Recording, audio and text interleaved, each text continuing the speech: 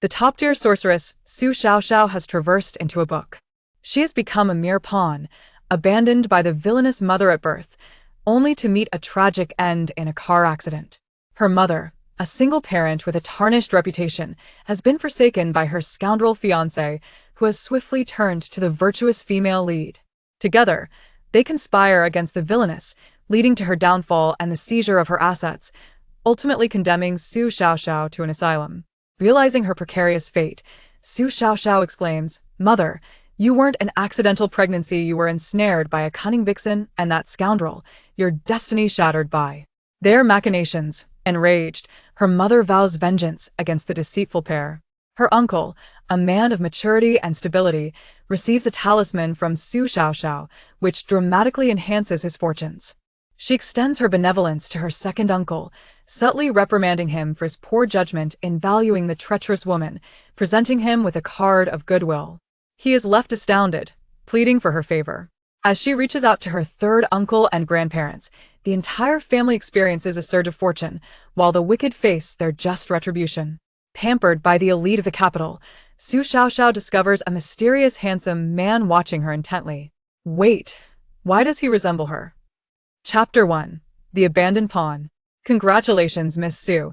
You have given birth to a precious daughter. She is truly a delightful little bundle. The newly delivered woman, still glistening with the sweat of her labor, casts a cold glance at the infant in the midwife's arms before turning her gaze to the window, refusing to look again. Mother Lu, take her away. Do not let anyone see her. Mother Lu, reluctant yet dutiful, hesitates before accepting the baby, ushering the midwife away. She glances at the swaddled infant, whose cherubic face is a stark contrast to the typical wrinkled visage of newborns, peacefully slumbering with closed eyes. Mother Lu's heart softens. Miss, do we truly have to send her away? The woman, with pursed lips and a sorrowful gaze, ultimately relents, half pleading and half commanding, send her far away, out of the country let it be, as if I never bore her. In a haze, Su Xiaoxiao hears of her impending abandonment, jolting her awake with a scream. Who dares to send me away? I am but a baby, she laments. I will unleash a curse upon you all. In a moment of panic, she realizes her predicament. She has indeed been born, her consciousness trapped within a helpless infant's body. After a minute of bewilderment, Su Xiaoxiao struggles to accept her reality, silent tears streaming down her cheeks in utter despair. Mother Lu, startled by the sudden cessation of the baby's cries, looks down, nearly dropping her. Miss, look at her expression, it seems she comprehends. Mother Lu never imagined that a newborn could exhibit despair. Su Ro, unable to face the truth, turns away, stifling her tears.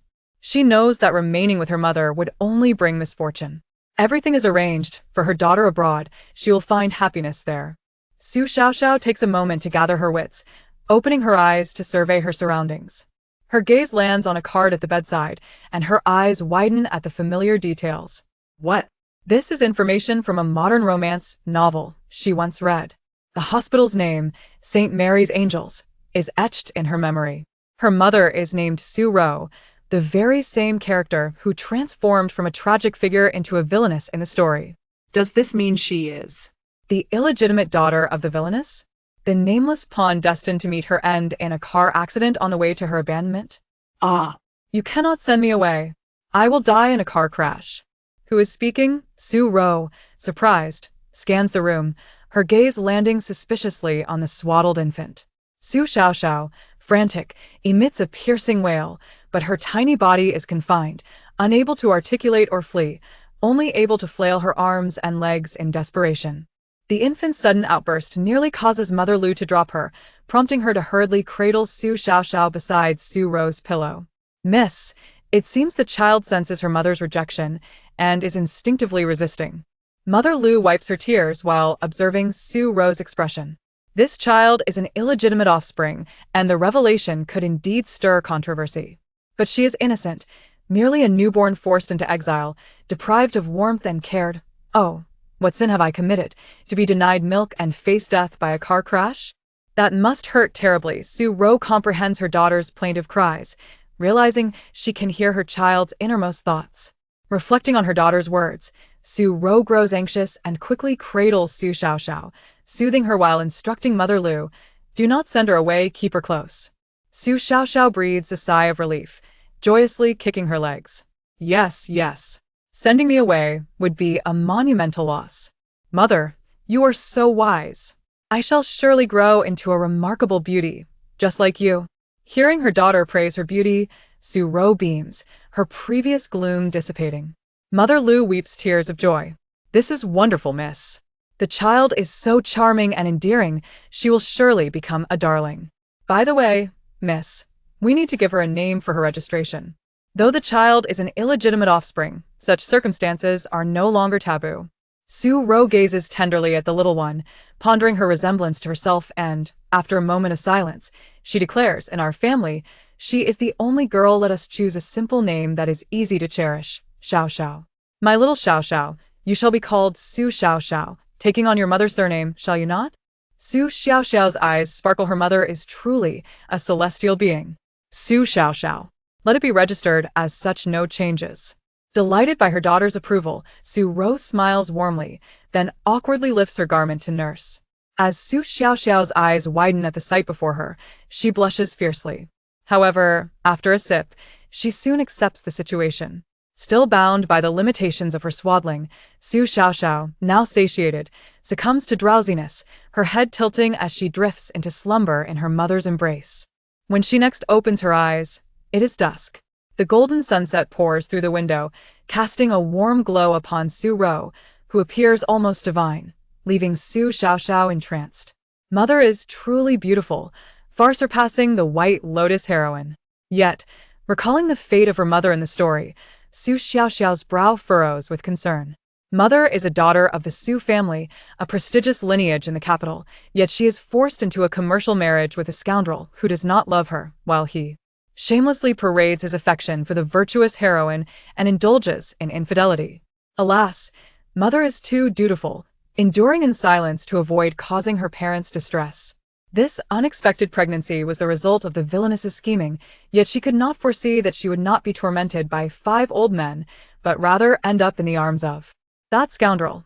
What Su Ro was sipping on black-bone chicken soup when she heard her daughter's heartfelt thoughts, causing her to tremble violently, spilling the soup all over the bed. "Oh, dear, miss, are you all right?" Lu Ma hurriedly placed the bewildered Su Xiaoxiao in the nearby crib and quickly assisted Su Ro down from the bed. At that moment, Su Ro's face turned ashen, her lips quivering uncontrollably. She had always believed it was merely an accident, a consequence of her drunkenness. Little did she know, it had been Lu Yao's cunning scheme. Lu Yao had maliciously plotted to tarnish her with the hands of 5 elderly men. Chapter 2. Scoundrels and Vixens. Our family mother is the sacrificial lamb, miss. What is the matter? Are you unwell? I will call a doctor immediately. As Su Ro regained her composure, she quickly stopped Lu Ma. "Lu Ma, I am fine. It was just a strain on my wound. I feel much better now. Please help me to the sofa." Conflicted emotions swirled within Su Ro as she gestured for Lu Ma to bring the child closer. Su Xiaoxiao looked at her mother with concern, realizing how truly magnificent motherhood is. Her mother had endured much to bring her into this world. Perhaps due to her soul fully merging with this tiny body, Su Xiaoxiao had completely accepted her identity, forming a profound bond and reliance on Su Ro, viewing her as a genuine mother. Mother must take good care of herself during the confinement period. Only with good health can she confront those scoundrels. The protagonists of that novel were utterly contrary to common values, yet they triumphed due to their protagonist aura, ultimately laughing in victory. The defeated had no voice, becoming the target of scorn. As a scheming woman, it had left her feeling frustrated, wishing she could leap through the internet and confront the author. Fortunately, she had arrived. No one could bully her mother. Moved by her daughter's encouragement, Su Ro's anger dissipated slightly as she composed herself to make a phone call. Within 3 minutes, a tall figure appeared in the hospital room. Standing at nearly 6 feet 3 inches, clad in a tailored suit, with broad shoulders and a narrow waist, he possessed a striking and commanding presence. His piercing eyes beneath sharp brows exuded an aggressive aura, a true embodiment of a suited enforcer. From the moment he entered the room, Su Xiaoxiao could not tear her eyes away, drooling in her mother's embrace. "Oh, how handsome! Mother's #1 bodyguard is indeed dashing. Even the female lead wanted to lure him away, but the handsome uncle coldly rejected her. Haha. Lu Yao was truly wicked, ruining everyone around Mother, including the handsome uncle, who ultimately perished in prison. So carelessly mentioned, his demise was rather abrupt. Su Ro's expression shifted. Su Yiwu was her most capable aide, 10 years her senior, having been with the Su family since she was 8 years old, essentially having watched her grow up. Beneath his rugged exterior lay a gentle heart. He had always protected her as if she were his little sister. Would he truly die in prison? Su Ro never expected that even her trusted subordinate would not escape this fate regardless of whether what her daughter said was true. She would soon find out. Yiwu, I need you to go to W Hotel. No matter what means you employ, ensure you uncover everything that transpired there on October 20th of last year. I will be moving to St. Mary's Confinement Center shortly. I will await your news there. That day was etched in Su Rao's memory forever. She had been invited to a wine tasting event, and despite usually holding her liquor well, she became intoxicated after just 3 small glasses. At the time, she attributed her rapid inebriation to the mixing of new wines and did not think much of it. Moreover, having engaged in relations with Shin Mubai, she did not wish to escalate the situation, thus she had not investigated thoroughly. Her daughter's heartfelt thoughts reignited her determination to uncover the truth. Su Yiwu's expression turned serious regarding the young lady. He promptly rushed off. Mr. Shun has called. I will hang up now. Luma handed Su Ro her phone, her face etched with concern. I am unsure how he obtained your number. He wishes to speak with you. I informed him you were still abroad, and turned him down. Upon reviewing the phone records, Su Ro recognized the number all too well. It indeed belonged to Shin Mubai. 5 years ago, they had been engaged while she was still in university. At that time, she was a young girl in love, yearning for romance. Adding to his allure, Shin Mubai was exceptionally handsome, the eldest son of the Shin family, one of the 3 giants in the business world, and the sole heir to the Shin group. Enough to captivate any woman, including her. He was indeed sincere, but his kindness extended to everyone, especially Lu Yao, far exceeding what he showed his legitimate fiancé. In those moments, her heart began to waver. Su Ro was not a naive woman to her. Men and marriage were not essential to life. For 10 months following their one-night encounter, Shin Mubai had fervently called her, but after just 3 days, he ceased all contact, as if he had vanished from the earth. Now, just after giving birth, Shin Mubai had the audacity to call the coincidence was uncanny. Luma, let's prepare to head to the confinement center overnight. St. Mary's Confinement Center was in a secluded location, accessible only to the powerful. Ordinary people were often unaware of its existence, with extremely high security. Su Rao's only desire was to temporarily distance herself from those individuals, to focus on her recovery and nurture Xiaoxiao, ensuring no one could harm them. Half asleep, Su Xiaoxiao woke as Su Ro rose, her little brows furrowing. How frustrating she had fallen asleep while gazing at the handsome man, missing out on the conversation between her mother and the dashing uncle. That should not have happened. She adored handsome men. Being a baby was quite inconvenient, even sleep was out of her control. Upon hearing they were heading to St. Mary's Confinement Center, Su Xiaoxiao grew anxious, her tiny hands clenching Su Rao's clothing tightly as she began to wail. Oh no, Mother's reputation is at stake. That wretched woman is down there with a throng of reporters and financial journalists. Mother concealed my existence from everyone, even my maternal grandfather's family is. Unaware stepping outside now would result in being bombarded with cameras. It might change up in the news too. Sobe. Su Ro felt a jolt of panic, but she had gradually grown accustomed to her daughter's sudden thoughts. After some contemplation, she whispered a few words to Lu Ma. Lu Ma's expression shifted as she swiftly retrieved 2 plain outfits for them. I borrowed these casual clothes from the cleaning staff here. Miss, please change into this while I get the little miss out of her swaddling. Before Su Xiaoxiao could react, her comfortable, expensive outfit, along with her tiny clothes and hat, were replaced with the confinement center's gift ensemble, which appeared festive. Su Xiaoxiao's little face scrunched up. This is not comfortable at all. It's stiff and harsh. Having previously worn outfits worth thousands, Su Xiaoxiao's standards had soared. Su Ro changed into a simple outfit, donned a white mask, and topped it off with a plain black fisherman's hat. Her excellent figure was concealed beneath unremarkable clothing, appearing modest and ordinary. She carefully cradled Su Xiaoxiao, gently patting her back to reassure her, saying, "There are many bad people who wish to harm mother. We must endure for now, my dear." Turning to Lu Ma, she instructed Lu Ma, "Let's exit through the back door and take a taxi, have the driver wait until tomorrow morning to leave." Su Xiaoxiao's expression brightened. Oh? Mother is quite clever. It seems I need not worry. She can navigate this challenge on her own. With a loving gaze, Su Ro looked at Xiaoxiao, pondering that this must be the little angel sent to her by heaven initially. Feeling soft-hearted, she believed this innocent life should not be taken away. It seems she made the right choice. This adorable child must be her divine redemption. Chapter 3.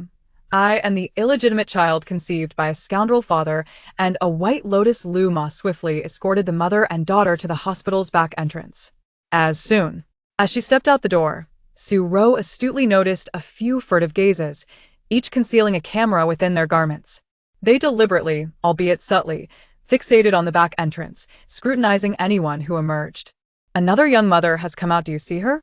Are you foolish? Su Ro may not flaunt her presence as she enters and exits, but her attire is undeniably chic. Even the biggest stars of the fashion world could take a cue from her style. How could she possibly resemble the shabby figure before us? Upon closer inspection, the reporters found this reasoning convincing and quickly diverted their attention elsewhere.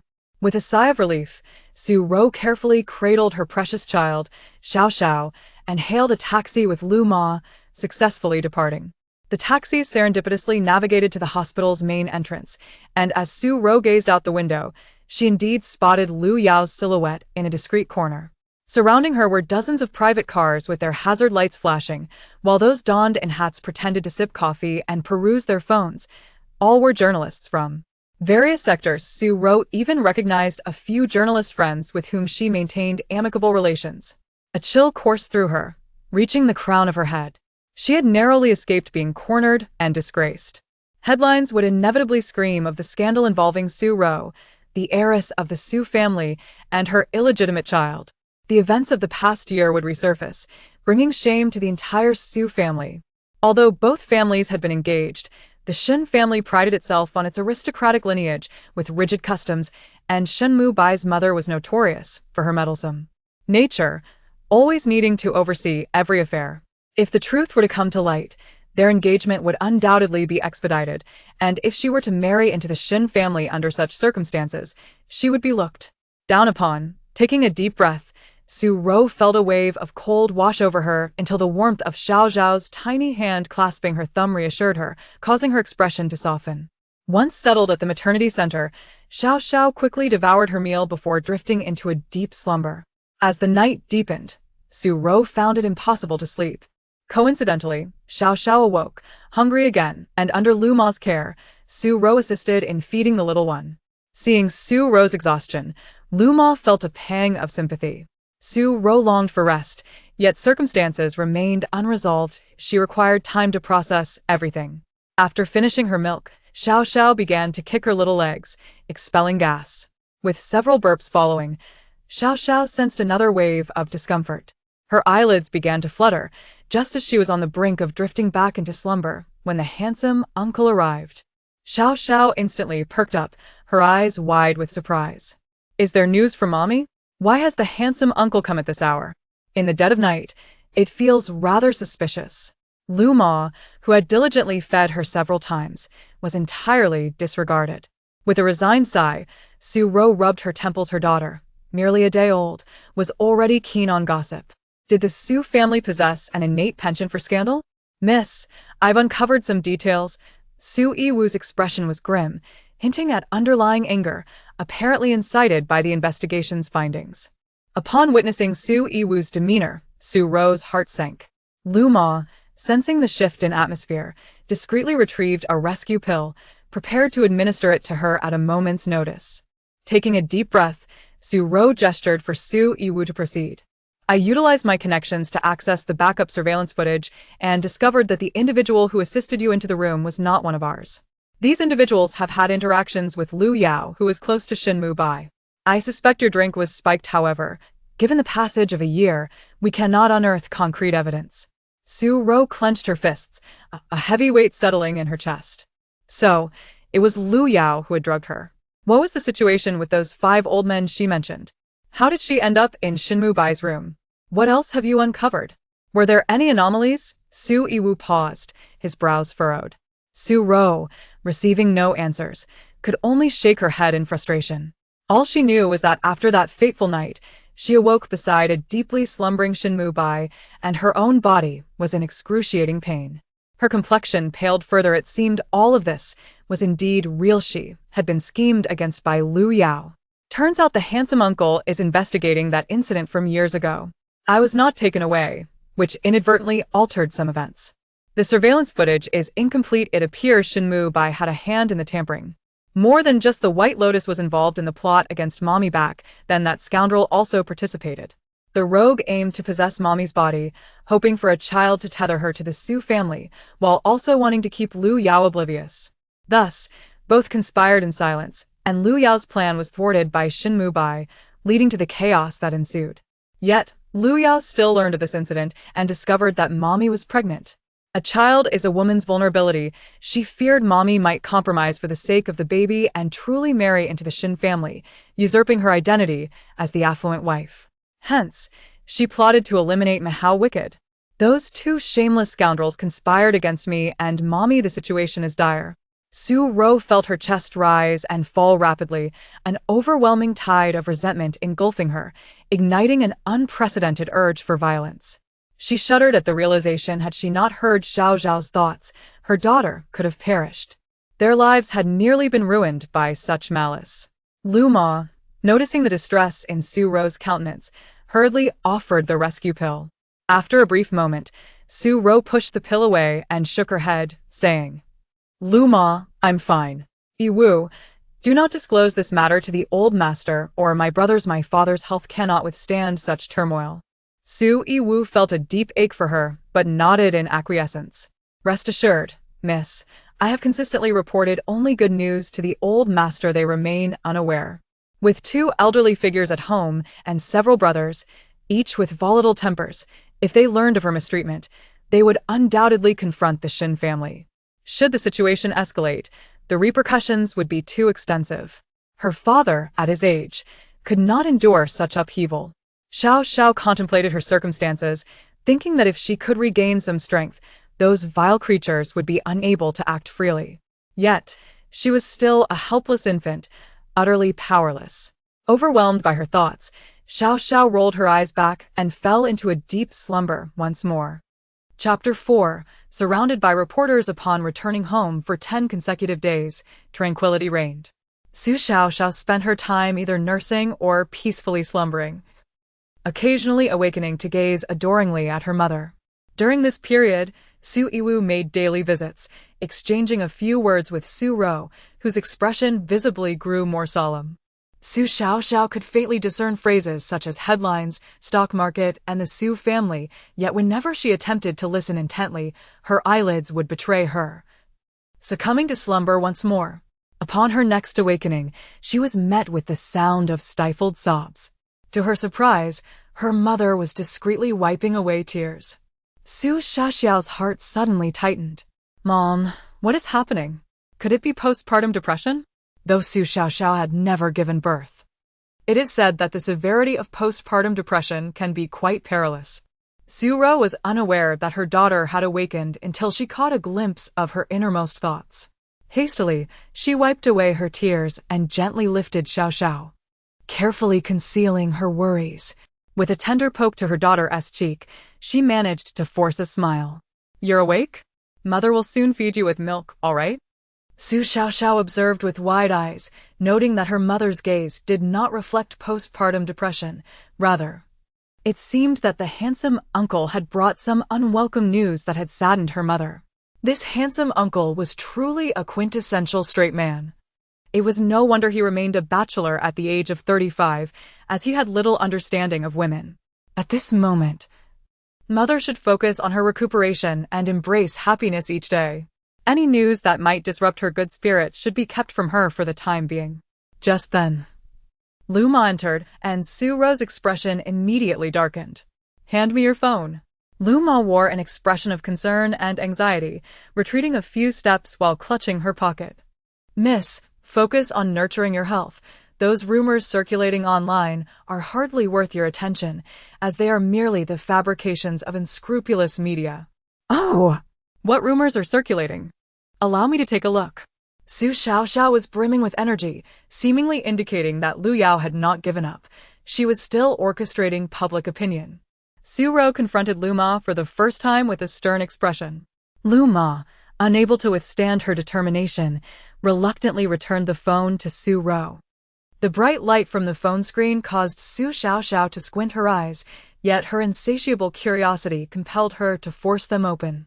Let me take a look. The top 10 headlines. Oh dear, they are all about mother. The prestigious Su family socialite, Su Ro, has given birth to an illegitimate child. Yet the father remains too hesitant to reveal his identity. Ha ha ha, Shin Mubai's green hat is truly exquisite, perfectly complementing his visage. Recently, the stock price of the Su Group plummeted, leading to a board meeting where Su Jianlin collapsed and was hospitalized, currently still in a state of unconsciousness.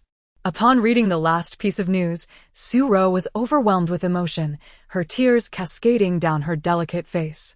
Su Xiaoxiao also took notice. Immediately ceasing her mockery of Shin Mubai, her countenance growing serious. In comparison to her own reputation, Su Ro prioritized the safety of her family. Anxious and guilt-ridden, her tears flowed uncontrollably.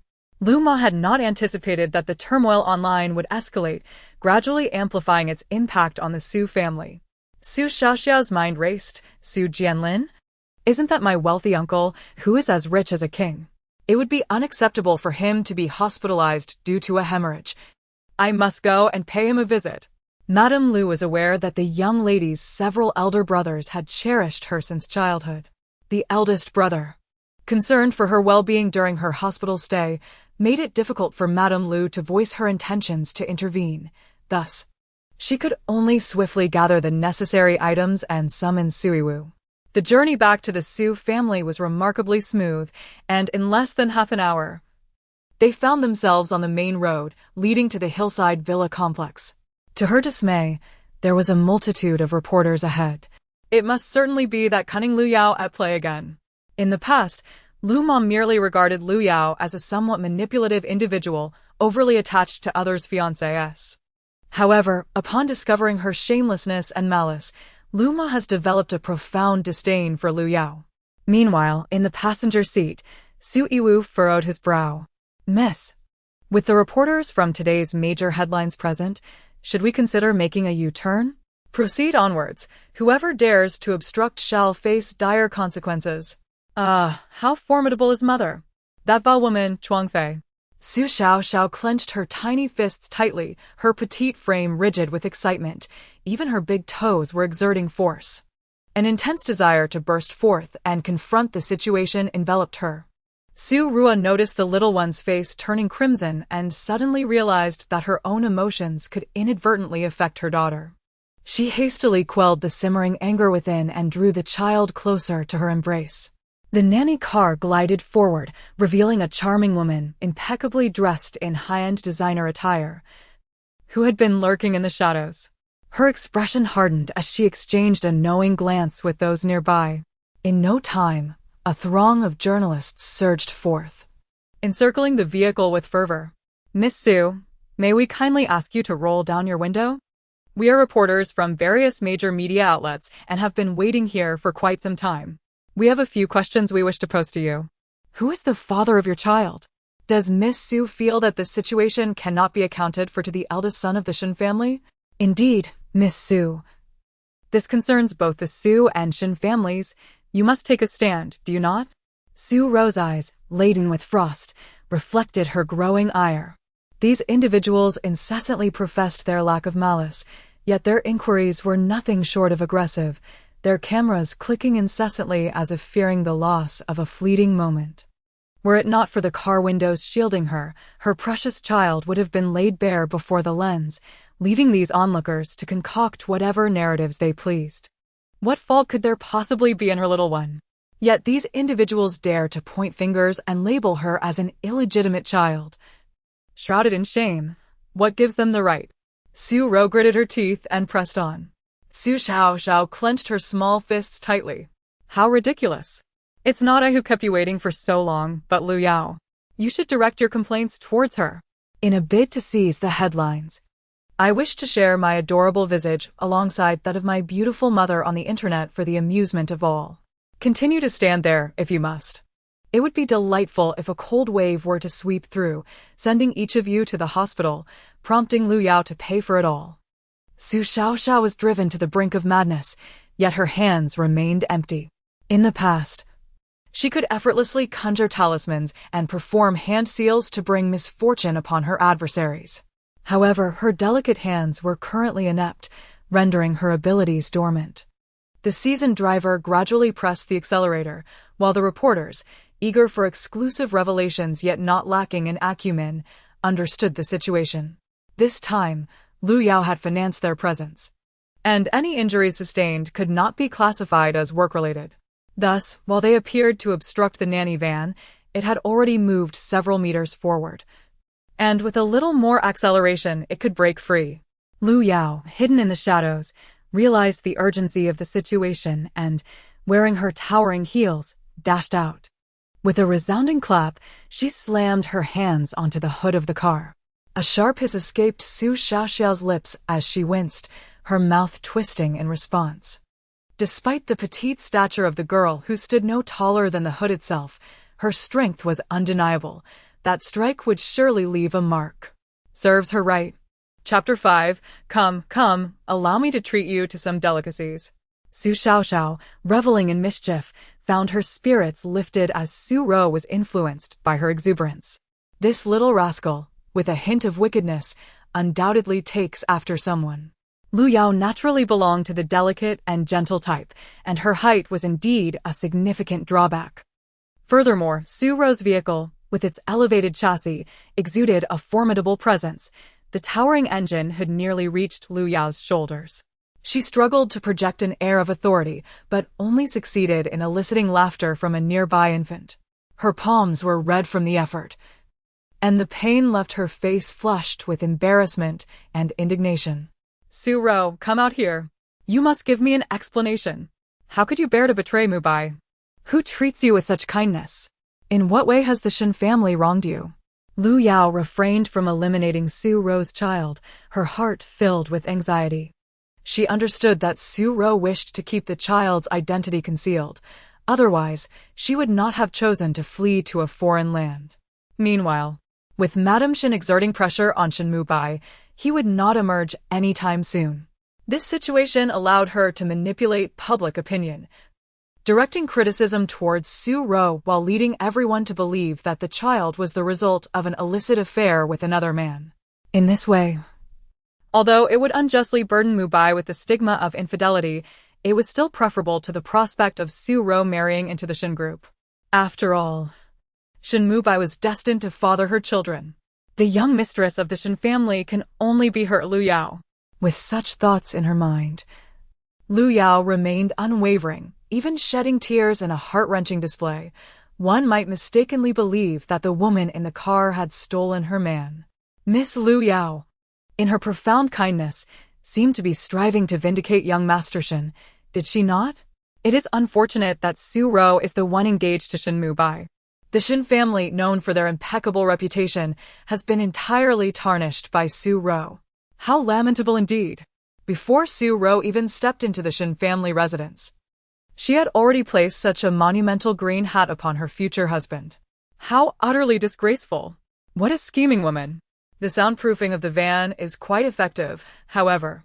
The individuals within speak as if equipped with loudspeakers, deliberately raising their voices to an unbearable volume, making it difficult for Su Ro and the others to avoid hearing them. Aunt Lu's face flushed crimson with anger. How shameless, utterly shameless, twisting the truth. Lu Yao was fully aware that Shin Mubai had a fiancé. Yet she still clung to him, calling him Brother Mubai in a manner that was utterly revolting in public. How could she be so shameless? Lu Ma is undoubtedly a person of refinement. Even in moments of exasperation, she refrains from uttering a single profane word. In stark contrast, Su Xiaoxiao is an entirely different matter. What does she know of decorum? What does a mere child like her have to do with refinement? She is not worthy of being compared to Lu Yao. Lu Yao, you worthless, having a child without any decency, scoundrels, lock them away forever. Never to part. Blah blah blah. The infant has yet to utter a word, yet her thoughts are quite impure. Even Su Ro couldn't help but scratch her ear. Is her daughter not drinking the mangpa soup? Has she not forgotten completely? However, this is simply delightful. The exemplary upbringing that Su Ro received prevented her from erupting in expletives like her daughter did. However, as she listened to the heartfelt outpourings of the little one, she felt her blood boiling with fervor. Yes, that's precisely how to express it. You have shattered my life, you both must be irrevocably bound to one another, inflicting harm upon each other, and never allowed to unleash your torment upon others. Su Ro felt an overwhelming sense of exhilaration, yet unbeknownst to her, the little one in her embrace was still savoring the moment, concocting a formidable strike. She strode to the rear seat window in her high heels and raised her fist, delivering a powerful blow. Su Ro, I know you are inside. Hiding is futile. The Su family is facing a grave crisis because of you. If you do not step forward to clarify this matter, prepare for the downfall of the Su family at your hands. Lu Yao found it futile to use Shin Mubai as leverage, so she resorted to threatening Su Ro by invoking the Su family, whom Su Ro deeply cared for. As expected, Su Ro's expression changed, and a tumult of emotions surged within her. The group of individuals present was filled with indignation. Yet with the child still in their midst, they had no choice but to endure for the moment. Su Ro lowered her gaze in contemplation. Realizing that this was not the opportune moment for her to intervene, her priority was to ensure her daughter's safe return home. Unbeknownst to anyone, the infant Su Xiaoxiao in the swaddling cloth was turning crimson, her tiny fists clenched, seemingly mustering all her strength for a grand revelation. Suddenly, a foul odor wafted through the air, catching everyone in the vehicle off guard. Oh dear, our little darling has made a mess. Su Ro's full attention shifted to her daughter, concerned for her discomfort and preparing to change her diaper immediately. Seizing the moment, Su Xiaoxiao managed to push against the side door and fervently pressed the button. In the next instant, the sturdy car window slowly descended. I'm going to be exposed. I'm not wearing any pants, mommy save me. Initially intended for Lu Yao to catch a whiff of her night-blooming jasmine. However, her fingers were too short, and she could not stop the window from descending. The driver was caught off guard, taking a few moments to react before clumsily attempting to raise the window.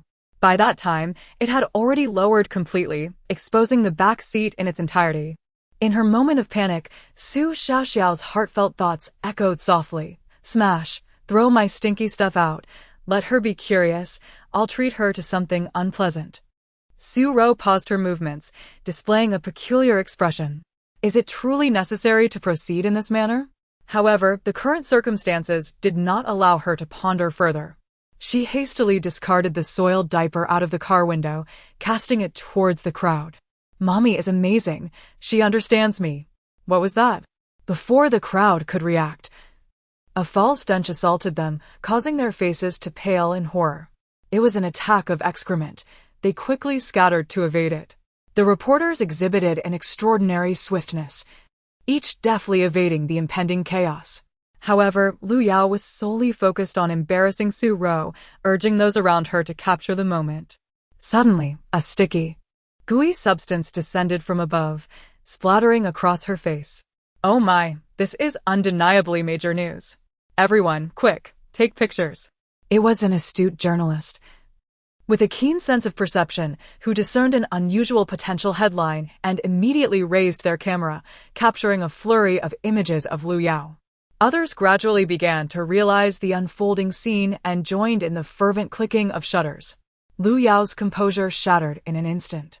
Overwhelmed by the foul odor, tears streamed down her face. Her diaper fell away, revealing an expression of utter dismay, while her makeup ran and her hair became a chaotic mess, speckled with unsightly remnants. In a moment of sheer horror, Su Xiaoxiao inadvertently induced Lu Yao to vomit, and this shocking episode was also caught on camera. As Su Xiaoxiao grappled with an overwhelming wave of nausea, her heart sank into despair. It was over, if her appearance were to grace the headlines. Her aspirations of entering the entertainment industry would be extinguished before they had even begun. No, it simply could not happen. She must not be allowed to find ease. She must also pay the price. She spent an exorbitant amount of money to invite reporters not to elevate herself, but rather to tarnish Su Ro's reputation, ensuring that from this moment on, she would be utterly disgraced. Why are you photographing me? Focus on the inside of the car. The focus should be on Su Ro, as well as the news concerning the Su and Shin families. Lu Yao struck the nail on the head, awakening everyone in an instant. However, when they swiftly directed the camera towards the car window, it had already ascended, revealing only a faint shadow of the interior ceiling. I captured it. Suddenly, a wave of ecstasy erupted from the crowd. A young journalist, overwhelmed with excitement, felt that the pinnacle of his career was within reach. The crowd was filled with envy, eagerly approaching to take a look. Within the diminutive screen, a car window revealed a slight crack. Through that crevice, astonishingly, a tiny human infant defiantly raised its minuscule middle finger. Chapter 6. The Thick Thighs of Jean. This. Am I seeing things? That kid actually just gave us the middle finger. Due to the gesture of raising a middle finger, it was naturally assumed by everyone that it must be a boy. A girl raising her middle finger? Unimaginable. Lu Yao bit her lip fiercely, forcing herself to suppress any cries of distress. She had unexpectedly given birth to a boy, one who could inherit the family business. As the foul substance was brought to her lips, Lu Yao disregarded the stench, her mind racing with calculations, ultimately arriving at a conclusion. She felt compelled to either find a way to rid herself of the child or ensure that Su Ro was forever branded a wanton in the eyes of the public.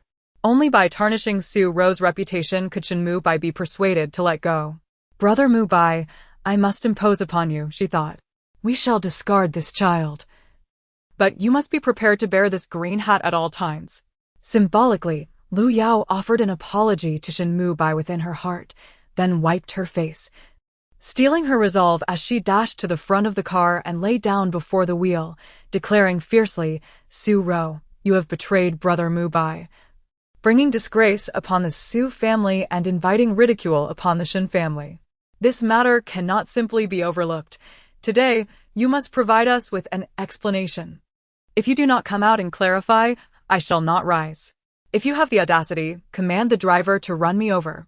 When Lu Yao becomes determined, she resembles a madwoman, even more than an actual madwoman. This is precisely what the book describes a female protagonist, Lu Yao, whose temperament is fierce. Outwardly gentle yet resolutely strong, embodying the spirit of a stubborn little woman. Thus, every man finds himself utterly captivated by her delicate yet resilient oscillations. Upon reflection, it is indeed quite remarkable, daring to measure her softness against the unyielding force of a wheel. At this moment, one must commend her with a thumbs up, honoring her as a stubborn and obstinate creature. Sorrowfully, Su Ro glanced down and noticed that the little one had indeed given a thumbs up, albeit mistakenly with the pinky finger. Unable to contain herself, she let out a soft chuckle. Su Xiaoxiao's eyes sparkled with delight. Mother has not been angered by that woman. Instead, she is mocking her. How splendid. Mother is truly a remarkable heroine. Were it not for Lu Yao's protagonist aura, her shallow values and unremarkable appearance would pale in comparison to Mother S. At best, she would be relegated to a mere supporting role, utterly insignificant. What shall we do? Miss? This woman is nothing short of a madman, a scoundrel. Should I attempt to reverse? Cold sweat beaded on the driver's forehead when faced with someone unreasonable. No amount of driving prowess could save him. Su Ro pondered silently, taking a deep breath and stating, reversing 1T help. She will simply block the road in the same manner. We should call the police. Although this was not in a bustling downtown area and traffic was sparse at this hour, it was still a main road. Lu Yao was not merely causing trouble. She intended to stage an incident and have the police teach her a lesson. Suiwu had already taken out his phone, preparing to dial for help, when suddenly a globally limited edition Maybach sped towards them. The obsidian-like vehicle radiated an aura of opulence under the light, prompting journalists to eagerly press their shutters. Those who could drive such a car belonged to the realm of the affluent and influential. They must have encountered a true titan of wealth. The reporters dared not obstruct the way, snapping photos as they retreated. From the passenger seat emerged a young man, exuding an impressive presence as he approached to assess the situation. Su Xiaoxiao, sensing something, summoned all her strength to struggle. Who is coming? Who is coming? His aura is so powerful, I must see. Such a formidable presence, if born in ancient times, would possess the aura of an emperor. To encounter such an extraordinary individual here is quite remarkable. Perhaps she has found a substantial ally. Su Xiaoxiao was once the most esteemed practitioner of arcane arts. She would never be mistaken. She must make the acquaintance of this formidable figure. Upon observing her daughter's restlessness and hearing her express a desire to see, Su Ro acquiesced to her wish. Su Xiaoxiao, having achieved her goal, cast a glance at the young man surrounded by a throng of admirers, shaking her head slightly. Not him, not him, she mused. Though this man's countenance exudes undeniable nobility, he is clearly not the one. Swiftly, her gaze shifted to the luxurious Maybach. While ordinary onlookers merely perceived it as a top-tier luxury vehicle, to Su Xiaoxiao's starry eyes, the Maybach radiated a dazzling golden light, as if the very essence of the heavens and earth danced around it. Hiss! Golden rays shimmered and ethereal energy coalesced. This was undoubtedly a divine presence. Who could it possibly be? The young child inhaled sharply, the brilliance of the golden light nearly blinding her. Su Ro, utterly perplexed, began to glance around, her face betraying a look of skepticism. Where did this golden light originate? What is this ethereal energy? She could only perceive an abundance of wealth. Su Ro, hailing from a prestigious family, despite her lack of knowledge about automobiles, still recognized the vehicle before her. It appeared that the scion of the capital's elite possessed one just like it, which had even made international headlines at the time. The press contingent was now in an uproar. How could the young Master Qiling of the capital's elite be present in this place? Behold! It appears that young Master Qi has taken on the role of a subordinate to another. Who, pray tell, is the esteemed figure seated in the back? Could it be that the venerable Qi has emerged from the depths of Jiushu Mountain? Though the journalists were unable to unearth any scandal regarding Su Ro, they stumbled upon something far more remarkable, prompting them to excitedly raise their cameras. Qiling, with a respectful demeanor, addressed the individual within the car, and the partially opened window descended entirely. Anticipating a glimpse of the esteemed Qilao, they were instead met with the sight of a young man in the back seat. He wore sunglasses and gazed straight ahead, revealing only his chiseled profile, an exquisite visage that concealed an air of authority, evoking a sense of trepidation with merely a side glance. Su Xiaoxiao's heart skipped a beat, her small fist pressed tightly against her chest. Is there truly such a countenance in this world? This is even more imperial than an emperor. However, Su Xiaoxiao soon frowned, filled with perplexity. This is not right. The original text did not mention such a character. If it did, I should not have forgotten. Indeed, the original narrative touches on matters of metaphysics, where Lu Yao receives assistance from noble figures, swiftly embarking on her path in the realm of the arcane. Throughout the story, various concealed powerhouses will gradually emerge, each poised to bolster Lu Yao's journey. The gentleman before her, distinguished by his glasses, exudes an air of nobility, surpassing even the esteemed figures described in the book. Could it be that her arrival has unveiled the hidden giants within the narrative? Su Xiaoxiao was taken aback, sensing the likelihood of it. No. This robust leg belongs to my mother and me. It must not be taken away by Lu Yao. Su Xiaoxiao eagerly extended her hand towards the car window, yearning to lower it and catch a glimpse of the dignitary. However, this time, Su Ro swiftly grasped the small hand of the little rascal. Her gaze fixed on the window, her expression grave. Even Qi Xiao had to obediently play the subordinate. Such formidable figures were not to be trifled with by the Su family. The Su family had already suffered a severe blow because of her, and they could not afford to exacerbate their misfortunes. Chapter 7. The second uncle's mind reading the reporters swiftly shifted their focus, quickly dismissing the matters concerning Liu Yao and Su Ro. Upon witnessing Liu Yao's disheveled escape, the journalists blocking the road also redirected their attention, promptly starting their vehicles. No, don't go, I haven't embraced the thigh yet. Su Xiaoxiao struggled in Su Ro's embrace, drenched in sweat. Having barely consumed her milk for a few days, she was nearly on the verge of speaking. "Oh, it seems the little miss just uttered a word," she said no. Lu Ma wiped the drool from Su Xiaoxiao's mouth with a tissue, her old eyes sparkling. However, the effortful no that Su Xiaoxiao had managed to articulate went unnoticed by Lu Ma. Su Ro understood her daughter's intentions, yet the area was already swarmed with reporters, making it evident that leaving at this moment was the wisest choice. As for her daughter's desire to embrace a thigh, Su Ro dared not take it to heart.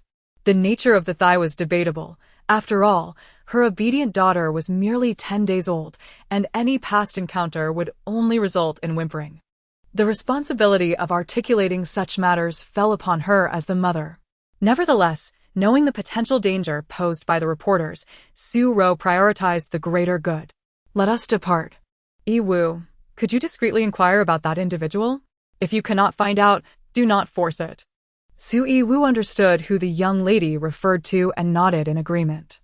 He recognized a few bodyguards from the chief family and planned to treat them to a meal in hopes of gleaning some information. As the vehicle slowly moved, it soon found itself alongside a Maybach. Su Xiaoxiao, realizing that this opportunity was slipping away, mustered her remaining strength to leap and catch a glimpse of the thigh. At that moment, the individual seemed to sense her gaze and turned to look in her direction. Despite the tinted windows designed for privacy and the cool sunglasses adorning the figure, both Su Ro and Su Xiaoxiao felt their hearts race in unison. It was as if this person had the ability to see through them. They felt as though they were being scrutinized. Su Xiaoxiao's heart raced, her temples throbbing. Finally, she caught a clear view of the thigh's face, handsome and exuding a magnetic allure. Yet, why did the subtle air of causality emanating from that individual intertwine with her and her mother? Su Xiaoxiao wished to delve deeper into the man's visage, but soon her little body softened, and her eyes fluttered shut as she succumbed to slumber. Damn it! I've exhausted all my energy. The caretaker's vehicle sped towards the Su family villa. Qi Ling quickly dispatched the reporters, apologetically bowing his head to the man in the back seat. "I apologize, Mr. Long, for the disturbance caused by these individuals." His voice flowed like a clear spring, yet it carried an icy undertone. "It is of no consequence." Who were those individuals just now? The speaker possessed an air of scholarly elegance, a stark contrast to his demeanor. Long Jinhan's curiosity was piqued by the mention of a love child, something Qi Ling had not anticipated. In the realm of the affluent, having an illegitimate child was not uncommon. However, Su Ro was a woman, and her betrothal to Shin Mubai was imminent. Thus, the revelation of a love child at this juncture naturally attracted the reporter's attention. As for the information Qi Ling had gathered about Liu Yao, it held little significance for him. The appearance of a love child sparked a flicker of intrigue in Long Jinhan's gaze. Qi Ling was taken aback. This formidable figure seemed genuinely interested in the love child. Did he have a penchant for gossip? How about this? After we conclude our business, I shall take you to the Su family for a visit? Qi Ling casually suggested, not expecting Long Jinhan to readily agree. Very well. Qi Ling was astonished. Goodness. Mr. Long genuinely relished gossip. It seemed quite reasonable for him to represent the Qi family in extending condolences over the news of the Su family's eldest son's distress, off to witness the unfolding drama with Mr. Long. Su Xiaoxiao was awakened by a sudden wave of intense hunger. As she blinked open her eyes, the opulent crystal chandelier above swayed before her.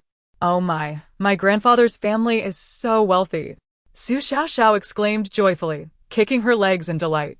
She had no particular hobbies in life, except for her fondness for making money and spending it lavishly. With her status as a top-tier mystic, Earning money was certainly not a challenge for her. However, the wealth she accumulated was hard-earned, often requiring her to navigate perilous situations. Reflecting on her past as a laborious soul, Su Xiaoxiao felt a pang of sympathy for herself. But now, things were different. Her grandfather's family was immensely rich, a true aristocratic lineage, and her mother, being the youngest daughter, was doted upon. Thus, she considered herself born with a silver spoon. Ah, I almost forgot about that stubborn mule. My grandfather's family is sitting on a fortune of hundreds of billions, yet, in the end, they will be schemed against by Shen and Liu. My grandfather's health is failing. He may succumb to the stress caused by my mother's situation within a few years. None of the three uncles have escaped this fate. All have fallen victim to that wretched pair. In the end, all that wealth will line their pockets. How infuriating. Crash. Suddenly, a loud thud echoed from outside the door. Su Yunmu had just entered with a bottle, intending to personally feed his little niece and enhance their bond. When he heard this disheartening exclamation, startled, he dropped the bottle, which fell straight to the ground. The spilled milk flowed through the door crack, filling the air with its sweet aroma. As Su Xiaoxiao fumed, her little chest heaving, she noticed the milk had spilled, and she instantly crumbled. My precious food. Woe is me. Outside the door, Su Yunmu trembled, both startled and speechless, his expression rich in emotion. Were these naive words truly uttered by his little niece? Su Yunmu stood astonished, his heart racing. He slowly pushed the door open, and his gaze descended, meeting Su Xiaoxiao's resentful expression. TSK, so it was my clumsy second uncle who caused this. That explains everything. Oh, my poor second uncle. Gifted and intelligent, yet lacking luck. At 30, he still hasn't made a name for himself. Su Yunmu? This was his first encounter with the little girl. Was this her idea of politeness? Chapter 8. Awakening the second uncle. Grandfather learns the truth. Su Yunmu approached the crib with utmost caution, scrutinizing little Su Xiaoxiao. Such a tiny being, yet her words struck a deep chord within him. He was astounded to hear his niece's innermost thoughts. Reflecting on what she had just expressed, Su Yunmu's handsome visage fell, realizing that his father might soon be driven to despair. What if he and his elder brother faced a similar fate? The very thought was unbearable. Was the Su family destined for annihilation? He was unfamiliar with Lu Juedu, but he certainly recognized a despicable figure named Shin Mubai, who was undoubtedly his sister's betrothed. Su Yunmu had never harbored fond feelings for Shin Mubai. In fact, sharing the same character Mu in their names was a source of constant embarrassment for him. Seeing her second uncle staring blankly, Su Xiaoxiao assumed he was mesmerized and shook her tiny head. Uncle is beyond hope. My third uncle has a girlfriend, yet he is transfixed by an infant like me. Though I am undeniably adorable, this fixation will not help him find a partner. Not only will he struggle to find a girlfriend, but he may also fall victim to deceit, manipulated for his wealth and feelings, ultimately spiraling into madness. How could someone so intelligent be so easily led astray?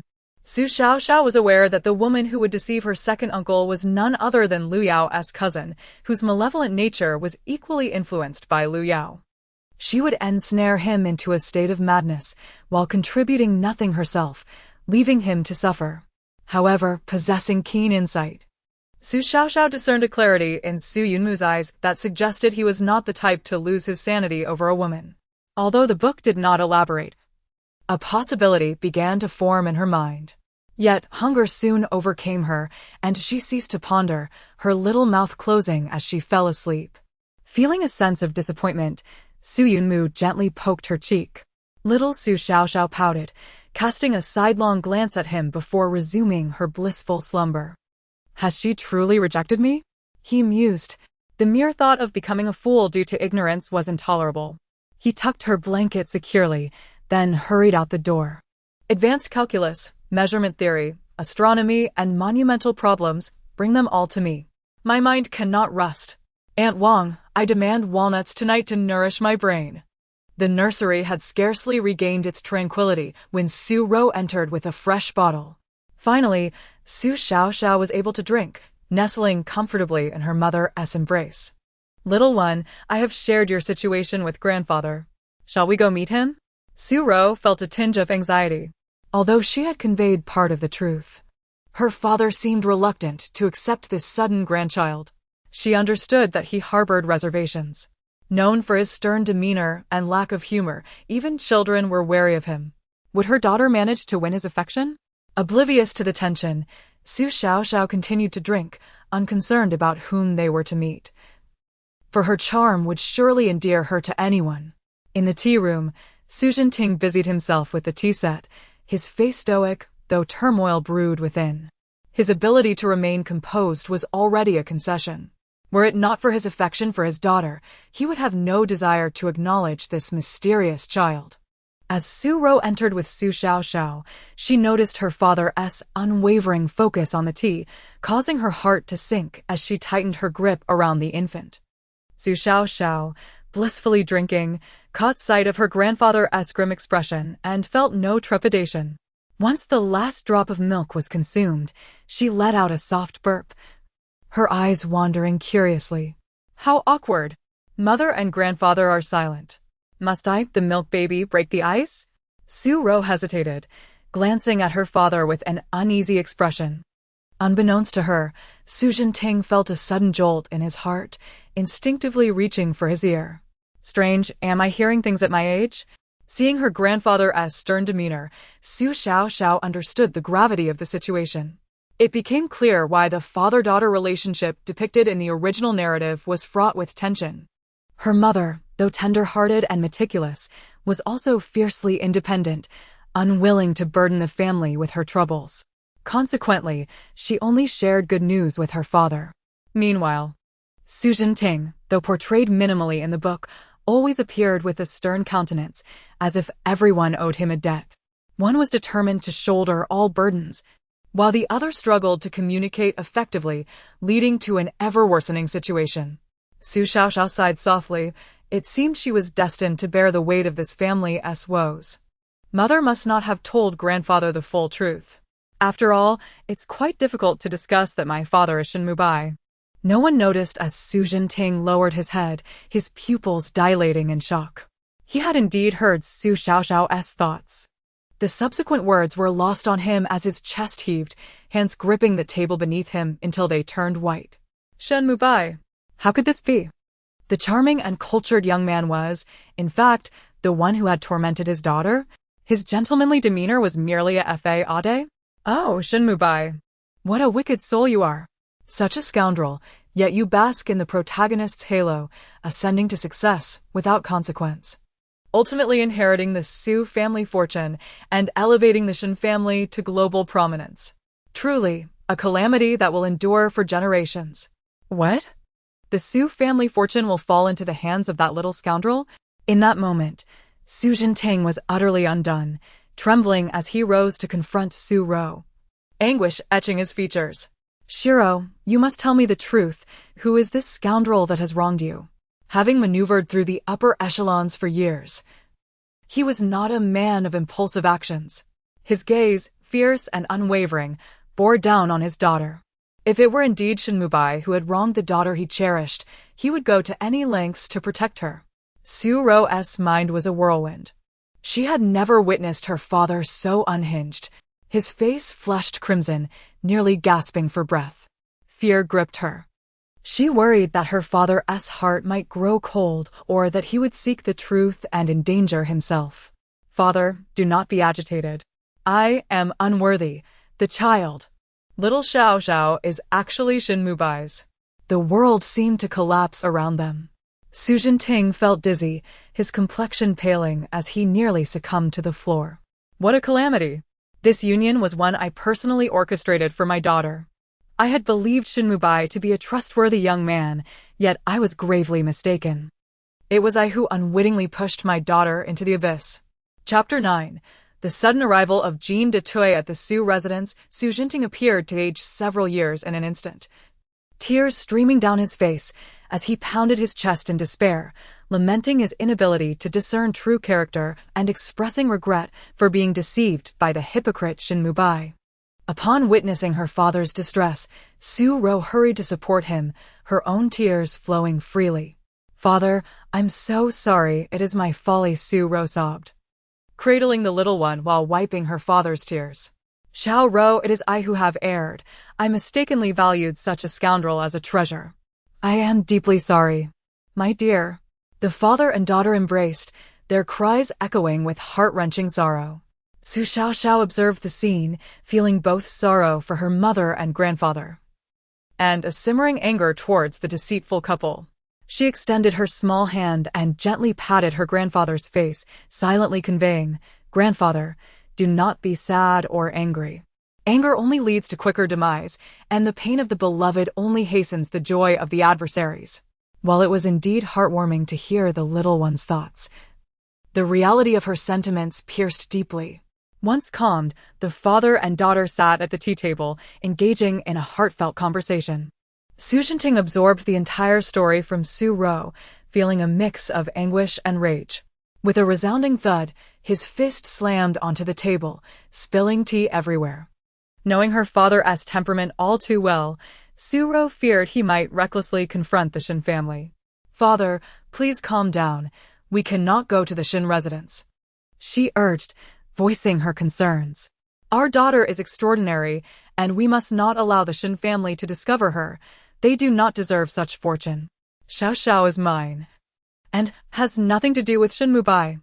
Father, I wish to annul the engagement." Su Ro had come to a realization that Shin Mubai was no virtuous man, not even a decent human being, and the Shin family was a treacherous pit where anyone who jumped in would suffer misfortune. The initial intent of the engagement was to support the family business, but with the knowledge that the Shin family could ruin the Su family, she questioned the necessity of such a union. Her only desire now was to protect her family and ensure her little Xiaoxiao grew up well, dismissing all else. Tears welled in Su Xiaoxiao's aged eyes as he spoke softly. "Very well, we shall not proceed with this marriage. Shin Mubai is unworthy of my wonderful daughter. We shall sever ties with them." He gently stroked Su Ro's head, acknowledging that she had never opposed this union for the sake of family interests. If Shin Mubai were a respectable man, it might not have been so enraging, but alas, he was a treacherous individual who exploited Su Ro's kindness, utterly despicable. "And what of that Lu Yao? Did she not interfere while he was courting you?" Lu Yao was someone Shin Mubai had met while studying abroad, and their relationship was anything but ordinary. With another thud on the table, Su Xiaoxiao's eyes burned with indignation. "Those vile creatures. I never anticipated Shin Mubai to be such a character. Indeed, vile creatures. They are not worthy." The atmosphere intensified, and little Su Xiaoxiao echoed her sentiments internally. Su Ro and Su Xiaoxiao were taken aback, turning simultaneously to the excited little girl. Su Ro, wearing a peculiar expression, suggested, "Father, let us not dwell on them. It is disheartening. Tell me about my elder brother instead." Fearing that her daughter might pick up inappropriate language from the adults, she sought to shift the conversation. Su Xiaoxiao, realizing her intent, nodded in agreement. Yes, let us not speak of them. It is disheartening. We cannot teach our sweet granddaughter such words. Your brother has been quite agitated, and with the recent troubles at the company, he is under considerable stress. The doctor assures us there is no major concern, but he should rest for a few days. Your mother is there taking care of him, so do not worry. Mother's mother? That must be her grandmother. Su Xiaoxiao thought, recalling the book's description of her grandmother, who was a stepmother and did not treat her mother kindly. However, given the discrepancies between her grandfather and the book's portrayal, Su Xiaoxiao felt it prudent to reserve judgment on her grandmother. Her third uncle was also absent, likely unaware of his sister's tribulations. This family was initially set to be torn apart by the protagonists, but now that Su Xiaoxiao was a member of the Su family, she would not allow such a fate to befall them. Her scoundrel father and his light of day? She was a master of top-tier metaphysics. She did not believe fate could not be altered. "Sir, we have guests." At that moment, Aunt Wang hurried in, carrying the walnut that Su Yunmu had been clamoring for. Su Xiaoxiao's brow furrowed as he mistakenly assumed it was the Shin family arriving. Grabbing a nearby golf club, he rushed outside. Su Ro, sensing trouble, hurriedly followed without putting down little Xiaoxiao. If that scoundrel dares to come, I shall shut the door on him and ensure he faces dire consequences. Su Xiaoxiao brandished the golf club, his frail limbs suddenly invigorated as he stormed into the reception area. Upon realizing the visitor was not Shin Mubai, Su Xiaoxiao's expression shifted to one of embarrassment as he concealed the club behind him and cleared his throat. "Oh, it's you, the young man from the Qi family. What brings you here at this hour?" Noticing the imposing bodyguard accompanying him, Su Xiaoxiao wondered if the Qi family's second son had come to borrow money, as he had not yet matured into a respectable figure. Long Jin Hang, unaware that the elder regarded him as a bodyguard, had his gaze fixed solely on Su Ro the moment he entered. This woman felt hauntingly familiar to him. As if sensing Long Jin Hang's gaze, Su Ro looked up, her heart racing. What is the heir of the Beijing circle doing in our home? Although she had only caught a fleeting glimpse of him before, Long Jin Hang's profile was etched vividly in her mind, especially since her precious daughter had mentioned his powerful and unique aura, along with his golden energy. Fearing that her father might inadvertently offend him, she quickly stepped forward, holding little Xiaoxiao. No caged canary she, Su Ro possessed remarkable social skills, swiftly inviting Qiling to take a seat while discreetly arranging for Long Jinhang to sit in a position of honor, leaving Su Xiaoxiao utterly perplexed. As the group settled down, no one knew quite how to begin the conversation. Su Xiaoxiao, however, let out 3 adorable burps, her eyes sparkling as she fixated on Long Jinhang. Truly, he is the golden thigh I have chosen. Radiating brilliance, he transforms our home into a resplendent haven. Is this what it means to elevate the mundane? A wave of awe washed over Su Xiaoxiao as she noted the subtle changes in the expressions of the 3 adults, while Qiling simply grinned broadly, displaying a goofy smile. Long Jinhang, concealed behind his sunglasses, felt a jolt as he discreetly turned his attention to the still burping Su Xiaoxiao. Chapter 10. Even the Dragon Lord can hear the whisper of a child. Long Jinhang gazed in astonishment at Su Xiaoxiao. It appeared that what he had heard in the car was not mere auditory hallucination, but rather the genuine voice of the infant. How was it that he could perceive the thoughts of this little child? Long Jinhang, with his enigmatic and extraordinary identity, had encountered numerous peculiarities in his lifetime. Yet this instance truly took him aback. Qiling had brought the Dragon Lord to observe the gossip, and upon noticing Su Xiaoxiao's gaze upon him, he had no choice but to engage in small talk. "Old Master Su, I heard that your Su Zong has fallen ill, so I came to express my condolences." Su Xiaoxiao dismissed it casually. Ever since his eldest son took over the Su family business, he had seldom involved himself in matters of commerce. Perhaps there had been some business dealings between Jianlin and the Qi family in recent years. "Thank you for your concern. Jianlin will need some time to recuperate, but it's nothing serious. I will personally oversee the company's affairs, so it won't affect the cooperation between our families." Qiling was momentarily taken aback, realizing that the old master had misunderstood. The Qi family's business had expanded globally, while the Su family, engaged in jewelry and antiques, had little interaction with them. At a loss for words, Qiling shifted his attention to Su Xiaoxiao. "Miss Su, your daughter is truly adorable. What is her name?" As a mother, Su Ro felt a surge of joy at the compliment directed toward her daughter. She smiled gently at Qiling, replying, "Her name is Xiaoxiao, Su Xiaoxiao. Isn't she simply delightful?" "Su Xiaoxiao? Why does she have the surname Su?" As soon as Qiling uttered the words, he realized his blunder, his face flushing with embarrassment. The old master shot him a fierce glare. "Young man, if you can't speak properly, perhaps you should refrain from speaking at all." Internally, Xiaoxiao couldn't help but scoff, nearly causing Su Ro to break her composure, while the old master suppressed laughter, causing his cheeks to tremble. Dragon Jinhang, who had overheard Xiaoxiao's retort, couldn't help but curve his lips into a faint smile before his expression turned icy as he regarded Qiling. With the Dragon Lord's admonition, Qiling felt an immense sense of relief. "Old master, I shall take my leave. I apologize for the disturbance today. I will visit Su Zong another day. Qiling nearly fled from the Su residence, urging the driver to accelerate as soon as he settled into the car. Why had he been so careless with his words today? The recent gossip surrounding Su Ro had become a media frenzy, clearly indicating that the child was a love child and that there had been a fallout with the father.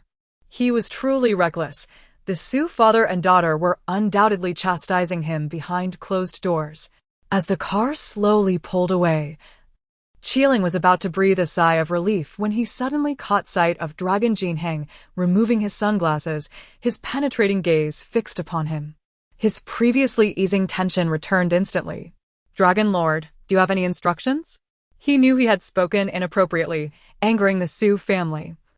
But why was the Dragon Lord also wearing a grim expression? Qiling believed he had not offended Dragon Jinheng, yet the atmosphere in the vehicle felt decidedly ominous. Even the driver could sense the discomfort, desperately pressing the accelerator to reach their destination and drop off the imposing figure in the back seat. Dragon Jinheng himself was perplexed by his own behavior today. The ability to hear the child's thoughts was utterly baffling. Perhaps this was why he had taken a second glance at the woman named Su Ro. Such an alluring woman. Yet she had become a mother at such a young age. What a pity. Investigate Su Ro's circumstances promptly. Understood, Dragon Lord. I will arrange for an investigation immediately. Qiling was astonished. The Dragon Lord had shown interest in a woman, and not just any woman, but a fallen one who had recently given birth to an illegitimate child. Having followed Dragon Jinheng for quite some time, Qiling finally sensed the stirrings of intrigue. He had to inform the family patriarch without delay. The chief family had long sought to connect with the Dragon Lord, aiming to reach higher echelons of society, yet they had never quite grasped his preferences. Dragon Jinheng was impervious to all trivial pursuits. Power, wealth, or even beauty held no sway over him. Although Qiling could not fathom why the Dragon Lord would take a special interest in an unmarried woman with a child, perhaps he possessed some peculiar inclinations. Regardless, the task entrusted to him must be executed with utmost diligence and expedience. Once Dragon Jinheng departed, Su Xiaoxiao immediately began to wail. "Wah wah, my golden thigh has left. The room has dimmed without him.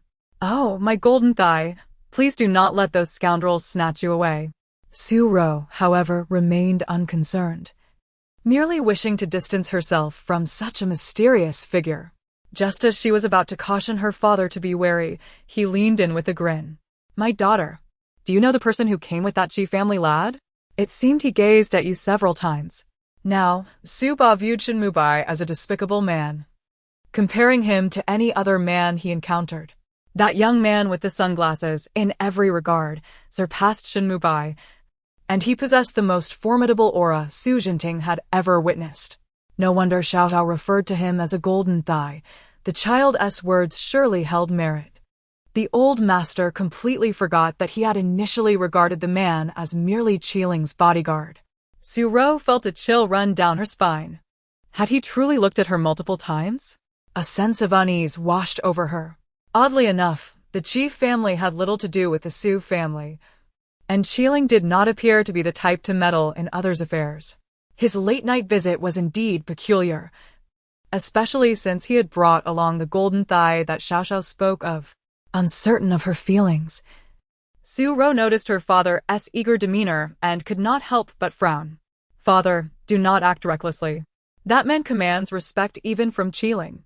His identity is shrouded in mystery, and he is not someone our Su family should provoke." Su Ro believed that her warning would resonate with her father. Yet, unbeknownst to her, it only piqued his curiosity further. A man whom even the chief family had to treat with deference might indeed be the golden thigh Xiaoxiao mentioned. Such a significant mysterious figure arriving in the capital should not go unnoticed. "Very well, I understand. Tomorrow, I must attend a board meeting at the company. You and Xiaoxiao should remain at home and focus on your postpartum recovery." Su Jinting whispered his instructions, having already resolved to investigate this individual personally. His daughter had spent nearly a year abroad, pregnant, in order to evade the Shin family. The Su and Shin families would undoubtedly clash, leading to inevitable confrontations in the business realm. Given the Su family's current predicament, the outlook was rather bleak. Perhaps it was indeed, as Xiaoxiao suggested, finding a golden thigh to lean on might be prudent. The old master had always believed that having a substantial support system was advantageous and would not compromise his dignity. For the sake of his daughter and granddaughter, the Su family must rise to power. Chapter 11.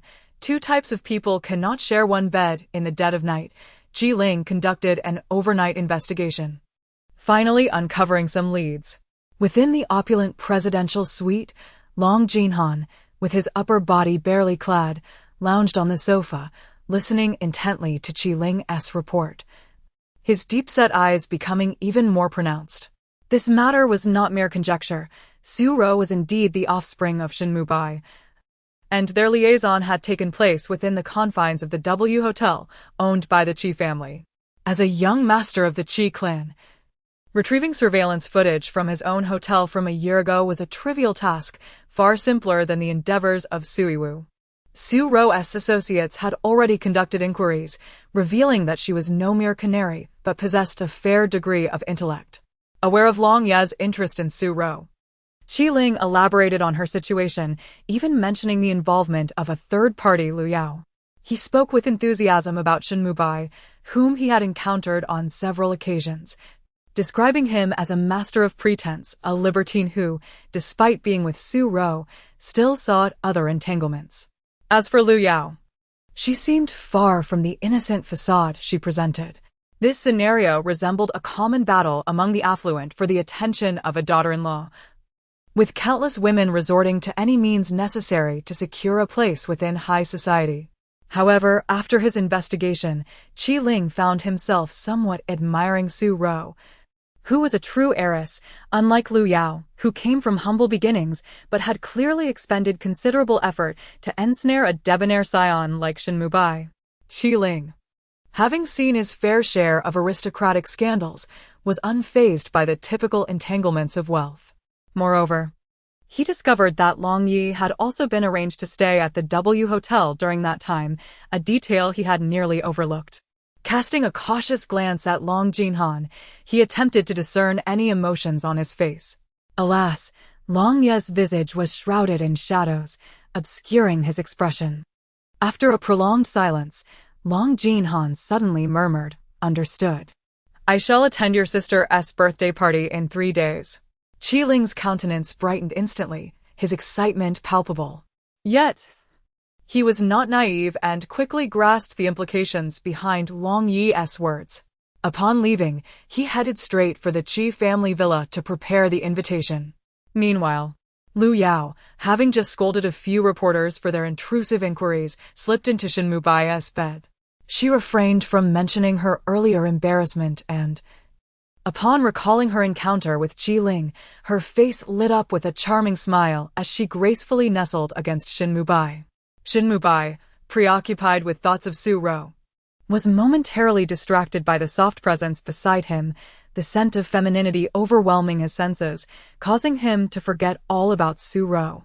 "You little temptress. Did we not just indulge yesterday? And yet you cannot resist again tonight?" Shin Mubai's thoughts became disordered, revealing a hint of lewdness on his otherwise refined face as his hands began to roam without restraint over Lu Yao's form. Typically, Lu Yao would have succumbed to such advances by now, but today she harbored her own concerns, leading her to resist Shin Mubai's allure for the first time. "Mubai, don't be foolish. I have something serious to discuss with you." Assuming that Lu Yao wished to broach the subject of Su Ro and the child, the mere thought of the cold and uninteresting woman extinguished Shin Mubai's good mood. If only Su Ro could exhibit the same gentle affection as Lu Yao, he would not have neglected her. "Mubai, you promise that I am the one you will marry and that you would only have children with me. What do you intend to do about the child that Su Ro has?" Lu Yao understood that Shin Mubai was not the type to be easily tethered, and she knew precisely how to handle him. Thus, even though her heart yearned to eliminate Su Ro, she maintained a facade of magnanimity, subtly probing Shin Mubai's thoughts. Observing Lu Yao's understanding nature, Shin Mubai felt a warmth in his heart. "Yao Yao, you are truly considerate. If it were any other woman, they would have cried and made a scene by now. Only you remain so gentle and kind. Most importantly, she regarded him as a genuine man and was willing to heed his words. Shin Mubai, lost in his own reverie, failed to notice the fleeting malice that flickered in Lu Yao's eyes. Rest assured, Yao Yao, my affections are eternally yours alone. My dalliance with Su Ro is merely a passing amusement. Do you think I would truly marry her? What difference is there between marrying her and acquiring a poodle? The Su family, akin to the Shin family, was engaged in the jewelry business, yet it was their antique dealings that proved most lucrative and held global prestige. In this moment, Shin Mubai's avarice was laid bare. Sharing a bed does not yield two distinct individuals. If our Shin family could absorb the Su family's antique business, we would ascend to the pinnacle of the capital's elite. Do you grasp what that entails? Lu Yao's ambition was ignited, her desires flourishing as she playfully traced her fingers along Shin Mubai's body. This signified an endless cascade of wealth and luxury? Shin Mubai regarded Lu Yao with affection, yet he shook his head. That is not the case. You were not born into an affluent family and do not comprehend the intricacies at play, so I do not hold it against you. As Shin Mubai continued his discourse, he remained oblivious to the transformation in Lu Yao's demeanor, her once charming visage twisting into a mask of darkness. Coming from an ordinary background, she had faced ridicule from genuine socialites for her lack of refinement, a painful truth that ignited her wrath. Shin Mubai's blunt remark struck a nerve, nearly driving her to the brink of fury. It is not merely wealth. Our family stands to gain unparalleled power. Mere riches are insufficient. We must wield influence. Do you understand, Yao Yao?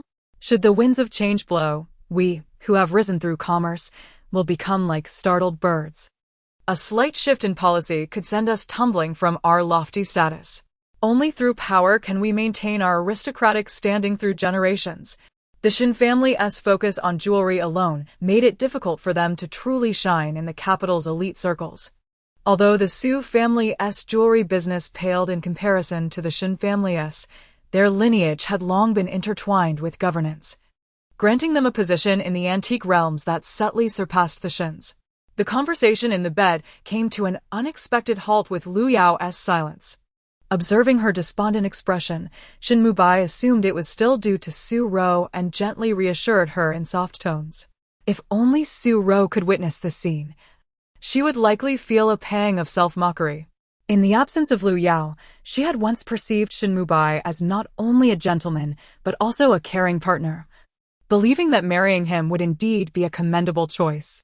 Yet, in truth, Shin Mubai had only ever viewed her through the lens of calculation and performance, never genuinely investing his heart. It was only with Lu Yao that he had truly poured forth his emotions and patience. Mubai. Today I encountered Qiling from the Qi family, Lu Yao suddenly exclaimed, propping herself against Shin Mubai's chest with a playful pout. Moreover, he seemed to show utmost respect to a young man. Do you know what Qi Xiao has been occupied with lately? Before slipping away earlier, Lu Yao had caught a glimpse of Long Jinhan's profile from a distance. Despite her humble origins, she could discern the extraordinary nature of that individual. To her, both Shin Mubai and Qiling seemed elevated, yet with just a side view of the man, she realized that Shin Mubai and Qiling were insignificant in comparison. Chapter 12. Invited to the Qi family's birthday banquet, Shin Mubai was momentarily taken aback, a flicker of surprise crossing his features. Qi Xiao? Have you encountered him? The prospect of a collaboration with the Qi family would undoubtedly prove advantageous for the Shin family. Shin Mubai completely disregarded the young man that Lu Yao had mentioned, his thoughts solely fixated on Qiling. Meanwhile, Qiling, who was hastily crafting gilded invitations throughout the night, suddenly felt a violent sneeze overcome him, a chill running down his spine. He resolved never to speak thoughtlessly again, surmising that the members of the Su family were likely cursing him in their dreams during the late hours of the night. As dawn broke on the second day, little Su Xiaoxiao blinked her large eyes, eagerly awaiting nourishment. Lu Ma was utterly fond of Su Xiaoxiao, having spent the entire night awake, worried that the little one might feel uncomfortable. Yet, Su Xiaoxiao was remarkably well-behaved. She would merely hum softly when hungry and let out a symbolic cry only when she needed a change. The family often remarked that this child had come to repay a debt of gratitude. "Look at her, miss, with those sparkling eyes. She resembles you so much in your childhood," Luma observed closely as Su Ro, beside her, was busy with the milk. Since Su Ro had introduced the bottle, Su Xiaoxiao had developed a preference for self-feeding. After all, one must indulge the child born of one's own flesh. As Su Ro watched Su Xiaoxiao play with her tiny hands while nursing, she thought to herself that the little one would surely grow into a beauty. Su Xiaoxiao relished compliments about her appearance, and upon hearing her mother's praise, her little legs kicked with delight. "Oh, little beauty, when you grow up, you'll be just like your mother, a dazzling gem." A fleeting worry crossed her innocent face as she pondered her uncertain fate. "If only I could encounter a fortunate stroke of luck, perhaps I could change my destiny."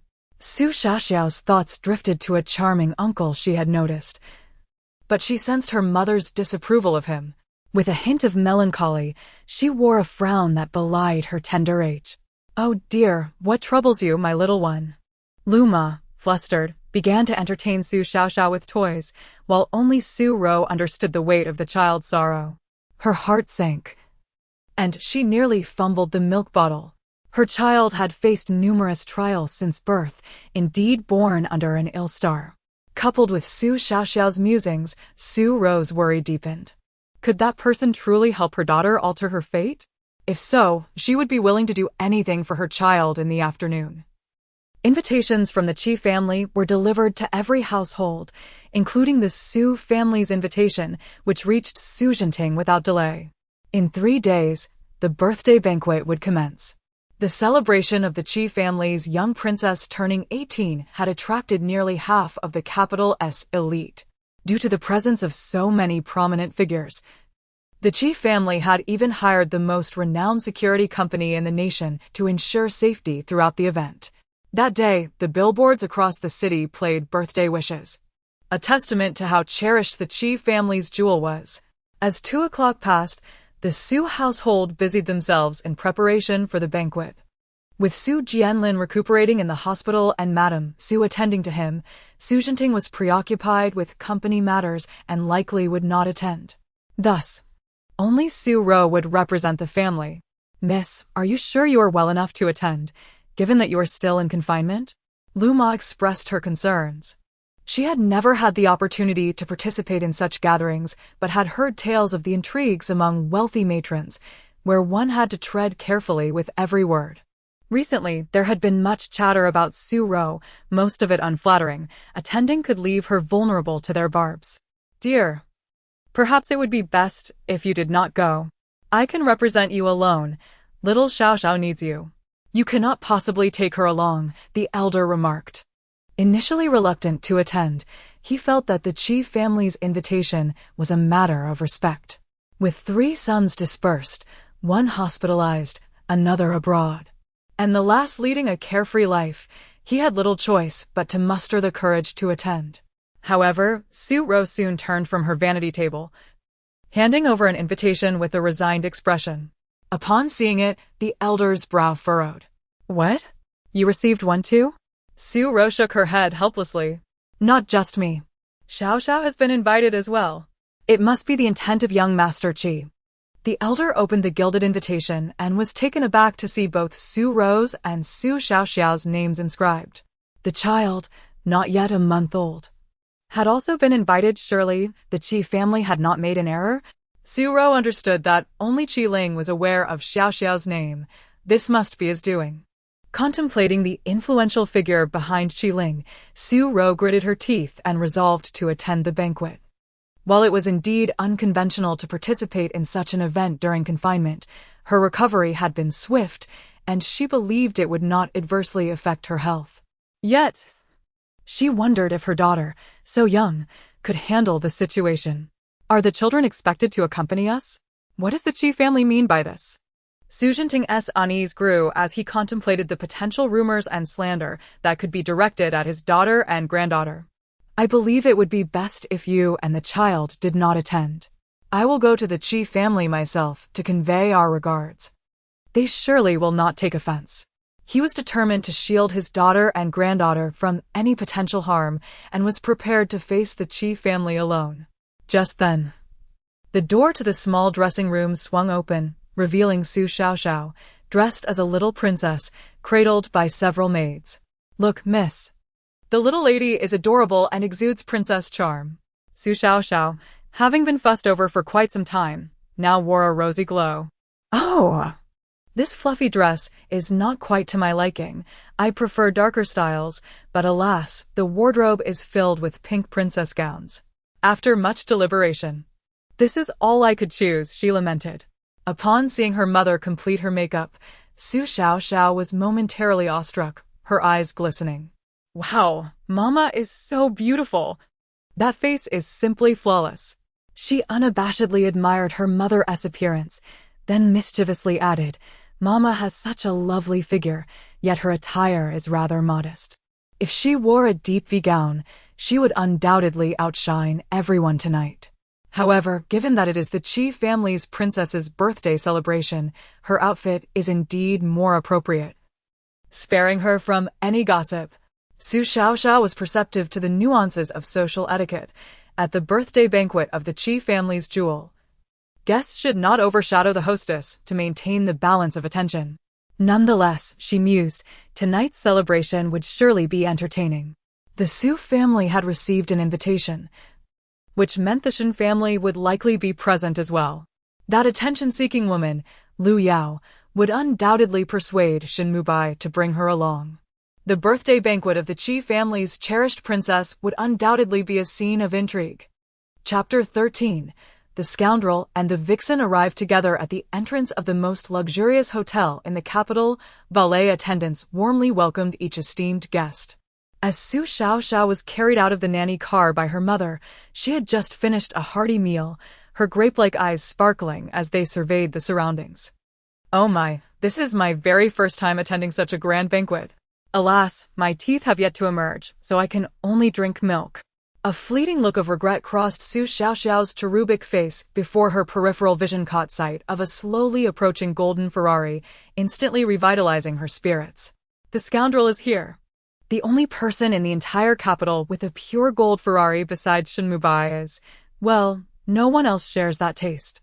In an instant, the dazzling vehicle, glaring under the sunlight, rolled in, causing the guests lingering at the entrance to furrow their brows in unison. Who could be so ostentatious? I recognize him. It's Shin Mubai, the heir of the Shin family. While he may flaunt his wealth from the car, in person, he remains quite refined and modest. The guests who were aware of Shin Mubai's reputation nodded in acknowledgement, recognizing his standing. A mixture of helplessness and indignation flickered across Su Ro's gentle features, as if her heart had been pricked, leaving her feeling quite uncomfortable.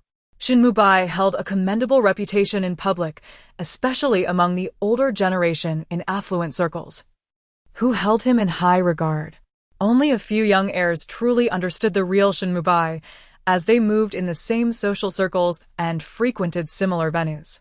However, these young scions would not dare to expose Shin Mubai's facade, for they themselves wore masks of pretense, maintaining a basic image in front of others.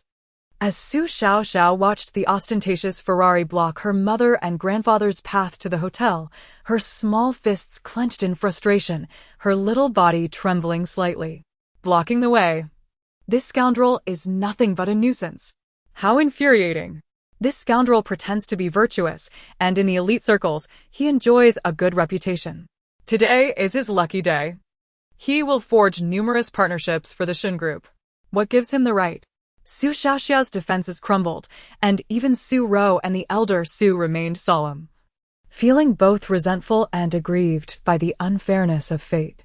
However, Su Ro was not a foolish woman. She recognized the inappropriateness of the occasion and would not confront the scoundrel without just cause. She would wait for him to approach before making her move. Shin Mubai's car came to a steady halt, and the observant doorman promptly stepped forward with respectful haste to open the door. Guests checking in at the hotel cast curious glances in his direction. Clad in a bespoke white suit, Shin Mubai alighted, but instead of entering the hotel, he naturally turned to extend his hand to his female companion in the car. Lu Yao, her hand gently grasped by Shin Mubai, instinctively placed her other hand over her chest, attempting to shield her modesty. Yet her actions seemed contrived, drawing even more attention to herself. The gazes of the attendees, already fixed upon them, now concentrated on her form. In an instant, the ladies exhibited expressions of disdain, while the oblivious men, unable to decipher Lu Yao's artifice, were ensnared by her charm. Shin Mubai was indeed fortunate. The young lady's beauty was unparalleled. Whose daughter is she? Wondered the onlookers, while their own partners, revealing their true colors, seemed entranced, their eyes glued to Lu Yao, causing a flurry of discontent among the women. Enough is enough. How can there be such a vixen at an event like this? Is there no vetting when invitations are sent out? Shin Mubai's taste appeared questionable. His companion seemed akin to a lowly internet celebrity, overly eager to attract attention, far beneath Su Ro's previous stature. Despite Su Ro's once favorable impression, the fact that she had a betrothal yet bore a child out of wedlock had tarnished her reputation. Knowing that Su Ro would also be attending the banquet, many were eager to witness the unfolding drama. However, the presence of this vixen successfully redirected the ire of the socialites towards her. Lu Yao remained blissfully unaware that her meticulously crafted gestures had incited the collective wrath of the women. In her worldview, as long as she acquired something through her own means, even if it belonged to another, the fault lay not with her but with those unable to defend what was theirs.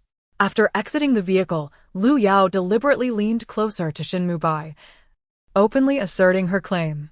Shin Mubai stiffened slightly, feeling the scrutinizing glances of those around him. He swiftly removed the delicate hand that had found its way onto his arm.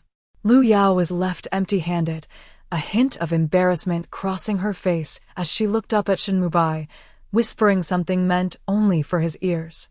The audience was eager for gossip, but found her words skillfully eluding their grasp.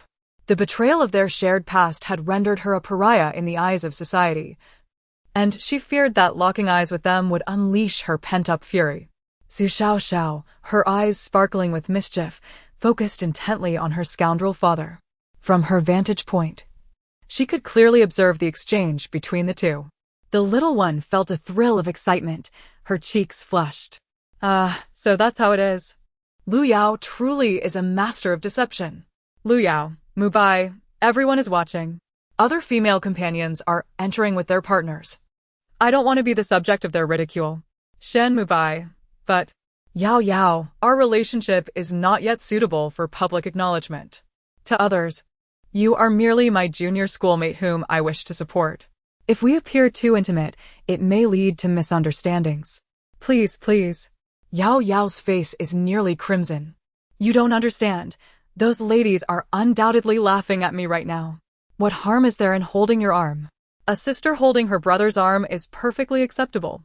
Under the onslaught of Lu Yao's charming pleas, Shin Mubai ultimately relented. He had initially intended to attend the banquet alone, but Lu Yao had insisted on accompanying him. Before their arrival, he had stipulated that to the outside world, Lu Yao was merely his sister, and they needed to maintain a degree of decorum. Having feasted upon this delicious morsel of intrigue, Su Xiaoxiao contentedly closed her eyes for a nap, leaving Su Ro bewildered. She hadn't intended to eavesdrop on the scoundrel and vixen's affairs, but her daughter was simply too astute. Whether she overheard or deciphered their lips, the humorous spectacle of Lu Yao's desperate attempts to salvage her dignity reached Su Ro. This reminded her of the past, when she and Shin Mubai would go on dates, and Lu Yao would always tag along. In hindsight, it seemed Lu Yao had always sought Shin Mubai's affection. During their trio's outings, Shin Mubai would publicly refer to Lu Yao as his sister, allowing for casual displays of affection without inciting anyone's ire. The scoundrel and the vixen had cleverly masked their sordid dealings under the guise of familial ties. Chapter 14. The appearance of Lu Yao's most devoted admirer Shin Mubai seemed to sense something, inadvertently turning his head to behold Su Ro. His pupils constricted, and his hand at his side tightened. He quickly noticed Su Xiaoxiao nestled in Su Ro's arms, swaddled in a blanket, with only a tiny, delicate hand peeking out. Adorably pink and tender. Shin Mubai's heart felt as though it had been struck, yet he soon composed his expression.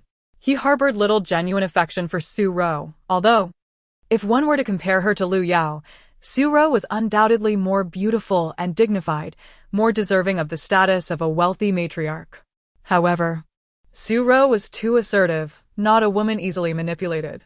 She lacked Lu Yao's gentleness and charm, as Lu Yao would go to great lengths to please him, providing an unparalleled sense of experience.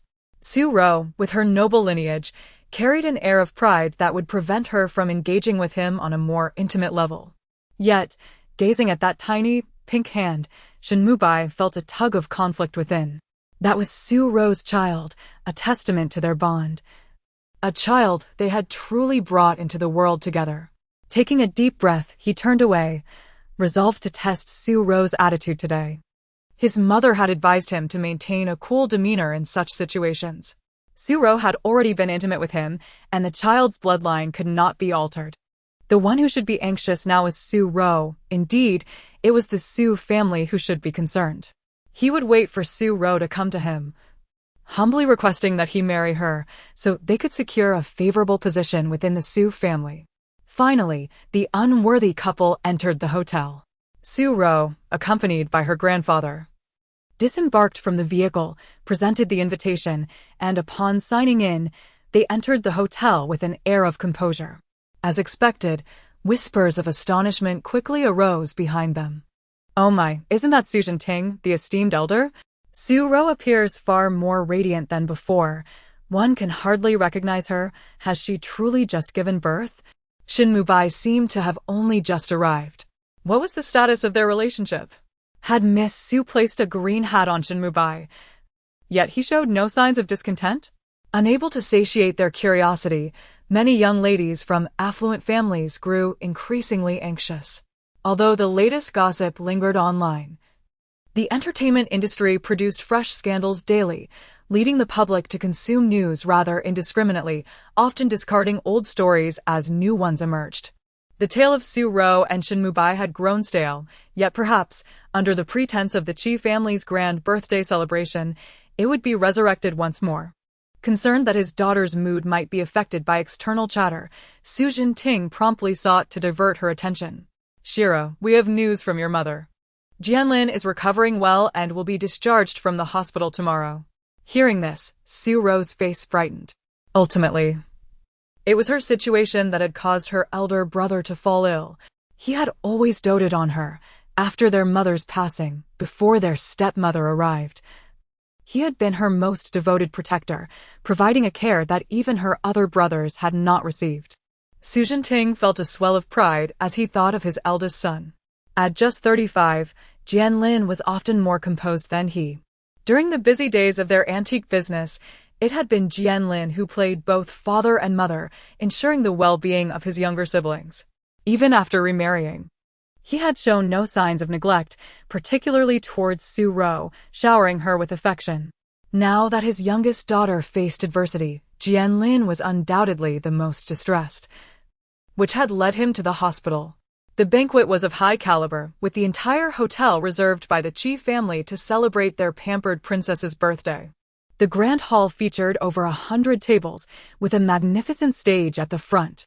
It was rumored that many prominent figures from the entertainment industry were in attendance, including the hottest female stars, who would merely serve as background performers for the Qi family's daughter. Among the invited guests, the Su family held a relatively modest position. Considered peripheral and relegated to a table in the far corner, distanced from the stage. Upon waking and realizing this fact, Su Xiaoxiao erupted in frustration. How outrageous! Why are Mama, Grandfather, and I seated in a corner? How can we enjoy watching the young men dance? Su Ro remained silent. Su Xiaoxiao's protest coincided with the influx of guests taking their seats, and upon spotting some familiar faces, she quickly dismissed her grievances. He is Lu Yao's most devoted admirer. Lu Yao has established herself firmly within the elite, becoming a significant figure in the entertainment industry, thanks in no small part to him. Su Xiaoxiao's brows knitted together with concern. Recently, due to drowsiness and her increasingly infantile demeanor, she sometimes struggled to recall the original plot of the story. Zheng Yuqi was a dangerous individual, contributing greatly to Lu Yao's future success. Lu Yao was nothing but a scoundrel, causing her mother so much suffering. She was unworthy of riding the coattails of Zheng Yuqi. Su Ro's expression faltered as she discreetly glanced towards Zheng Yuqi. The Zheng family had made a substantial fortune in real estate, overshadowing even the Shin family, let alone the Su family. Su Ro rarely paid attention to the entertainment industry and was not well acquainted with Zheng Yuqi. However, the Zheng family's formidable influence was undeniable, and if, as her daughter suggested, he were to become Lu Yao's admirer, it was a scenario she wished to avoid at all costs. Especially since Lu Yao's rise implied that Shin Mubai would also thrive alongside her. This time, she would not allow those two to prosper. After mulling over her thoughts, Su Ro leaned closer to her grandfather and whispered, "Father, didn't we recently plan to develop that plot of land? That area is said to possess excellent feng shui, correct? Once the raw materials are extracted, we must fill and develop the land. Have you begun searching for suitable partners?" Years ago, the Su family had acquired a parcel of land, later discovering it contained vast deposits of raw materials. However, only recently had they secured the necessary funds to initiate development. Typically, once extraction was complete, the land would become unusable. Yet a feng shui master had proclaimed it a site of great wealth, ideal for high-end residential development. Geologists had also asserted that with proper care and diligence, the land could indeed be developed. Lacking experience in real estate, the Su family would inevitably need to find appropriate partners for collaboration. Su Ro contemplated that this might present a golden opportunity. Even if they could not secure an alliance with the Zheng family, it could still yield significant benefits for the Su group. However, this was contingent upon no one obstructing their endeavors. Chapter 15. Little Xiao is the weasel in the melon field. Upon hearing this, the old man's expression brightened. Indeed. How could I have forgotten that piece of land? If we find a reliable partner, the Shin family's financial difficulties should soon improve. Which real estate company do you think we should choose for collaboration among those established firms? Su Jinting had never considered his daughter to be mediocre. He was well aware of Su Ro's capabilities. Were it not for the presence of a competent eldest son, the Su group might very well have relied on their youngest daughter, Su Ro, for support. Su Ro refrained from directly naming Zheng Yuqi, opting instead to list several real estate companies, placing the Zheng family at the forefront. The elderly gentleman, being of a certain age, had a preference for well-established enterprises. Upon hearing about the Zheng group, his eyes indeed sparkled, as if he had already formed a judgment. At that moment, the harmonious sound of a violin resonated through the banquet hall, signaling that the event was about to commence. The guests at Su Ro's table began to take their seats, all of whom appeared somewhat unfamiliar. At the very least, they were not from the top-tier elite. Among them was a lady adorned in a custom-made qipao, exuding an air of superiority, who happened to sit beside Su Ro. Casting a sidelong glance, she noticed that the woman next to her was cradling an infant, and a look of dissatisfaction immediately crossed her heavily made-up face. The thick foundation she wore seemed to contort, revealing her sharp and acerbic demeanor. The other men and women at the table also shot disapproving glances at Su Ro, murmuring their discontent. How bothersome to bring a child so young. Surely it will cry for milk soon. What was that woman thinking? There was no way around it. If the Chi family extended an invitation, they simply had to attend. After all, such occasions were rare. Even if one had to bring along a small child, it was an opportunity to show face and perhaps make connections with the elite.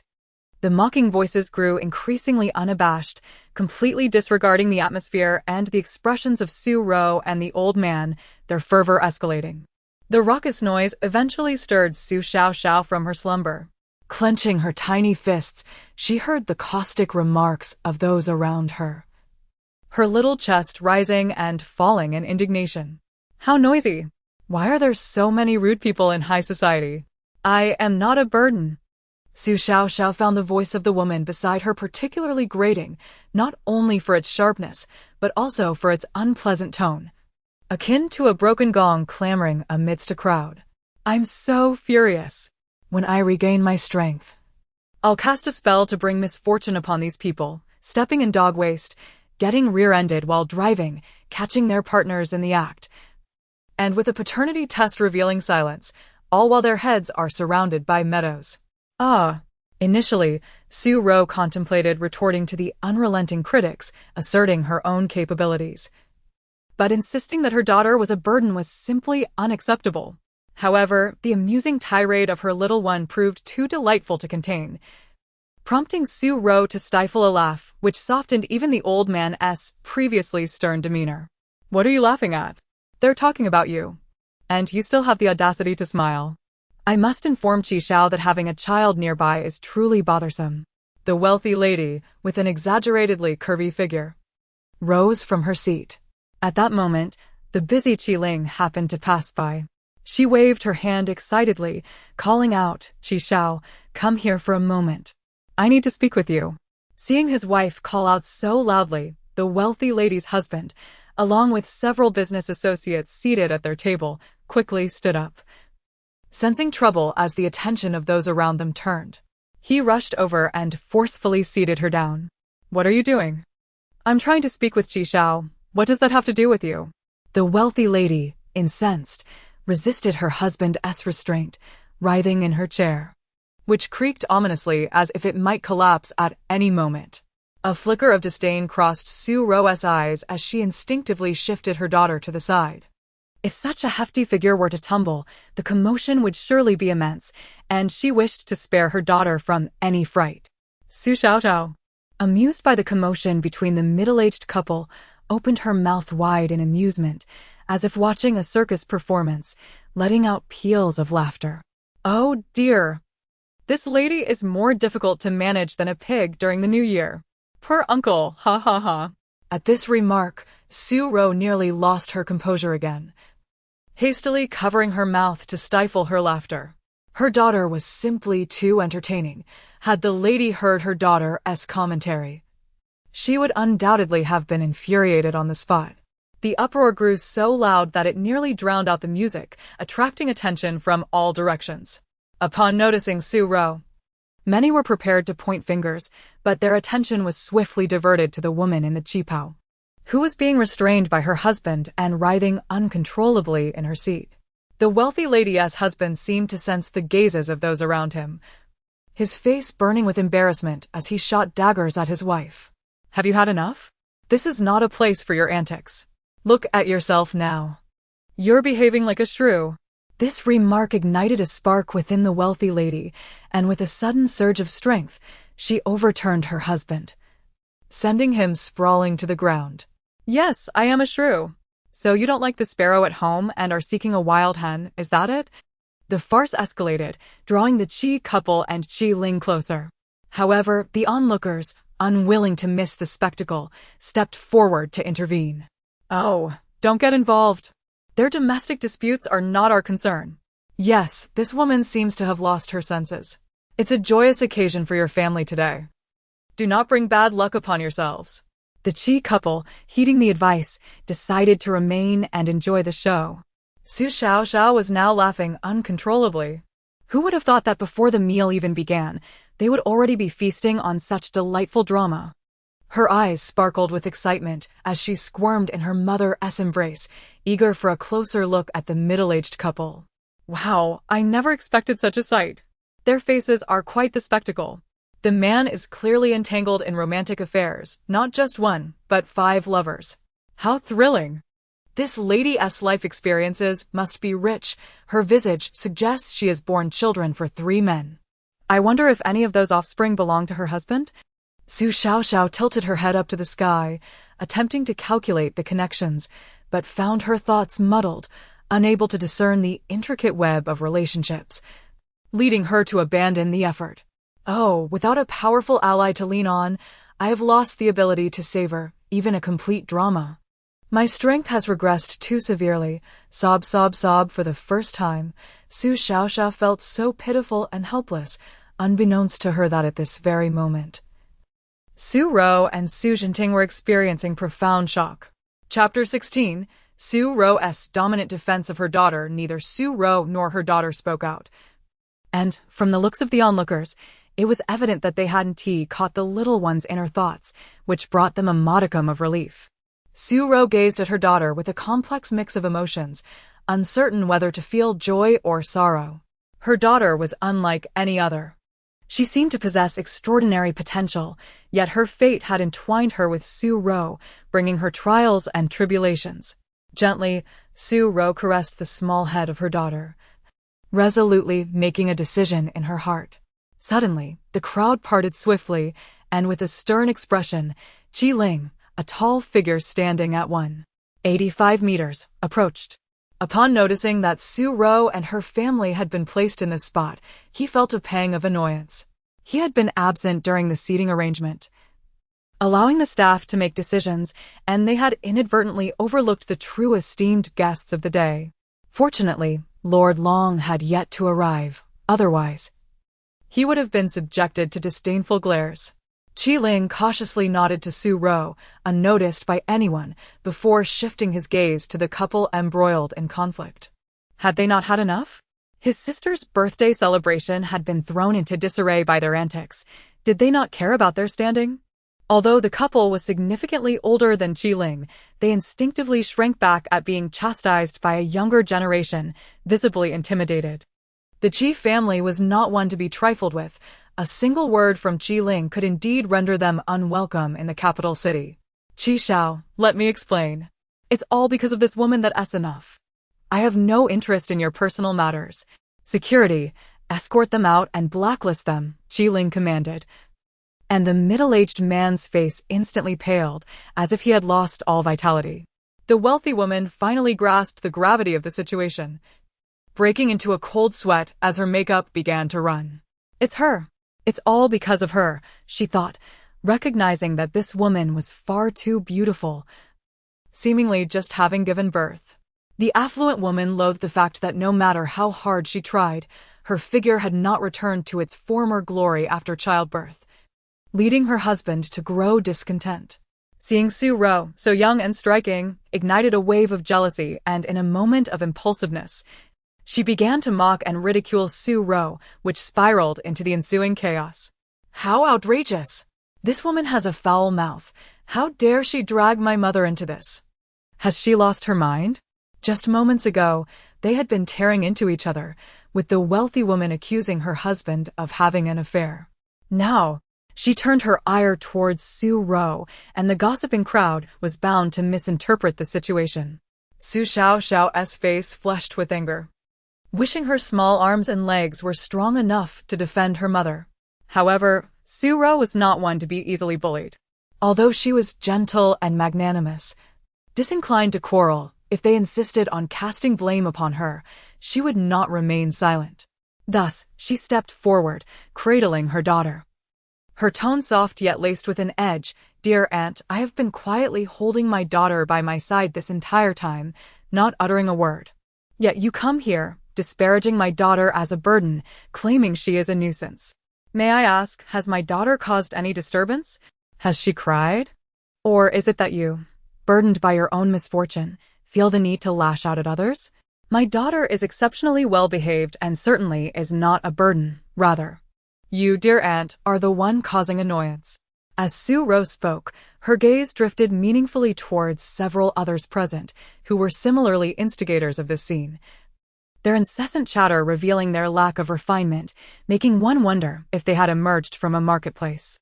The women who caught Su Rou's penetrating gaze immediately turned away, fearful of incurring her wrath. Seeing Su Rou no longer silent, the wealthy woman, with her pig-like face, squeezed out a few tears, attempting to feign innocence. The commotion grew louder, drawing the attention of the important guests seated in the front rows. Yet, Su Rou stood tall, holding her daughter firmly, unfazed by the scrutinizing eyes upon her. Su Jinting, feeling a pang of sympathy for his daughter, wished to shield Su Rou from the accusatory stares, but she gently restrained him. Father, I am fine. This ant is simply causing a ruckus. Do not worry. Su Ro understood that she would eventually have to confront the outside world. Her daughter was her most cherished treasure, and she must boldly showcase that her daughter was loved and would not be hidden away due to her status as an illegitimate child.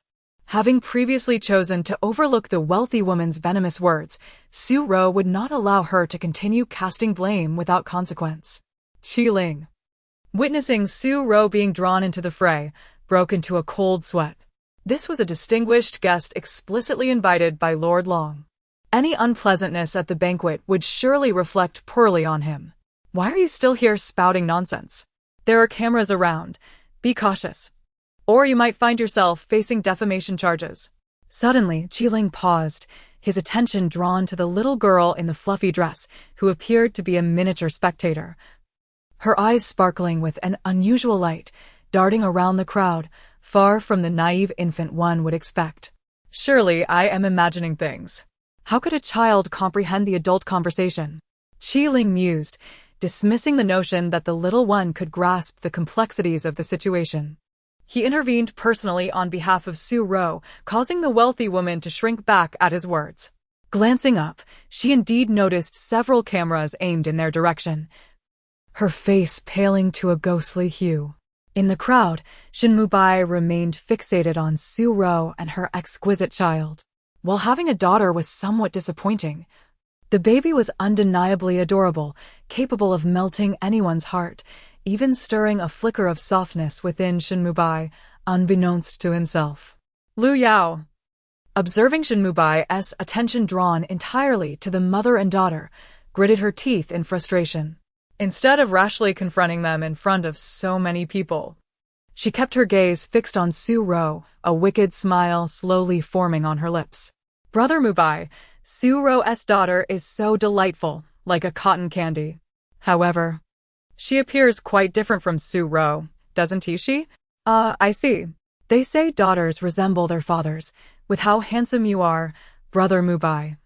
It's no wonder she's so charming. It must be your splendid genes. Chapter 17. Does Sister Yao dislike your wife? Rumors swirled outside that Shin Mubai had been publicly humiliated, with whispers suggesting that Su Ro's illegitimate child was not his. This notion gnawed at Shin Mubai's mind. He could hardly recall the events of that fateful night a year prior. Despite his meticulous preparations to claim Su Ro, he woke up to find her beside him in the early morning, both of them sharing the same bed. Yet, as a seasoned player in the realm of romance, he was all too familiar with the aftermath of such encounters. However, that particular night left him with only a sense of dizziness, and upon rising, he felt disoriented, unable to recall whether he had indeed consummated his relationship with Su Ro. He refrained from probing further, attributing his confusion to having had too much to drink that evening.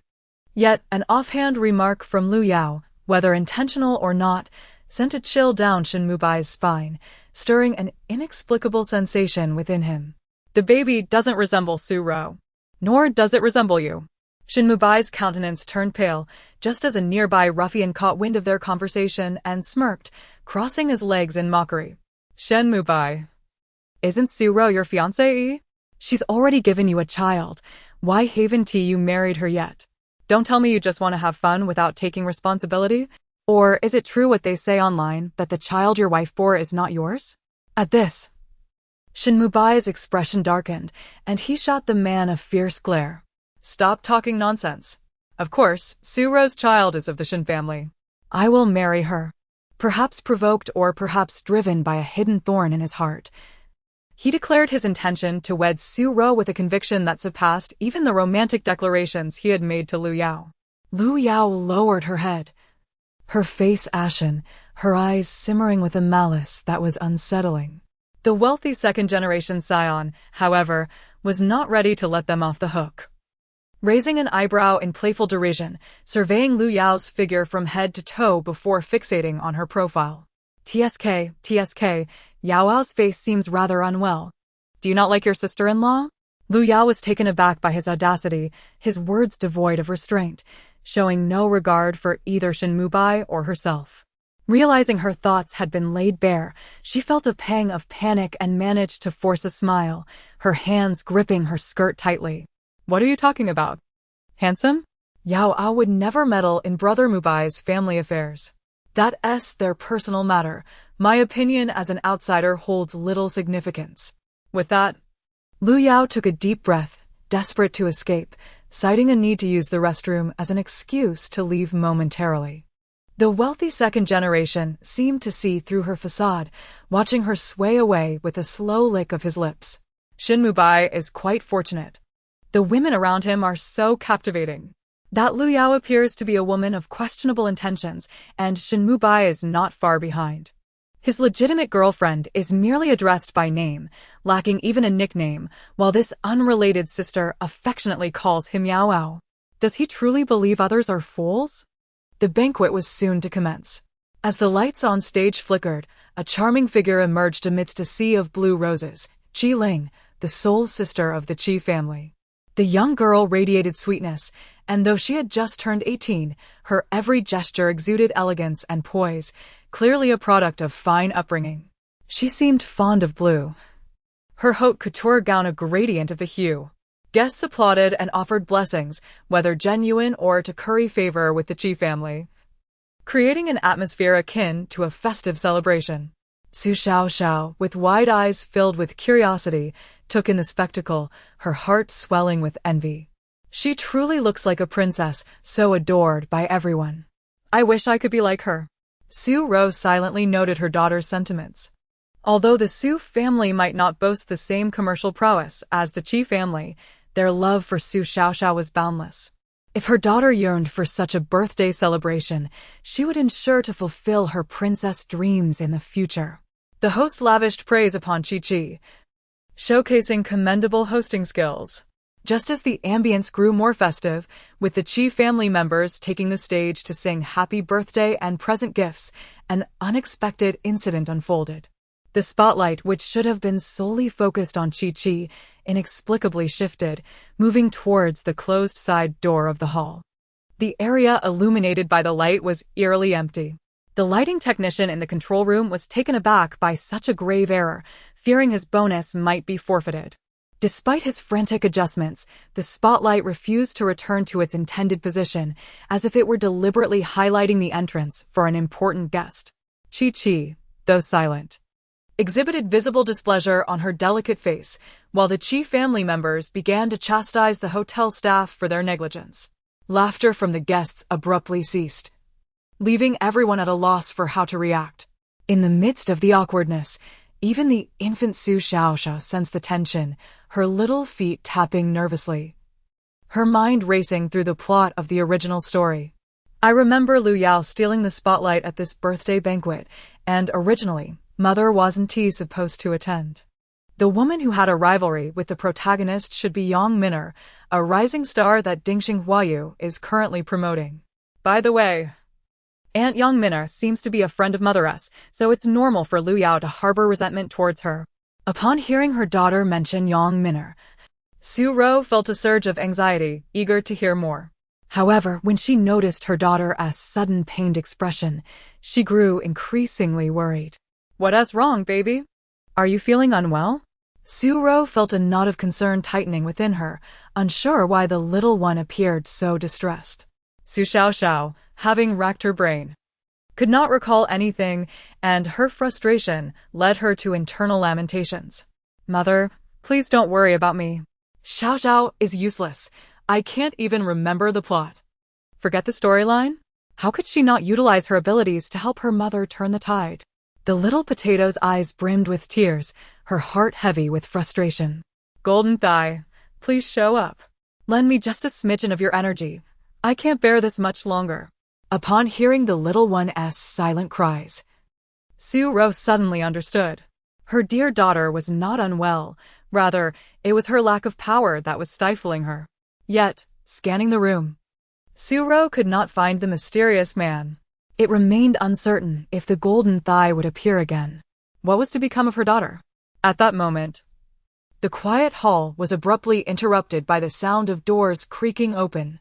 The heavy entrance swung wide, and under the spotlight, Lu Yao emerged in a somewhat revealing gown, her signature sweet smile adorning her face as she swayed in.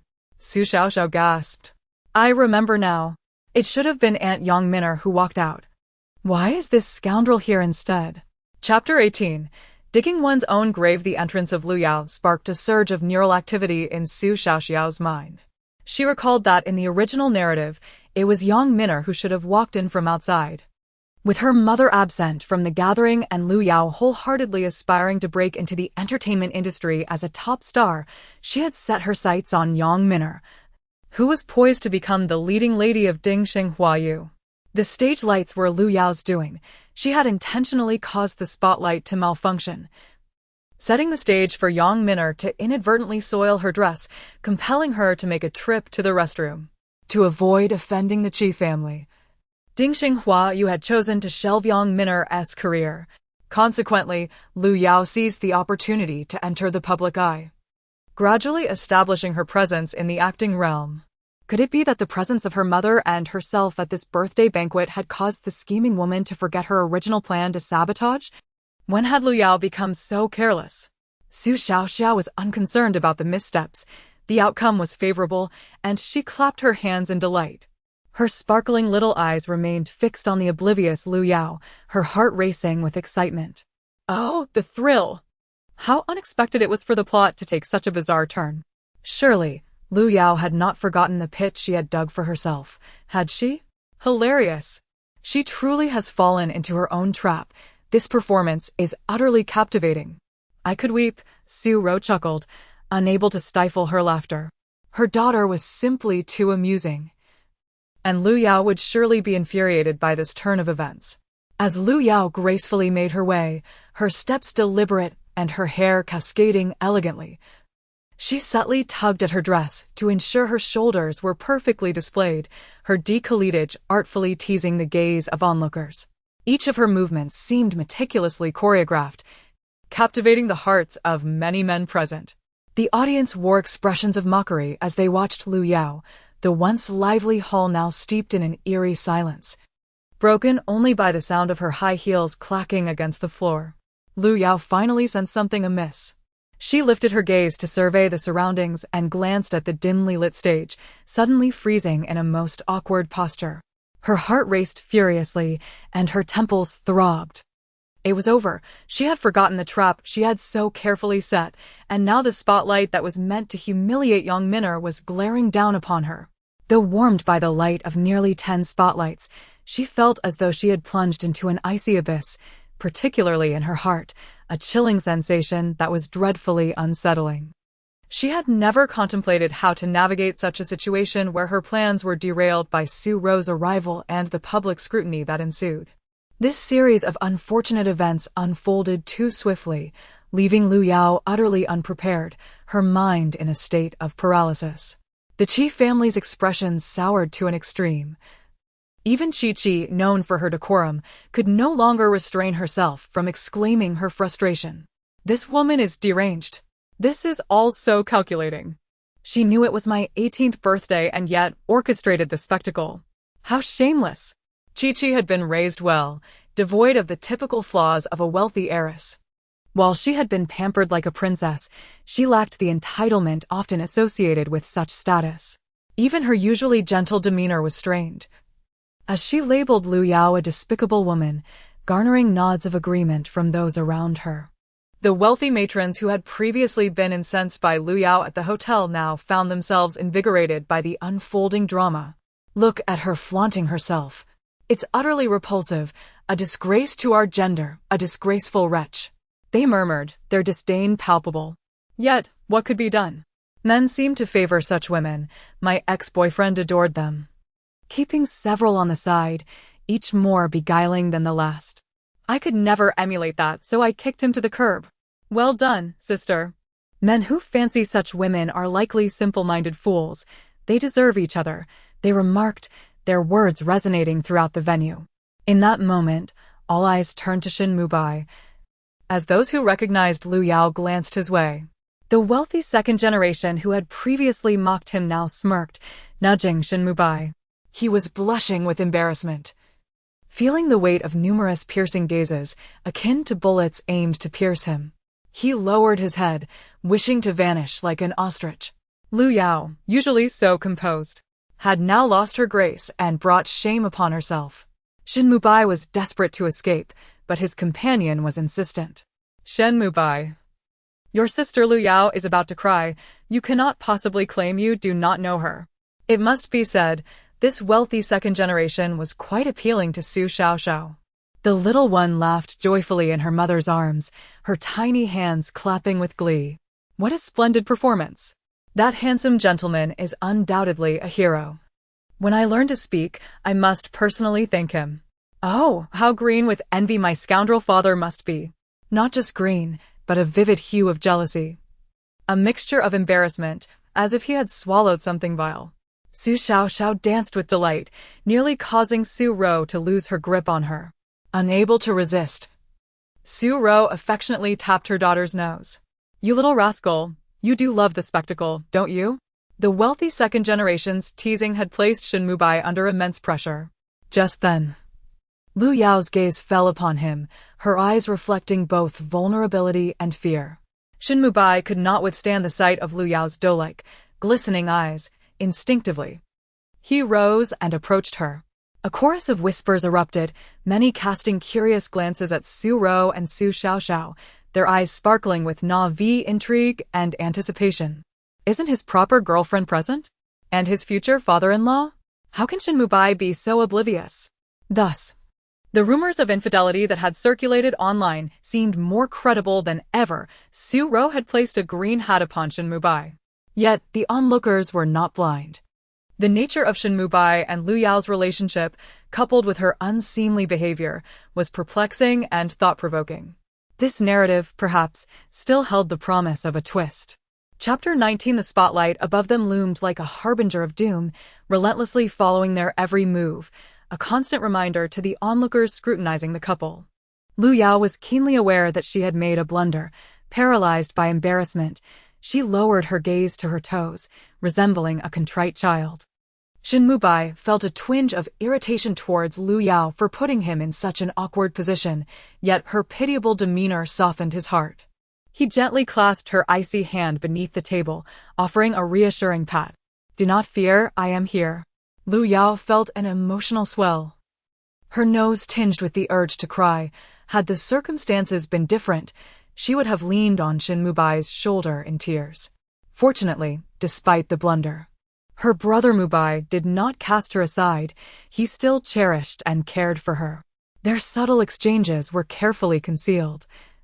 Yet they did not escape the keen eyes of many present. Su Xiaoxiao could not suppress a disdainful snort, a glint of coldness flashing in his eyes. What a fine son Shin Mingyu has raised.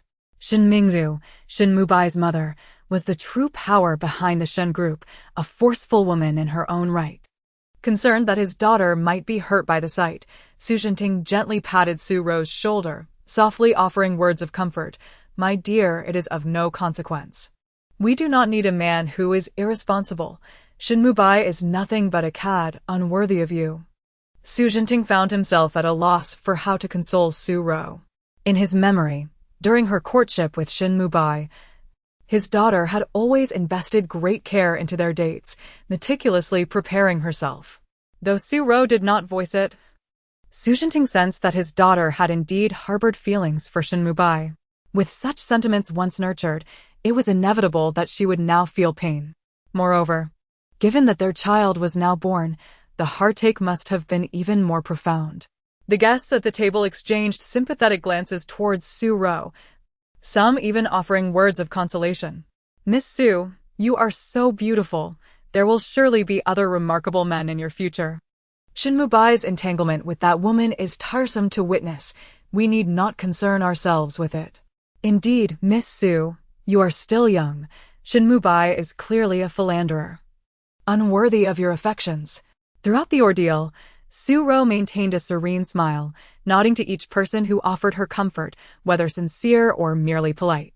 Yet, there were those who spoke without tact, their words laced with barbs. Oh, please do not encourage her. The child has already been born. Isn't it better to seek harmony than to advocate for separation? How unfortunate for a child to be born without a father. Regardless of Shin Mubai's flaws, he remains the child's father, a fact that cannot be altered. Exactly, who are you to advise? Men typically settle down once they have families. Miss Su, all you need to do is soften your stance and hasten the wedding. That is the matter of utmost importance. Some held traditional views, even knowing a man's unfaithfulness. They believed that once a child was born, the woman and child were bound to follow him unwaveringly. Su Xiaoxiao, cradled in Su Ro's arms, seethed with indignation. Her tiny fists clenched, her face resembling a monkey's behind. Ah, these meddling aunties. Why do they hold that scoundrel in such high regard? Why not keep their praise for themselves? My mama deserves better. I'm so furious. I'm absolutely livid. Su Xiaoxiao understood that Shin Mubai, as the male lead in the original narrative, was endowed with a powerful protagonist aura, making him seemingly untouchable for the time being. However, she was taken aback by the apparent foolishness of the onlookers, who were inexplicably defending the scoundrel. Noticing her daughter's rising anger, Su Ro feared for her health and quickly sought to soothe Su Xiaoxiao. Gently patting her back, she spoke calmly. There is no need for anyone to concern themselves with our affairs. Simply take care of yourselves. Moreover, the child is mine, bearing my surname. As for her father, he is no longer alive, so let us not dwell on him. With that, Su Ro chose to disregard the crowd. The guests exchanged glances, some genuinely believing her words, and their hearts filled with sympathy for the mother and daughter duo. How pitiful for the child to be born without a father. Indeed, it seems we have misjudged the situation. While Shin Mubai is indeed a scoundrel, the child is not to blame. Unbeknownst to Shin Mubai, who remained oblivious to the whispers of betrayal, he was still ensnared by the odd gazes directed at him. Finally, the spotlight returned to normalcy, thanks to the efforts of the lighting technicians, yet Shin Mubai and Lu Yao were already drenched in sweat, looking rather disheveled. Especially Lu Yao, whose once flawless makeup was now in disarray. The overhead lights cast shadows that exaggerated her disheveled appearance, rendering her ghastly. Trembling slightly, she raised her wine glass, only to catch sight of her reflection, which revealed the extent of her ruined makeup, causing her complexion to pale. Mubai, please take a look at me. Do I still look presentable? Shin Mubai, eager to escape the situation, had little inclination to concern himself with Lu Yao's appearance. He merely nodded in a perfunctory manner. Upon receiving his acknowledgement, Lu Yao felt a wave of relief. She had prepared extensively for this event, and she could not afford to falter now. As the banquet reached its zenith, many began to rise from their tables to exchange toasts, with Su Ro holding Su Xiaoxiao. Su Xiaoxiao took it upon himself to navigate to the main table for toasting. Consequently, Su Xiaoxiao remained on high alert, her eyes fixed on Shin Mubai. Suddenly, the scoundrel and the harlot rose, causing Su Xiaoxiao to tense up. Su Ro, sensing her daughter's agitation, turned her attention to the pair. Shin Mubai leaned in to whisper something to Lu Yao, and soon after, they began to make their way in a specific direction. Su Xiaoxiao noticed they were heading straight for Zheng Yuqi, her brows furrowing in discontent. Zheng Yuqi, a wealthy second-generation scion with a prominent status in the entertainment industry, was greeted by numerous guests eager to toast him. Shin Mubai and Lu Yao approached Zheng Yuqi, raising their glasses in a courteous manner. Master Qi, it seems you are thriving. It's quite a challenge to arrange a meeting with you. Shin Mubai's tone was light-hearted, indicating a friendly rapport with Zheng Yuqi. Upon recognizing Shin Mubai, Zheng Yuqi abandoned his lackadaisical demeanor, standing to greet him. Brother, it has indeed been a while. And this is... His gaze landed on Lu Yao, a peculiar expression crossing his face. Shin Mubai, sensing the moment, gently nudged Lu Yao forward. This is our junior sister. We are all alumni. Yao Yao, greet your senior brother. Lu Yao's eyes were glued to Zheng Yuqi, and upon hearing his words, she sweetly addressed him. Su Xiaoxiao watched this unfold, her small mouth pouting in frustration. How infuriating! They have successfully convened. Shin Mubai, Zheng Yuqi, and Lu Yao are all from the same alma mater. With that connection, Zheng will certainly be more attentive to Lu Yao. What will become of this? They are flourishing together, while I am left out. The sycophant ends up with nothing in the end. Chapter 20. Lu Yao's embarrassment. Zheng Yuqi followed the direction of his gaze towards Lu Yao. The brilliant light overhead illuminated her face, which, although previously quite attractive, now appeared mottled and unsightly. The foundation on her skin resembled peeling paint, rendering her visage far from pleasing. Zheng Yuqi cast a complicated glance at Shin Mubai and nodded slightly. Lu Yao had done her research. She knew Zheng Yuqi favored her type. Therefore, she had deliberately toned down her eagerness earlier, hoping it would spark his interest. Was it possible that her restraint had led to his indifference? Yet, Lu Yao remained undeterred, convinced that Zheng Yuqi was her opportunity for a breakthrough. Senior Zheng, I have heard tales of your deeds during my time at school. You are indeed a legendary figure among us, Lu Yao exclaimed, seizing the moment to approach him, disregarding Shin Mubai's presence. Though Shin Mubai felt a twinge of jealousy, he trusted Lu Yao's social skills and stepped back, allowing her space to engage with Zheng Yuqi. Zheng Yuqi seemed to relish the compliment, raising his glass with a smile. Thank you, Junior Lu. I had no idea that even after all this time, there were still legends about me circulating in the school. Lu Yao smiled behind her hand, thrilled that Zheng Yuqi finally spoke to her. Encouraged, she leaned in closer. Her figure was alluring, dressed intentionally provocatively, with her ample bosom artfully displayed. She had even applied highlighter to her shoulders and collarbones, creating a striking visual impact. Lu Yao felt confident. She believed her allure was irresistible to any man. Soon, onlookers began to take notice of her actions. They were accustomed to women like Lu Yao, who adeptly used their bodies as bait to achieve their goals, and many looked down upon such tactics. Although Zheng Yuqi was not entirely immune to beauty, Lu Yao's disfigured appearance was off-putting. Instinctively, he leaned back, subtly creating distance between them. In that moment, Lu Yao felt as if she had been struck by lightning. Her pretentious demeanor faltered, and the smile froze on her lips, her cheeks burning with embarrassment. Junior Lu, I must go toast the birthday star now. Please excuse me, he said, clearly unable to endure the sight of her deteriorated makeup and the unpleasant odor that mingled with her expensive perfume. Zheng Yuqi quickly departed, leaving Lu Yao alone, flustered and awkward, while even Shin Mubai hesitated to console her. Despite her efforts to maintain composure, Lu Yao's mind was in turmoil. What had gone wrong? Was her appearance truly so unappealing? Why did Zheng Yuqi look at her with such disdain? Unbeknownst to Lu Yao, Su Xiaoxiao was silently reveling in the situation, giggling uncontrollably in her mother's embrace. Ha ha, even though I don't know why Zheng the admirer isn't fawning over her today, it's truly hilarious. Lu Yao is experiencing her downfall. Karma exists. Su Ro, though initially worried, couldn't help but smile, as she suspected Zheng Yuqi's aversion to Lu Yao stemmed from the latter's smeared makeup.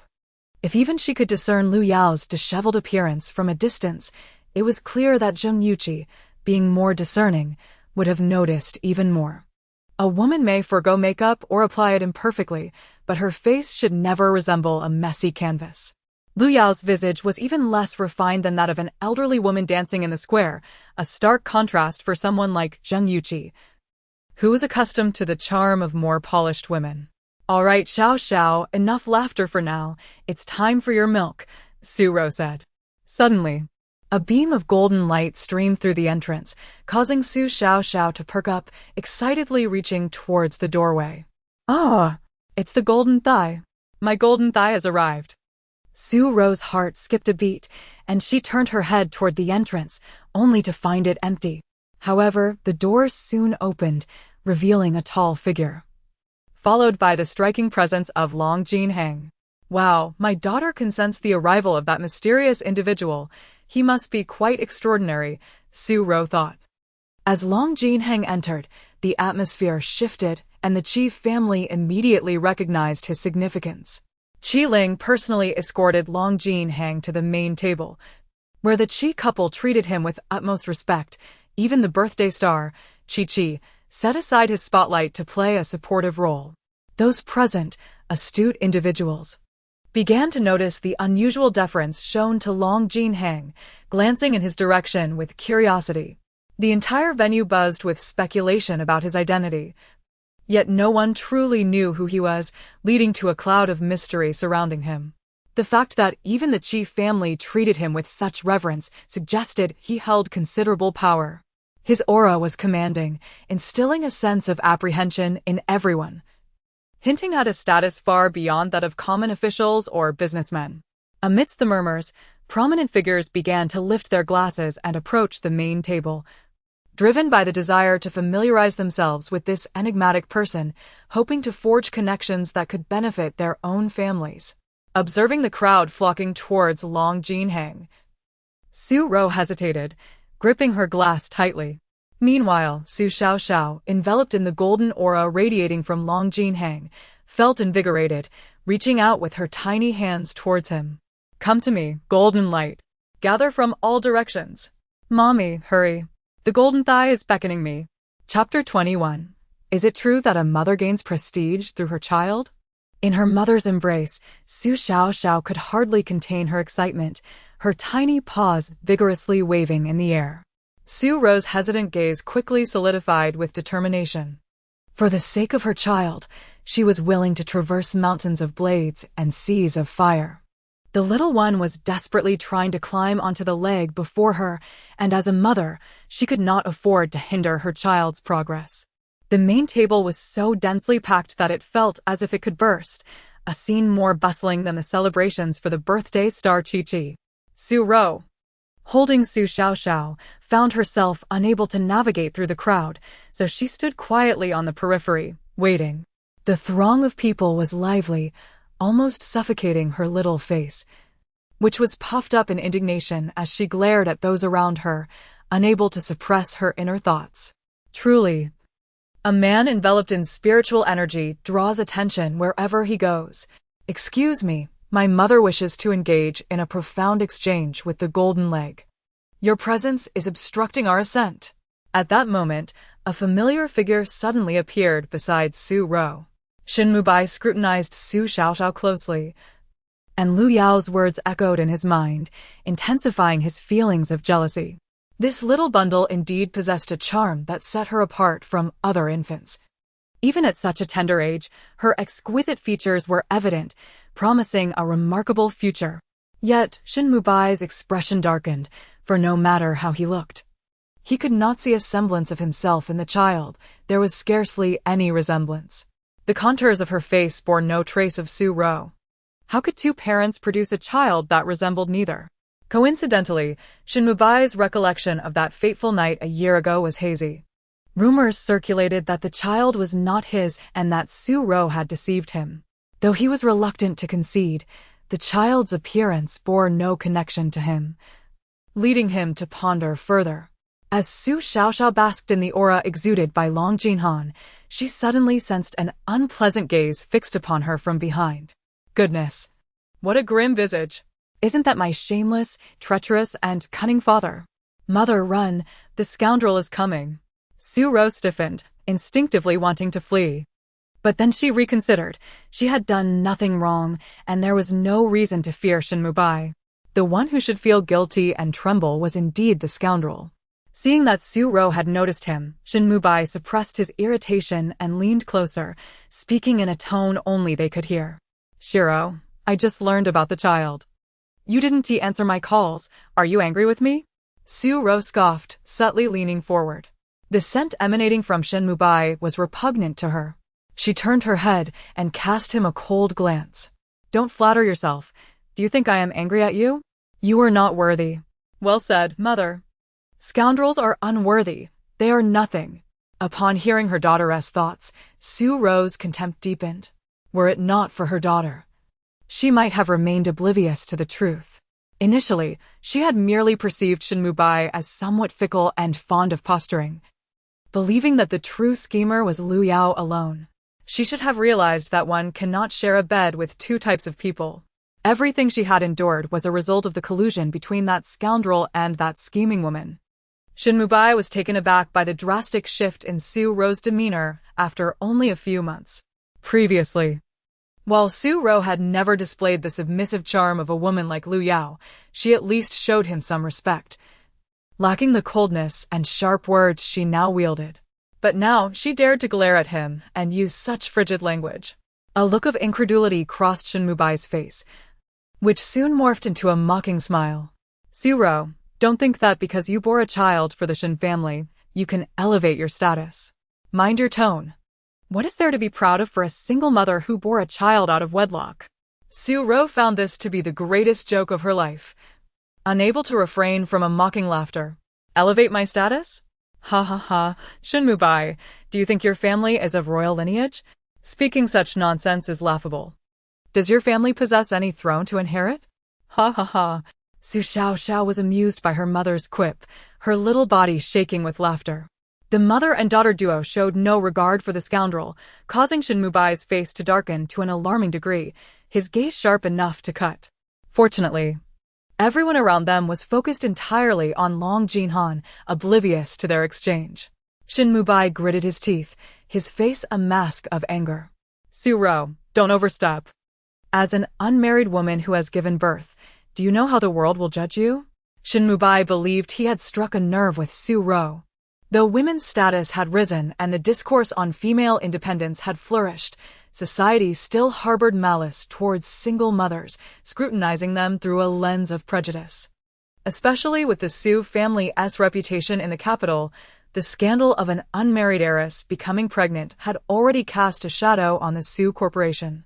Shin Mubai was confident that he could leverage this to subdue Su Ro, forcing her to realize that without the support of the Shin family and without his acknowledgement as a man, she would be left in disgrace. However, Su Ro was no longer the woman she once was. Su Xiaoxiao had bestowed upon her the courage to confront all of this. In the face of Shin Mubai's manipulative remarks, Su Ro merely smiled faintly, stroking the little head of her child in her arms, her heart filled with warmth. Since I have chosen to bring this child into the world, I am unafraid of what others may say about me. You need not concern yourself with that. Take care of yourself and your sister Lu Yao. Upon hearing Su Ro mention Lu Yao, Shin Mubai immediately grasped the situation. So, it turned out, the woman was merely jealous of his closeness with Lu Yao. Shiro, don't be silly. My relationship with Lu Yao is not as you perceive. We are engaged and have a child together. Lu Yao is quite obedient. I do not want you to misunderstand her. Su Ro, once again, found herself laughing in disbelief. Had it been before, she would have been infuriated, demanding to know who his real girlfriend was. But now, she simply found it ridiculous. Her daughter was right. Scoundrels and schemers should be forever locked together. Not only was she no longer jealous, but she also felt compelled to push them together, ensuring they would be bound, lest they cause harm to others. Chapter 22, Desiring to cut off the scoundrel father Shin Mubai. Rest assured, my dear daughter will take care of herself. No need for your concern. As for Lu Yao, I have never targeted her. Your relationship is none of my business. Play however you wish. Su Ro was acutely aware that if it weren't for Shin Mubai's own issues, Lu Yao would never have had the opportunity to exploit him. Ultimately, it was Shin Mubai's own shortcomings that led to this predicament.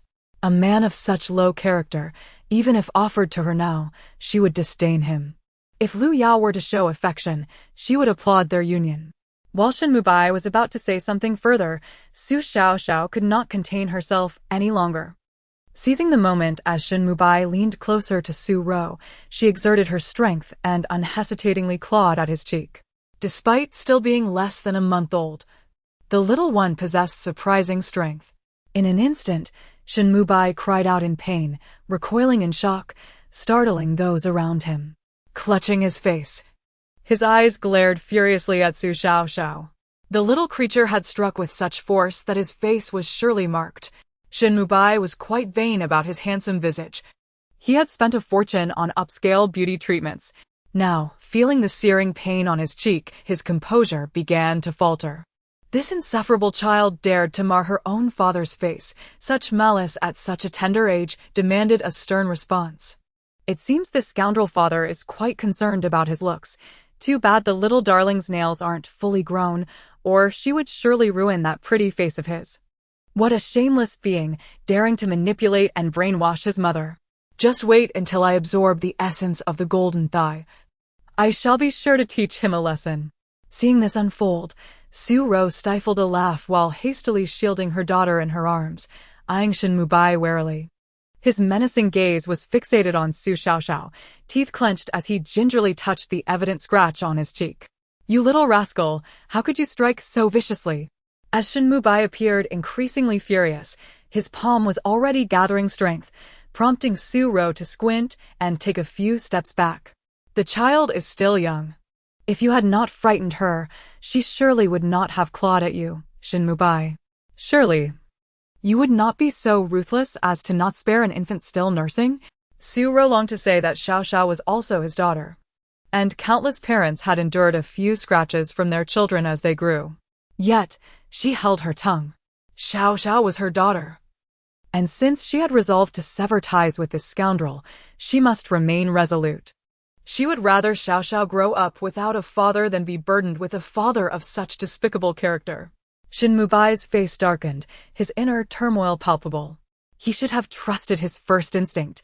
He could never truly bond with this daughter, their fates at odds. Although the little thing was undeniably adorable, resembling a delicate doll. She bore no resemblance to him, especially with that innate hostility seemingly directed at him. Initially, he thought he was merely overthinking. How could such a small child harbor animosity? But now he was compelled to reconsider. This child might indeed be his nemesis.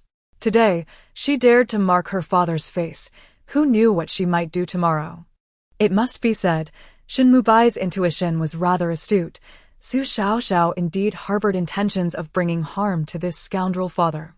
Marring his face was merely the first step. Had Su Xiaoxiao's strength been fully restored, the consequences for her father would have been far more dire. The two stood at an impasse, the onlookers captivated by the unfolding drama. Shin Mubai, wishing to maintain his social standing, had no choice but to relent. Su Ro sighed in relief.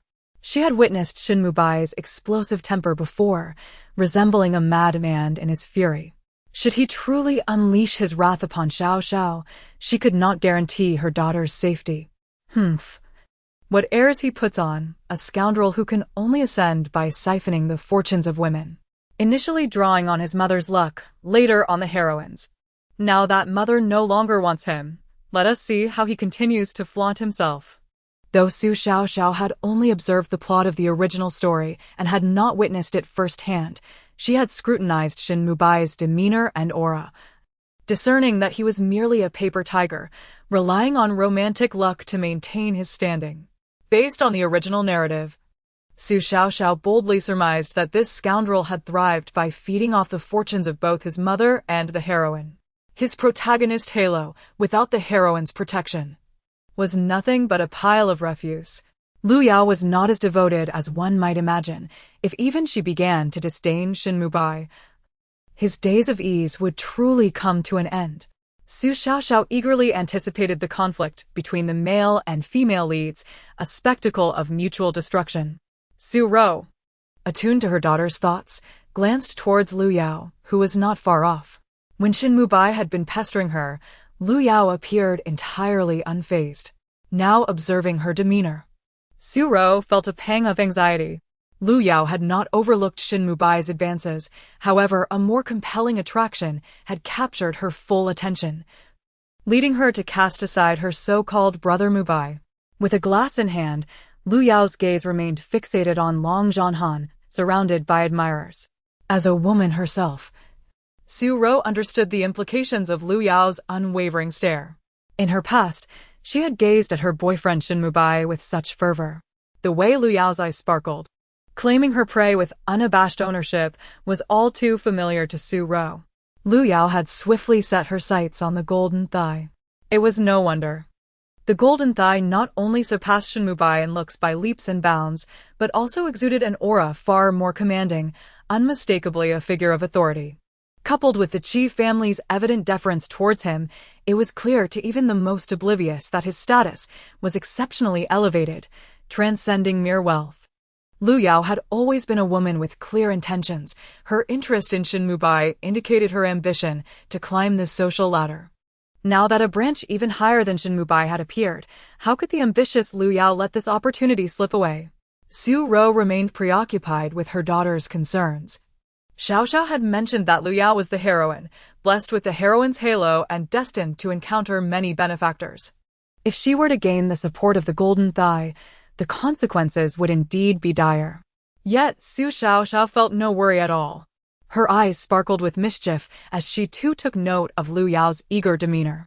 In her eyes, however, Lu Yao's aura was clearly at odds with that of the Golden Thigh. The Golden Thigh, a character never before seen in the original story, was evidently not meant for the male and female leads.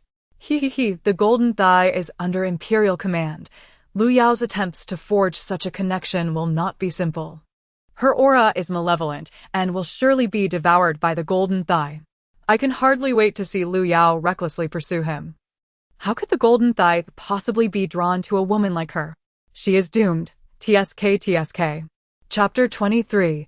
A desire to snuggle in the embrace of the Golden Thigh. Upon hearing her daughter's heartfelt thoughts, Su Ro felt a slight sense of relief. She then chose to disregard Shin Mubai entirely, lifting her glass and moving closer into the crowd.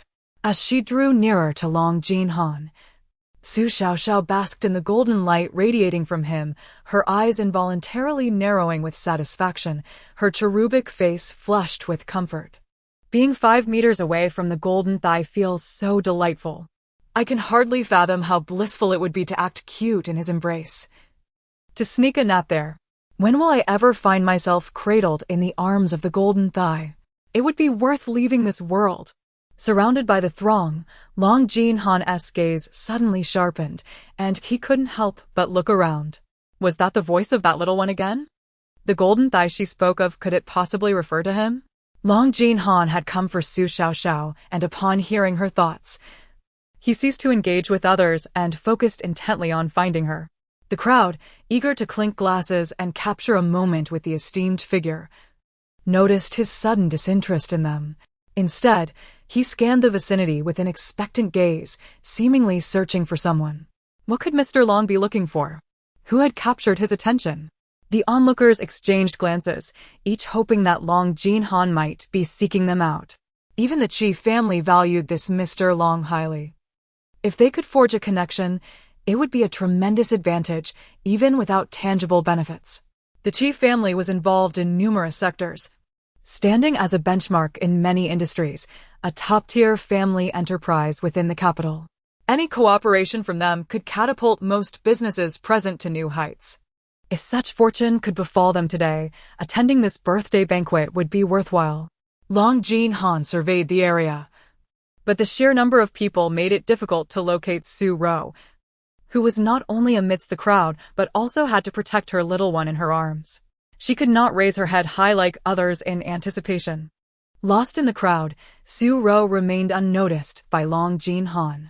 Meanwhile, Su Xiaoxiao, nourished by the golden light, felt her tiny body warm, and her spiritual energy gradually began to replenish.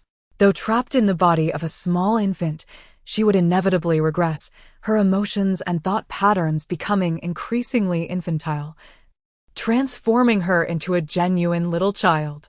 Yet, the skills of a mystic were ingrained in her very being, merging with her soul. As her inner spiritual energy slowly revitalized, she would soon be able to wield her mystical arts. Determined not to miss any opportunity to regain her strength, Su Xiaoxiao lay in her mother's embrace, fervently absorbing the faint spiritual energy within the golden light. With each intake, she reveled in sheer delight. Let the brilliance of the Golden Thigh shine even brighter. Who knows when the next opportunity will arise? Today, I must absorb enough to leave him completely drained. I absorb eagerly. This is so blissful. If I could enjoy a splendid nap in the embrace of the Golden Thigh, perhaps I would awaken capable of casting spells with a mere flick of my hand. Lost in daydreams of her regained prowess and potential triumphs, Su Xiaoxiao became so enraptured that she drooled profusely. Su Ro glanced down at her daughter, nearly gasping in surprise. Realizing what had happened, she hurriedly used a napkin to wipe the little one's mouth and neck.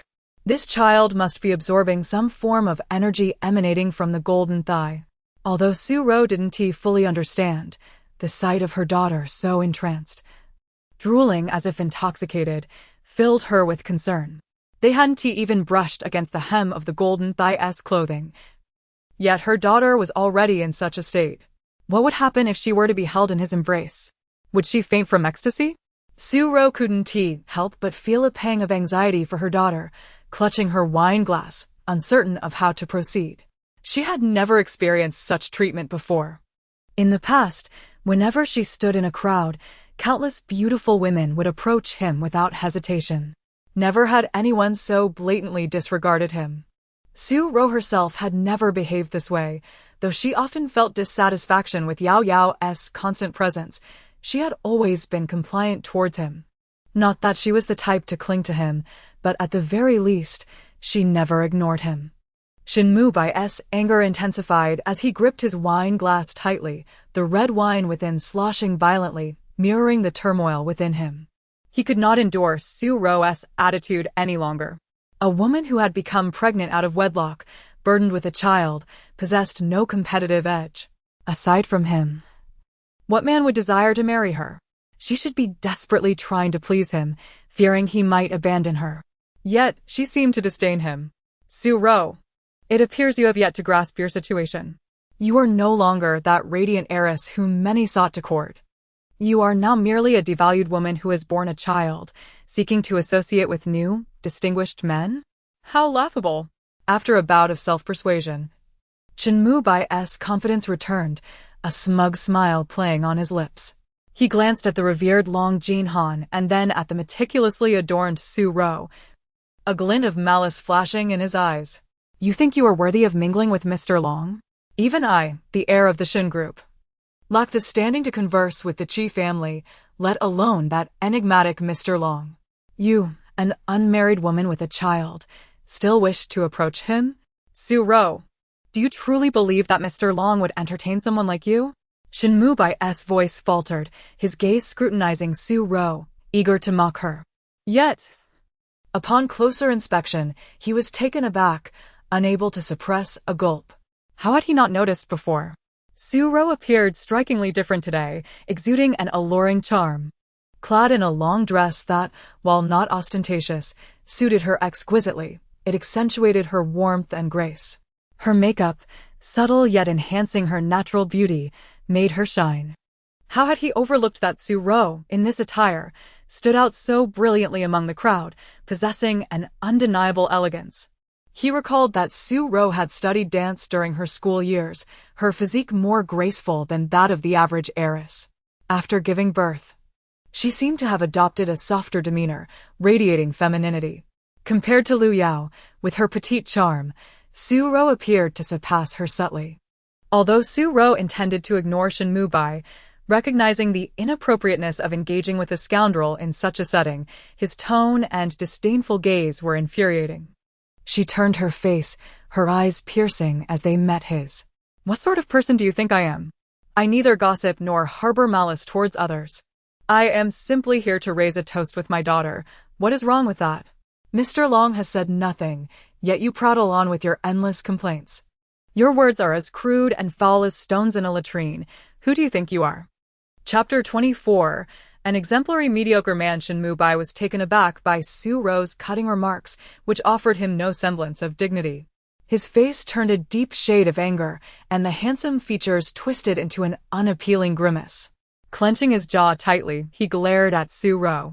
Su Ro, do not presume that bearing me a child grants you any power. If I choose not to marry you, no one else will want you. Do you think the life of a single mother will be easy? Shin Mubai harbored an intrinsic disdain for women, particularly those who had borne children, whom he deemed less valuable.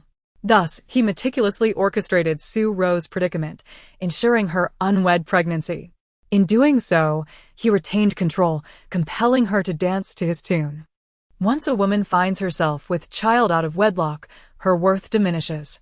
All customary gifts and dowries could be dismissed. A mere child could render a woman utterly dependent. Su Ro, upon hearing Shin Mubai's statements, was incensed to the point of laughter, finding him ridiculous, akin to a relic of a bygone era. Shin Mubai. You are a university graduate and have even studied abroad. How can you still espouse such views? In your eyes, we women are mere appendages to men, are we? Without you, we cannot thrive? Su Ro could hardly believe her ears. She never anticipated that Shin Mubai was not only a scoundrel, but a thoroughly despicable one.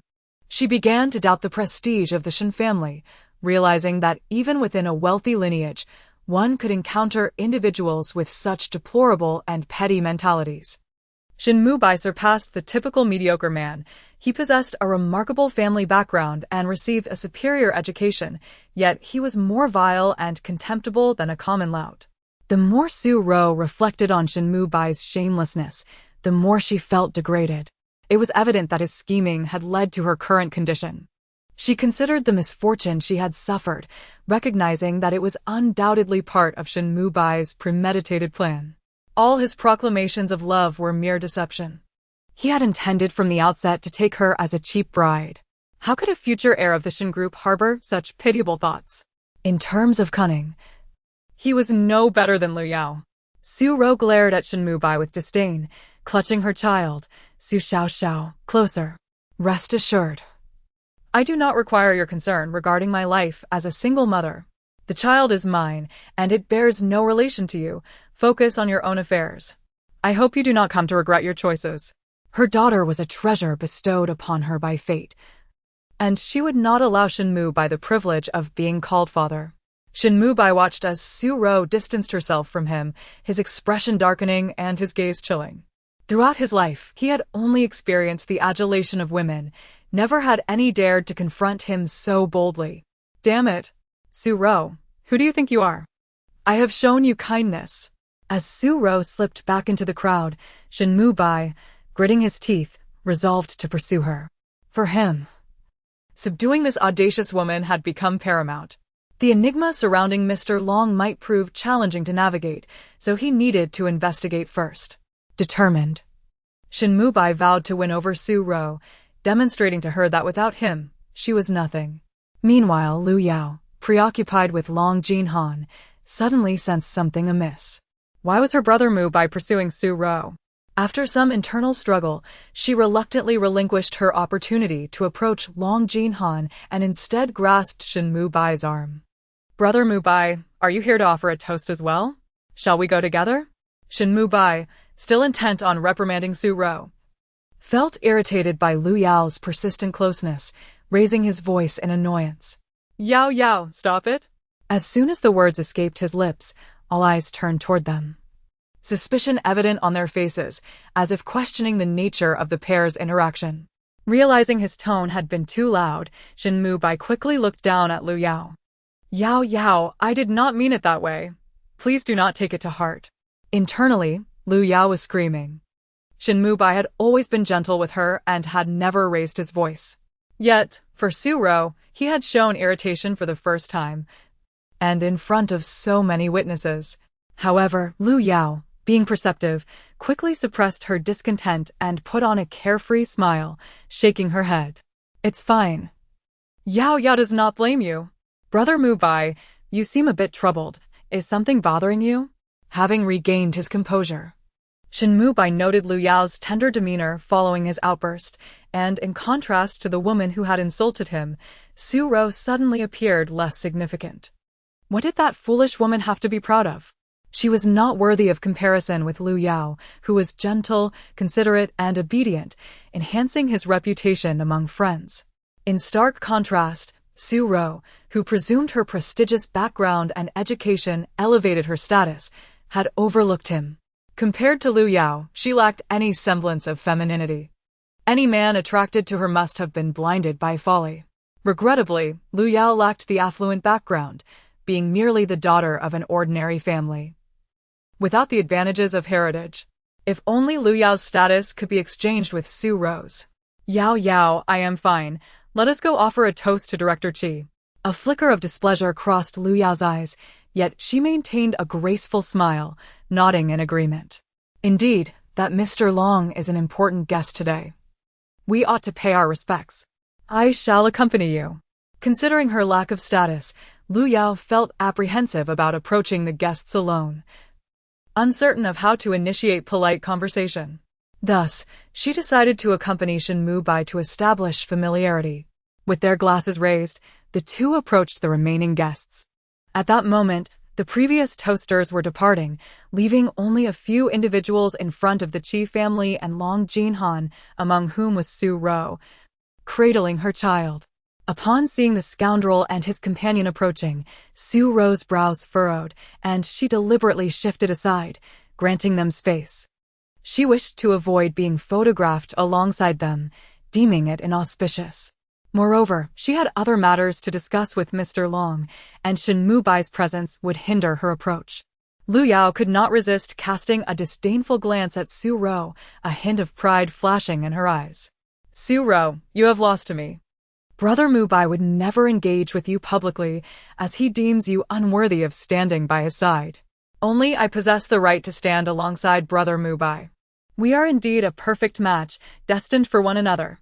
Chapter 25, Oh my. The Golden Thigh has a love child.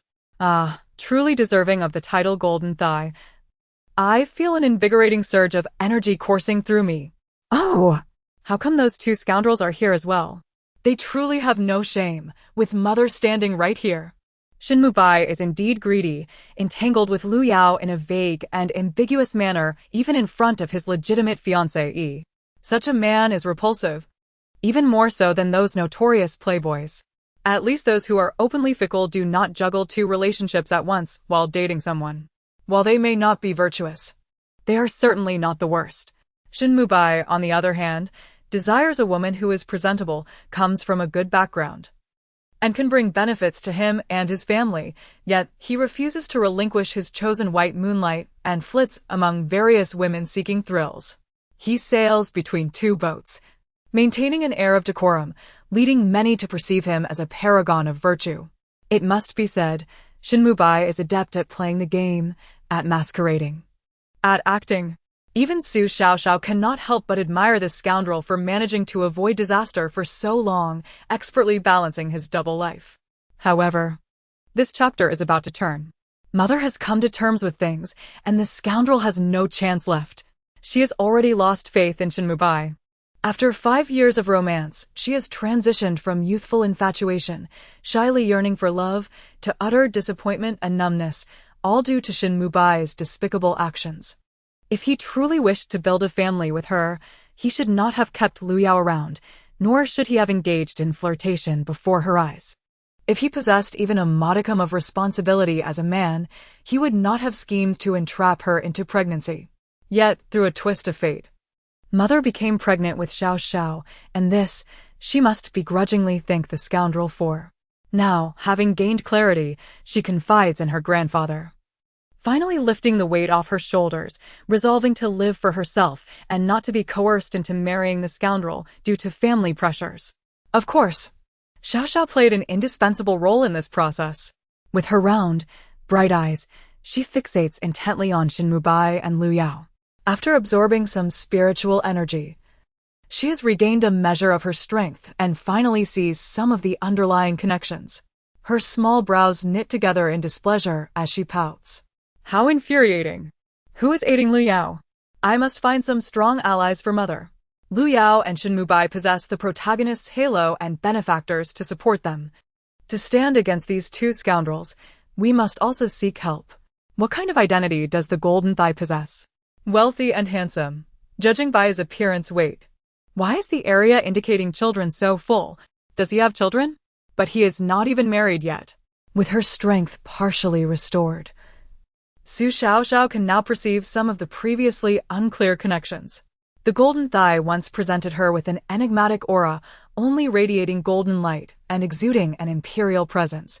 But now she can discern a fullness in the area denoting children, indicating that he has indeed fathered offspring. A bold thought suddenly sprang to her mind. Could the Golden Thigh, like Mother, also have a love child? How fortuitous! Su Xiaoxiao, internally reveling in this revelation, gasps in surprise, her mouth forming an O shape large enough to fit a quail egg. Little did she know, her thoughts were overheard by Su Ro and Long Jinheng. In an instant, both of their expressions froze, their eyes reflecting intense shock. Su Ro's beautiful eyes widened, unable to resist stealing a glance at Long Jinheng. Could he, like her, have a love child? It is said that many wealthy and powerful men, due to their flirtations, often have love children. It is quite normal. Suddenly, Su Ro found herself in a dilemma. A man with a love child is likely not a respectable person, and the possibility of her being similarly manipulated into having a baby is very low. In this case, it seems Long Jinheng might not be a good man after all. Should she truly allow her daughter to be associated with someone like him? Meanwhile, Long Jinheng, equally stunned, felt a bead of cold sweat form on his brow. A sudden father? What does that little one mean? When did his childbearing area become so full? Just last month, he had consulted Master Jingchan about his circumstances. If his area was indeed full, Master Jingchan would have certainly alerted him. It seems he is still a virgin. His standards for a partner are exceedingly high, as not just any woman can approach him or share his bed. He has no recollection of ever being intimate with a woman. Wait, a year ago. He seems to have. Unbeknownst to Su Xiaoxiao, her thoughts have left both individuals in disarray. Especially Long Jinheng, who feels as though he has received distressing news, becoming increasingly restless. A year ago, he did indeed have a one-night stand. However, due to that experience being his first drunken escapade, and waking up to find no woman beside him, he had assumed it was merely a vivid dream. Now that he thinks back on that night of passion, it seems it was not a dream at all. He distinctly remembers a sense of release and comfort unlike anything he had ever experienced. Wait, the expression on the golden thigh seems off. Why is he sweating profusely? Su Xiaoxiao, unaware of the chaos her thoughts have caused, innocently remarks, while the golden thigh is now drenched in sweat. Chapter 26. Greetings, Mr. Long. My name is Lu Yao. At that moment, Lu Yao seized the opportunity, suddenly pulling Shin Mubai to sidestep several individuals in front of them, and was the first to approach Long Jinheng. Though she claimed to be toasting the Qi family, the true objective of everyone present was Long Jinheng. While others might engage in polite exchanges with the Qi family first before approaching Mr. Long, Lu Yao's intent was crystal clear. Her gaze was firmly fixed on Long Jinheng, her heart racing uncontrollably at his striking handsomeness, rendering her breathless and causing a rosy hue to creep over her cheeks. Hello, Mr. Long. I am Lu Yao, and this is Shin Mubai, the future heir of the Shin Group. It is truly an honor to meet someone of your stature here. May I share a drink with you? Lu Yao, consumed by impatience, spoke before others could react, fearing she might be reprimanded for cutting in line. Shin Mubai was caught off guard by Lu Yao's sudden pull, unprepared for the situation. By the time he gathered his wits, it was too late. Lu Yao's eagerness made him feel an intense flush of embarrassment, as he perceived her behavior as rather unrefined. Oblivious to the reactions around her, Lu Yao was unaware of Shin Mubai's displeasure, her eyes locked onto Long Jinheng. To her astonishment, the enigmatic guest appeared even more handsome up close than she had imagined, exuding an unparalleled charisma. Seated casually, he seemed to radiate light, rendering it impossible for her to look away. In comparison, Shin Mubai suddenly appeared dull and unremarkable, as if he had faded into the background. Indeed, without comparison, there is no harm. The contrast between Long Jinheng and Shin Mubai was stark, akin to the difference between heaven and earth. Once considered quite handsome, Shin Mubai now seemed pale and insipid beside Long Jinheng, resembling a frail creature that had not eaten. His once distinctive features lost their vibrancy when juxtaposed with Long Jinheng's allure. Even Shin Mubai's usual air of confidence was overshadowed by Long Jinheng's noble presence, making him seem like a mere clown. Su Ro blinked several times, and upon confirming her eyes were not deceiving her, she couldn't help but reflect on her past. Why had she ever thought Shin Mubai was handsome? When she first met him during her university years, she had felt her heart flutter for quite some time. For the next 2 years, no other handsome man could capture her attention, not even the most popular campus heartthrob who pursued her. She had outright rejected him. In hindsight, her previous infatuation with Shin Mubai had been a grave error, and Long Jinhong's arrival had completely eclipsed him. After chastising her former self, Su Ro felt a surge of satisfaction. Shin Mubai had always been self-absorbed and arrogant, exuding an air of superiority. Reflecting on their past interactions, she realized how much his behavior had influenced her judgments. Long Jinhong had effectively humbled Shin Mubai, demonstrating what true charisma looked like, providing her a sense of vindication. Su Ro regarded Long Jinhong with newfound admiration. Regardless of his character behind closed doors, today he had indirectly avenged her grievances. She resolved to inquire later if her daughter could achieve her wishes. Initially annoyed by Lu Yao's blatant disregard for decorum, Shin Mubai was momentarily distracted when he made eye contact with Long Jinhong, a profound sense of defeat washing over him. Who exactly was this Mr. Long? Growing up among the wealthy elite, he had encountered all manner of powerful individuals, yet Long Jinhong possessed an aura he had never encountered before. This sensation was beyond words. Just a single glance had shattered the confidence and pride he had built over the years. Striving to mask his humiliation, Shin Mubai tightened his grip on the wine glass, attempting to compose himself by straightening his back and adjusting his collar. Yet, no matter how hard he tried to reassure himself, he could not revive the arrogance he once held. As he slumped, resembling a defeated rooster, Su Ro couldn't suppress a smile. It seemed that dealing with someone like Shin Mubai was straightforward. All it took was Long Jinhong. How had he once been so self-assured and lofty? Such a self-important individual could also feel dwarfed and insecure? Su Xiaoxiao, amused, watched intently, her heart swelling with joy. Huh. Look at the scoundrel, wilted like a frostbitten eggplant. What's happening here? I see. He must be intimidated by the aura of the golden thigh. In the presence of a truly powerful man, Shin Mubai is nothing more than a paper tiger. No, not even that. He barely qualifies as a rat from the gutter.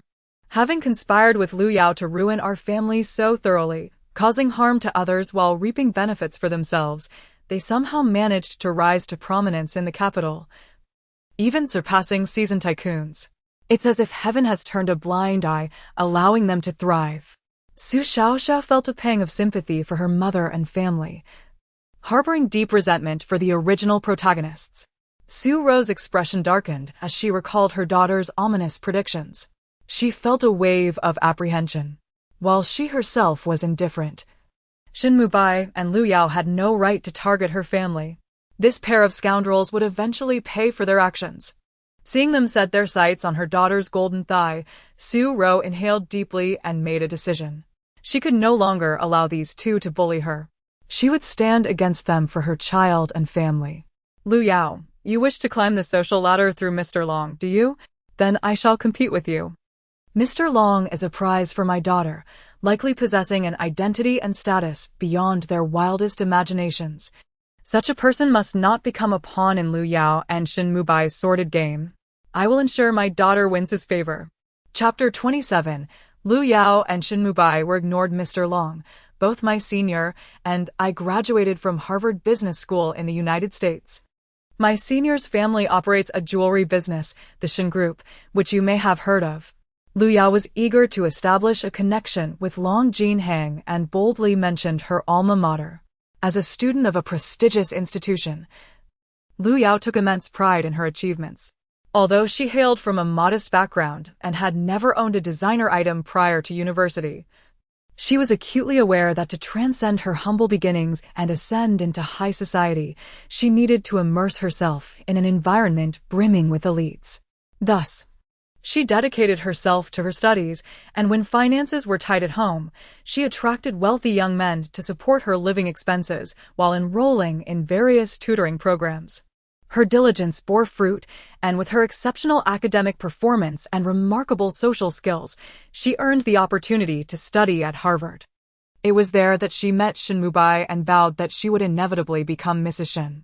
The wealth generated by a single business transaction from the Shin family was enough for her to indulge for a lifetime.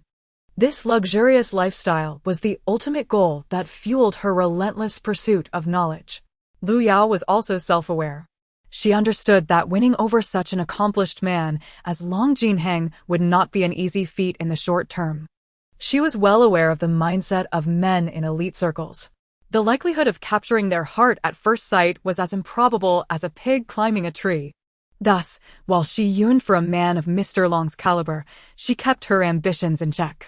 At that moment, the priority was to establish mutual recognition with Mr.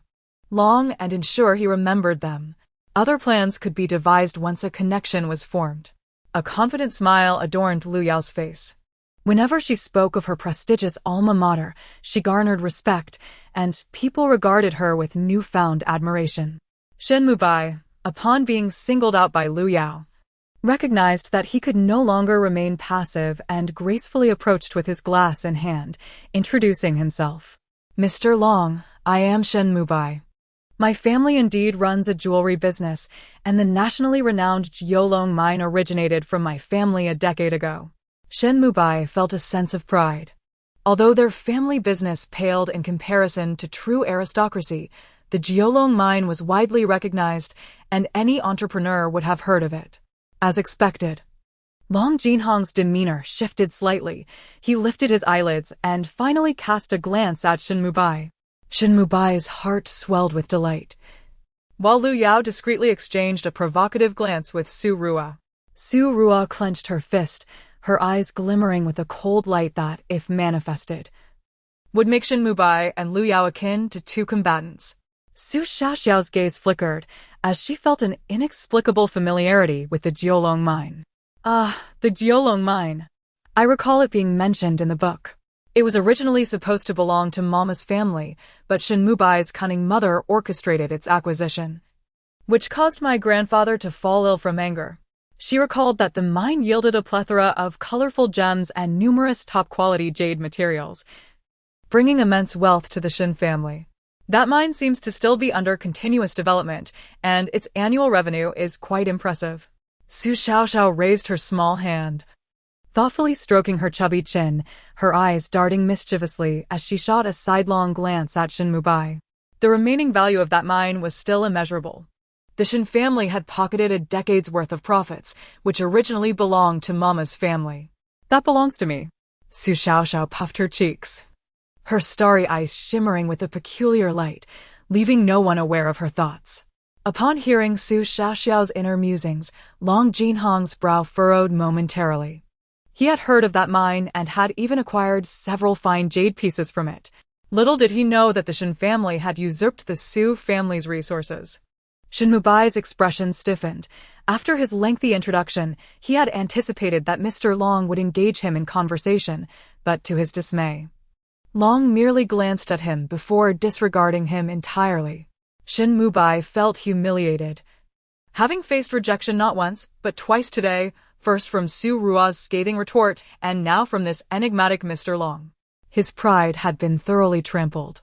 Unwilling to give up, Lu Yao attempted to initiate dialogue with Mr. Long once more. Seizing the opportunity, Su Rua gently approached while cradling Su Xiaoxiao, her tone soft as she interrupted Lu Yao. Mr. Long, taking advantage of the occasion of the Qa family's daughter's birthday, I brought my daughter Xiaoxiao here to express our gratitude for your previous assistance. That evening, both Qi Ling and Mr. Long had unexpectedly appeared at her family's villa, and she had completely forgotten to thank them. Today, she intended to help her daughter establish a connection with Mr. Long, and beginning with gratitude was most fitting. The Qi family members were astonished to hear that Mr. Long had assisted Su's daughter. Qi Ling smirked, thinking to himself that he too had benefited from Mr. Long's assistance, but dared not voice it in his presence. Seeing his parents' curiosity, Qi Ling took the initiative to explain. Everyone present was keenly interested in Su Rua's words.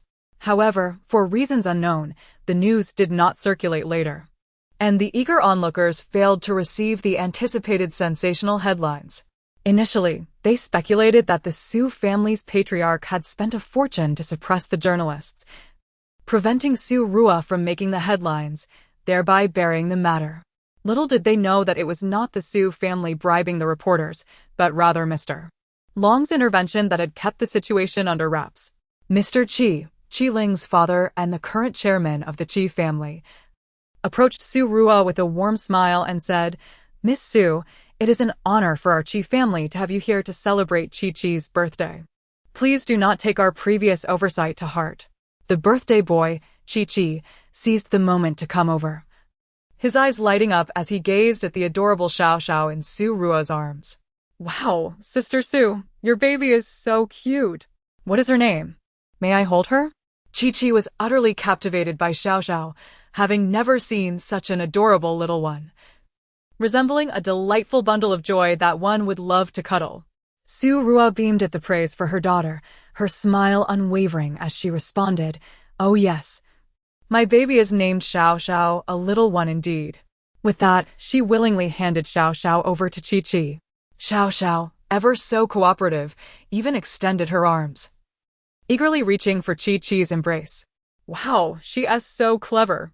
She knows I want to hold her and even reaches out." Chi-Chi, already fond of children, found it impossible to contain his affection for Xiaoxiao any longer. Observing Su Rua mingling harmoniously with the Qi family, the atmosphere was exceptionally warm, leaving the surrounding crowd in awe. Lu Yao and Shin Mubai, witnessing this, felt their expressions twist in disbelief, their fists clenched in frustration and embarrassment. They were blatantly ignored by Mr. Long and the Qi family, who had yet to utter a single word to them. Yet, with Su Rua, everyone suddenly turned eager and welcoming. How could they treat her, a woman who had become pregnant out of wedlock, with such warmth? What gave her the right? Chapter 28. Let me hold you. Lu Yao reveled in the adoration of those around her, particularly unable to bear watching her rival, Su Ro, bask in even greater favor. The sight of the Qi family attending to Su Ro and her child provoked a tempest of jealousy within her. Why did they treat Su Ro with such warmth? Was the Su family truly so significant in the eyes of the Qi family? Observers could discern the almost deferential attitude the Qi family displayed towards Su Ro. In a gathering populated by numerous distinguished families, each possessing considerable stature, even they were compelled to temper their demeanor in the presence of the Qi family. To thrive within the capital's elite circles, one must court the Qi family with utmost respect. Mr. Qi, a man of 60, was known for his stern demeanor and rarely smiled, exhibiting a polite yet distant attitude towards everyone. Yet, in a surprising turn, he lowered himself before Su Ro. Could it be that Su Ro shared a unique connection with Mr. Long? Was this the reason for the Qi family's exceptional regard for her? The onlookers, intrigued, discreetly observed the once controversial Su family heiress who had quietly given birth to an illegitimate child, hoping to discern what made her so remarkable. Sitting beside Lu Yao, Shin Mubai noted her loss of composure, her face contorting with rage. Upon closer inspection, her uneven makeup had begun to crack, presenting an unflattering visage. Shin Mubai inhaled sharply. Lu Yao, who was typically astute and composed, had embarrassed him on multiple occasions today, abandoning her usual grace. Her unrestrained remarks could tarnish his reputation in front of the Qi family. "Yao, please maintain your composure. Haven't you embarrassed us enough today?" Despite his disappointment in her behavior, he could not bring himself to chastise her harshly, for she had been his cherished moonlight since university. At his request, Lu Yao's expression darkened, yet she gradually regained her composure, bowing her head to conceal her icy glare beneath her disheveled hair. In the meantime, Su Xiaoxiao was cradled in the arms of Chi-Chi. Though merely 18, Chi-Chi, a scion of a prestigious family, had no airs of entitlement and handled the infant with remarkable skill, clearly enjoying the moment. Chi-Chi's embrace is so warm, almost as comforting as Mama's. She's not at all like a spoiled heiress. It's truly refreshing, thought Su Xiaoxiao, reveling in the affection, her chubby cheeks flushed with delight. Unable to resist, Chi-Chi planted a kiss on her rosy cheek. "Oh dear, how embarrassing. I've been kissed by a beautiful lady." Su Xiaoxiao, exhibiting increasingly infantile behavior, kicked her short legs in joy, flashing a gummy smile. The Qi couple exchanged surprised glances. Although their daughter adored children, her standards were quite high. And this marked the first time she had held a baby for such an extended period. Mr. Qi, with decades of experience, sensed that Mr. Long seemed to regard this mother-daughter pair with particular interest. Coupled with what Qi Ling had mentioned, it became evident that Mr. Long had hinted that the Su family should indeed be invited.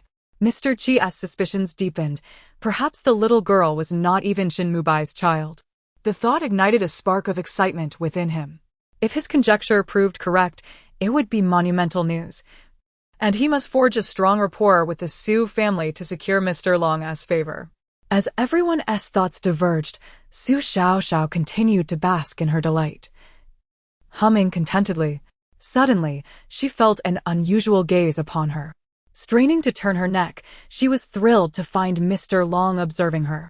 Overcome with excitement, she stretched her tiny arms towards him, babbling incoherently. "Oh, my esteemed gentleman. Please hold me too. I need your warm embrace." Suro could not help but rub her forehead in exasperation. "Darling, we must maintain our decorum. We are young ladies." But Su Xiaoxiao was undeterred, convinced this might be her last chance. If she failed to secure Mr. Long's embrace today, she would surely wake in tears that night. With determination, she strained against Chi-Chi's hold, reaching out to Mr. Long with a pleading expression that practically screamed, "Hold me." "Oh dear, how mischievous." "It seems this little one already knows to seek the embrace of handsome men," Chi-Chi teased, laughing as she attempted to return Su Xiaoxiao to her mother's arms. This little rascal was surprisingly strong, and Chi-Chi feared she might drop her. However, she hesitated to place such a small child into Mr. Long's arms. Though she was uncertain of his background, the respect with which her family treated him spoke volumes. She imagined the repercussions if she were to thrust a diaper-clad infant into his embrace. As Su Xiaoxiao neared her mother, her emotions swirled. She was both elated and disheartened, her smile wavering as she grappled with whether to laugh or cry. "Oh, why must I suffer so? All I desire is a hug from the esteemed gentleman. Is that too much to ask? What have I done to deserve such punishment?" She lamented silently. Just then, an unexpected event unfolded before all. With hands imbued with the scent of dragon's saliva, Mr. Long effortlessly swept Su Xiaoxiao into his arms. A smooth, magnetic voice resonated, "Let me hold you." With a gentle smile, he cradled the little one, transforming her into an adorable accessory against his towering frame. "Ah, he is holding me. I've finally found my esteemed gentleman." Chapter 29. Su Xiaoxiao revels in the embrace of the golden thigh. Su Xiaoxiao quivered with excitement, her small frame trembling as her face flushed a delightful shade of red, resembling a cherry. Su's rose cheeks were slightly rosy as she pressed a hand against her chest, striving to suppress the peculiar sensations stirring within her. When Mr. Long drew near moments ago, her heart raced incessantly, a rhythm that had yet to subside. Even during her initial courtship with Shin Mubai, when she was still enveloped in the bliss of love, she had never felt such nervousness and shyness. It must be said that Mr. Long's allure was truly unparalleled, capable of making a woman who had just given birth feel as if her heart were fluttering like a startled fawn. Yet Su Ro was acutely aware of her new identity as a mother and the trauma inflicted by Shin Mubai, which had shattered her idyllic visions of love. To her, romance had become a triviality. Her only desire was for her family to remain healthy and safe, and for her daughter, Xiaoxiao, to grow up joyfully and smoothly. Unbeknownst to Su Xiaoxiao, her golden thigh had merely extended a hand, causing her mother's heart to momentarily falter. Cradled in Long Jinhong's arms, Su Xiaoxiao felt as though she were soaring. The ethereal aura emanating from him enveloped her in a heavenly embrace, far warmer and more comforting than basking in sunlight. This was Long Jinhong's first experience holding an infant, a newborn under a month old. Though his demeanor appeared calm and devoid of emotion internally, he was a bundle of nerves. The soft and delicate nature of this tiny human felt akin to cradling a ball of cotton. Long Jinheng finally grasped the meaning of cherishing something so fragile that one feared it might break. His cautious movements elicited a stifled giggle from Su Ro, who had regained her composure. It was evident that Mr. Long was inexperienced with children. His rigid posture and serious expression, with lips pressed into a thin line, betrayed his anxiety. Normally, a baby held by such a stern man would surely wail, yet their little Xiaoxiao seemed to revel in the moment, leaving her mother feeling quite embarrassed. Goodness, the baby was irresistibly adorable and exceptionally clever, appearing more astute than many toddlers, calm and collected. Indeed, Mr. Long clearly had no experience with children, yet the way she enjoyed his embrace was astonishing. Onlookers were captivated by this scene, initially astonished that Mr. Long, with such an imposing presence, would willingly hold a baby. However, their shock deepened upon witnessing Su Xiaoxiao's reaction. She was, without a doubt, the most well-behaved and intelligent infant they had ever encountered. Her star-like eyes sparkled with vibrancy, exuding a remarkable alertness. Why was it that Mr. Long treated her with such special regard? Lu Yao's mood soured as she silently vented her frustrations, her freshly manicured nails digging into her palm due to her anger. The pain in her hand paled in comparison to the indignation swelling within her. Her face darkened considerably. After all this effort, she found herself outshined by an infant. Gritting her teeth in frustration, she glanced up to find Shin Mubai fixated on the baby in Mr. Long's arms, his eyes gleaming with an intensity akin to that of a treasure hunter who had stumbled upon a rare gem. Instantly, her heart sank, and her expression grew even darker. She was all too aware of Shin Mubai's determined demeanor. That was his and Su Ro's child, and being held by Mr. Long elevated the child's status immensely. Knowing Shin Mubai, he would undoubtedly seek to forge a connection with his child. Would the age-old adage of maternal privilege apply to Su Ro as well? What, then, would become of her? She had sacrificed her dignity, enduring the whispers and judgment of others who labeled her a homewrecker, all in a bid to displace Su Ro and secure her position as a wealthy matriarch within the Shin family. Just as she had thought her status as Mrs. Shin was assured, a minuscule child had shattered her dreams. Unbeknownst to Shin Mubai, Lu Yao's thoughts were far from his mind. He was fixated on Su Xiaoxiao, and the more he considered her, the more he found her charming, regardless of whether she was truly his daughter. For now, he set aside thoughts of betrayal, realizing he must strive to secure this child. No one anticipated that Mr. Long would exhibit such tenderness toward an infant. Soon enough, many eyes were drawn to Su Xiaoxiao. In the embrace of her golden thigh, Su Xiaoxiao was blissfully absorbing the surrounding energy when she suddenly felt a chill, as if a shiver had crept down her spine. What was happening? She sensed someone was watching her.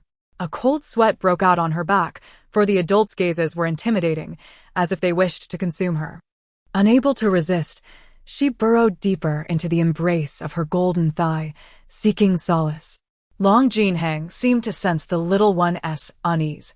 He loosened his suit jacket and nestled Su Xiaoxiao within its folds before surveying the crowd with a piercing, indifferent gaze that made those with ulterior motives flinch and avert their eyes.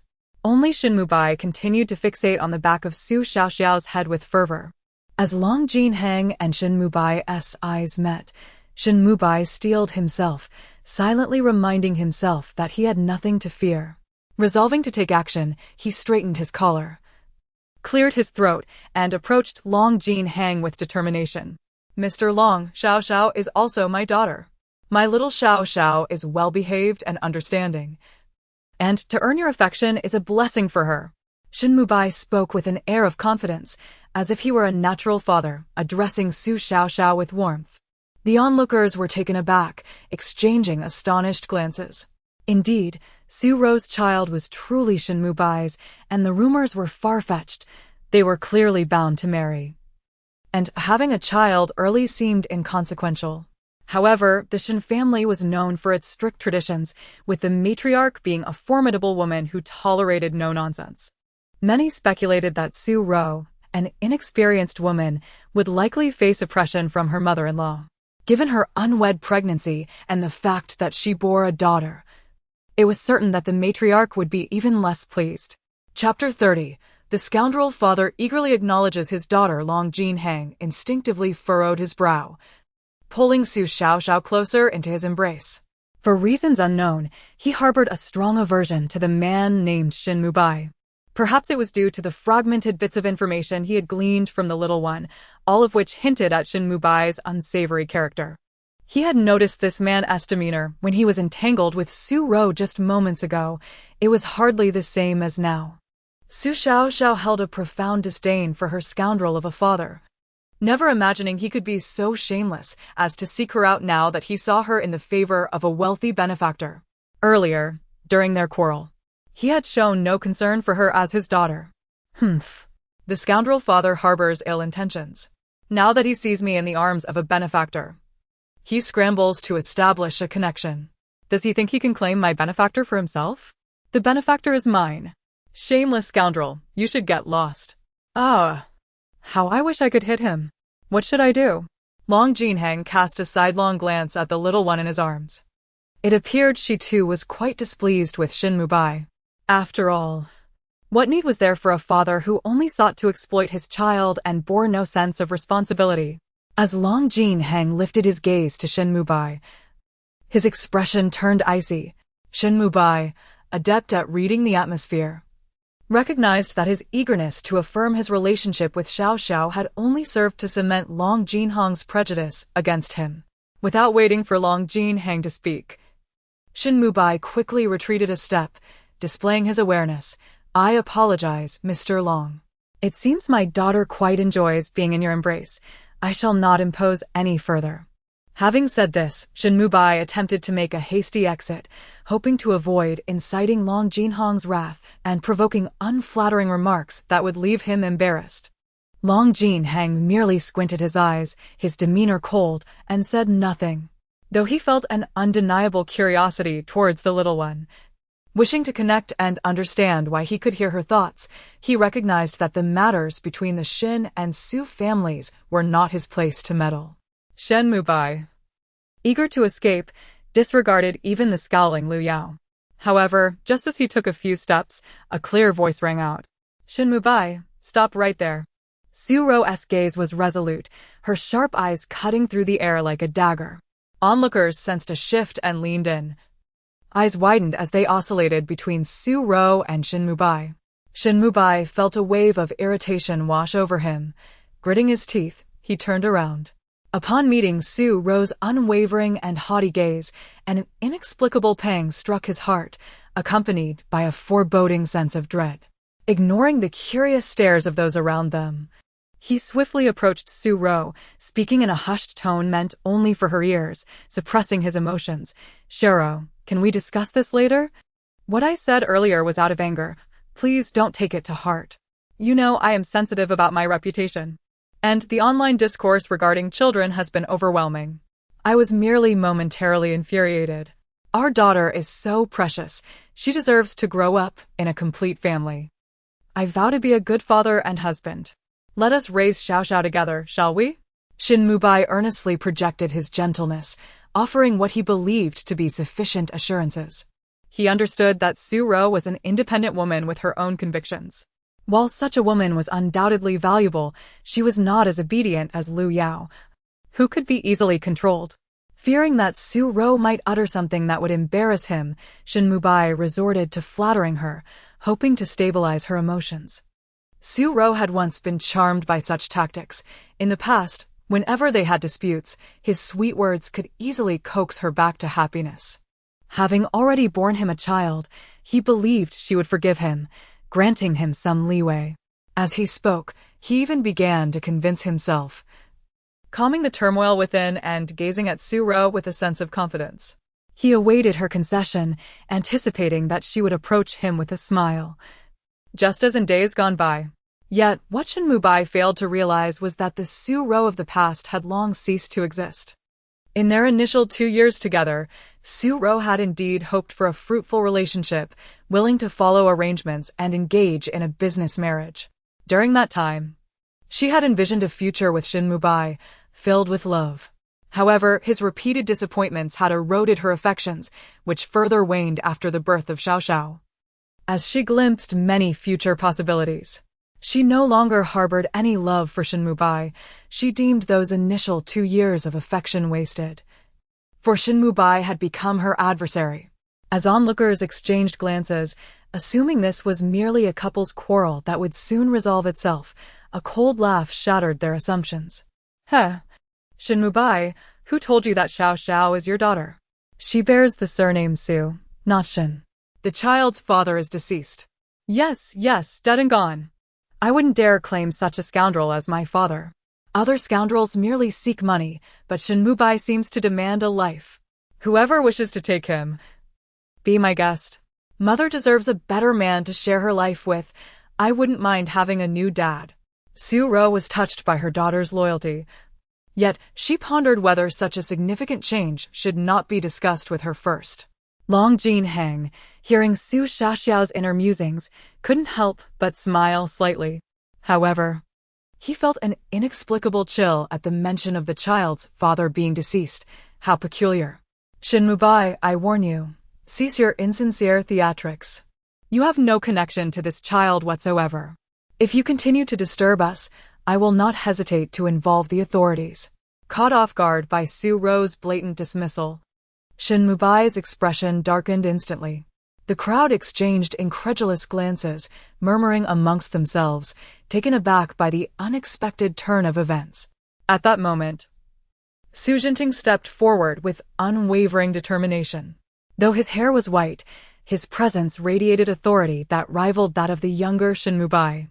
He positioned himself protectively in front of his daughter, his eyes filled with disappointment and anger as he glared at Shin Mubai.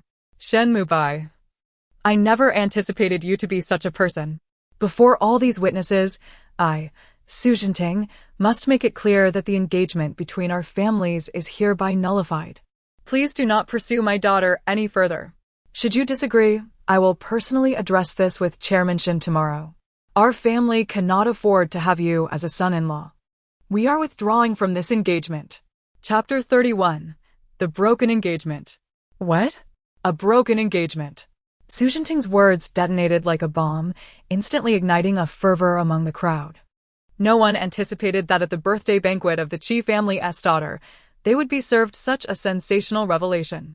Marriages among affluent families are commonplace in this circle, and both the Shin and Su families are venerable powerhouses in the jewelry industry.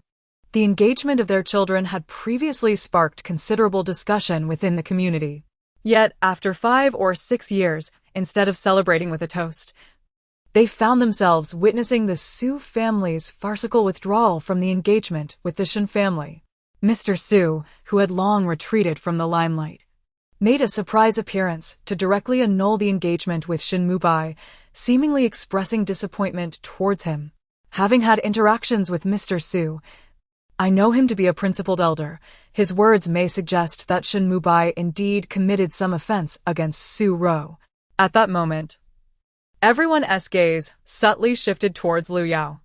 Many had taken notice of this pair today, a man with a fiancé attending a significant occasion with another woman while his fiancé cradled an illegitimate child. The implications of such a situation were unsettling to contemplate. Shin Mubai's actions were indeed perplexing. One could understand the anger it might incite in others. Among the attendees, only Liu Yao seemed genuinely pleased. The smile on her face was almost impossible to conceal, as she had longed to thwart the union between Su Ro and her beloved Mubai, and now it appeared that her wish had been effortlessly fulfilled.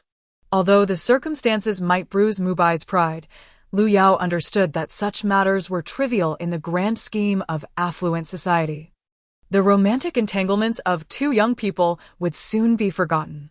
Although Mubai seemed crestfallen today, it would not be long before this incident faded from memory. With a heart brimming with joy after having endured a day filled with frustration, Liu Yao reveled in the good news. Su Ro, despite having such an exceptional man as Mubai, was dismissive. Her standards were clearly lofty. Now that she had an illegitimate child, other men would undoubtedly scoff at her. Lu Yao relished the thought of Su Ro living a lonely life, clinging to her unwanted offspring. With a triumphant glance at Su Ro, Lu Yao turned her attention to Shin Mubai. Her beloved Mubai had done nothing wrong, yet he was being bullied by the Su family. She felt a pang of sympathy for him. Poor Mubai, she would be his protector. Resolving her thoughts, Lu Yao strode confidently to Shin Mubai, her demeanor resolute. With a furrowed brow, she addressed Su Ro. If the engagement is to be broken, then so be it. My brother is not solely devoted to you, Su Ro. There are countless admirers of him, and without you, he shall thrive even more. Su Ro regarded Lu Yao with an icy indifference, recognizing the woman's duplicitous nature, sweet with some, venomous with others. Sensing that Lu Yao was about to unleash a torrent of accusations in defense of her beloved Mubai, Su Ro braced herself. Indeed, Lu Yao soon began to shed tears, lamenting Shin Mubai's plight. I witnessed how he cherished you. He endured the cold beneath the streetlight waiting for you, traversing the city to procure your favorite cake. His devotion was immense, yet you remained ungrateful. What kind of man could ever satisfy your insatiable desires? Each word from Lu Yao was a dagger aimed at Su Ro. Under normal circumstances, Su Ro would have engaged in a spirited debate with Lu Yao. However, now her only desire was to bless this despicable couple. A hypocrite and a cunning individual, truly a match made in heaven. Yet, if what Lu Yao said held any truth, perhaps Shin Mubai was still worthy.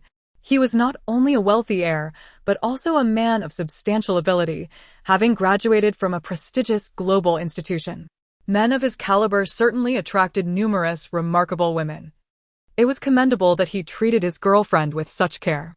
Lu Yao noticed the crowd's shift in favor of Mubai and felt a surge of pride, provoking Su Ro with a haughty gesture. Su Ro clenched her fists and inhaled deeply. Suddenly, she let out a light laugh, gazing at Lu Yao with pity.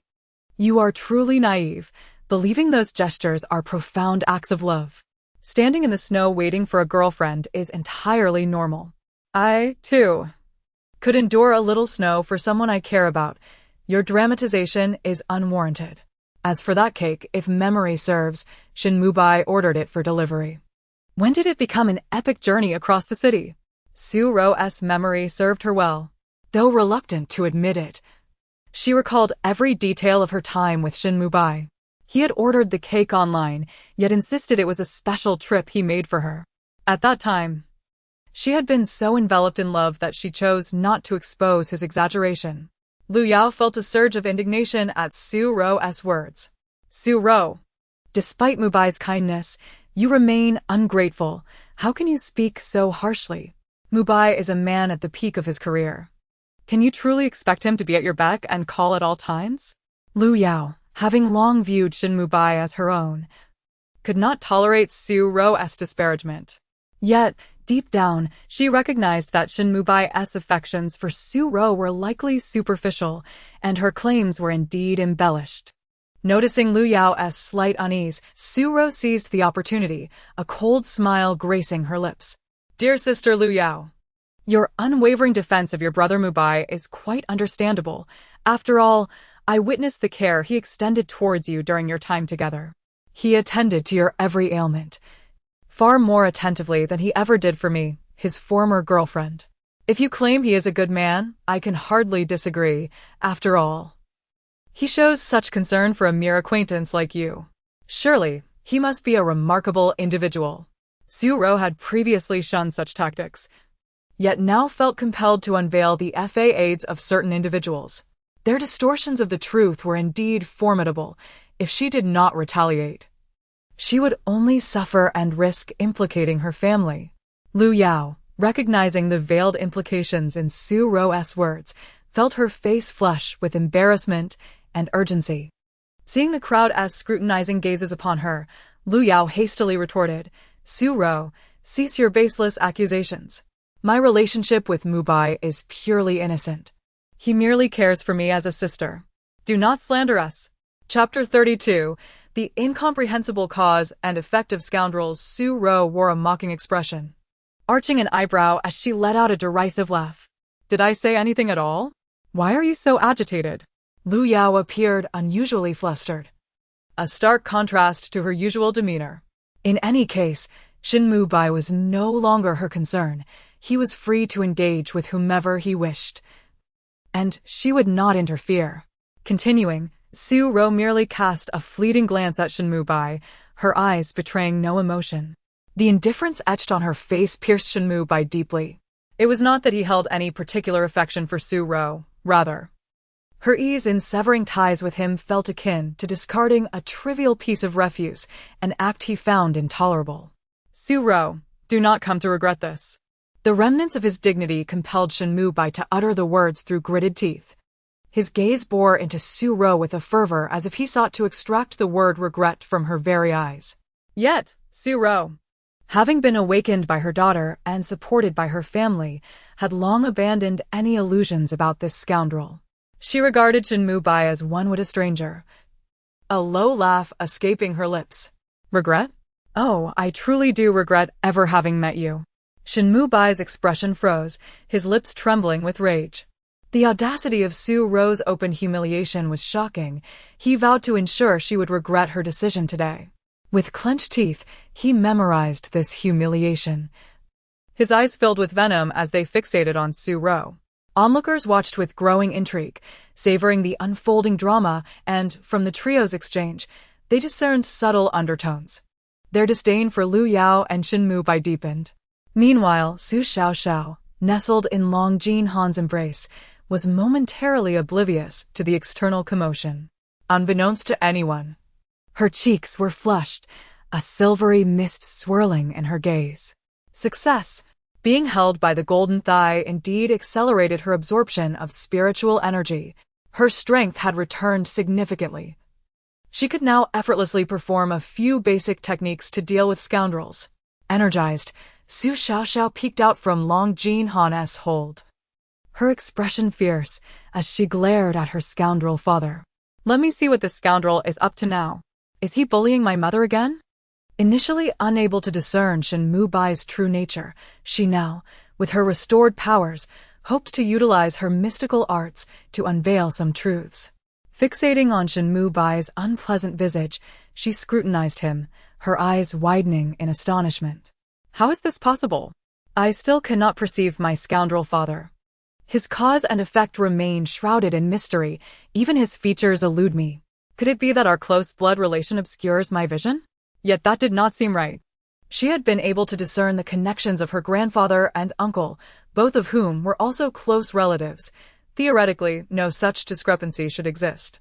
Or perhaps, because Shin Mubai is the male lead, entangled in an intricate fate with the female lead, Luo Yao, he is shielded by the protagonist's halo, preventing me from seeing through? Undeterred, Su Xiaoxiao examined Lu Yao's features, only to find both of them enshrouded in a fog, cloaked in mystery before her.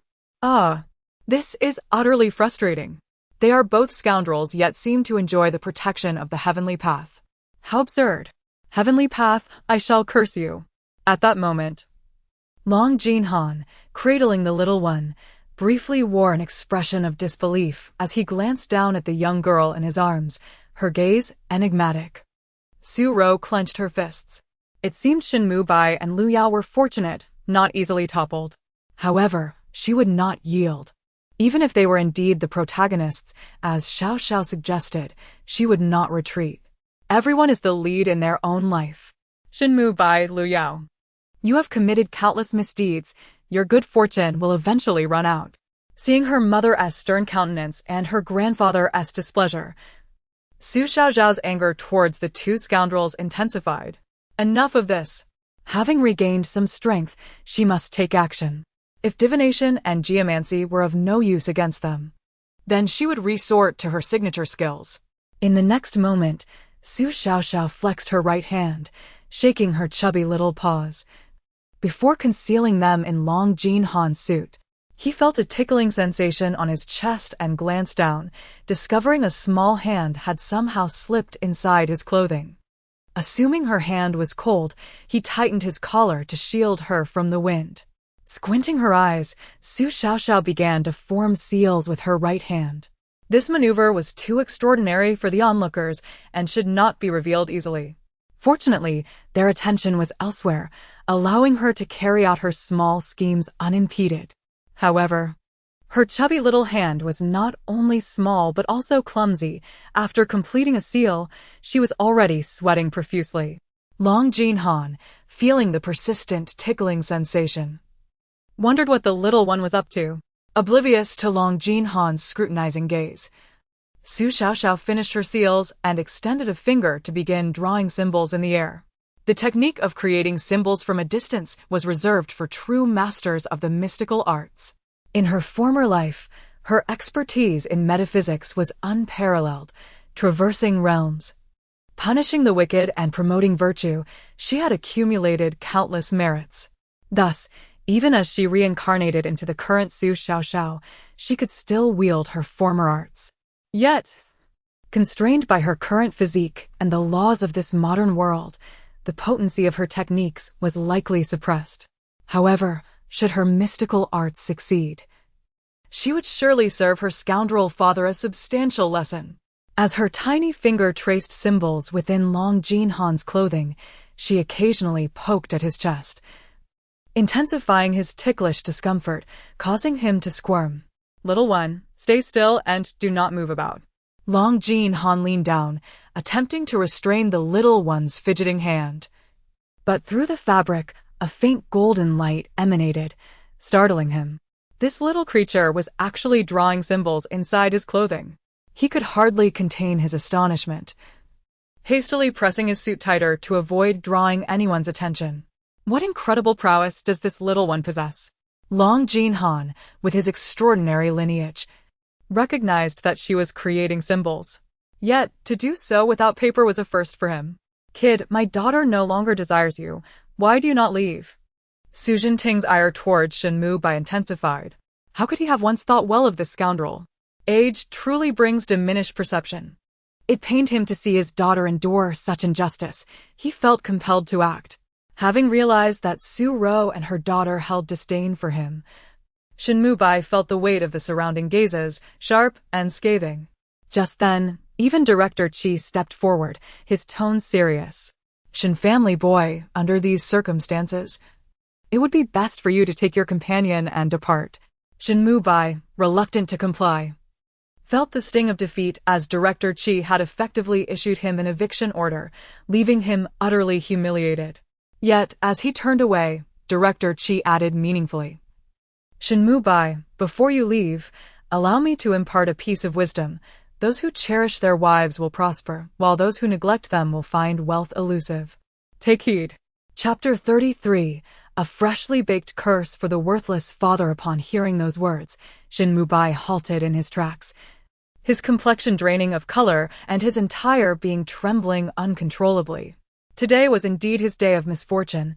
Not only had he lost face, but Chairman Qi had also formed a misunderstanding about him. What nonsense about a husband's wealth being consumed by his wife. That wretched woman, Su Ro, had somehow managed to enlist so many to speak on her behalf. All of this could likely be traced back to the child. Mr. Long had merely cradled Su Xiaoxiao, and the Qi family had begun to shower Su Ro and the child with affection. As for the others, there was no need to elaborate. It seemed that Mr. Long was the crux of the matter, and he must devise a strategy to prevent the Su family from growing closer to him. "Yao Yao, we're leaving." Shin Mubai gritted his teeth and strode toward the exit of the banquet hall, unseen by anyone, a formless golden light embedding itself into his back. He, dear father. I've gifted you a delightful surprise. You needn't thank me too profusely. Su Ro felt a sudden jolt in her eyelids. What had her daughter done? She was overwhelmed by an unsettling premonition. As Shin Mubai made his way out of the banquet hall, cursing under his breath, Lu Yao followed silently, her expression grim. Upon reaching the parking lot, they discovered that a perfectly fine car was marred by 2 unsightly lumps of excrement. Around the tires, there appeared to be suspicious yellow stains. Likely dog urine. Who on earth did this? Shin Mubai fumed, convinced that today he had crossed paths with ill fortune. Even his beloved car had suffered. After summoning hotel staff, they finally managed to clean the mess, yet Shin Mubai's expression remained dark. He insisted on identifying the culprit and demanded compensation. The surveillance footage revealed a woman walking a Labrador, which had taken a liking to his vehicle, leaving its mark despite the owner's futile attempts to pull it away. Upon closer inspection, Shin Mubai recognized the woman. She was the young mistress of Huayuan Group, a conglomerate far beyond the Shin family's standing. He could not afford to provoke her, so he had no choice but to swallow his resentment. Mubai, don't be angry. Su Ro seems more formidable than we anticipated. Even Mr. Long has been ensnared by her charm. We underestimated her, Lu Yao whispered, a growing sense of unease gnawing at her. Shen Mubai, already feeling the weight of his misfortunes compounded by the Qi family's support for Su Ro, furrowed his brow at her words. He had always recognized Su Ro as a woman of strong will and capability, not the naive little woman he once thought her to be. Yet, in the past, he had viewed her as innocent and uncomplicated, allowing him to win her affection despite his inability to truly control her. Today, however, it was evident he had misjudged her. This woman was anything but simple. Narrowing his eyes, he started the car, but as he exited the garage, a speeding electric tricycle whizzed past, causing a bucket of refuse to topple over, splattering filth all over the vehicle and even drenching their clothes. A foul stench assaulted their senses. Ah, Shen Mubai. How can you drive like that? Lu Yao exclaimed, horrified at the mess clinging to her. Shin Mubai, seeing the tricycle vanish from sight, furiously honked the horn, his fury erupting like a volcano. Inside the banquet hall, a serene atmosphere resumed as guests continued to savor fine wine while discussing the matters of Shin Mubai and Su Ro. However, Su Ro, Su Jinting, and Long Jinhang could only hear the silly laughter of Su Xiaoxiao. Su Ro rubbed her forehead in exasperation. Surely her daughter was not so lost in blissful ignorance? Just as she reached out, the little one turned away, presenting her backside with a clear refusal to leave her golden patron. Meanwhile, Mr. Long appeared quite taken with her daughter, cradling her affectionately, leaving Su Ro with no choice but to relent. At this moment, Su Xiaoxiao was indeed reveling, after much effort. She had successfully embedded a curse of misfortune into her father before his departure. The effect of this curse was to bring a string of unfortunate events upon him, tripping over nothing, stepping in messes, and so forth. Yet it was merely a minor misfortune, one that would not cause significant harm to its bearer. Su Xiaoxiao was cautious, fearing that if she exerted too much force, she might inadvertently bring calamity upon her mother instead, and that would be disastrous. Until she unraveled the tangled fate of her despicable father and that wretched woman, she could not act rashly to avoid burdening her mother with greater troubles. Nevertheless, a little retribution was warranted, and she had no reservations about dealing with her father. Regrettably, her small hands lacked the finesse needed to craft a more elaborate curse, so she had to settle for a simple one within the limited time she had. Ultimately, she decided that this precious opportunity for misfortune should be bestowed upon her father. After all, if Shin Mubai had not been such a scoundrel, her mother wouldn't have had to endure such grievances. If Lu Yao was the fly, then her father was the cracked egg. Despite Lu Yao's despicable nature, her father was even more contemptible. Even without Lu Yao, there would be other mistresses to take her place. This freshly baked curse of misfortune was meant solely for him. Once the banquet concluded, Su Xiaoxiao, exhausted, succumbed to sleep, unaware of when she had slipped from Mr. Long's embrace. To her surprise, just before drifting off, Su Yu began to relay good news. Miss, after Shin Mubai and Lu Yao left the hotel, they were doused in refuse and even fell into a sewer after stepping on a manhole cover. What a stroke of bad luck! Su Yu, typically composed, was animated as he reported this to Su Ro. He glanced at his watch, a smile gracing his features. Calculating the time, Shin Mubai should have arrived home by now. He was curious about what other misfortunes awaited him. I'll inquire tomorrow. Su Ro listened, incredulous. Shin Mubai was usually quite cautious. She couldn't believe he had encountered such misfortune today, even falling into a sewer. Though it seemed unbelievable, she felt an immense sense of satisfaction, her lips curling into a slight smile. It seemed even fate could not bear to watch any longer. Today was truly gratifying. After Su Yu departed, Su Ro gazed tenderly at the sleeping Xiaoxiao. Today's triumph was largely due to her little one. Although lacking concrete evidence, Su Ro felt a deep-seated belief that the day's success was intricately linked to her daughter. This child was no ordinary infant. She appeared to possess extraordinary powers, and Su Ro vowed to protect her diligently, ensuring she grew up safely and soundly. Chapter 34. Wealth as Authority in the Depths of Night. The Shin family residence radiated with light. A lavishly adorned matron sat with a stern expression upon the sofa, while before her stood Shin Mubai, weary and just returned home. Shin Mu's gaze brimmed with disdain as she scrutinized her son, who appeared disheveled in his once pristine designer suit, marred with dirt, bearing bruises, limping, and emanating an unpleasant odor. Was this truly her son? "I heard you embarrass me at the Chi family's daughter's birthday banquet today," she remarked, her tone laden with reproach. Shin Mu was preoccupied with the troubles surrounding the Jiolong mine. An incident had occurred, necessitating her direct involvement.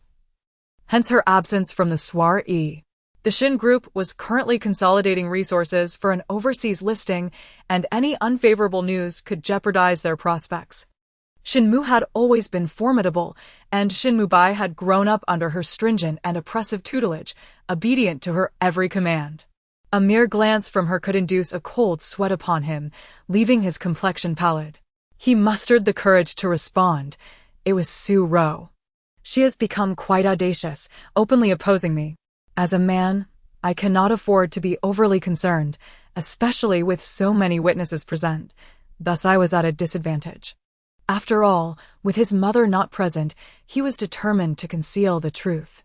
Upon hearing Su Ro's name, a visible displeasure crossed Shin Mu's countenance. "That child is truly yours? A girl?" Shin Mubai hesitated for only a moment before nodding. Initially skeptical, today's encounter with Su Ro had convinced him. Her attempts to distance herself from the child were telling. The more she protested, the more it affirmed the child's paternity. Taking a deep breath, Shin Mu pondered the implications of Su Ro becoming pregnant before marriage, which would reflect poorly on their family. Moreover, her interest in Su Ro had always been predicated on the latter's family wealth. As she prepared to speak, Shin Mubai, eyes narrowed and teeth gritted, interjected. "A son also has his pride. I could no longer tolerate her, so I confronted her. To my surprise, Mr. Long sided with her against me. Incensed, I severed ties. I do not want her anymore. She is a vile woman." In a bid to preserve his dignity, Shin Mubai twisted the narrative, appearing to stand on the side of virtue. Without a hint of breathlessness, Shin Mu remained silent, casting a knowing glance at her son. She understood his nature better than anyone, and although his account slightly diverged from the reports provided by her assistant, she chose to trust him. For years, she had sensed that Su Ro was no ordinary girl. The fact that her son had been unable to win her over in 5 years spoke volumes about Su Ro's ambitions. Let the engagement be annulled. What type of woman can my son not have?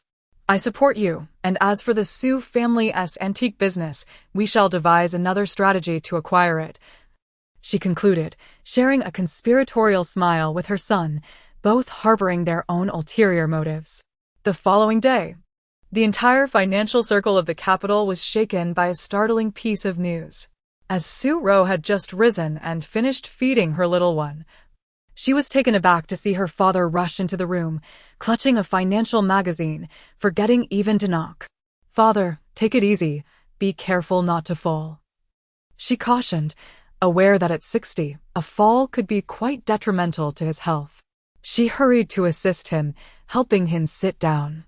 Just as she was about to inquire about the urgency, she noticed him eagerly flipping to the first page of the magazine, trembling with excitement as he pointed to a portrait. "Daughter, quickly take a look. Is this Mr. Long? It must be, right? I can't be mistaken," her father exclaimed. "Mr. Long?" Su Ro recalled how her father had once lavished praise on Shin, only for it to end in disappointment. It seemed her father's judgment was questionable. After all, Mr. Long already had a child, and he hardly appeared to be married. He might very well have a history of romantic entanglements.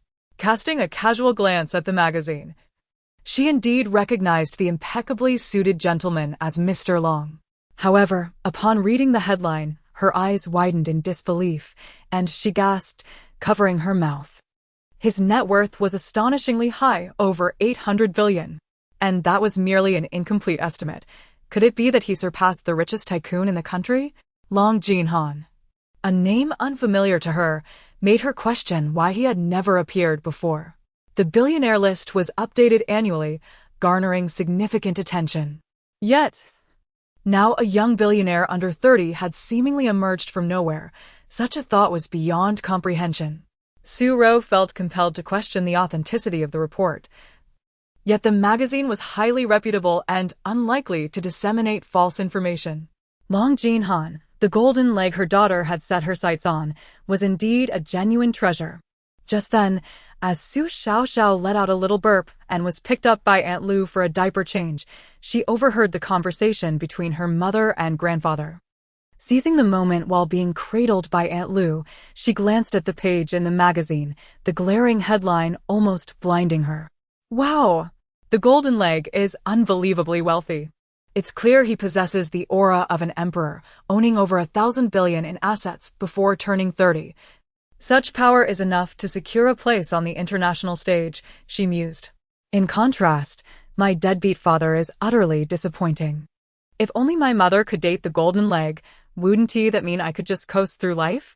Over 800 billion in assets, what a concept. It was something she could never dare to imagine. Even with her title as a top-tier mystical practitioner, working tirelessly without rest, she could never amass such wealth. Oh! Life is more bitter than gall. Father, you have ruined me. Su Ro thought, feeling a pang of reality wash over her. Father, this Mr. Long clearly is no ordinary individual. Once the news breaks, the entire capital will be in an uproar. Our Su family's business is currently weathering a storm. We cannot withstand any further turmoil. Please, do not stir things up. Let us discuss this after your eldest son is discharged from the hospital. It seemed her father's intentions had been seen through by her, as a look of embarrassment crossed his face. He had indeed been contemplating whether he could find an exceptional man for his daughter. Having already failed her once, he felt compelled to help her seek genuine happiness. Otherwise, his conscience would be troubled. Mr. Long appeared to have a fondness for his little granddaughter, being both youthful and accomplished. Perhaps a match could be made. Yet, the old man understood that someone of Mr. Long's stature and background would likely look down upon their family. With a heavy heart, he resigned himself to the thought.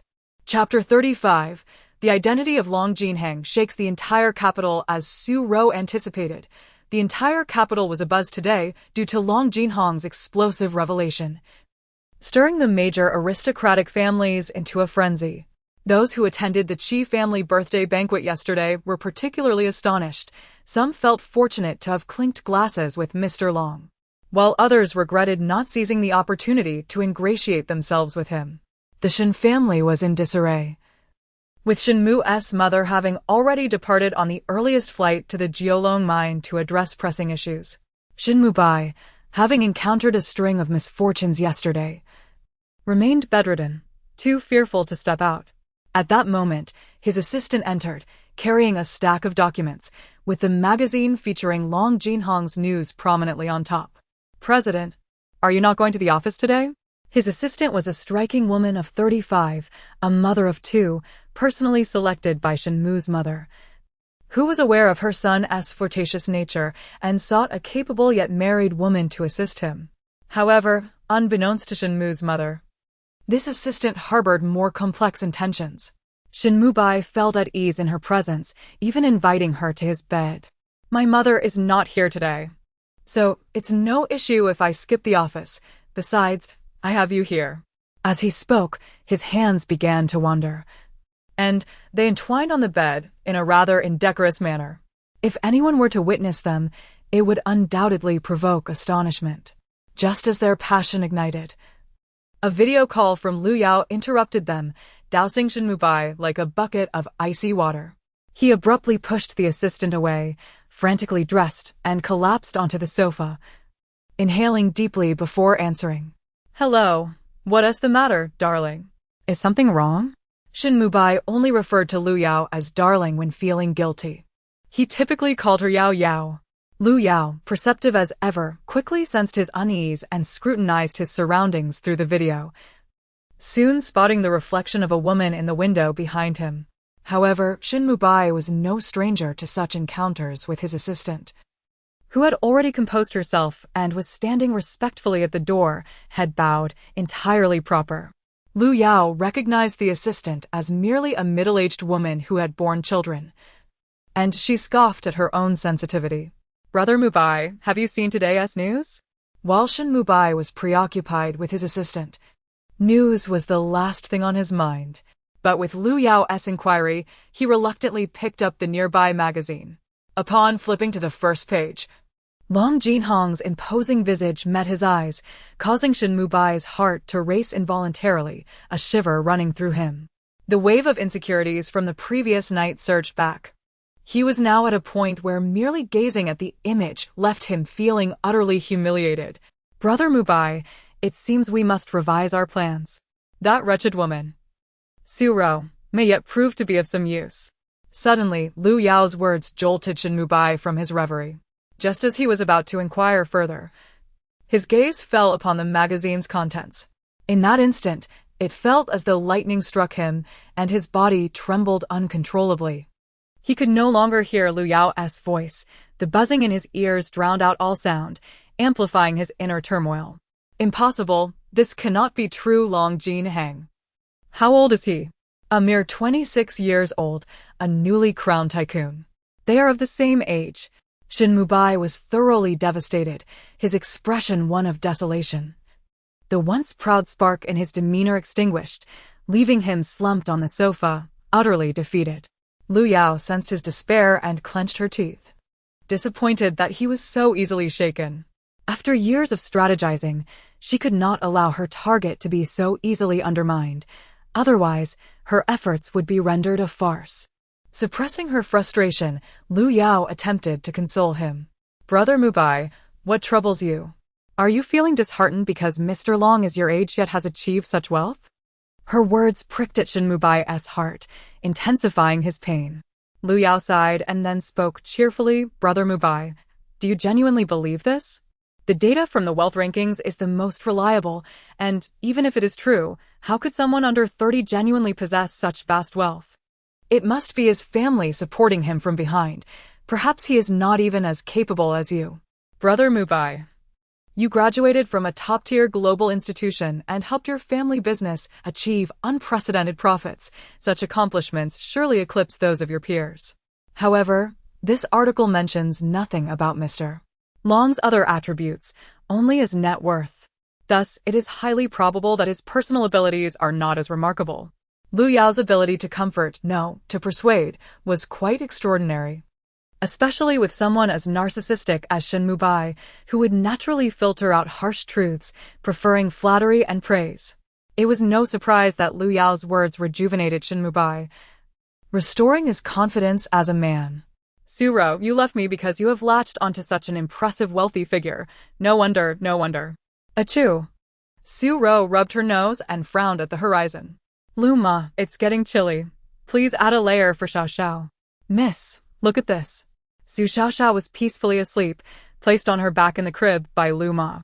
But on her tender back, a series of red marks appeared, resembling hives from an allergic reaction. Su Ro's heart tightened, fearing her daughter had developed an allergy.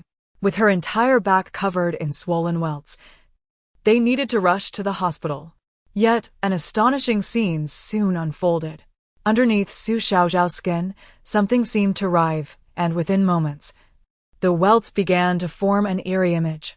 Su Ro's eyes widened as she swiftly pulled down Xiaoxiao's clothing while Lu Ma was distracted. "Lu Ma, please fetch my medicine box." Once Lu Ma was dismissed, Su Ro lifted her daughter's shirt again, revealing a vividly coiling dragon on her back. The welts on her daughter's back had transformed into a living dragon. At the center of Xiaoxiao's back, the circular dragon appeared almost animated, sending shivers down Su Ro's spine.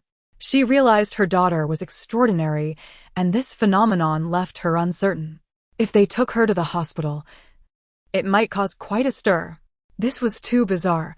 Had she not witnessed it herself, she would scarcely believe it. Could her daughter be the reincarnation of a great figure?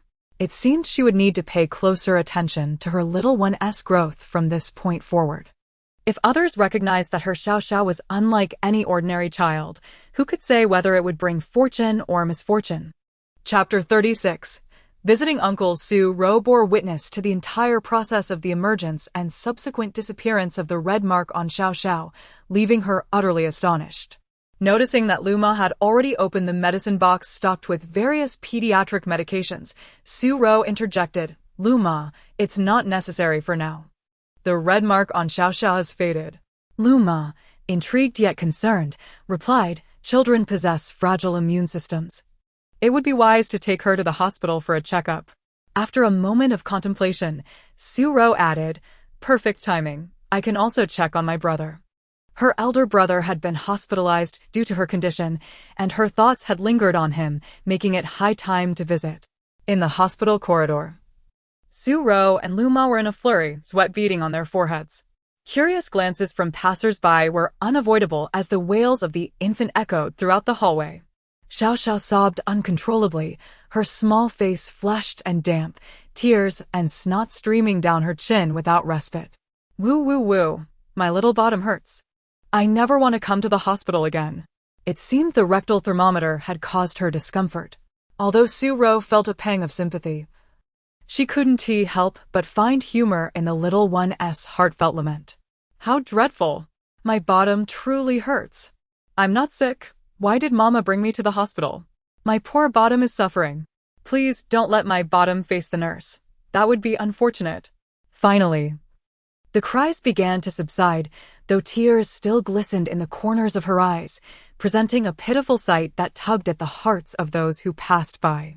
This day would likely remain etched in Xiaoxiao's memory forever. In the examination room, a few short minutes felt like an eternity in terms of healing. All right. My dear, please stop crying. Mama promises not to let the nurse hurt your bottom again, all right? Let us grow up healthy and aim to bid farewell to the hospital." Seeing Xiaoxiao's sorrowful state, Su Ro's heart melted, prompting her to offer words of comfort. Upon hearing Su Ro's reassurance, Xiaoxiao's eyes brightened. Indeed, as long as she remained healthy, she could avoid such torment. She resolved to create a charm to ward off ailments, thus escaping another thermometer ordeal. After a thorough examination, Xiaoxiao was found to be in good health, allowing Su Ro to breathe a sigh of relief. She took Xiaoxiao to the inpatient department, where they fortuitously encountered Su Mu. "Xiao Ro, what brings you here?" Su Mu, with a gentle countenance that belied her nearly 60 years, appeared slightly worn from days of caring for the sick. However, upon seeing Su Ro, she masked her fatigue with a warm smile. Su Ro's eyes grew misty as she stepped forward to embrace Su Mu gently. "Mother, you've worked so hard." Despite having household help and caregivers at the hospital, Su Mu insisted on personally attending to her elder son, fearing inadequate care from others. Though she was a stepmother who had not given birth to them, she treated the 3 siblings as her own. Even when she married their father at a prime age for childbirth, she chose to prioritize the well-being of her husband's children over her desires. Su Ro held a deep respect and fondness for this woman. Xiaoxiao, sandwiched between them, blinked her eyes in surprise. "Ah, it seems the original story's portrayal of Grandma is quite misleading. She possesses a gentle demeanor and a smile as warm as the sun, truly a benevolent soul." The narrative suggested that she was cold towards her mother, casting shadows over her character, yet here she was, embodying kindness. Xiaoxiao sighed softly, reflecting on the unfortunate fates that befell her family. Su Ro, attuned to Xiaoxiao's thoughts, felt a tightening in her chest. From the moment their mother entered, she had tirelessly attended to the needs of the three siblings. Their father, engrossed in the ascent of his career amidst familial turmoil, had little time for them, leaving their mother to shoulder the burdens alone. Su Ro vividly recalled how, during her brother's critical exam period, she was still in elementary school and frequently fell ill. Their mother cared for her by day and supported her brother's late-night studies, ultimately leading to her own exhaustion and illness. Despite marrying into a wealthy family, she never relinquished her responsibilities, and the years of strain took a toll on her health, culminating in her collapse after their father's passing. This outcome was unbearable for Su Ro. Upon hearing her daughter's thoughts, Su Mu shook her head, her gaze shifting to Xiaoxiao in Su Ro's arms, her concern evident. She had already heard of Su Ro's recent struggles and felt guilt for being unable to support her during significant life events. With her elder son hospitalized, she could not bear to see her daughter suffer further. Thus, Su Mu insisted that one do, you are still in confinement and must not overexert yourself. Your granddaughter needs you by her side. The child and your well-being are paramount. I have help here and I truly do not require anything more. Su Mu, though never having given birth, understood the importance of postpartum care. She had grown old, and her own health was of little consequence. But her daughter was still young and deserved to remain healthy. Upon hearing her mother's words, tears streamed down Su Ro's cheeks. Mother Su Mu gently led Su Ro into the hospital room, where Su Jianlin lay asleep, his complexion surprisingly rosy. Xiao Ro, look. Your brother has turned this misfortune into a blessing. After a few days of rest, he seems healthier than before, so you need not worry. Xiaoxiao gazed at her uncle in the hospital bed, her eyes sparkling. Ah, Uncle's fate appears quite favorable. He possesses a rich destiny, and barring unforeseen circumstances, he is likely to experience a life of ease and achieve great success. Xiaoxiao was taken aback.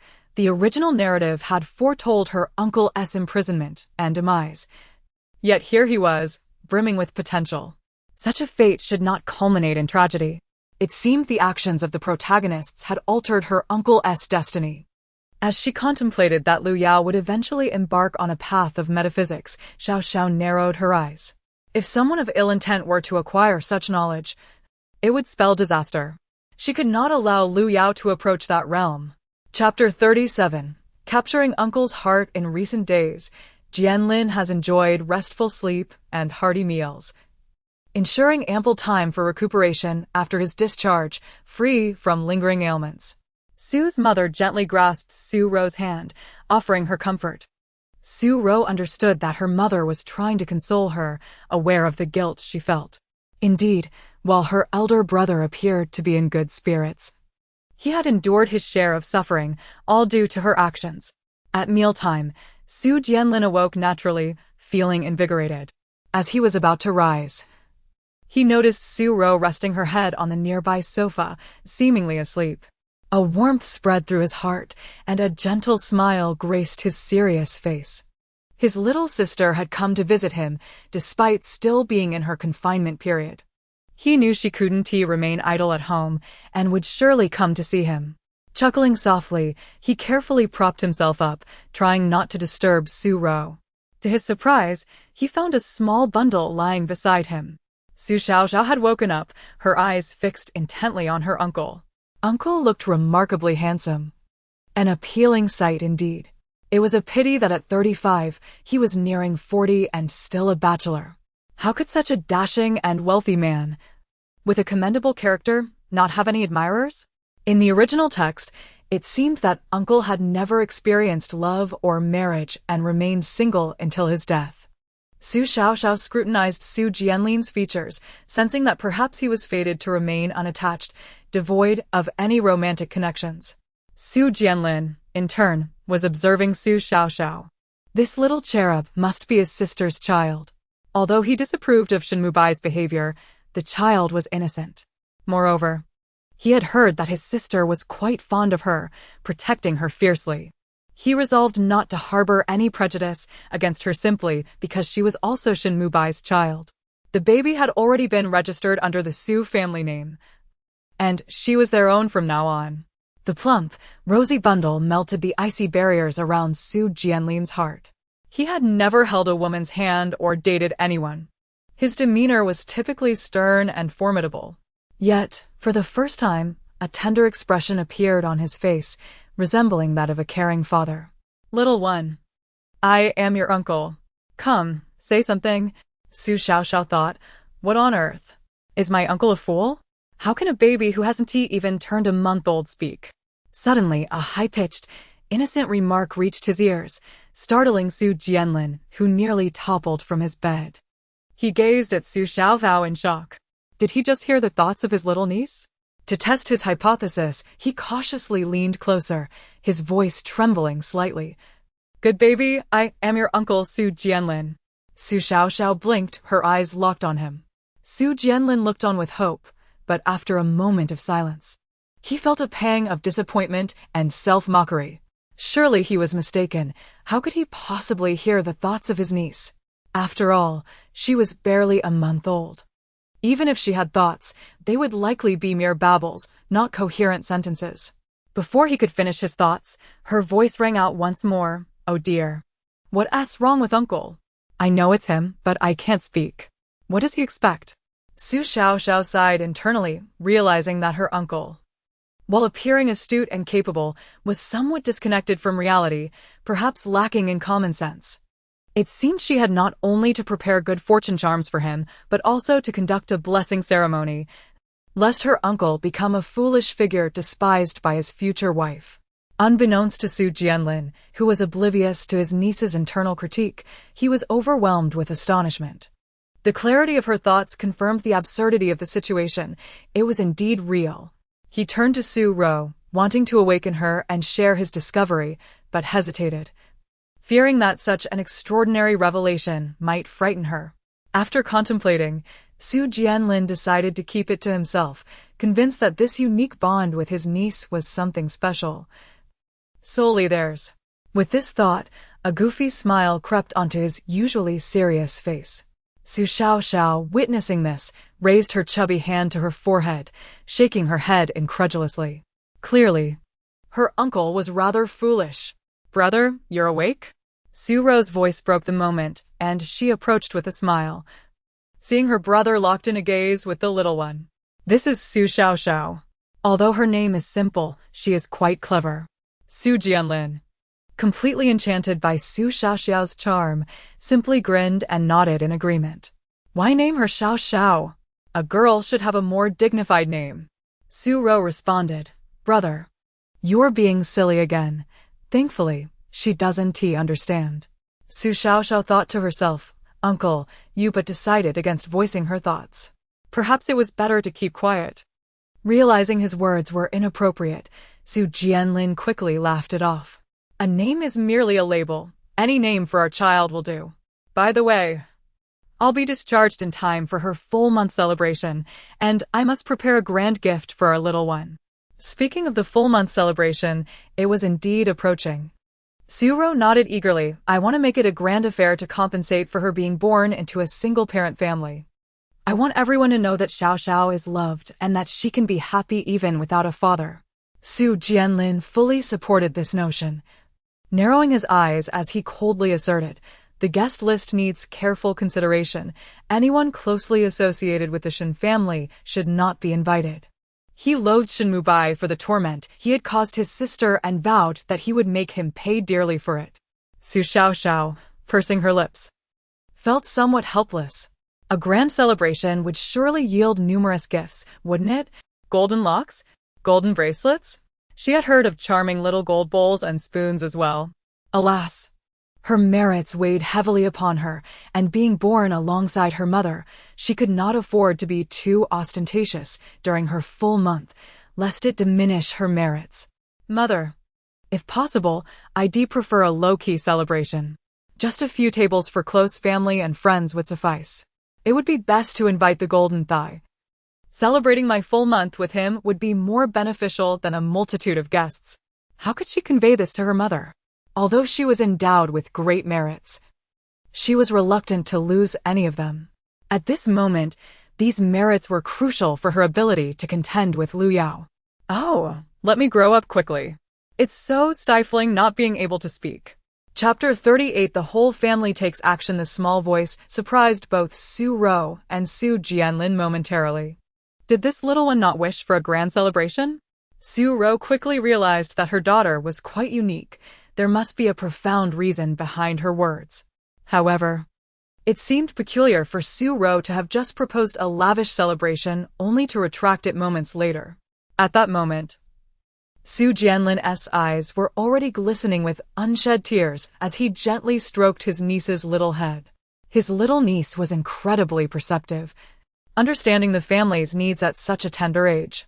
He was determined to organize a memorable celebration for her. Jianlin, you're awake? Su Ro spoke up. I've discussed with your attending physician, and you're set to be discharged today. Really?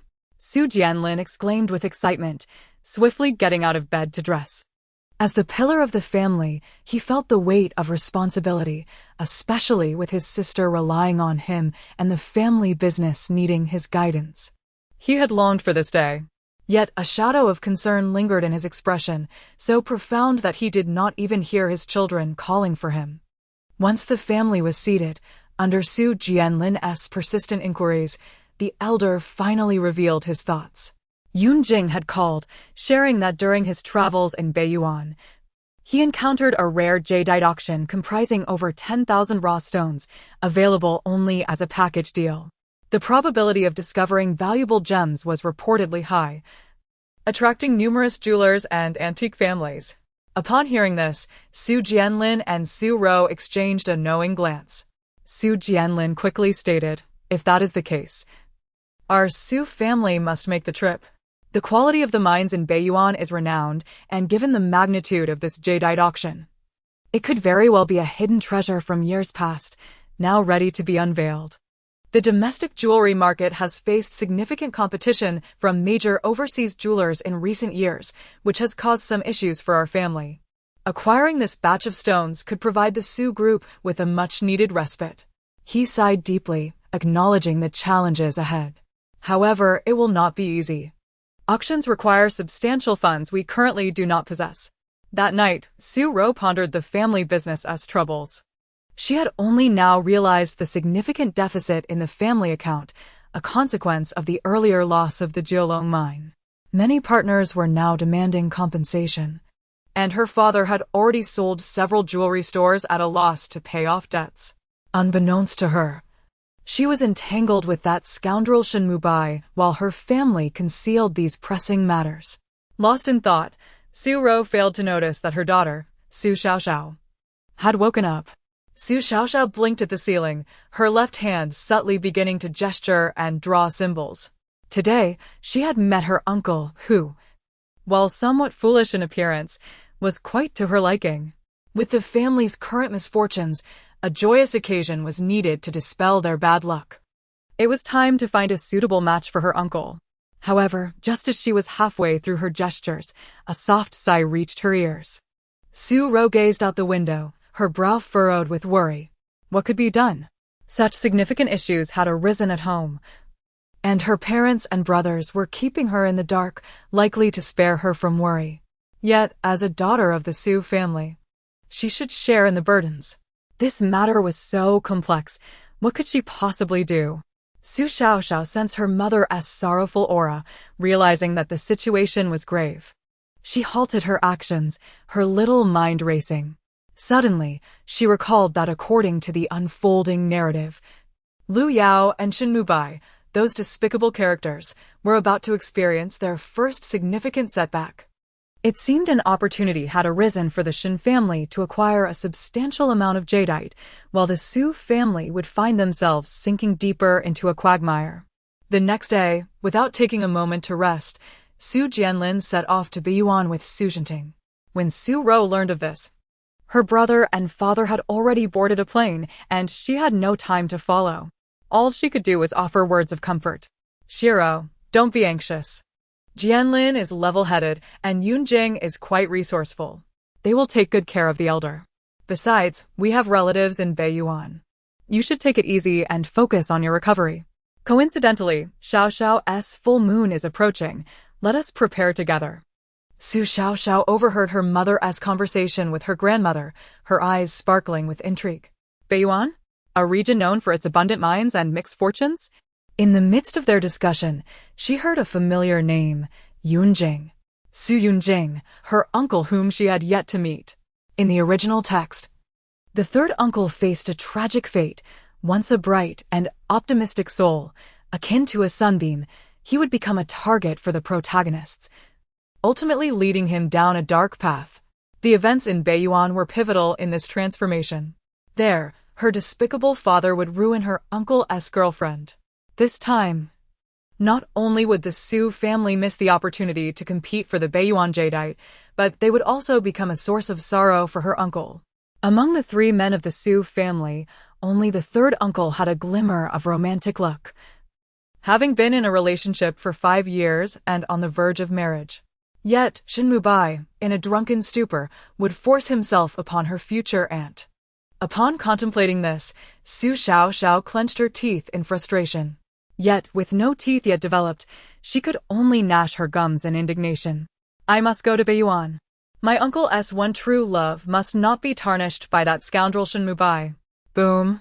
While conversing with her mother, Su Ro was jolted by her daughter's fierce declaration, as if struck by lightning. Her body swayed, and her face paled. Shiro, what's wrong? Su Ro's mother hurriedly supported her, concern etched in her eyes. After a brief moment, Su Ro composed herself and shook her head. I'm fine. But you cannot dissuade me this time. I must go to Beiyuan. I sense that things are not as they seem, and I have a foreboding feeling. After all, I am part of this family and cannot stand idly by. Understanding her daughter's stubbornness, Su Ro's mother had no choice but to relent. Very well. I shall accompany you. We will go as a family. The following day, Su Xiaoxiao boarded her first ever flight. Wow, we're flying. We're really flying. She was astonished that her mother, unable to quell her worries for her grandfather and the others, had indeed come to Beiyuan. Being so young, her mother surely couldn't bear to leave her behind, thus bringing her along. Her uncle's girlfriend was an unassuming girl, yet she would face dire circumstances. Su Xiaoxiao felt compelled to protect her future aunt. When Su Jinting and his son saw that Su Ro had brought her child to Beiyuan, the elder scolded her vehemently. What nonsense! This place is a hub of chaos, teeming with all sorts of people. What business does a girl with a child have here? Su Jinting was not concerned about Su Ro being a woman. He was fiercely protective of his daughter. Now, with the addition of a delightful granddaughter, his instinct to shield them intensified. If anything were to happen to either of them, he knew he would never find peace. Chapter 39. Mud Mung, listen to me. Uncle has a girlfriend. Oh my, who would have thought that in the next moment, Xiaoxiao would burst into tears, wailing loudly. The child's cries immediately caused Su Jinting's expression to change drastically, and he hurriedly rushed to comfort her. Xiaoxiao's 3 uncles and grandmother, witnessing this, began to chastise Su Jinting. You scared my granddaughter, you old rascal. Dad, little sister and the baby are here. Why say such things? Look, you've upset the baby. The second brother, Su Yunmu, also glared disapprovingly at Su Jinting, who felt a prickling sensation down his back, his forehead slick with sweat. He gave Su Ro a helpless smile before quickly kneeling down to Xiaoxiao's level, trying to cheer her up. Oh dear, don't cry, don't cry. It's just that Grandpa's voice was a bit loud, which startled our little Xiaoxiao. Be good now, no more tears. The old man, who had always been stern, was using such a gentle, almost sing-song voice to soothe the child for the first time, leaving Su Jianlin and his brothers exchanging glances in astonishment. It turned out their father had such a tender side. They, as his sons, had never received such treatment. It seemed that affection was reserved for the next generation. Surprisingly, this method proved quite effective. Xiaoxiao, as if discovering a new world, let out a few more intermittent cries before finally ceasing, worn out. Su Ro wiped her face, brushing away the poor little tears, filled with skepticism. This little one made such a ruckus, yet only shed 2 tiny tears, which had frightened her father greatly. Could it be that this little rascal was putting on an act? The Su family owned a modest villa in Beiyuan, with everyone gathered. The youngest brother immediately squeezed past the eldest to sit beside Su Ro, his eyes fixed intently on Xiaoxiao, utterly enchanted. This is my little niece? She is so adorable, even cuter than my sister was at that age. Xiaoxiao looked up at the tall boy before her, realizing with delight that this was her third uncle. Su Yunqing, 3 years older than her mother, was now 28 but still looked like a university student, youthful, lively, and full of vigor. More importantly, he was even more charming and cheerful than described in books. His smile was infectious, warm, and made one's heart race. Such a charismatic uncle, yet with the purpose of her visit weighing heavily on her mind, Xiaoxiao dared not delay, glancing towards the house again. She was eager to catch a glimpse of her uncle's girlfriend, a girl who was merely a pawn in the growth journey of the male and female protagonists, a pitiable soul who had been taken advantage of and ultimately met with a tragic end. Her mission was to avert this crisis. Her third uncle, with such a bright and cheerful disposition, she wished for him to remain carefree and joyous forever. If anything were to happen to his girlfriend, it would surely cast a shadow over his spirit, leading to a diminished lifespan. As Su Yunqing was about to embrace the little bundle of joy, a sudden high-pitched voice startled him. What accelerated his heartbeat even more was Xiao Zhao's heart voice, which inadvertently revealed his relationship status. Moreover, it was known that he had been in a relationship for many years. Panic set in for Su Yunqing. He was unaware that besides Su Mu, everyone present could hear Xiao Zhao's heart voice. In an instant, several pairs of eyes were keenly focused on him. Su Jianlin remarked, "Not bad, lad. You've kept this under wraps well. Even I had no idea you had a girlfriend." Su Yunmu exclaimed, "What? That brat has secretly been dating without telling me? And for so long. We agreed to enjoy being single together. What a traitor. A major traitor." Su Ro casually rubbed her forehead, thinking to herself that fortunately, their parents and brothers likely couldn't hear her daughter's thoughts. Otherwise, little Yunqing would be in for a scolding today. Their parents had always been worried about the marriage prospects of their 3 sons, year after year without any progress. And she too felt a sense of urgency. Meanwhile, as Su Yunqing listened to Xiao Zhao's heart voice, he felt a surge of excitement, though he managed to conceal it well. Although he was most anxious about his eldest son's marital situation, hearing that the third son had a girlfriend brought him joy. After all, managing to settle one of his son's marriage was a great cause for celebration, especially since Yunqing was nearing 30. Clearing his throat, Su Yunqing raised his fist to his mouth and coughed lightly to redirect everyone's attention. He scanned the faces of his 3 sons, finally settling on Su Yunqing, contemplating before speaking. As soon as Su Yunqing's words fell, everyone, except for Su Mu, was left in shock, before they turned to Su Yunqing with a hint of schadenfreude. Su Mu quickly chimed in, "Yes, if you have someone you like, let us arrange a meeting. The sooner you settle down, the sooner we can celebrate." Su Yunqing's expression soured, and he couldn't help but wonder if his father could also hear Xiao Zhao's heart voice. Blushing, he stammered, "Mom, Dad, why are you all staring at me? What about my elder brothers? The eldest is already 35, practically 40. Why don't you say something to him?" Su Jianlin, feeling unjustly targeted, quickly turned his head away, avoiding eye contact with their parents. Su Yunqing shot a stern look at Su Yunqing. "You young man, always out and about, living it up. If I don't ask you, who should I ask? Speak up, I've waited long enough, my hair is turning gray. One of you 3 must settle down this year. What is this?" The 3 brothers looked alarmed, and Su Jianlin hastily spoke up. "This year the company is particularly challenging. I have no time. It's up to you 2 now. I'm busy too. I want to help the family and am preparing to pursue a doctorate or something. Who has time to date?" Upon hearing this, Su Yunqing fully understood. So this was aimed specifically at him, right? Even Xiaoxiao knew he had a girlfriend. Perhaps his father had long been aware. This was a direct attack on him. However, getting married this year? That was simply terrifying. While he loved his girlfriend immensely, they both weren't ready yet. This year was definitely out of the question. Taking a deep breath, he resolved to deny everything. No. I've been focused on scouting various markets and have even visited several overseas gem mining areas. Where would I find a girlfriend? As long as he remained tight-lipped, who could possibly know? Xiaoxiao was still a helpless little baby. If she could speak, she wouldn't give him any leeway. But just as Su Yunqing finished speaking, Xiaoxiao pointed her little finger at him and exclaimed animatedly, "Ah, you're lying. If you tell lies, your nose will grow long. Third uncle, you're done for." Chapter 40. Trouble awaits the future, and as several individuals perked up their ears to listen to Su Xiaoxiao's words, they all turned their gaze towards Su Yunjing. Each pair of eyes filled with skepticism. Su Yunjing. This is bad. It seems they have come for him. Clearly, the entire family is already aware. Despite my meticulous efforts to keep this a secret, how could it have been discovered? Su Yunjing could swear that even professional paparazzi could not unearth his clandestine relationship with his girlfriend. How did his parents find out? Is it possible that those in love emit a certain scent that their family members can detect? Helpless, Su Yunjing could only nod in acknowledgement. Yes, we are dating.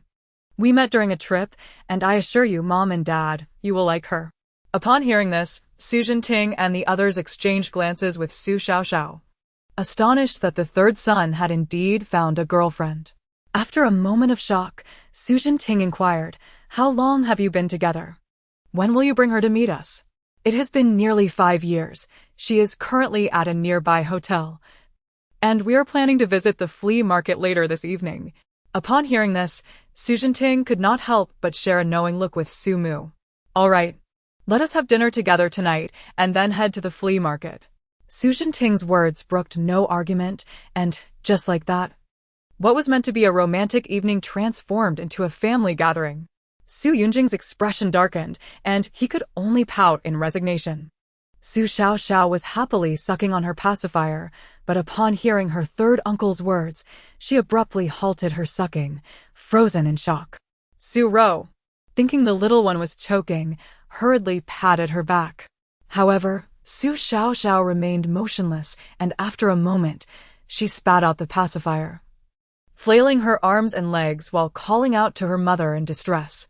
"This is not good. The future aunt is staying in the same hotel as Shin Mubai. The future aunt is sweet and has become the prey of that scoundrel.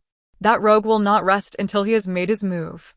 The future aunt was drugged by him and dragged into a room where she was tormented for 2 nights before she managed to escape. Feeling guilty for her third uncle, she chose to bear the consequences alone and left without a word. When her third uncle saw her again, it would be at her funeral. Indeed, she remembered, the future aunt, unable to endure the humiliation, suffered daily until she ultimately broke down and took her own life.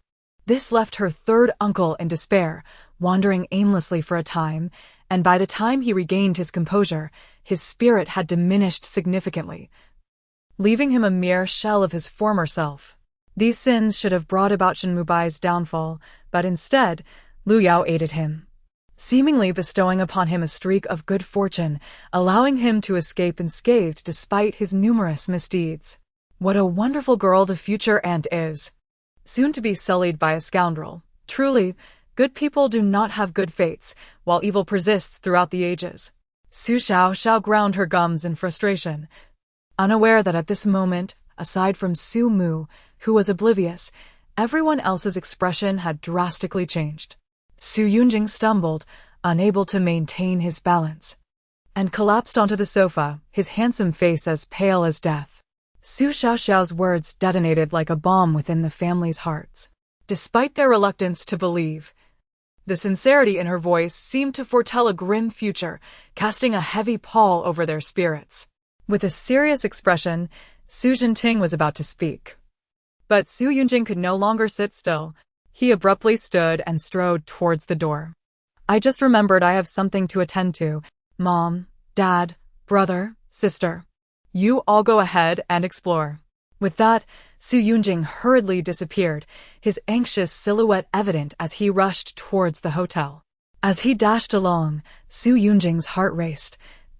Memories of time spent with his girlfriend flashing before his eyes, causing tears to well up. His footsteps grew heavier and more urgent. He could hear the heartfelt cries of his little niece. This must be the will of fate. Fortunately, he still had a chance. Regardless of whether the situation was true or false, he had to protect his girlfriend and check if Shin Mubai was indeed at the hotel. Su Yunjing casually greeted his mother before departing, leaving her with a look of helplessness. This child is usually not so reckless. What has come over him today? After contemplating for a moment, Su Jianlin also rose and said, "Mom and Dad, I will go have a talk with Yunjing. It is unacceptable that he does not inform us about such an important matter." With that, Su Jianlin quickly followed after him, worry etched on his face. He had to assist Yunjing. Among the three brothers, Yunjing was the most innocent, and he might struggle against someone as cunning as Shin Mubai. As the eldest and youngest brothers departed, Su Yunmu, concerned for her sister-in-law, also found an excuse to leave.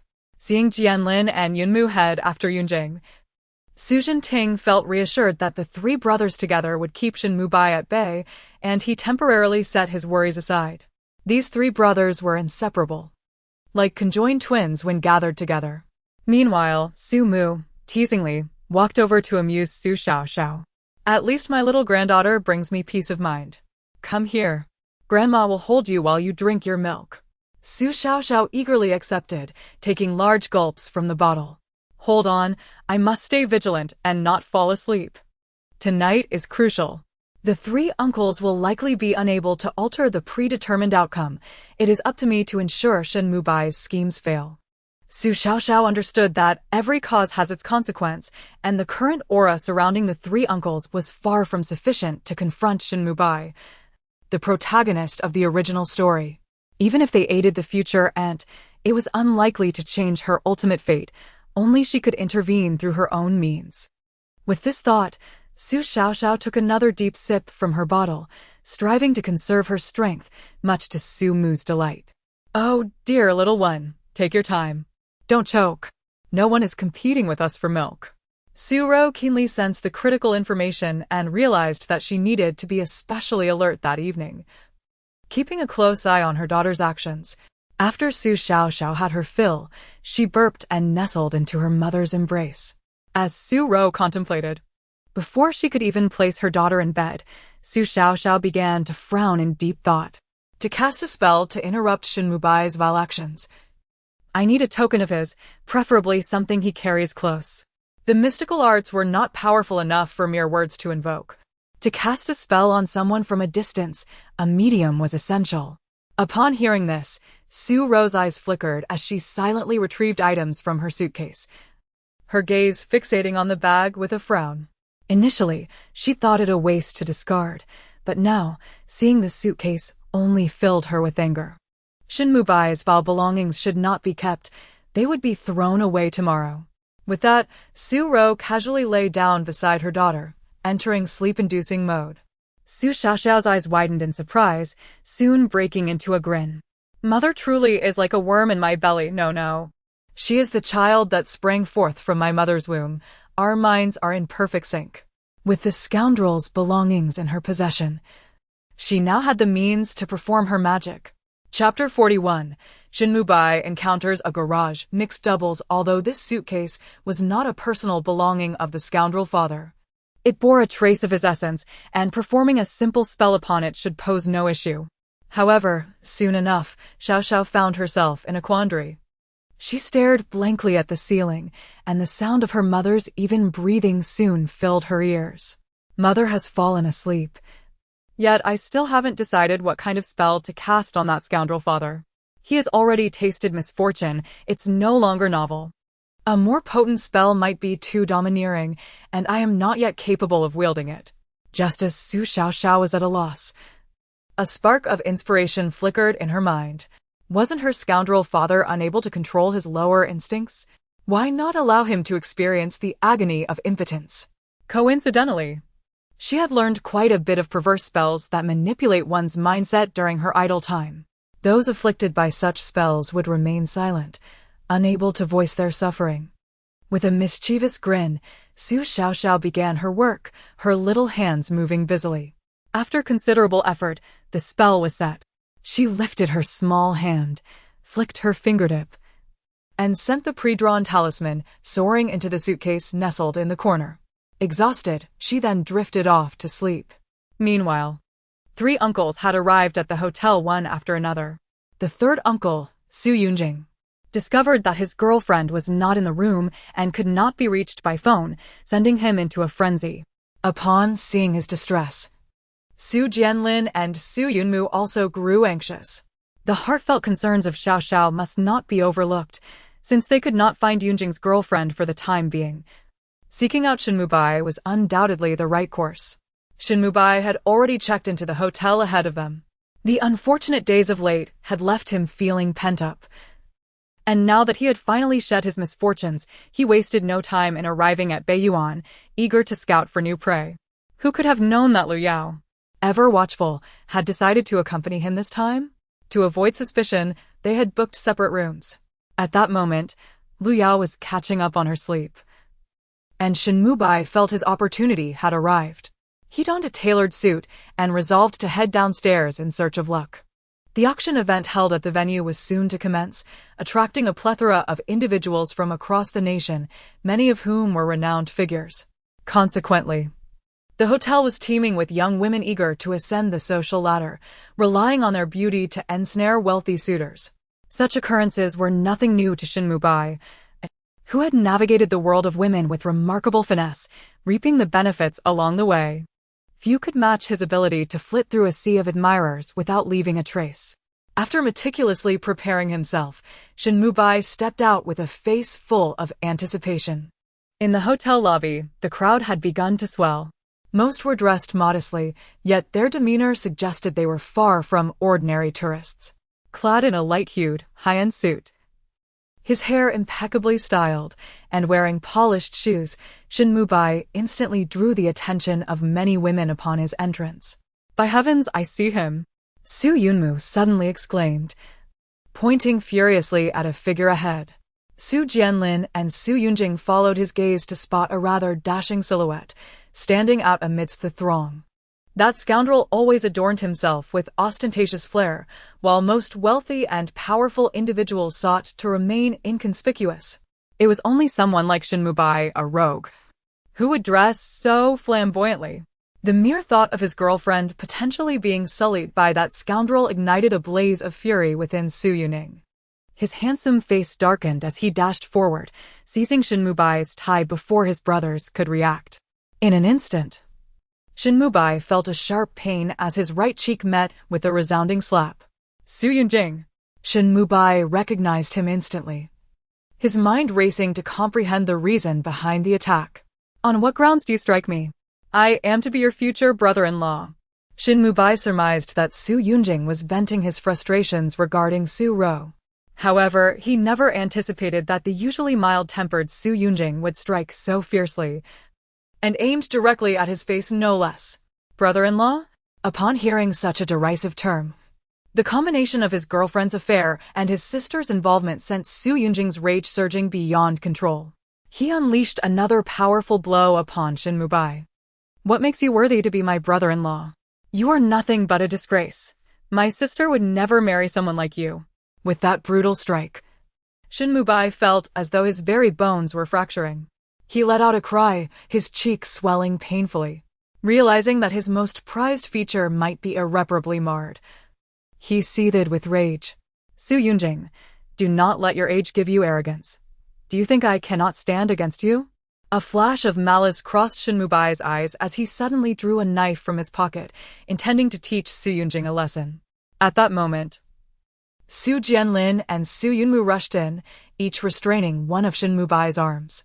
Su Yunmu, clearly the most seasoned among the 3 brothers in such matters, surveyed their surroundings and declared, "Drag him to a secluded corner of the garage. It's too crowded here to make a move." Suppressing his urge to draw blood, Su Yunjing followed as they dragged Shin Mubai into the underground garage where the beating commenced. Su Yunmu, equally disdainful of Shin Mubai and fueled by his sister's mistreatment, joined in the assault. Their older brother, who was not skilled in physical confrontations, stood watch. Once he deemed the moment sufficient, he stepped forward to intervene. Do not strike too hard. It is not worth causing a scene over such a beast. With those words, Su Jianlin approached Shin Mubai. By this point, Shin Mubai had lost all semblance of the composed figure he had been before leaving his room. His finely tailored suit lay in tatters from the brothers' assault, and the once polished shoes were now sullied with countless footprints. Most notably, his once proud visage now resembled that of a pig's head. Even his mother would likely struggle to recognize her beloved son in this state. Su Yunjing and Su Yunmu were not foolish enough to strike vital areas, yet they landed numerous blows upon his face. Su Jianlin's gaze was as icy as a blade, fixating on Shin Mubai. This beating is for Xiaorou. Shin Mubai. The Shin family has targeted the Su family for years. I once believed you sincerely cared for Xiaorou, agreeing to this union.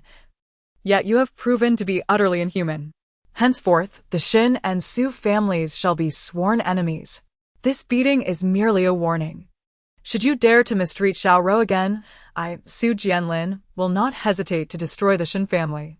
Su Jianlin, a businessman known for his poise and composure, was uncharacteristically furious. He had only one sister, spoiled and cherished by the family, and they had never dared to scold her. Yet, she had been bullied by the likes of Shin Mubai. This debt would eventually be settled. Chapter 42. The family meets the third aunt. Shin Mubai coughed violently twice, his gaze fixed intently on Su Jianlin. However, the three individuals before him had mercilessly beaten him, and he understood that this was not the time to feign toughness. He refrained from uttering a single word of defiance to avoid further punishment. Su Jianlin furrowed his brows, a glimmer of disdain flashing in his eyes. Useless.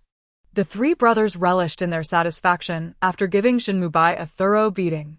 It was likely that he would be too embarrassed to attend the auction, and he would certainly refrain from pursuing women. Su Yunmu patted his younger brother's shoulder, reassuring him. After contemplating, Su Jianlin suggested, just in case, Yunjing, summon your girlfriend to stay at our villa. I fear Shin Mubai may resort to underhanded tactics and will not let this go easily. The three brothers departed, leaving Shin Mubai in a corner of the garage. He huddled there like a discarded rag, too afraid to leave. On one hand, he feared the Su brothers might still be nearby and would beat him again. On the other, the garage was becoming increasingly crowded with influential families. If they were to see him in such a disheveled state, he would lose all dignity. Lu Yao was fuming at not being able to find Shin Mubai. To her shock, upon opening the door, she was greeted by the sight of his battered face, causing her to scream in fright. Shin Mubai's appearance prompted her to call him a beggar, infuriating him further. When Lu Yao realized that this disheveled figure was indeed her man, Shin Mubai, her expression turned to one of incredulity. She instinctively recoiled from his outstretched arms, taking a step back. Brother Mubai, what happened to you? How did you end up like this? A flicker of disdain crossed Lu Yao's eyes. She simply could not accept Shin Mubai in such a pitiful state. In her memory, he was always graceful, handsome, and impeccably dressed, maintaining a gentlemanly demeanor in public, which made her feel proud to be with him. The sight before her was a far cry from the man she once admired. Shin Mubai, oblivious to Lu Yao's thoughts and her retreat, seethed, Su Ro. The Su family. This is utterly outrageous. Grabbing a nearby cup, he hurled it to the ground, repeatedly cursing Su Ro and her family. Damn them. Just go die. His face, bruised and battered, was a ghastly sight. Hearing Su Ro's name sent Lu Yao into a rage. What did you say? That wretched woman Su Ro hurt you? After venting his frustrations, Shin Mubai collapsed onto the sofa, gasping for breath, before grinding out, Su Ro isn't capable enough to do this on her own. That shameless woman must have relayed our affairs to her entire family, slandering me in the process. It was her three brothers who banded together to beat me. Feeling that this admission was undignified, he added, but they didn't fare well either. It was 1 against 3, so I ended up like this. If it were 1-on-1, I could have taken them all down. Shin Mubai narrowed his eyes, as if to assert his strength, and slammed his fist onto the glass coffee table. The blow, fueled by all his rage towards Su Ro, shattered the table into pieces. Glass shards embedded deeply into his hand, blood flowing freely, rendering his already battered body even more tragic. Lu Yao, consumed by jealousy of Su Ro, seethed inwardly.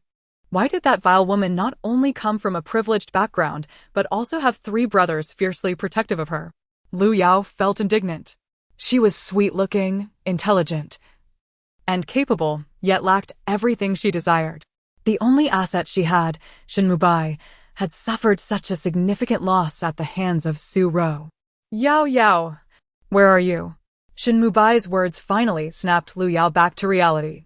Noticing the complexity in his gaze, she quickly composed herself, feigning deep concern as she rushed towards him. Brother Mubai, don't say so much. Let Yao Yao bandage your wounds.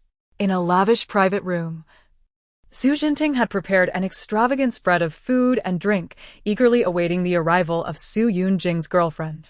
How do I look, dear? This outfit should be acceptable, right? Quite approachable, I hope? Su Jinting, visibly anxious, asked Su Mu beside him, revealing his earnestness about this meeting. Su Xiaoxiao, nestled in her stroller, was being pushed by Su Ro towards the banquet. Upon hearing her grandfather's words, she couldn't help but comment, what future father-in-law dresses like a peacock to meet his daughter-in-law? I must say, I cannot agree with grandfather's fashion choice. Upon hearing the term peacock, Su Jinting's face flushed crimson, and he discreetly glanced down at his attire, silently removing the bright magenta tie. Perhaps this tie is a bit too extravagant. I should take it off to avoid scaring anyone. Clad in a dark blue suit with the flamboyant tie, he felt it was important not to come across as a stern old man. He had chosen a youthful, vibrant tie, only to be ruthlessly critiqued by his granddaughter.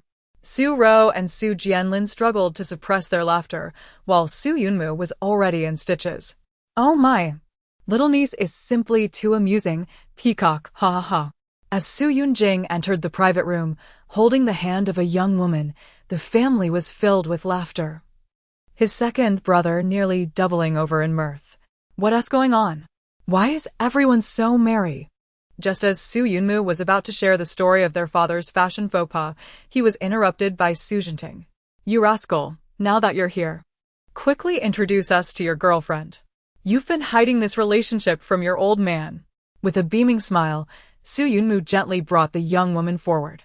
Jioa, these are my family, my parents, my 2 brothers, and my little sister Ro, and and I am Su Xiaoxiao. Little heart. Chapter 43. The little gold lock was heavy, nestled in the arms of the tiny child. Su Ro sighed, bemused by her daughter's unique self-introduction. It was indeed a rarity to present oneself in such a manner. Fortunately, the little one had yet to master the art of speech, or it would certainly lead to amusement. Noticing that the other party appeared to be of a similar age, Su Ro approached, hoping to alleviate any potential nervousness. Hello. I am his younger sister, Su Ro. This is my daughter, Xiaoxiao. Please have a seat. Zhao Jioer, having learned some details about Su Ro from Su Yuqing, found it easy to connect with her, given their similar ages. She felt a deep sympathy for Su Ro's circumstances, yet her gaze held no discomforting pity. For she had heard from her boyfriend that their family cherished this unexpected addition. For Su Ro, this child was not a burden, but rather a gift bestowed upon her by fate. Thus, Zhao Jioer did not regard Su Ro as someone pitiful in need of her outsider-esque commentary. Such pity might weigh more heavily on Su Ro's heart. Seeing that his family members seemed to have a favorable impression of Jioer, Su Yuqing relaxed, declaring, Mom, Dad, this is my girlfriend, Zhao Jioer. After Jioer gracefully greeted everyone, her gentle eyes fell upon the infant Xiaoxiao. Xiaoxiao, since it's our first meeting and I don't know what you might like, I can only present you with this little gold lock. Remember to cherish your Aunt Jioer. Zhao Jioer appeared quite fond of children, and she promptly produced a sizable, hefty gold lock. Xiaoxiao, catching the scent of gold, opened her sleepy eyes wide, beaming with joy, her little hands fluttering in excitement. I like it. Seeing Xiao Xiao so delighted, Jiaoer couldn't help but smile in return. What a lively and adorable child. Xiao Xiao, entranced by the gold lock, began to drool with desire. Jiaoer, being quite genuine, took the lock out of its box and fastened it around Xiao Xiao's neck. The red cord hung heavily, adorned with the opulent gold lock, making it somewhat difficult for Xiao Xiao to breathe. Yet she wore a broad smile, her eyes sparkling with delight upon seeing the treasure, which made Su Ro feel a tad embarrassed. Hurriedly, Su Ro stepped forward to return the gold lock. You shouldn't have spent so much. We ought to prepare a gift for you instead. We haven't even held Xiao Xiao's full-month banquet yet. As Jiaoer is merely the girlfriend of my third brother, it's not necessary to provide such an extravagant gift. As Su Ro reached for the lock, Xiao Xiao sensed the impending loss and let out a wail. Mama, please don't take away my gold lock. Having struggled to earn money in her previous life, she cherished this newfound wealth that came from her adorably charming demeanor. How could Mama take it away? Seeing her daughter cry so heart-wrenchingly, Su Ro hesitated to proceed. Jiaoer quickly intervened with a smile. No need to be modest. I feel a wonderful connection with this little one. With the encouragement of Su Yuqing and Zhao Jiaoer, Xiao Xiao successfully retained the gold lock, lying in her stroller, fixated on the treasure around her neck, fearing that Mama might attempt to reclaim it. Following Xiao Xiao's little outburst, the rapport between Jiaoer and the Su family blossomed swiftly. Upon discovering that Jiaoer hailed from an esteemed literary family, the Su family members exchanged astonished glances towards Su Yuqing. Su Yunmu widened her eyes in disbelief, exclaiming, I never imagined, Yuqing, that you would be in a relationship with a genuine noble lady. Xiao Xiao, still wary of her mother's occasional glances, extended her tiny hand to clutch the gold lock securely. In her small, pudgy fingers, the lock felt exceptionally large and heavy, yet she did not mind the weight. Grasping her little treasure, Xiao Xiao finally felt at ease, allowing herself to listen to the adults' conversation. Aunt Jiaoer's entire family are highly educated intellectuals, and their lineage is impressive. They have held significant positions in society. Their family heirlooms include numerous antiques and artifacts that would surely make Grandpa drool. Aunt Jiaoer herself is remarkable. At such a young age, she is already a university professor. It's no wonder Uncle Heir was so astonished when third uncle was younger. He was quite infatuated, always claiming he would marry a movie star and never date a scholarly girl. Yet now he is utterly enamored with a female professor, which explains his silence whenever she is mentioned. Xiao Xiao mentally scoffed, disregarding third uncle's fate. She pondered, perhaps this was the love she had never experienced. Often, the person one ends up with is the antithesis of their ideal type. Once affection blossoms, past infatuations lose significance. The right person is right, and the wrong one, regardless of how perfect they seem, is unlikely to endure. To everyone's surprise, Xiao Xiao seemed to possess knowledge about Jiaoer's family background as well as Su Yuqing's lofty childhood aspirations, causing the Su family's eyes to gleam with excitement. Su Yuqing, however, felt a bead of sweat form on his brow, anxious that Jiaoer might discover his youthful follies, such as wanting to marry a movie star. Those were mere childish whims. Could his little sister have divulged such secrets? Surely not. She wasn't one to gossip. What could she possibly say to an infant? Realizing his niece was quite extraordinary and unlike other babies, Su Yuqing felt a wave of unease wash over him. Perhaps this little one knew other secrets of his. He needed to ensure that she was content before she could speak, or else his reputation might be at stake. Clenching his fists, he began devising ways to win over his little niece. Unexpectedly, Xiao Xiao continued to gaze blankly at the ceiling. Ah, speaking of third uncle, he is truly devoted. After Aunt Jiaoer was wronged by her scoundrel of a father, she chose to disappear from third uncle's life entirely. Third uncle searched the world over for her, yet he could never have imagined that Aunt Jiaoer, burdened by her pain, had succumbed to severe depression. She wished for a resolution with third uncle and sought to emerge from her darkness, seeking treatment at the world's most prestigious mental health facility, where patient information is strictly confidential. How could third uncle ever find her? Upon hearing this, Su Xiaoxiao's heart tightened, his face paling. Xiaoxiao inwardly sighed. Regrettably, Aunt Jiaoer's love for third uncle was too pure. She could never escape the anguish of her betrayal, believing she was unworthy of someone as radiant as third uncle. Thus, one fateful night, she chose to end her life in her hospital room. Chapter 44. Shin Mubai's malicious intent revealed. His claws stretching towards Zhao Jiaoer, Su Xiaoxiao let out a subtle sigh of relief. Fortunately, she had already cast a spell on her negligent father, ensuring that even if he harbored ill intentions, he would be unable to act upon them. Su Ro and the others cast worried glances at Su Yunjing. They had not anticipated such an outcome. Jiaoer would be sullied by that scoundrel Shin Mubai, leading to her tragic demise. Su Yunmu harbored an intense hatred for Shin Mubai and could not help but exchange a glance with his elder brother. Thankfully, they had given Shin Mubai a thorough beating, leaving him bruised and battered. With that appearance, he should be too frightened to cause any further harm for the time being. Unaware of the situation, Zhao Jiaoer sensed an inexplicable tension in the atmosphere.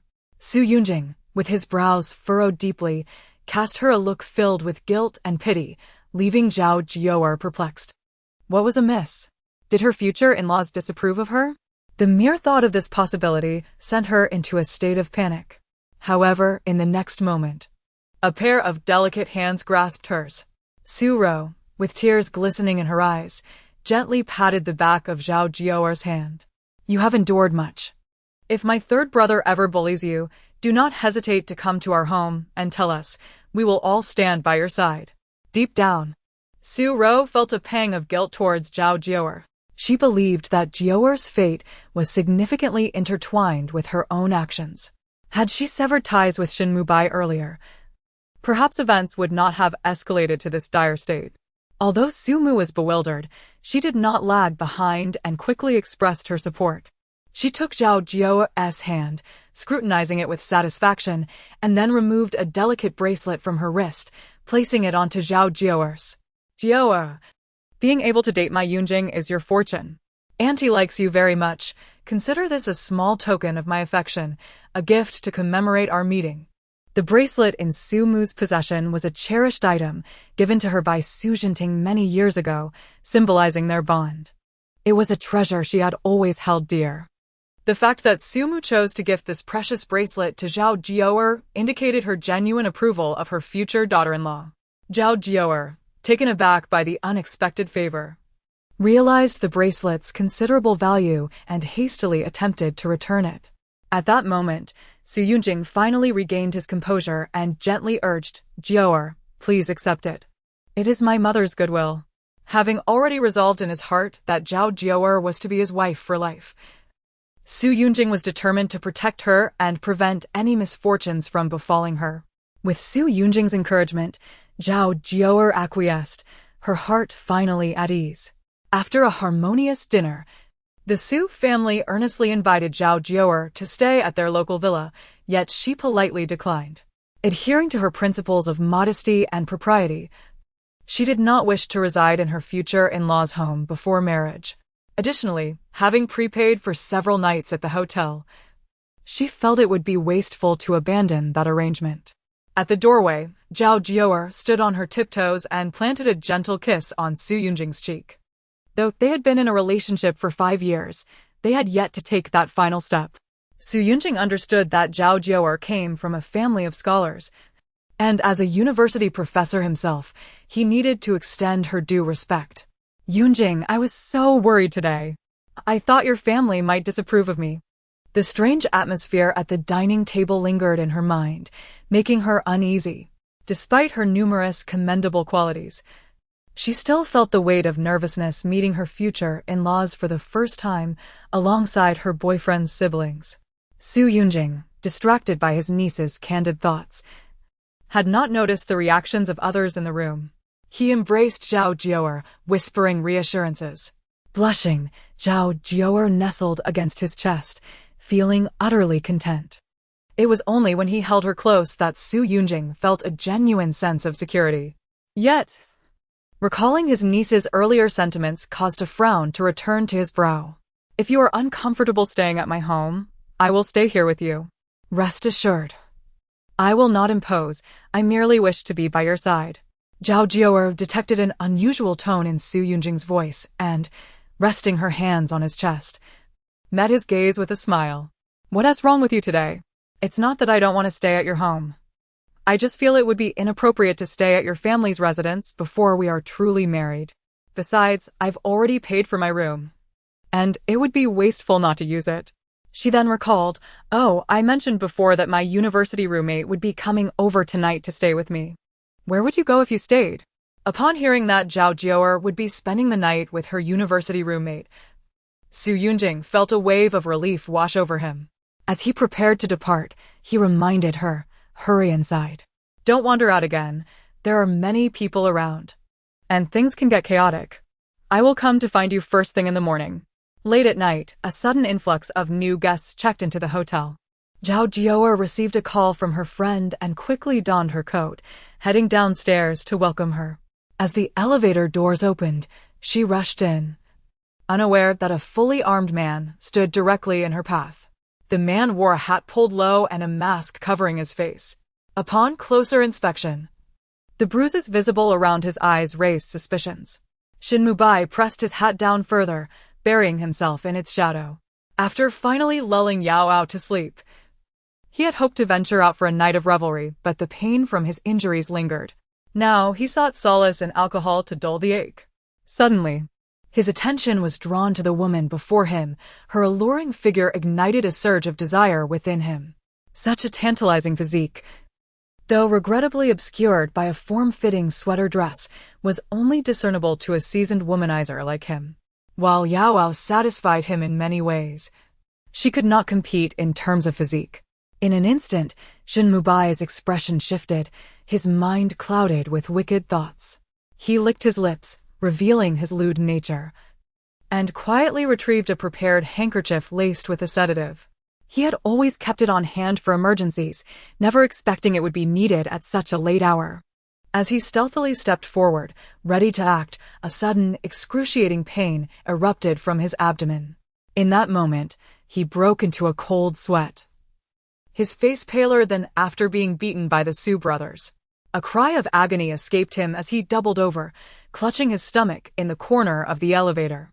Zhao Jiu'er instinctively moved to assist him, but upon noticing his suspicious attire and the peculiar handkerchief at his feet, she immediately connected the dots and bolted from the elevator as soon as the doors opened.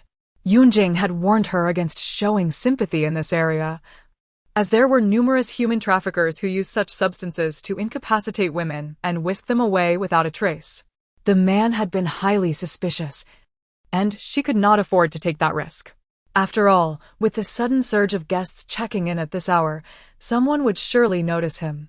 Once Zhao Jiu'er had left, the intense pain that had gripped Shin Mubai receded like a tide, leaving him disoriented as he struggled to rise, soaked in cold sweat and looking as pale as a ghost. A wave of unease washed over him as he gingerly touched his lower abdomen, a strong sense of foreboding surging within him.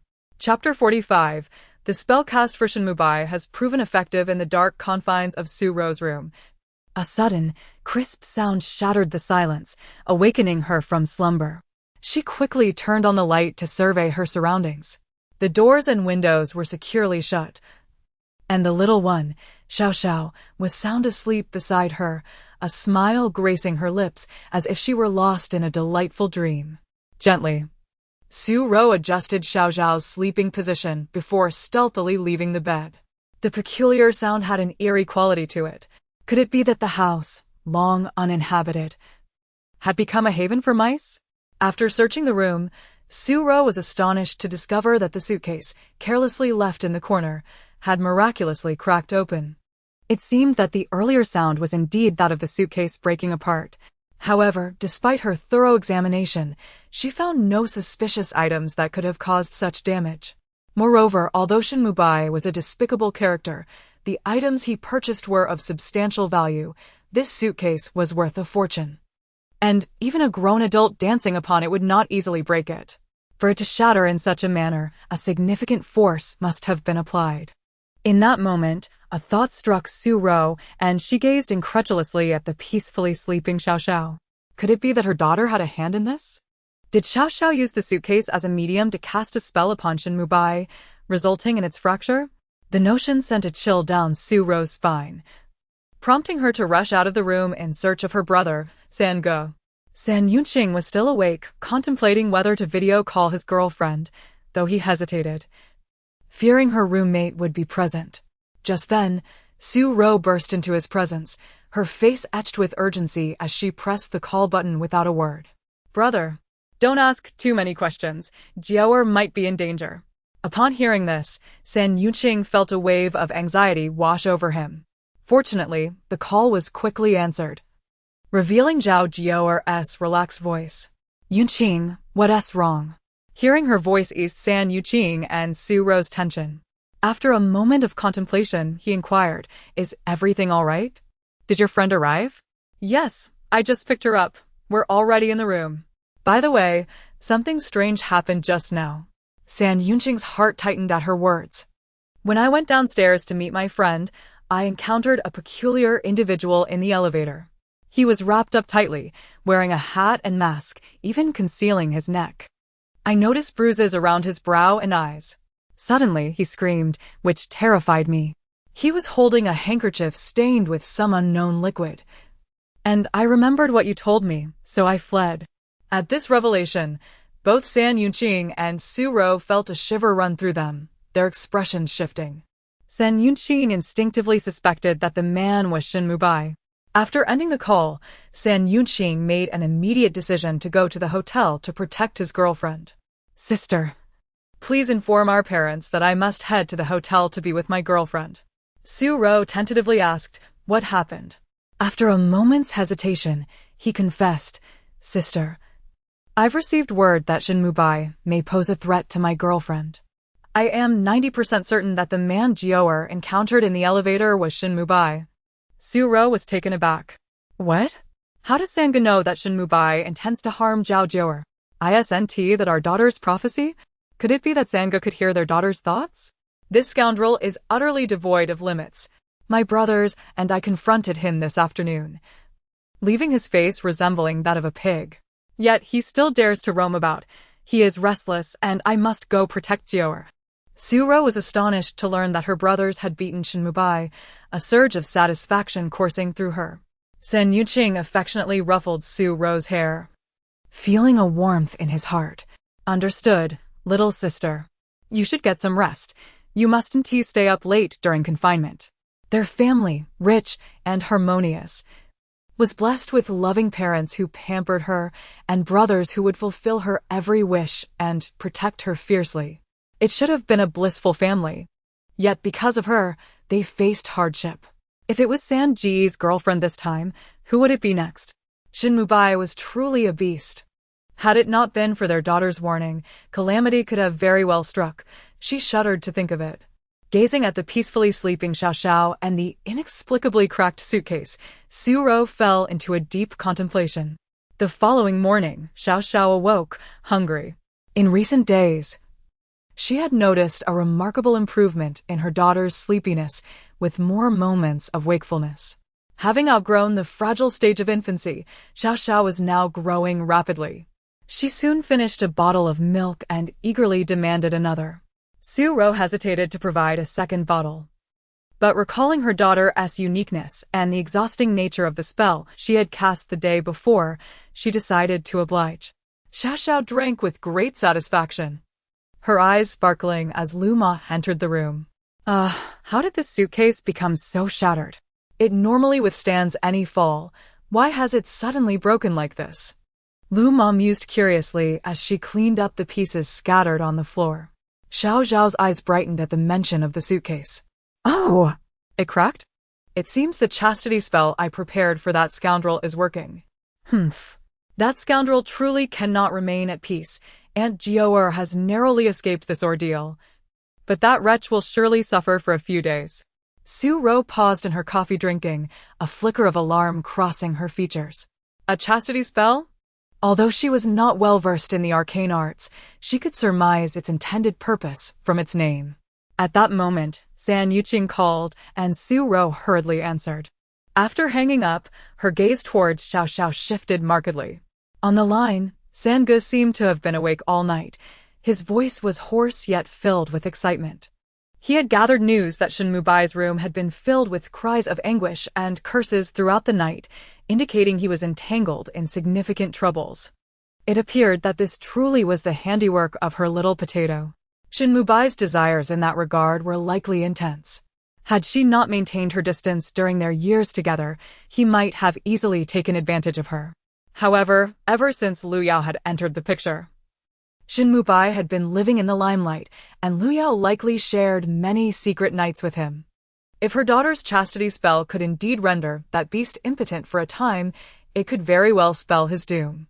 Meanwhile, Shin Mubai lay in his bed. A look of despair etched across his features, completely unclothed. Beside him, Liu Yao sat, face concealed in her hands, weeping profusely, equally despondent. Brother Mubai is actually incapable. How can a man be incapable? Chapter 46. The manipulation of Shin Mubai. Liu Yao had believed that her brother Mubai was finally going to share an intimate moment with her, her excitement leaving her wide awake. However, after several attempts, Shin Mubai appeared utterly drained, soon collapsing onto the bed. To add to her concern, a dull ache lingered in his lower abdomen, causing her heart to race with anxiety. Could it be that he, so young, was unable to perform? The two of them spent an entire night without sleep, dark circles forming beneath their eyes. Though Liu Yao felt a simmering frustration, she was determined to rely on Shin Mubai to break into high society. Even if their future happiness was uncertain, she would endure for the time being. Hearing Liu Yao console herself and dismiss the failure of the previous night, Shin Mubai's confidence surged. A smile returned to his once pale face as he embraced Liu Yao from behind. Yao Yao, you truly understand me, believing in me and encouraging me. I am fortunate to have you. Although Liu Yao felt a flicker of joy at Shin Mubai's sweet words, she remained ever mindful of her true intentions. So, when will you fulfill your promise? When will you introduce me to your mother? Shin Mubai's mother was aware of Liu Yao's existence, but had yet to meet her formally. The Shin family was not governed solely by Shin Mubai. His mother held the reins, possessing the majority of the family's shares, while Shin Mubai owned a mere 5%. To truly become a lady of high society, Liu Yao understood that her ultimate goal was to win over Shin Mubai's mother. Shin Mubai had intended to savor this tender moment with Liu Yao, but upon hearing her words, his heart sank. He was aware of Liu Yao's aspirations and had once promised to marry her. Yet, that was a matter for the future. The present was not the right time. Yao Yao, be patient. Once I resolve matters with the Su family, I will take you to meet my mother and propose to you. Liu Yao turned her back to Shin Mubai, her face twisting momentarily before she forced a smile, pretending to be obedient in front of him. Oh, I understand. I will wait. I believe my brother Mubai would never go back on his word. Wait again. Her nails dug into her flesh as resentment towards Su Ro and disappointment in Shin Mubai filled her eyes. Was it truly so difficult to handle matters concerning that wretched woman, Su Ro? After 5 years of dedication to Shin Mubai, what was she worth? Achoo! Su Ro sniffed and frowned. Luma, please open the window for some fresh air. It feels stuffy in here. As she stood up, she picked up her little one. Sweetheart, shall we go out for a stroll? News had come from third brother that Jiao Air was safe, and several bodyguards had arrived to protect her. Early in the morning, her father had taken her elder brothers to the market, while she was left alone with her little one in the villa. Knowing her daughter was extraordinary, Su Ro did not intend to raise her in the conventional manner suited for ordinary infants. Last night, the little one seemed to dream of wanting a jade pendant, and Su Ro committed it to memory. Upon hearing they were going out, Su Xiaoxiao excitedly waved her chubby little hands. Mama is the best mama in the world. Who could understand? The tiny one hadn't even turned a month old. And this was her first outing. The bustling flea market quickly revealed several individuals who stood out from the crowd. Su Ro. Dressed casually with her hair tied up and a vibrant avocado green cap perched on her head, radiated youthful exuberance. Yet, in front of her, she carried her baby in a waist carrier, a rosy little bundle. Beside her was a middle-aged woman holding a bag, and behind them trailed a tall man in black, clearly a skilled bodyguard. Goodness, why would anyone bring a baby to the flea market? Some onlookers chuckled at the sight of the baby still nursing, finding the carefree mother amusing. Soon, Su Ro and her entourage drew the attention of the market crowd. Unlike the formal, expansive markets, this flea market was a hodgepodge of vendors, frequented mostly by those looking for bargains or seasoned locals familiar with the area. Tourists occasionally visited for a taste of the experience, but true connoisseurs and dignified guests would never venture here. Noticing the stares and whispers from the crowd, Lu Ma expressed her concern. "Miss, it's quite chaotic here. Should we perhaps go to a more reputable market?" Su Ro glanced down at her excited little one and reassured Lu Ma, "I have not been to Beiyuan, but I have visited many flea markets elsewhere. Rest assured, they rarely pose safety issues. We just need to be cautious and avoid being swindled." Lu Ma still felt uneasy, pondering why Su Ro, who usually preferred to remain low-key and avoid raucous situations, would suddenly choose such a place. Before she could think further, she looked down and immediately understood. Little Xiaoxiao, while nursing, was wide-eyed and eagerly surveying her surroundings, her excitement betraying her youth. This reminded Lu Ma of the day Xiaoxiao was born, when she had despaired at the thought of being taken away. The child had always possessed an uncanny cleverness, her eyes communicating her emotions with precision. Clearly, Su Ro was unwilling to leave because her daughter found joy here. Behind them, Su Yiwu exuded an air of authority, closely following Su Ro. Whenever a passerby ventured too close, he would sharply regard them with a piercing gaze. Gradually, several curious onlookers retreated, and the crowd's attention on Su Ro diminished.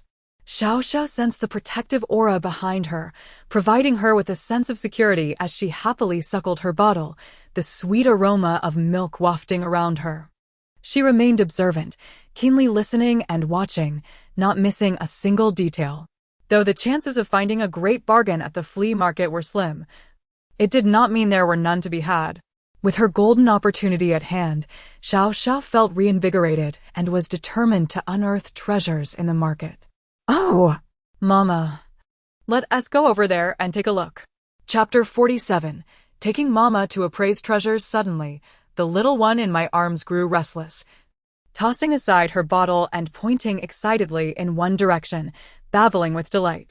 Fortunately, the strap of the bottle was held by Su Ro. Otherwise, her feeding tool would have been cruelly discarded by the tiny tot. "Where do you want to go?" "All right, Mama will take you there to play. Just let Mama hold you nicely." Upon hearing this, Su Xiaoxiao immediately quieted down, prompting surprised glances from Lu Ma and Su Yiwu. "The little miss understands your words. This child is destined to be academically inclined and will surely attend prestigious schools, pursue graduate studies, and even a doctorate." Lu Ma sang praises of Xiaoxiao to the skies, while Su Ro listened with a smile that illuminated her features. Who wouldn't he relish hearing compliments about their child? Moreover, Su Ro believed her daughter's intellect surely surpassed her own. A mother beams with joy at the prospect of her child's bright future. However, soon, a soft, discontented hum echoed in Su Ro's mind. Upon hearing Lu Ma's praises, Su Xiaoxiao became displeased. Studying? What good is studying? At school, one is managed by teachers. And at work, one is overseen by bosses. What is the meaning of life? I certainly do not want to study. I am not cut out for it. And I refuse to tread on thin ice throughout my life. Su Ro's smile faltered, her expression turning grave. How could her daughter, not yet a month old, already reject the idea of education? This was a troubling sign. Early childhood education typically commences around 2 or 3 years old in the country, but her daughter was unique, already harboring the alarming notion of eschewing learning. She needed to seek early education institutions that would accept infants as young as 4 or 5 months, if any were willing. She would enroll her daughter without delay. Little did Su Xiaoxiao know, her nightmare was just beginning. following the direction to which the child pointed. Su Ro passed by one shop after another until she stood before a scruffy, unkempt old man, at which point the little one finally reacted. This is the place. That grandpa has something good. Upon hearing this, Su Ro casually glanced at the items displayed before the old man, then gradually came to a halt. The old man wiped his weathered face, glanced up at the young woman cradling a baby, and resumed his focus on the objects in his hands. Su Ro was not surprised. Vendors like him, indifferent to their wares and seemingly unconcerned with their business, often held genuine treasures among their stock. The items here are rather ordinary, but that second-row guanyin statue with a crack is somewhat decent, according to current market prices. It must be worth at least a few thousand, right? While Su Ro mused, Su Xiaoxiao had already examined each item laid out on the ground. With her discerning eye and innate abilities, she could achieve a level of appraisal that rivaled that of seasoned experts. Su Ro raised her brows. Her perception of her daughter's capabilities elevated yet again. Her child was remarkable, able to discern that among the displayed items, only the guanyin statue held any value. And she even estimated its worth. The Su family had historically engaged in the antique trade, but in recent years, the business had become increasingly challenging, prompting a shift to jewelry. Thus, the Su family possessed their own appraisal methods, and Su Ro, having been exposed to this from a young age, had learned a thing or two. She handed Xiaoxiao to Lu Ma and crouched down to examine the items one by one. This was the first time someone had scrutinized his stall so earnestly, and the old man quickly lifted his gaze. He observed Su Ro's movements and expressions, noticing the spark of understanding in her otherwise dull eyes. Clearly, this young woman possessed a discerning eye for quality. Intrigued, the old man removed some items, gesturing for Su Ro to continue. As Su Xiaoxiao resumed drinking from her bottle, she could not help but grin. Oh, this old man is quite interesting. He has cleared away all the fakes, perhaps testing whether Mama can identify the most valuable piece among them. Excited, Su Xiaoxiao cheered for her mother. Soon, a crowd began to gather, forming a circle around the old man's stall. Meanwhile, Shin Mubai and Lu Yao were also stepping out hand in hand.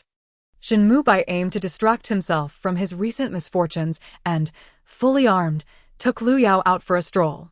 Clad in understated black attire, he attempted to blend in. However, Lu Yao, accustomed to a life of privilege, was unwilling to appear anything less than splendid, even if it was merely to discard trash. At that moment, she donned a charming ensemble reminiscent of Chanel, a pink skirt adorned with luxurious golden trim, paired with opulent stiletto heels embellished with sparkling diamonds, exuding an air of aristocracy.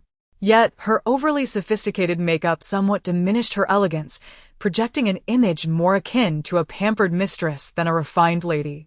Passers-by admired Lu Yao's beauty, but muttered behind her back, "TSK, the wealthy can afford any woman they desire." Unaware of how others perceived her as merely a kept woman, Lu Yao posed and preened, linking one arm through Shin Mubai's and clutching a $1 million crocodile skin handbag in the other, her smile radiant. "Brother Mubai, I know of a flea market that's quite good. A few years ago, they even had a treasure from the Warring States period. Shall we go take a look?" Shin Mubai initially intended to refuse. Given his status, did he really need to rely on luck at a flea market? Yet, recalling his recent streak of misfortunes, he hesitated and eventually agreed. After all, the better markets were typically frequented by the elite, where he might encounter familiar faces.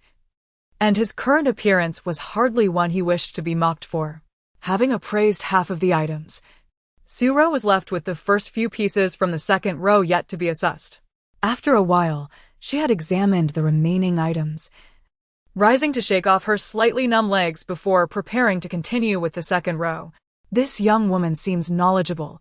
Just observe her technique. She doesn't appear to be a novice. Furthermore, the tools she uses are all stamped, indicating she is a professional appraiser. The onlookers exchanged remarks, none underestimating Su Ro. Just then, a cheerful voice rang out from the edge of the crowd. "Brother Mubai, look. There's a large crowd gathered there. It must be a treasure appraisal." Shall we go take a look? Su Xiaoxiao's crouching motion paused momentarily, a flicker of annoyance crossing her brow. In broad daylight, in this vast northern plains, how could she possibly run into those two scoundrels again? Chapter 48. If you lose. Depart from Brother Mubai. Su Xiaoxiao cast a quick glance at Suiwu, who immediately assumed a vigilant stance. Soon spotting Shin Mubai and Lu Yao outside the crowd, he promptly positioned himself beside Su Xiaoxiao and whispered to Lu Ma, "Hold the child tightly. Those shameless scoundrels are approaching." Suiwu seldom spoke in such a manner. He held an immense disdain for Shin Mubai. Lu Ma, startled, swiftly cradled Xiaoxiao closer. Is that scoundrel Fodder and his white moonlight really here? What an eye-opener. Su Xiaoxiao mused, her thoughts on the audacity of the situation. She quickly dismissed the two rascals from her mind and focused intently on evaluating the remaining items. Shin Mubai, squeezed through the crowd by Lu Yao, arrived at the old man's stall and soon recognized a woman squatting in front of him. Lu Yao's momentary joy faltered upon seeing Su Xiaoxiao's silhouette, her expression stiffening. Su Xiaoxiao, how did this wretched person end up here?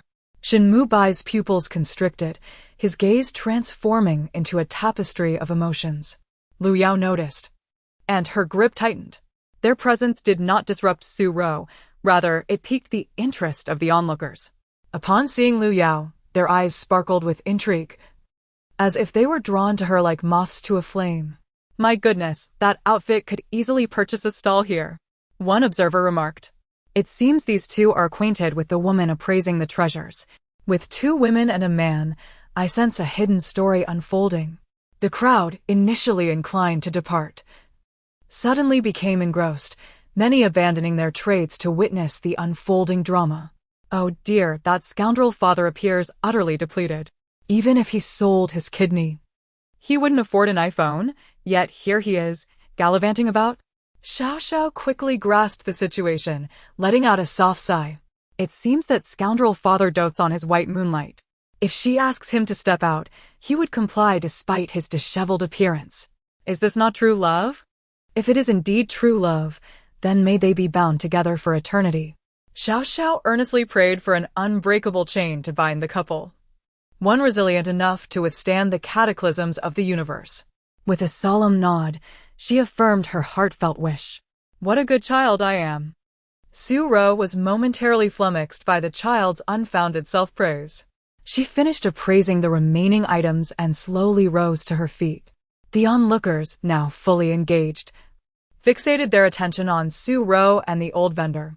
She had meticulously evaluated an impressive array of goods, including jade, porcelain, and calligraphy, completing the task in less than an hour and a half, a remarkable feat. Indeed, she appeared quite youthful, likely in her early 20s. The crowd showered her with praise, with some gentlemen particularly admiring her beauty and intellect, contemplating the prospect of an acquaintance with her. Suddenly, a derisive laugh pierced through the compliments, silencing the crowd as they turned toward the source of the mockery. You are all too easily deceived. It's merely a fade. I could do that too.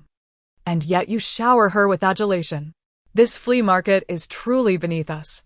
Lu Yao, unable to tolerate the praises directed at Su Xiaoxiao, could not suppress her scornful remarks. In her eyes, Su Xiaoxiao merely squatted there, touching and glancing at the items without uttering a word. If this was what constituted appraising treasures, then she could certainly do the same. Shin Mubai remained silent, refraining from defending Su Xiaoxiao. He had known her for 5 years and had never heard of her possessing any expertise in treasure appraisal. While the Su family was indeed involved in the antique business, Su Xiaoxiao had never engaged in the family enterprise, focusing instead on her personal interests. The family business was managed solely by the eldest son, Su Jianlin. Given her youth and lack of qualifications, it was improbable for Su Xiaoxiao to have any significant connection to the antiquities field. Lu Yao's condescending demeanor quickly ignited discontent among the crowd. Her final remark about the flea market being low incited public outrage. Excuse me, miss, that was rather harsh. Don't you think? She has done nothing to provoke you, one person retorted. Indeed, if you hold such disdain for our flea market, why are you here? Does that make sense? Another chimed in. You, who simper before the wealthy, would do well to keep quiet and be a mere ornament, a third person added, finding her audacity laughable. Realizing she had stirred the ire of the crowd, Lu Yao chose her words more carefully. She turned to Su Ro, challenging her. Shall we place a wager, Su Ro? Su Ro regarded Shin Mubai with a playful glance before replying to Lu Yao. What kind of wager do you propose? Lu Yao was convinced that Su Ro had only been posturing. She had always been one to project seriousness and professionalism. In the past, while accompanying Shin Mubai to artistic exhibitions, Su Ro would intently scrutinize each artwork, as if her understanding was profound, casually sharing her interpretations while the onlookers fell for her charade, praising her intellect and artistic acumen.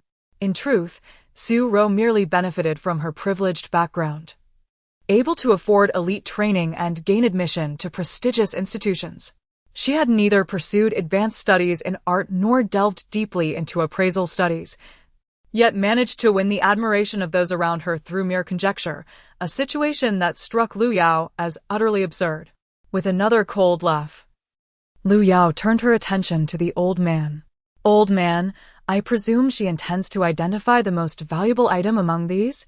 The elderly vendor frowned at Lu Yao's dismissive tone, particularly her use of old man, yet he maintained a courteous smile, nonchalantly nodding in acknowledgement. To him, everyone appeared the same, devoid of distinction. Receiving confirmation, Lu Yao suddenly devised a plan. Shin Mubai was a rare gem among men, handsome, wealthy, capable, and the only heir to his family's fortune. With such attributes, Lu Yao felt certain there were few peers who could rival him. Chapter 49. Reclaiming the Nine-Dragon Mine. Upon hearing the whispers, the bystanders realized there was indeed a scandal brewing. Their gazes flitted between Su Ro and Lu Yao, ultimately landing on the man whose face was obscured by a hat. This fellow must be quite fortunate, having two beautiful women vying for his attention. One could only imagine the delight he felt within. However, the situation appeared to be far more intricate than they had anticipated. The woman of superior grace seemed to have a child. One individual gestured subtly towards Su Xiaoxiao, indicating their observation. Goodness, she has a child. And yet this man is entangled with other women? How utterly despicable! Instantly, the crowd condemned Shin Mubai as a cad, labeling Lu Yao as the other woman. It was evident to all that Lu Yao's attire bore a resemblance to that of a mistress or an escort, rather than a legitimate partner. The surrounding whispers ignited a fire within Lu Yao, solidifying her resolve to undermine Su Ro. Today, she was determined to humiliate Su Ro and vent her frustrations. Su Ro, are you afraid? Or was your declaration of breaking off the engagement at the Qi family banquet merely a ruse? Lu Yao pressed forward, intentionally provoking Su Ro, hoping to extinguish any lingering thoughts of marrying into the Shin family. Shin Mubai wavered, equally curious about whether Su Ro truly had no lingering feelings for him. He was not averse to granting her another chance. After all, despite her having a child, this woman still attempted to play hard to get. It was rather too late for such games. Suddenly, confidence surged within Shin Mubai. Perhaps Su Ro's decision to sever their engagement in front of so many was merely a fleeting moment of anger. If he waited patiently, she would eventually come to apologize. Although Su Ro was not the woman he truly desired, he could overlook her temper considering the connections between their families and the Su family's antique business. Marriage with her was, after all, a viable option. As for Yao Yao, Shin Mubai cast a discreet glance at Lu Yao, a flicker of guilt passing through his eyes. Ultimately, Yao Yao hailed from a modest background.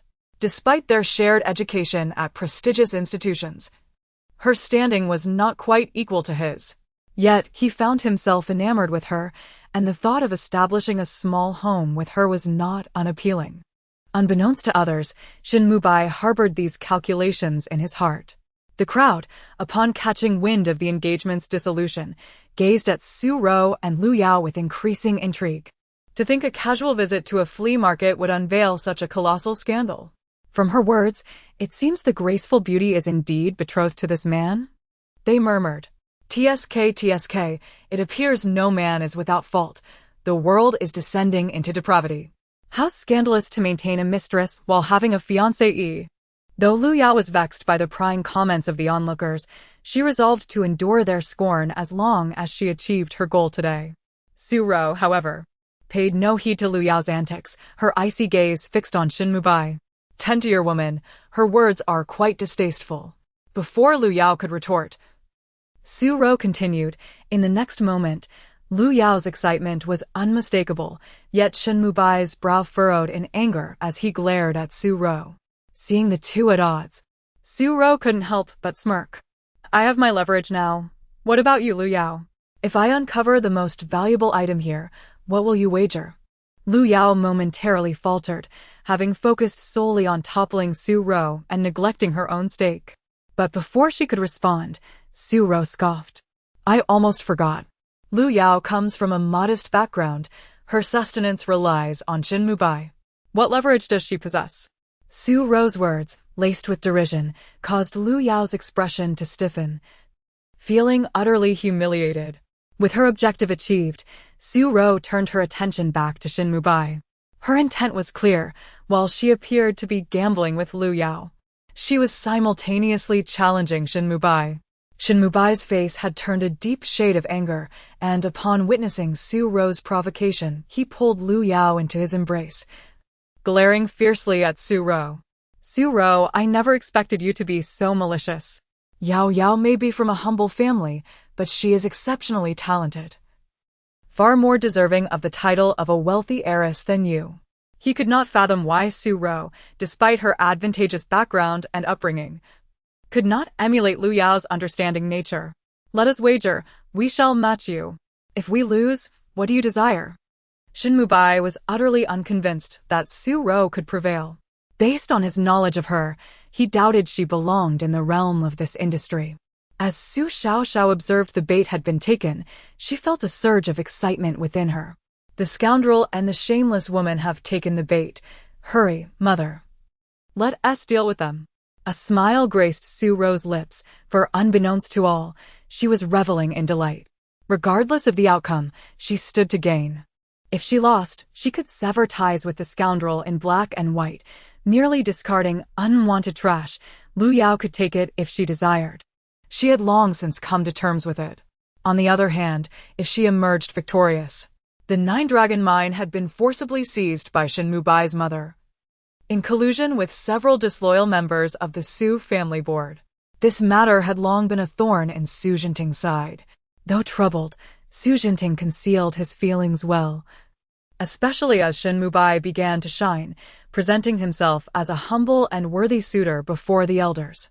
Shin Mubai's mother had lowered her stance, sincerely seeking a union with the Su family. Su Jinting, recognizing Shin Mubai's potential and character, seemingly reconciled with the past.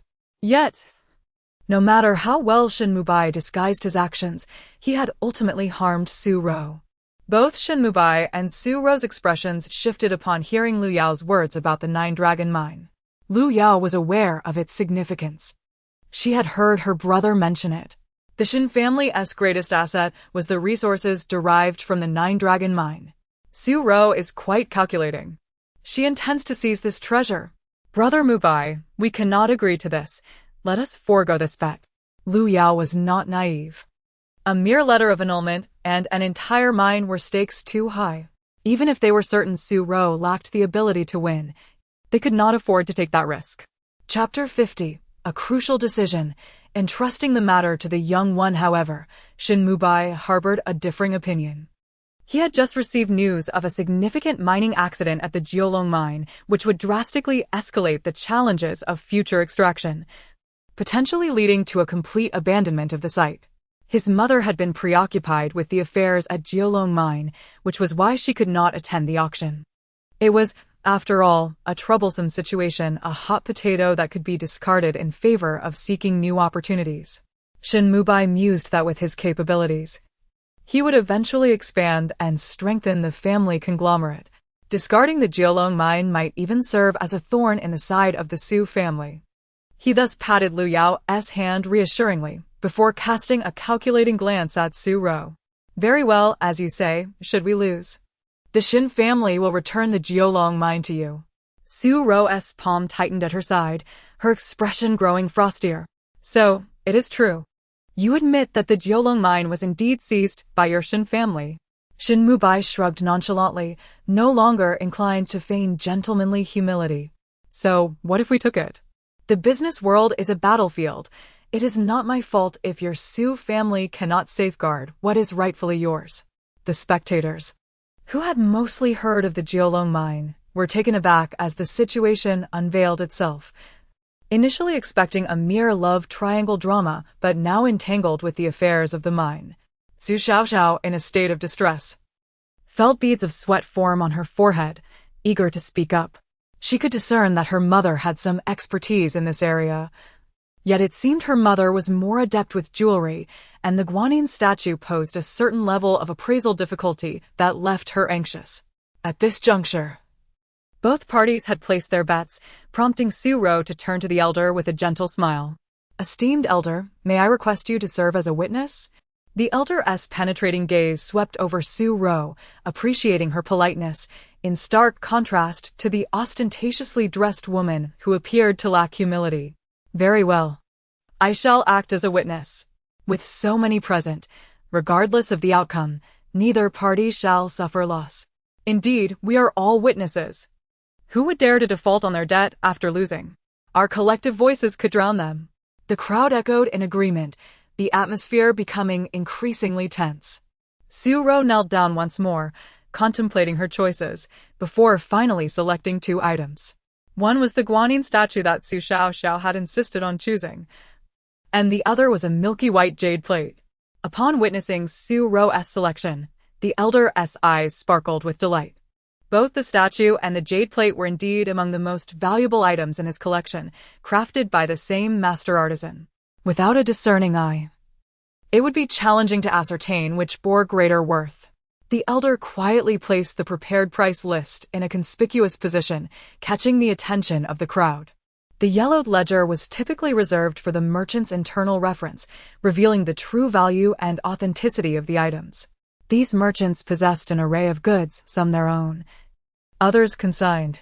The distinctions between genuine and counterfeit, expensive and cheap, were all meticulously noted. To avoid confusion and ensure genuine treasures were not mistakenly sold as fakes, merchants maintained their private accounts. With all preparations in place, Shin Mubai and Lu Yao could hardly contain their impatience. Shin Mubai, with a sinister glint in his eyes, urged, "Make your choice swiftly. Do not waste everyone's time." Lu Yao chimed in, hoping to induce anxiety in Su Ro that might lead to a mistake. Su Ro glanced at the items in her hands and suddenly approached Su Xiaoxiao. "Come, let us have Xiaoxiao help Mama make a selection. Mama is uncertain, so we shall trust Xiaoxiao." This maneuver astonished everyone, and Lu Yao seized the opportunity to mock. "Oh dear, Su Ro, how foolish of you. For the sake of pride, why pretend to know? Now you seem frightened, don't you?" Shin Mubai regarded the mother and daughter with disdain, his expression replete with contempt. "Su Ro, I understand you are attempting to garner my attention with this wager. There is no need for such theatrics. We could sit down amicably and discuss matters. This is too childish, and she is just a little girl." Shin Mubai felt a knot of frustration in his heart. What was Su Ro truly implying? Did she intend to lose, to pen a letter of withdrawal herself, by deliberately allowing that small child to choose? She could have made a selection herself. Yet she preferred to let a mere child insult him. It must be said, Shin Mubai had quite the talent for concocting scenarios in his mind. Su Xiaoxiao, exhilarated by her mother's request for her to choose, brimmed with joy. The crowd assumed Su Ro was merely indulging in folly, and even the elder, who had supported her, shook his head in disappointment. It appears this young lady genuinely lacks the ability to make a selection. Otherwise, she wouldn't need her daughter to take a chance. The infant, though adorable, was merely a child who could not possibly grasp the intricacies of the situation. It seemed she was destined to lose. A withdrawal from the engagement was not catastrophic, but it would be too advantageous for that third party. If it were up to him, he would never allow a third party to seize the position without a fight. The crowd collectively shook their heads inside, while Shin Mubai and Lu Yao wore triumphant smirks, confident of victory. At that moment, Su Xiaoxiao's eyes brightened as she extended her chubby little finger, tilting her head in Lu Ma's embrace, and gently poked the guanyin statue in her mother's hand. "Mama, let us choose this one. It cannot be wrong." Seeing her daughter's unwavering confidence, Su Ro felt a weight lift from her heart. "Very well, I shall choose this guanyin statue." No one noticed the slight tremor in the elder's hand as he accepted the statue. "Indeed, you have chosen correctly. This truly is the first time in my career that the most valuable item in my collection has been identified by a child still on milk." Of course, had it not been for Su Ro's rigorous selection process, the outcome might have been entirely different. The elder, trembling slightly, flipped to a page in his ledger and announced loudly, "This young lady has won." Among these items, the guanyin statue is indeed the most valuable. At his proclamation, the crowd fell into stunned silence. "Impossible!" Shin Mubai and Lu Yao exclaimed in unison, their faces twisted in disbelief. Lu Yao rushed forward, attempting to snatch the ledger from the elder's grasp to verify the claim herself. The gradual pallor of Lu Yao's face revealed all. Su Ro had indeed triumphed, and it was by the hand of a mere child. "I have won, Shin Mubai. Now, prepare the transfer documents." Chapter 51. Shin Mubai loses a mind. Shin Mubai's countenance darkened as he faced Su Rua, who showed no mercy and tossed a piece of paper and a pen at him. Regret gnawed at him as he grappled with the realization that, amidst a 50-50 chance, victory was indeed possible. He began to question whether he truly understood this woman, Su Rua. When had she become so adept? Remarkably, the luck of that young girl was unparalleled. He had assumed the young lady would undoubtedly lose. Indeed, the girl's fortune was extraordinary. Yet they seemed to overlook the fact that had it not been for her mother, who eliminated numerous items and presented only the most valuable for selection, neither of them would have triumphed. This underscored the young lady's discerning abilities, which were indeed impressive. Prompted by this insight, everyone around suddenly grasped the reality. Yes, if this young lady had not been inherently talented, even with the girl's luck, it would have been exceedingly difficult to identify the most valuable item among so many. It was all due to the young lady's own prowess. Lu Yao felt a surge of panic. She had not anticipated the gravity of her loss. The icy expression on Shin Mubai's face sent her heart racing. "Brother Mubai, I never expected Su Rua to be so knowledgeable. I didn't foresee losing," she stammered, shaking her head and feigning innocence with tear-filled eyes. Shin Mubai's cold gaze shifted from Su Rua to the trembling Lu Yao, and the frost in his eyes melted away. He reached out and gently ruffled her hair. "Do not blame yourself. I too was unaware of Su Rua's expertise. Otherwise, I would not have so readily accepted her wager. But fret not. If the Jiolong mine must be relinquished to her, so be it.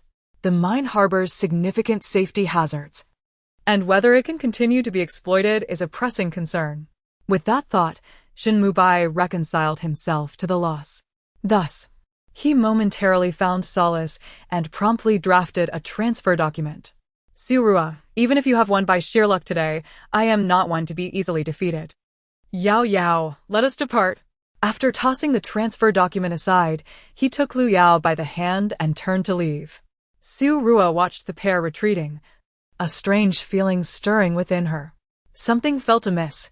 Given their nature, it was improbable that they would concede defeat so easily. Surely, they would concoct some scheme.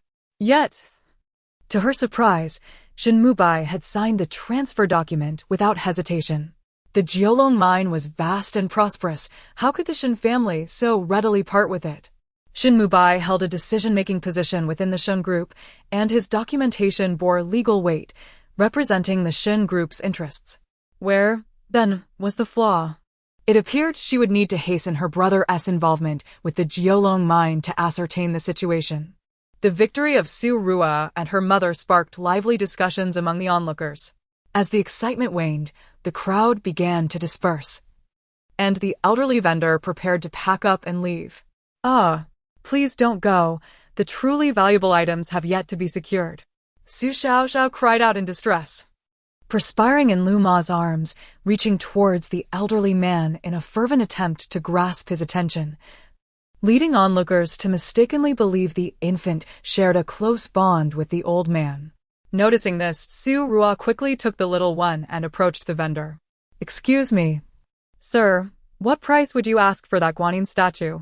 As she engaged in conversation to delay him, her peripheral vision scanned the remaining items, searching for the truly valuable treasure her daughter had mentioned.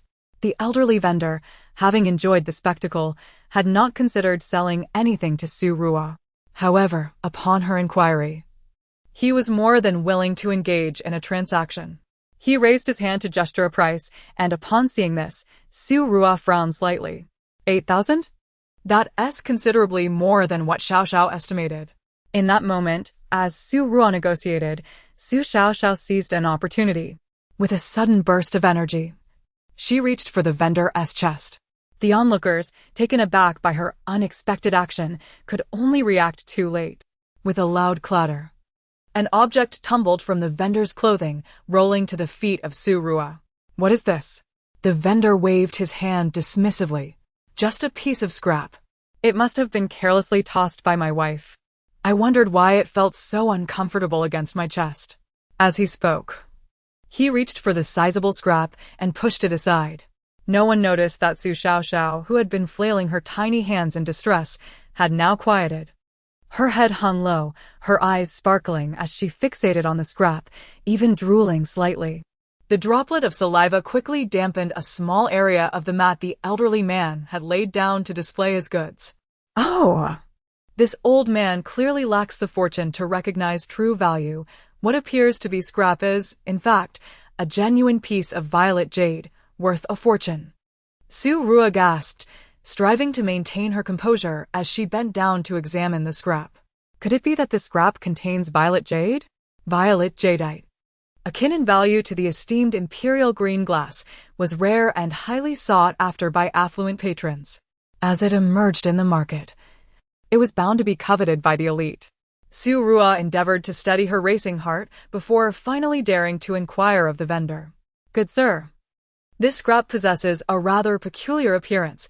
It seems distinct from other raw materials." The vendor jested. "It could serve as a quaint ornament in your home. But there's no substance within, just a gray stone. I was planning to dispose of it. If you fancy it, I shall gift it to you." The fist-sized stone felt heavy in Su Rua's hands, and both mother and daughter's hearts raced with excitement. Violet jadeite. Who would have thought our luck would be so fortuitous? Su Rua thought to herself that she had never imagined receiving a piece of violet jadeite as a gift. What a generous offering! The old man's face does not suggest a prosperous fate, yet he seems to enjoy a happy old age. Beneath his visage lies a hint of misfortune. Should wealth enter his life, it could overshadow his happiness. Between wealth and contentment, I wonder what the old man would choose? Su Rua pondered, carefully securing the raw stone, before lifting the guanyin statue once more. "Sir, having received such a beautiful stone from you, I cannot take it without giving something in return. I shall purchase the guanyin statue." Without hesitation, she paid the 8,000. Viewing it as a way to repay the kind elderly man. Su Xiaoxiao, upon hearing this, thought that if fortune were to come, it would inevitably bring misfortune. In Su Rua's heart, if wealth and happiness were truly irreconcilable, she would always choose happiness. Chapter 52, A Bounty of Returns on the Way Back. Su Rua suddenly stamped her foot, a look of regret etched across her face. "Miss, what troubles you?" Lu Ma inquired with concern. Could it be that she felt remorse over the 80,000? However, once a deal was struck at the flea market, both parties were bound by their commitment.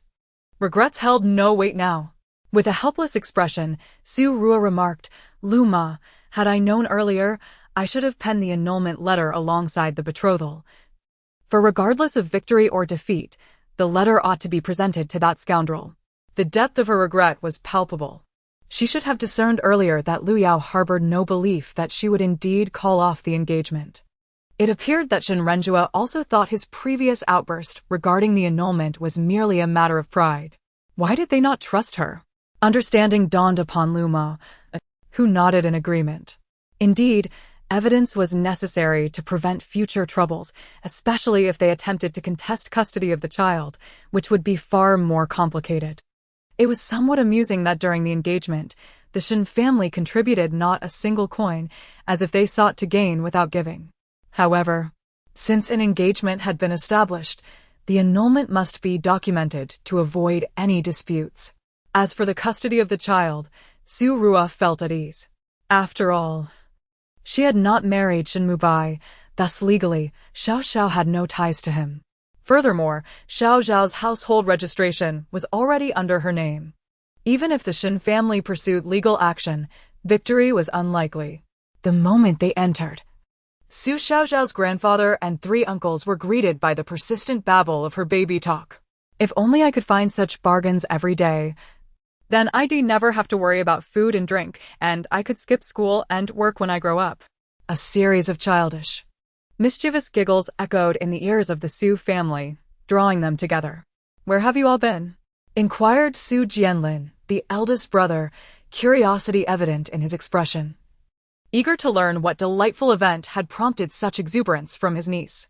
Although Su Jinting and Yun Muyunjing remained silent, their eyes reflected their intrigue.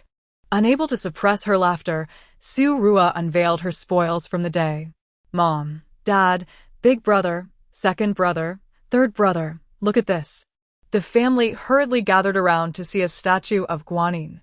The elder gentleman reached for it, scrutinizing it closely before nodding in approval. The quality seems decent. And the craftsmanship is quite impressive. It could be worth several thousand. After his appraisal, he sensed something was amiss. Surely, a mere few thousand wouldn't evoke such joy from the mother and daughter duo. The Su family had not yet fallen to such depths of despair.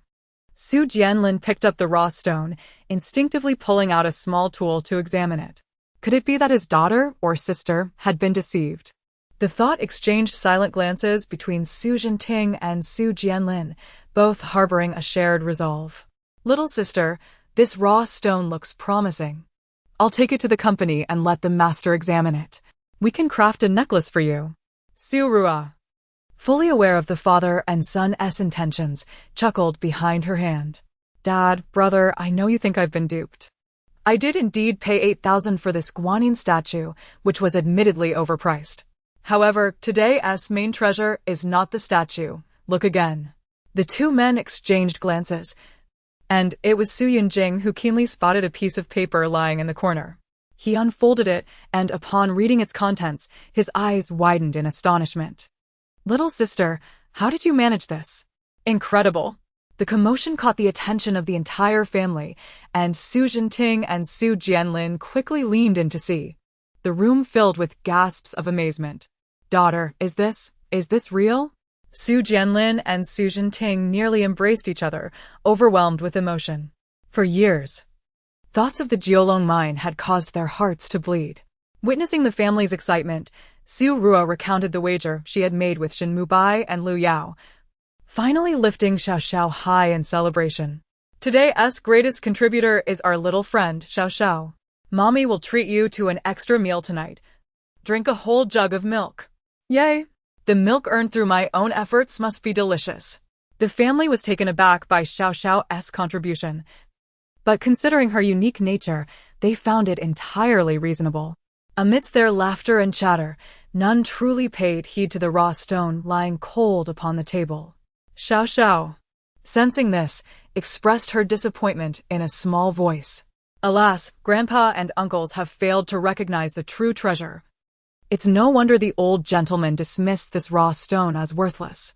This stone had undoubtedly passed through many hands, yet none had even considered the possibility of unveiling its potential, revealing it was deemed worthless from the outset, never reaching the stage of being cut."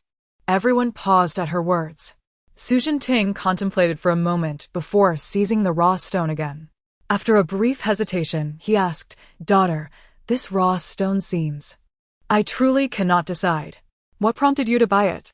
Su Rua simply pointed at Xiaoxiao, who was nibbling on her hand. The men nodded, feeling a sense of unease. After some thought, Su Xiaoxiao promptly stood, holding the raw stone. I just remembered that there's a stone-cutting tool in the storage room. I'll go see what it reveals. Curiosity enveloped the family as they followed him, eager to discover what lay within. Su Rua wore a mysterious smile, gently patting Xiaoxiao's nose, who began to hum excitedly. Hurry and reveal it. I want to see the little stone dazzle your eyes. Chapter 53. The family was stunned upon hearing the words. The little grandfather and uncles exchanged curious glances towards Xiaoxiao. Su Rose smiled indulgently and with a hint of mystery. Remarked to her parents and brothers, Xiaoxiao's tiny hands seemed to possess the ability to turn stone into gold. Perhaps this rough stone truly holds something extraordinary. In truth, Su Rou was equally intrigued. Could this raw stone indeed contain violet ice jade? Although all signs pointed to Xiaoxiao being a remarkable child, whose every judgment had proven correct without exception, violet ice jade was exceedingly rare among gemstones. Even the Su family would need to search for several years to find a piece. Soon, the entire family followed Su Xiaoxiao to the storage room. The old gentleman, still sprightly, quickly assembled the stone-cutting machine, holding the rough stone and pondering how to proceed. He scratched his head, glancing at his eldest son, Jianlin. Come help your father take a look. The old man did not want to discourage his daughter and granddaughter. To him, this stone appeared to be worthless, and no matter how it was cut, it seemed unlikely to yield anything. The first cut was particularly crucial, which left him in a quandary. Su Jianlin had learned the art of stone cutting from his father. Upon hearing his father call him, his expression changed. It seemed his father wished to avoid being the bearer of bad news and was passing the responsibility to him. His younger sister and niece appeared eager about this rough stone. If the first cut revealed nothing but gray and white, would he not become the villain? Yet, under his father's unwavering gaze, Su Jianlin reluctantly steeled himself. Su Rou, well aware of the predicament faced by her father and brother, noticed Xiaoxiao's eyes sparkling with anticipation as she fixed her gaze on the stone-cutting machine without blinking. She playfully covered her mouth and suggested, since Dad and Big Brother are unsure where to make the first cut, why not let our Xiaoxiao give it a try? As soon as the words left her lips, Su Xiaoxiao and Su Jianlin exchanged relieved smiles, promptly stepping aside to coax Xiaoxiao. Come now, little one, where do you think your uncle should make the first cut? Su Jianlin couldn't believe his ears. He was actually allowing a small child, still drinking milk, to guide him. Xiaoxiao grinned widely and, without hesitation, pointed her short, plump pinky finger at the stone, gesturing with a somewhat unrefined OK sign, her small face brimming with confidence.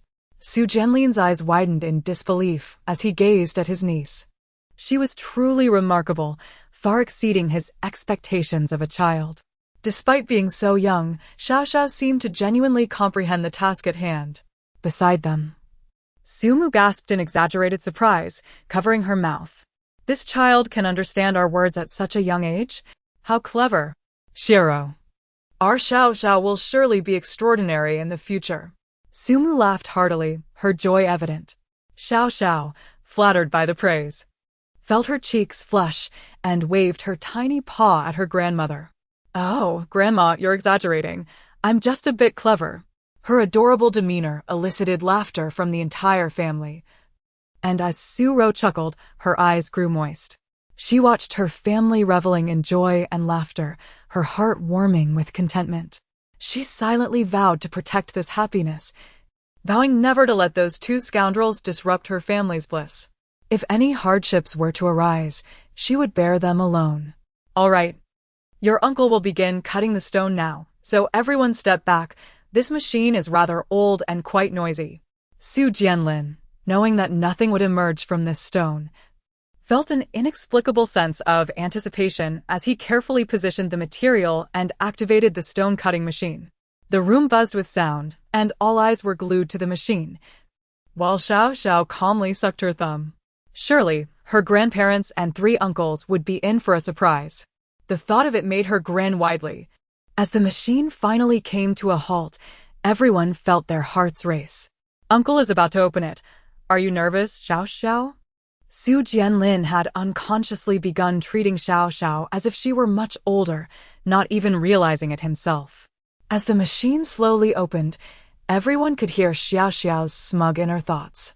"Uncle, you can open it without worry. I'm not nervous at all." Xiaoxiao raised her chin, eagerly awaiting the gasps of astonishment, ready to bask in the glory of her foresight. In the next moment, the machine opened. As the mist and fine dust gradually cleared, the interior scene finally revealed itself. However, the stone's cross-section was obstructed, preventing everyone from immediately assessing the outcome. Su Jianlin stepped forward with steady strides, instinctively becoming cautious. As he picked up a half-section of the stone, he trembled in shock, freezing in place with wide eyes and a slightly agape mouth, his breathing quickening. The old man was anxious to know the result, but his eldest son remained turned away, blocking the view with his broad shoulders. "You rascal, what's the result? Hurry up and show us," Su Xiaoxiao called out, his heart racing. Surely it couldn't be that they had guessed correctly, that it was merely a worthless stone. If that were the case, how could he cheer Xiaoxiao up? The little one seemed particularly concerned. As Su Jianlin finally regained his composure, he took a few deep breaths. This was astounding. It was beyond shocking. No, he couldn't bear such exhilarating news alone. He needed to share it with his parents and brothers. Su Jianlin turned around, his expression unreadable, which only heightened everyone's curiosity. "Move your hand, you little rascal. Remove it now. Don't hide it from your father," Su Xiaoxiao reprimanded him. Yet Su Jianlin remained unfazed. "Dad, this was your request. If you end up shocked, don't blame me." In the next instant, Su Jianlin unexpectedly withdrew his hand from obscuring the stone. Suddenly, a dazzling and mysterious purple burst forth, captivating everyone's attention. The scene felt as if it had been frozen in time, with all movements halted, even the rise and fall of breaths. Soon, everyone widened their eyes and gaped, mirroring Su Jianlin's astonishment. Su Mu tightly covered her mouth, fearing her gasp would shatter the atmosphere. With a mischievous grin, Su Jianlin remarked, "Dad, you can speak now." Gone was the bravado he had earlier displayed. He, a man of considerable age, was trembling with excitement, even more so than the younger ones. Observing this, Xiaoxiao proudly lifted her chin and let out a long sigh of relief. Finally, she could see the astonished expressions on her grandparents' and uncles' faces. This feels good. I am quite satisfied with the looks on Grandma and Grandpa's faces. Chapter 54. The little one is the family's deity. It truly is Violet. Su Xiaoxiao, disregarding his pride, stepped forward and snatched the material from his eldest son's hands, settling down at the table to examine it meticulously. After a while, he removed his golden-rimmed spectacles and began to mutter to himself incessantly. "Incredible. This is simply astonishing. Not only is it violet, but it is also an exceptionally rare icy variety. Its quality and size are truly exceptional." Su Yunmu and Su Yunjing were equally astounded, particularly Su Yunmu, who often scoured various markets for treasures, had never before witnessed such a violet icy jadeite being revealed. What extraordinary luck and discernment must one possess to encounter such a grand fortune? "Father, how much can this material be sold for?" Su Yunmu gazed eagerly at the stone in his father's hands, his eyes brimming with anticipation. Su Xiaoxiao, cautiously brushing off the dust from the stone, pondered deeply before responding. According to market prices, this violet jade is worth at least several million. However, given its well-defined shape and exceptional transparency, the price could rise further. It's possible it could fetch 7 million. 7 million! Su Yunmu exclaimed, filled with envy. "Sister, where on earth did you find this?" he probed excitedly before their father. Su Xiaoxiao, noticing his second son's furtive demeanor, quickly concealed the stone close to him. Su Ro, too, was astonished and impressed by the stone's reveal.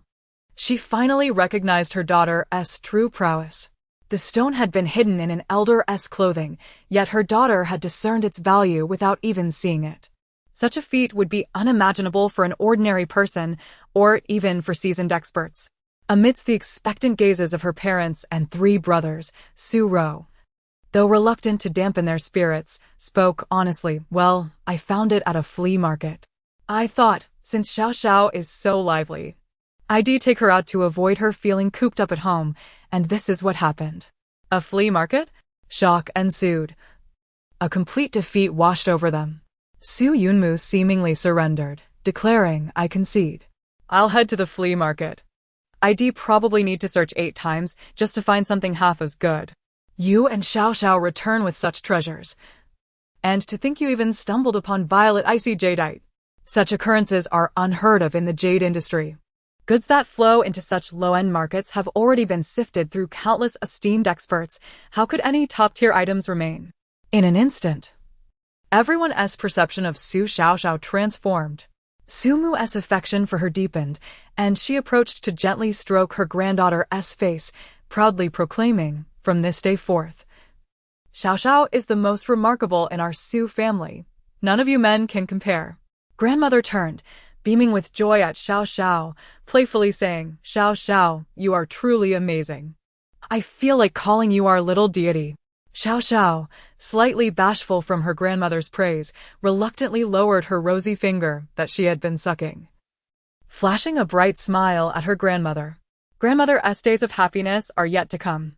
Originally, she was consumed by grief over grandfather's passing, feeling helpless as she could not support her children and was resigned to join him in sorrow. Although a stepmother, her love for her daughter and 3 sons was no less than that of a biological mother. As long as her family thrived, she could live peacefully until her natural end. Su Mu, once a fortunate woman, had deep ties to her family, which ultimately led to her downfall, diminishing her fortune. The original narrative hinted at her quiet departure from existence. This time, Su Xiaoxiao noted that her grandmother's fortune had not waned. The familial bonds were indeed profound, and there was still time to mend everything. Yet her own progress felt slow. Growth must adhere to the laws of nature, a truth she could not alter. There were countless types of talismans yet to be inscribed on paper to maximize their efficacy. She needed to devise a method to absorb more spiritual energy from her golden benefactor. Her family, sensing her inner thoughts, each harbored their own reflections. The 3 brothers were acutely aware of their father's potential demise due to the Shin family's affairs. Their frail father's health deteriorated year by year. While their parents had never mentioned it, how could they not perceive it as sons? Their mother had sacrificed greatly for the family. They could not allow her to face misfortune in her twilight years. As the focal point of concern, Su Xiaoxiao had long known of his fate. His fear was not for himself, but for how his passing would affect his wife and children. He must assist them in overcoming the Shin family. His 3 sons were still unmarried, and his cherished daughter had endured a troubled romantic history. Despite having birthed a clever and charming child, it was not entirely fulfilling. If only a man who truly loved her, cherished her, and was willing to walk down the aisle with her would appear. In mere moments, the 4 of them had pondered much. Su Mu, unaware of their thoughts, noticed the silence among the men and jokingly remarked, "Have I said something wrong? Our Xiaoxiao is so impressive. Do you not agree?" Su Xiaoxiao and the others were momentarily taken aback before nodding and laughing. Their uncles concurred. "Xiaoxiao is indeed our family's deity, far more remarkable than I am. Even our eldest brother hasn't encountered violet jade." As night fell, the 3 brothers found themselves unable to sleep, each stepping onto the terrace with cigarettes in hand, awkwardly encountering one another. Big brother, you too." Su Jianlin observed his 2 younger brothers mimicking his actions, their cigarettes of a higher quality than his own, which left him somewhat perturbed. "You 2 ought to contribute to the family. Day after day, you both are indulging in luxury." The more he thought about it, the angrier he became. In the past, he and their father had allowed the 2 younger boys to develop independently, rarely intervening in their affairs. Chapter 55. We can all hear the little heart's voice, please. "Big brother, I was hoping to partner with a few friends to start a business and showcase my talents." Over the years, Su Yunjing had been preoccupied with romance and leisure, using the notion of starting a company merely as an excuse. He was acutely aware that his elder brother was even more stringent than their father. Working under his watchful eye would undoubtedly lead to dire consequences. Surprisingly, after a moment of struggle, Su Yunmu nodded in agreement. With the elder brother providing an opportunity to step down, he felt compelled to comply. "Brother, if you agree, then I shall too." The two brothers simultaneously recalled the heartfelt musings of their little niece, their expressions turning serious. Su Jianlin extinguished his cigarette, glanced around, and gestured for his brothers to come closer. He contemplated probing them about the significant matter of being able to hear their niece's inner thoughts, as it was crucial for her protection. The whole situation was too mysterious and surreal. He needed to confirm one thing. "Do you both believe our little one possesses any unique qualities?" Fearing his dim-witted brothers might miss his implication, Su Jianlin had made his inquiry quite clear. If they too could hear their niece's thoughts, they would inevitably connect the dots. As soon as he finished speaking, Su Yunmu and Su Yunjing's expressions shifted, a glint of tension flickering in their eyes as they turned to Su Jianlin. As the elder brother, he quickly discerned what their expressions indicated. He lit another cigarette, took a deep drag, and spoke calmly. "It appears both of you can hear her thoughts as well. This is a matter known only to us. It must not be revealed to outsiders." Neither Su Yunmu nor Su Yunjing was foolish. They promptly affirmed, "Big brother, we understand what this could mean if it were to leak. The uniqueness of our little one must remain a secret known only to us." "Then, should we inform our younger sister?" Su Yunmu pondered. He believed his connection with their little niece was profound, which was why he could hear her thoughts. He felt special in her presence. Little did he know that both the elder brother and the third brother could also hear her. "What about their younger sister?" Su Jianlin replied without hesitation, "She can certainly hear them too. I will communicate this to her. You both must understand that this matter pertains to our little one and our sister, and indeed, to the safety of our entire family. It is not to be taken lightly." As night deepened, Su Xiaoxiao was already fast asleep. Though she exhibited little drowsiness during the day, her nightly slumber remained undiminished. After a hearty feed, she was utterly oblivious to the world. Upon hearing Su Jianlin's words, Su Ro gasped, covering her mouth as she glanced at the sleeping child. "Big brother, are you implying that you all can hear her thoughts?" It dawned on her that everyone could hear, which explained why sometimes she sensed responses from her brothers upon hearing Su Xiaoxiao's inner voice. Su Jianlin contemplated, "I suspect our ability to hear is linked to our bloodline. Mother likely cannot hear them, of this I am certain. It is best not to discuss this with her. It is sufficient for us to know." Su Ro nodded in agreement. Although their mother was a stepmother, the four siblings had long regarded her as their true mother, their bond deep and unwavering. If she were to discover that the entire family could hear their little one's thoughts, while she could not, it would surely sadden her. Moreover, given Su Xiaoxiao's propensity for surprising utterances, the family's previously grim fate would only further distress her. The two siblings engaged in a heartfelt conversation late into the night. "Big brother, I once misjudged the situation, thinking that if I married into the Shin family, they would cease targeting our Su family. However, I underestimated their shamelessness. From the very beginning, they likely had their sights set on us, intent on swallowing us whole." Su Ro felt an immense gratitude for Su Xiaoxiao's birth, as it had granted her the opportunity to make a fresh choice and alter her destiny. Otherwise, how could she face her family? How could she confront her father and brothers, who cherished her and regarded her as precious, yet would suffer a dismal fate because of her? When the Shin family was mentioned, a frost settled in Su Jianlin's gaze, his expression turning icy. As for Shin Mubai, he possessed a measure of cunning. Yet before his mother, he remained inconsequential. His willingness to relinquish the Jiolong mine today indicated that there must have been issues with it. The Shin family was likely planning to withdraw. Having ample business experience, Su Jianlin knew that the Jiolong mine, a prime asset, could not simply be abandoned without ulterior motives at play.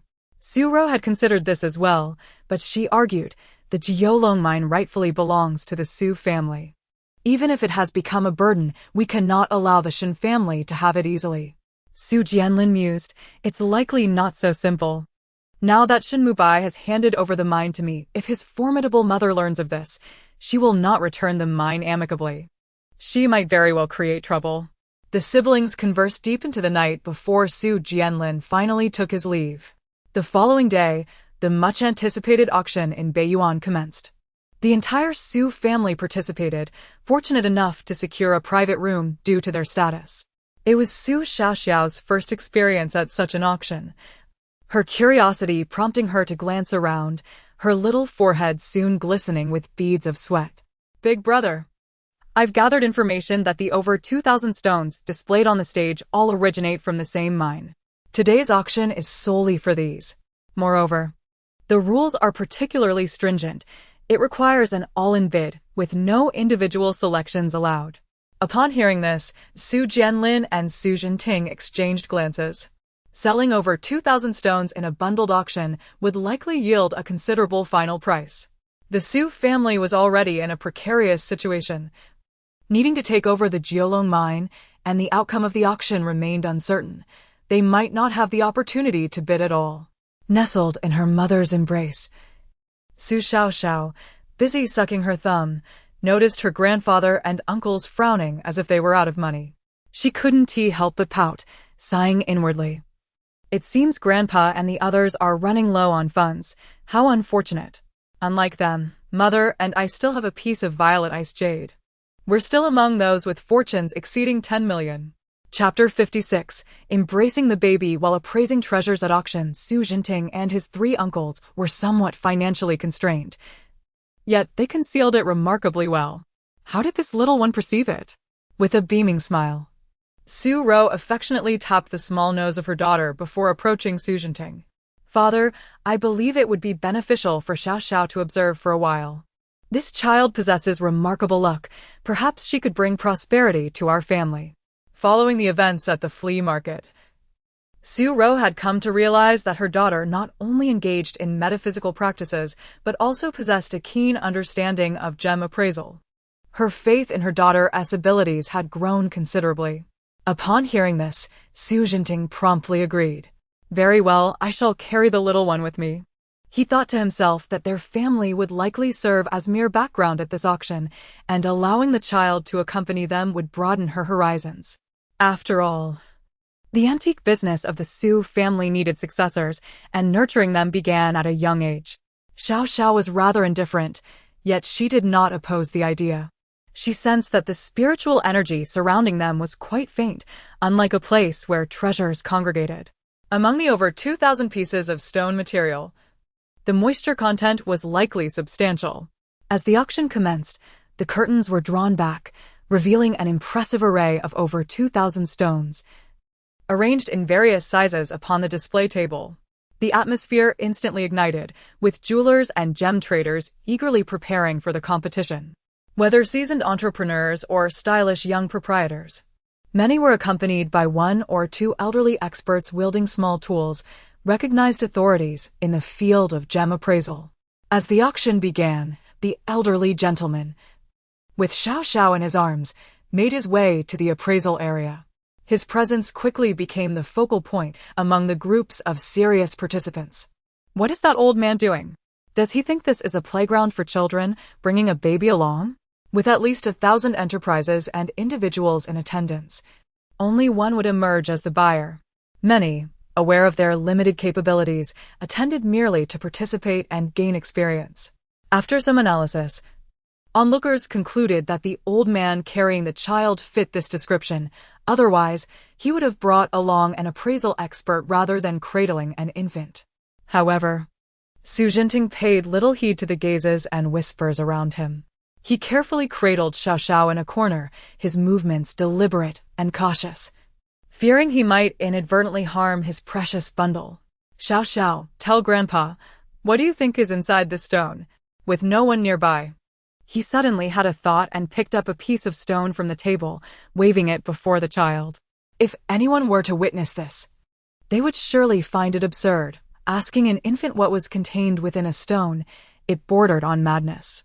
Yet, Su Xiaoxiao was unconcerned.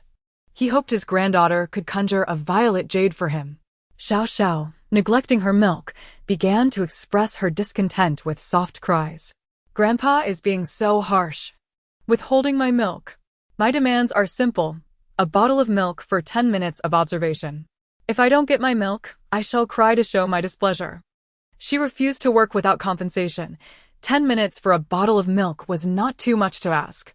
Although Xiaoxiao had consumed milk prior, her inability to hold it in led to a soaked diaper, leaving her yearning for the taste of formula. Su Xiaoxiao nearly stumbled at her words. Where could he possibly find milk for this little princess? In such a serious and tense environment, his act of bringing a child was already conspicuous. If she were to start drinking loudly, how would the surrounding crowd perceive him? Yet, with his granddaughter's hunger evident, Su Xiaoxiao could not bear to let her go hungry. Meanwhile, in the private box, Su Rou and Su Jianlin had overheard Xiao Zhao's complaints. Su Yunjing could not help but laugh. Look at how anxious father is. Haha. The old man is finally experiencing the challenges of caring for a child. Su Yunmu chimed in. You're right, third brother. Xiaoxiao can certainly handle our father. Look how flustered he is. Listening to her brothers mock their father, Su Rou felt a pang of sympathy for the old man. All right. You two should ease up on Dad. He's having a tough time.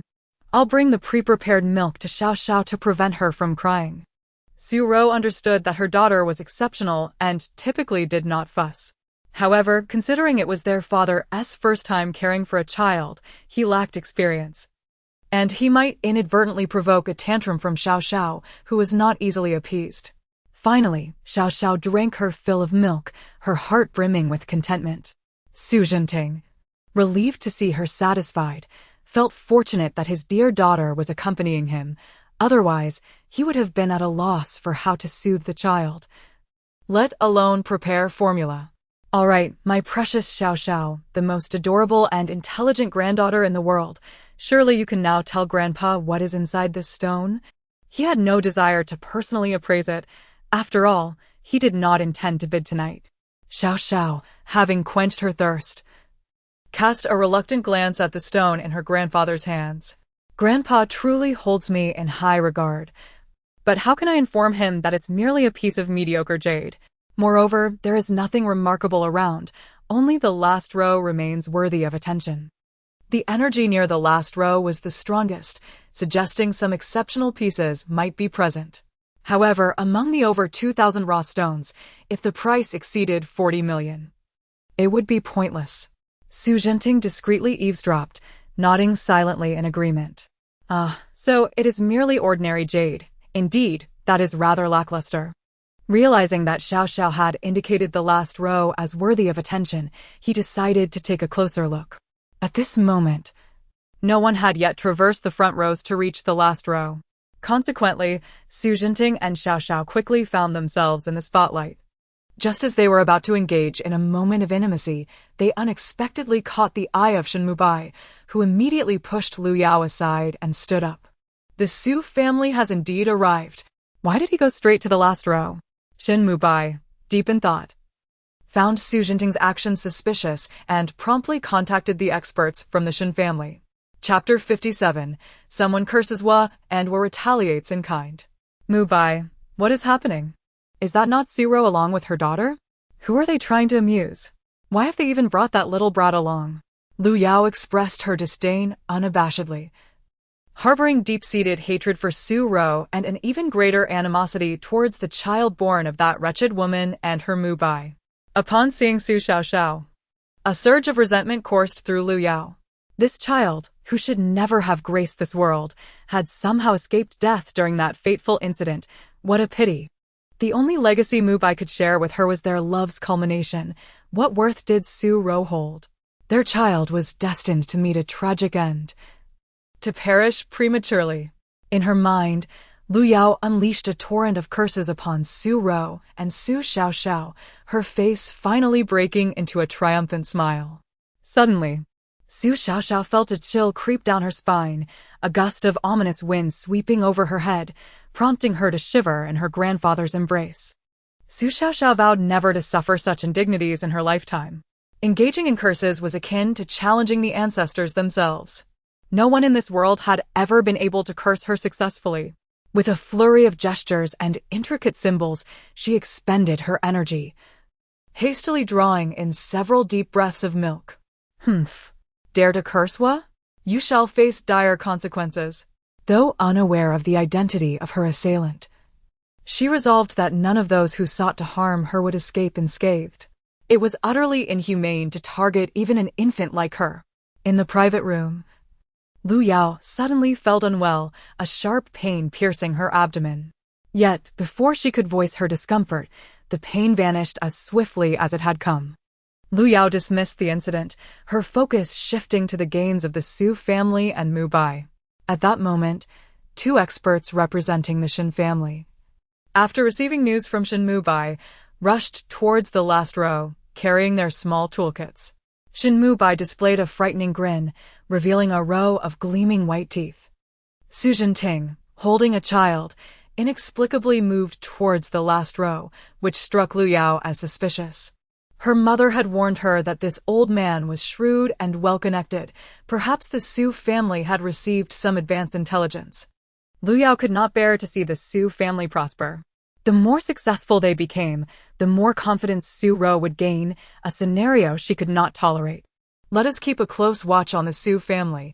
If they participate in the bidding, it indicates the stones must possess value. Lacking the skill to assess the stones, Lu Yao was resolute in one thing. The Su family must not benefit. Whatever they desired must be seized. Shin Mubai shared her sentiments, and the two exchanged glances laden with malice. Having completed her incantations, Su Xiaoxiao nestled in her grandfather's embrace, giggling heartily. The adults surrounding her were bewildered, unable to comprehend the sudden outburst of laughter from the child. He. Su Xiaoxiao grinned mischievously, delighting in the thought of the curse she had cast upon the malevolent beings lurking in the shadows. I wonder which pitiful creature dared to curse me to die early. Thankfully, my fate is resilient. No one can curse me. What? Someone has cursed our little Xiaoxiao to die early? Who dares to do such a thing? Su Ro, paralyzed with fear, sank into the sofa, her face devoid of color, her heart aching with anguish. How could her child be so unfortunate? She had nearly lost her at birth, and now some unknown villain sought to curse her child to an untimely demise. Do not panic, little sister. From what Xiaoxiao indicates, all should be well. Su Jianlin reassured his sister, quickly moving to support her. He then turned to Su Yunmu, instructing, "Second brother, stay close to father and Xiaoxiao, ensuring no one approaches them. There is undoubtedly someone here with ill intentions towards Xiaoxiao. One person can't protect her alone." Su Ro remained unconvinced. Her daughter had faced enough adversity since birth, and she could not allow further harm. Brother, what if Shin Mubai is involved? He is capable of anything. Those scoundrels are capable of atrocious deeds. Xiaoxiao claims they possess some sort of protagonist aura, having evaded retribution despite their many wrongdoings. I worry they may try to harm her again. Indeed, Shin Mubai and Lu Yao were present. And those two individuals beside their father were the assessment experts brought by the Shin family. Su Ro was nearly certain that one of those vile individuals was the one who had cursed her daughter, harboring such malevolence to wish for her child's early death. At that moment, Xiaoxiao's inner voice resonated in their minds. Those who would curse even an innocent infant are unworthy of their own children. Children are born innocent, and whoever bears the child of such a wretched being will surely suffer consequences. Thus, although this may be a curse, it serves to rid society of evil. It shall not rebound upon oneself. Su Ro paused at Xiaoxiao's profound words, unable to suppress a smile. Her daughter's strategy was brilliant. If the curse truly held power, Lu Yao's dreams of grandeur would surely shatter. Given the Shin family's circumstances, if Shin Mubai's domineering mother discovered that her daughter-in-law was barren, she would undoubtedly fly into a rage and cast her out. No matter how much Shin Mubai doted on Lu Yao, he would remain subject to his mother's will, powerless to change anything. At that moment, the two experts Shin Mubai had dispatched began their assessment of the stones in the last row. Interestingly, no one has deliberately approached Fodder and Xiaoxiao, however. Two assessment experts seem suspicious. Every time Fodder inspects a piece of stone, they follow closely behind, examining it meticulously, almost as if it were intentional, Su Yunmu observed, gesturing to the two individuals in the last row. Su Jianlin stroked his chin thoughtfully. What scheme was Shin Mubai concocting? Although everyone believed their father was merely browsing, Shin Mubai had instructed the Shin family assessment experts to monitor his movements. Shin Mubai was typically driven by profit and expediency. He would not concern himself with their father's actions without a hidden agenda. Chapter 58. The bidding battle between the Su and Shin families. Shin Mubai relentlessly clings on though the child insisted she was fine. Su Ro remained unconvinced. She leaned against the small chest to listen to the heartbeat and conducted a thorough examination, ultimately sighing in relief upon confirming there were no abnormalities. Shin Mubai, upon hearing the feedback from the two experts, could not help but smile malevolently. It seemed the Su family had indeed received prior intelligence, prompting them to rush to the last row directly. After the experts' assessment, they discovered that the quality of the stones in the last row was exceptionally high. Based on their estimations, the value of these raw materials was undeniably significant and worthy of bidding. Hearing this, Lu Yao hastily approached Shin Mubai, clasping his hand and beginning to act coy. Brother Mubai, we must seize these materials before the Su family does. Shin Mubai shared her sentiments. His mother was already furious upon learning that he had lost the Jiolong mine, especially after discovering it was to Su Ro. Observing Su Jinting's demeanor indicated a strong desire for this batch of goods. He had to secure them not only to quell his mother's dissatisfaction, but also to thwart the Su family's plans. Rumors suggested that the Su family was currently struggling, having lost substantial income from the absence of these materials, while also contending with the Jiolong mine's disarray. Perhaps this time, the Shin family would finally surpass the Su family. As he contemplated the imminent, gratifying outcome, Shin Mubai's lips could no longer suppress a triumphant smile. He turned to lift Lu Yao's chin, gazing deeply into her eyes. Yao, it seems our thoughts align perfectly. Just as you said. Once the Su family places their bid, we shall outbid them and secure this batch. Lu Yao, elated by his words, could not resist rising on her toes to plant a playful kiss on his lips. Brother Mubai, of course, my heart is with yours. Once you marry me, I will be a part of the Shin family, and together we shall expand the family business, leaving Su Ro regretting her decisions. Su Ro, you will ultimately find yourself outmatched.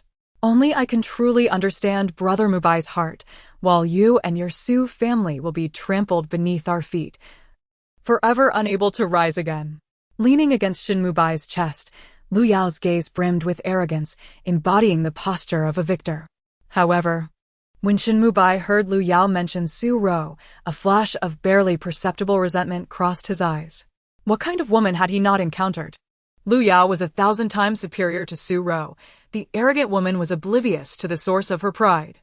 He was determined to ensure the Su family was thoroughly suppressed by the Shin family, ideally bringing Su Ro to her knees, begging him for marriage.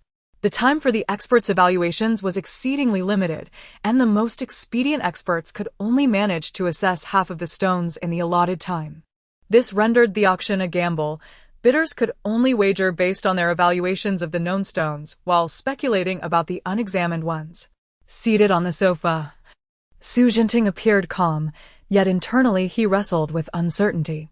He briefly surveyed the last row with his granddaughter, noting the impressive quality of the stones. Statistically, this batch held significant potential, making it a worthwhile risk.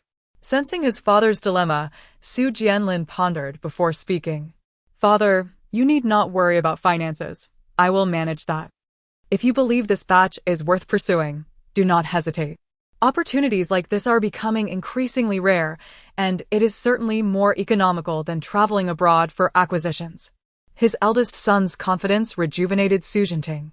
Very well, if the chance arises, I shall seize it without hesitation. Meanwhile, young Su Xiaoxiao, still nursing, was unfazed by the conversation between her grandfather and uncle. It was common knowledge that goods reaching the auction stage were typically of commendable quality. With so many affluent individuals present, an intense bidding war was inevitable. The starting bid was set at 5 million, and soon, paddles were raised in rapid succession. During this time, Su Xiaoxiao raised his paddle twice, initiating bids of 1 million each, only to be swiftly outbid by another box. 35 million from box 3. A voice declared, followed by another paddle from the same box. 37 million from box 6. The scattered bidding continued, and Su Xiaoxiao began to waver. Su Xiaoxiao furrowed her brow, casting a disgruntled glance towards box 6. Why do I get the impression that the people in box 6 are deliberately opposing us? Every time we bid, they seem to outpace us immediately. As the bids surpassed 30 million, the number of participants noticeably dwindled and the increments became more cautious, often only rising by 50,000. Only the occupants of box 6 consistently refrained from following others' bids unless box 3 initiated a move, at which point they would pounce like hounds, immediately countering with a suppressive bid. Su Xiaoxiao and his companions were acutely aware of this tactic, and Su Jianlin's expression darkened ominously. He glanced at Su Rou, ensuring his younger sister was in good spirits before he spoke slowly. Box 6 must belong to the Shin family. Su Rou's playful teasing of little Xiaoxiao came to an abrupt halt, a flicker of dark cunning flashing in her eyes. Shin Mubai was indeed targeting their Su family at every turn, even impeding their father's attempts for a fair auction. What should they do now? Just hearing the name Shin stirred her ire. Should they continue to place bids?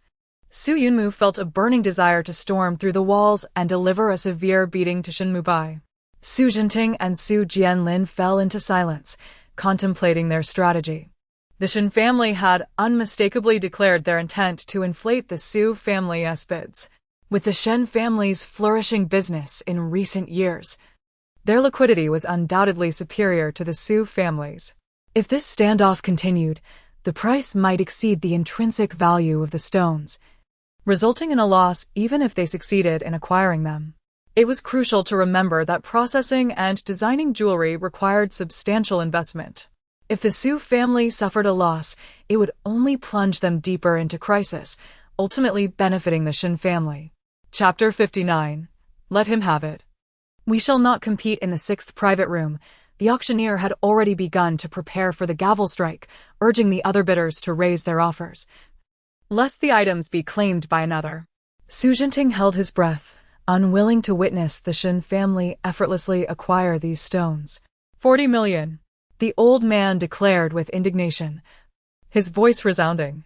Yet before the auctioneer could respond, Shin Mubai immediately raised the bid by 5 million, igniting a fervor within the hall. Who possesses such wealth? The voice sounds quite youthful. Youth often emboldens one's spirit.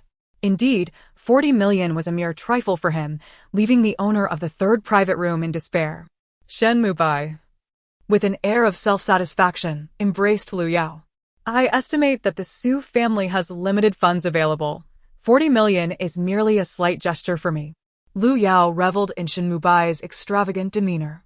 Hearing that such a vast sum was just a casual gesture made her heart flutter, igniting a desire to join the Shin family immediately. Although Shin Mubai treated her exceptionally well, his generosity had not yet reached the point where she could freely wield his wealth. She craved not merely designer handbags and jewels, but the true status of a wealthy matron, able to indulge whims and purchase anything at will. She envisioned buying a villa and luxury cars for her family, compelling her relatives to regard her with envy for her fortunate marriage. She longed to show Su Rou that a noble birth means little when one like her, born of humble beginnings, could trample upon her. Meanwhile, the Su family in their private chamber wore expressions of dismay. It seemed that Shin Mubai was intent on making things difficult for them. This batch of goods appeared destined to slip through their fingers. Su Jianlin shook his head with a sigh. Su Xiaoxiao, gritting his teeth, wished to contest further, aware that should the Shin family secure these stones, the gap between their families would widen significantly. Once the Shin family surpassed the Su family, it would only be a matter of time before they snatched away the Su family's business. At that moment, having feasted and imbibed, Su Xiaoxiao stretched and, After smacking her lips, her soft voice echoed in the minds of her family. Considering the plot, it seems about right. Shin Mubai had purchased a villa of exceptional location, becoming a headline in the capital, thereby enhancing his and the Shin family's reputation. The villa, nestled amidst mountains and water, is a rare gem of geomancy, contributing to the steady rise of Shin Mubai and the Shin family. Upon hearing this, the Su family was taken aback, wondering how Shin Mubai could possess such good fortune and 7 million in hand. How could they contend with him? However, Su Ro's eyes brightened with a sudden idea. Father, elder brother, listen to me, continue bidding.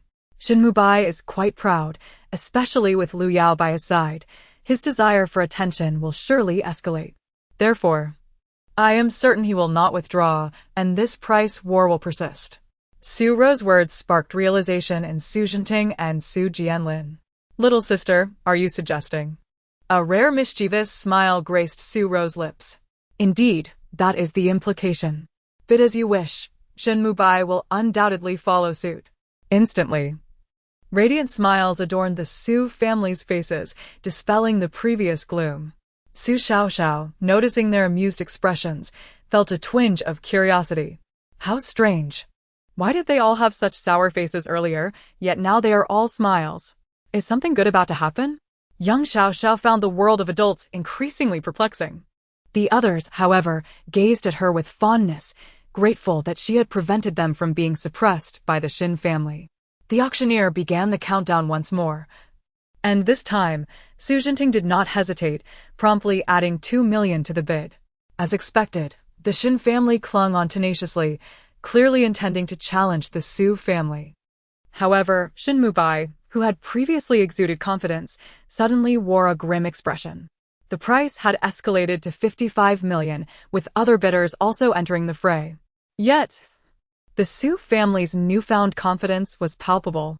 Had they discovered a source of funding and were prepared to secure this batch of goods? Realizing this possibility, Shin Mubai concluded he could no longer hold back. I bid 60 million. Another 5 million was added, but unlike previous bids, sweat began to bead on his forehead. 60 million exceeded his budget. A coveted property in the southern district had become available, home to those he aspired to associate with, representing the true elite of the capital. He had established connections and was merely waiting to finalize the purchase. Would he truly need to dip into the sum? With the bid of 60 million placed, the Su family promptly followed suit. We offer 62 million. Each increase was precisely 2 million, inciting Shin Mubai's frustration. Lu Yao seemed to sense his wavering resolve and expressed her discontent. The Shin family is substantial. Your mother deals with businesses worth billions. How can you falter over a mere few million? Secretly, she was competing with Su Ro, unwilling to be outdone. Thus, with a flash of determination, Lu Yao leaned in close to whisper in Shin Mubai's ear. Mubai, don't you have over 70 million? Let us continue to compete with the Su family. We cannot let them obtain this batch of goods, or you could consult your mother for advice. At her words, Shin Mubai felt an internal tension. Throughout his life, it had always been his mother who dictated his affairs. Did he truly need her approval for this expenditure?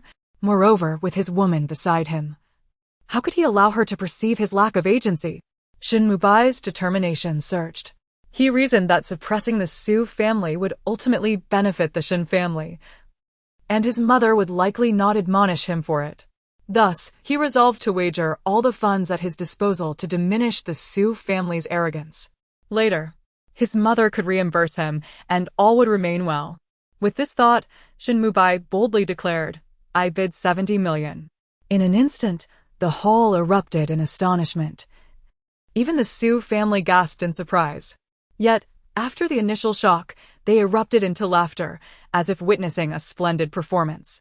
Su Ro clenched her fists, secretly relieved. All right, let's not bid anymore. Let him have it. Chapter 60.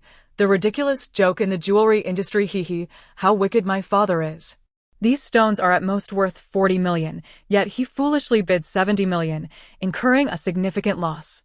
Coincidentally, this 70 million is precisely the limit for Shin Mubai. Should the bidding continue, he might find himself unable to afford it. That villa in the south of the city should be quite splendid. Our old villa is due for a change. Su Xiaoxiao spoke lightly, her thoughts drifting to the villa her father had set his sights on. She recalled from the original text that this villa was situated in the affluent district of Beijing, where the Qi family resided. Once Shin Mubai moved in, he thrived, leveraging his sham, gentlemanly persona to befriend numerous, influential elites.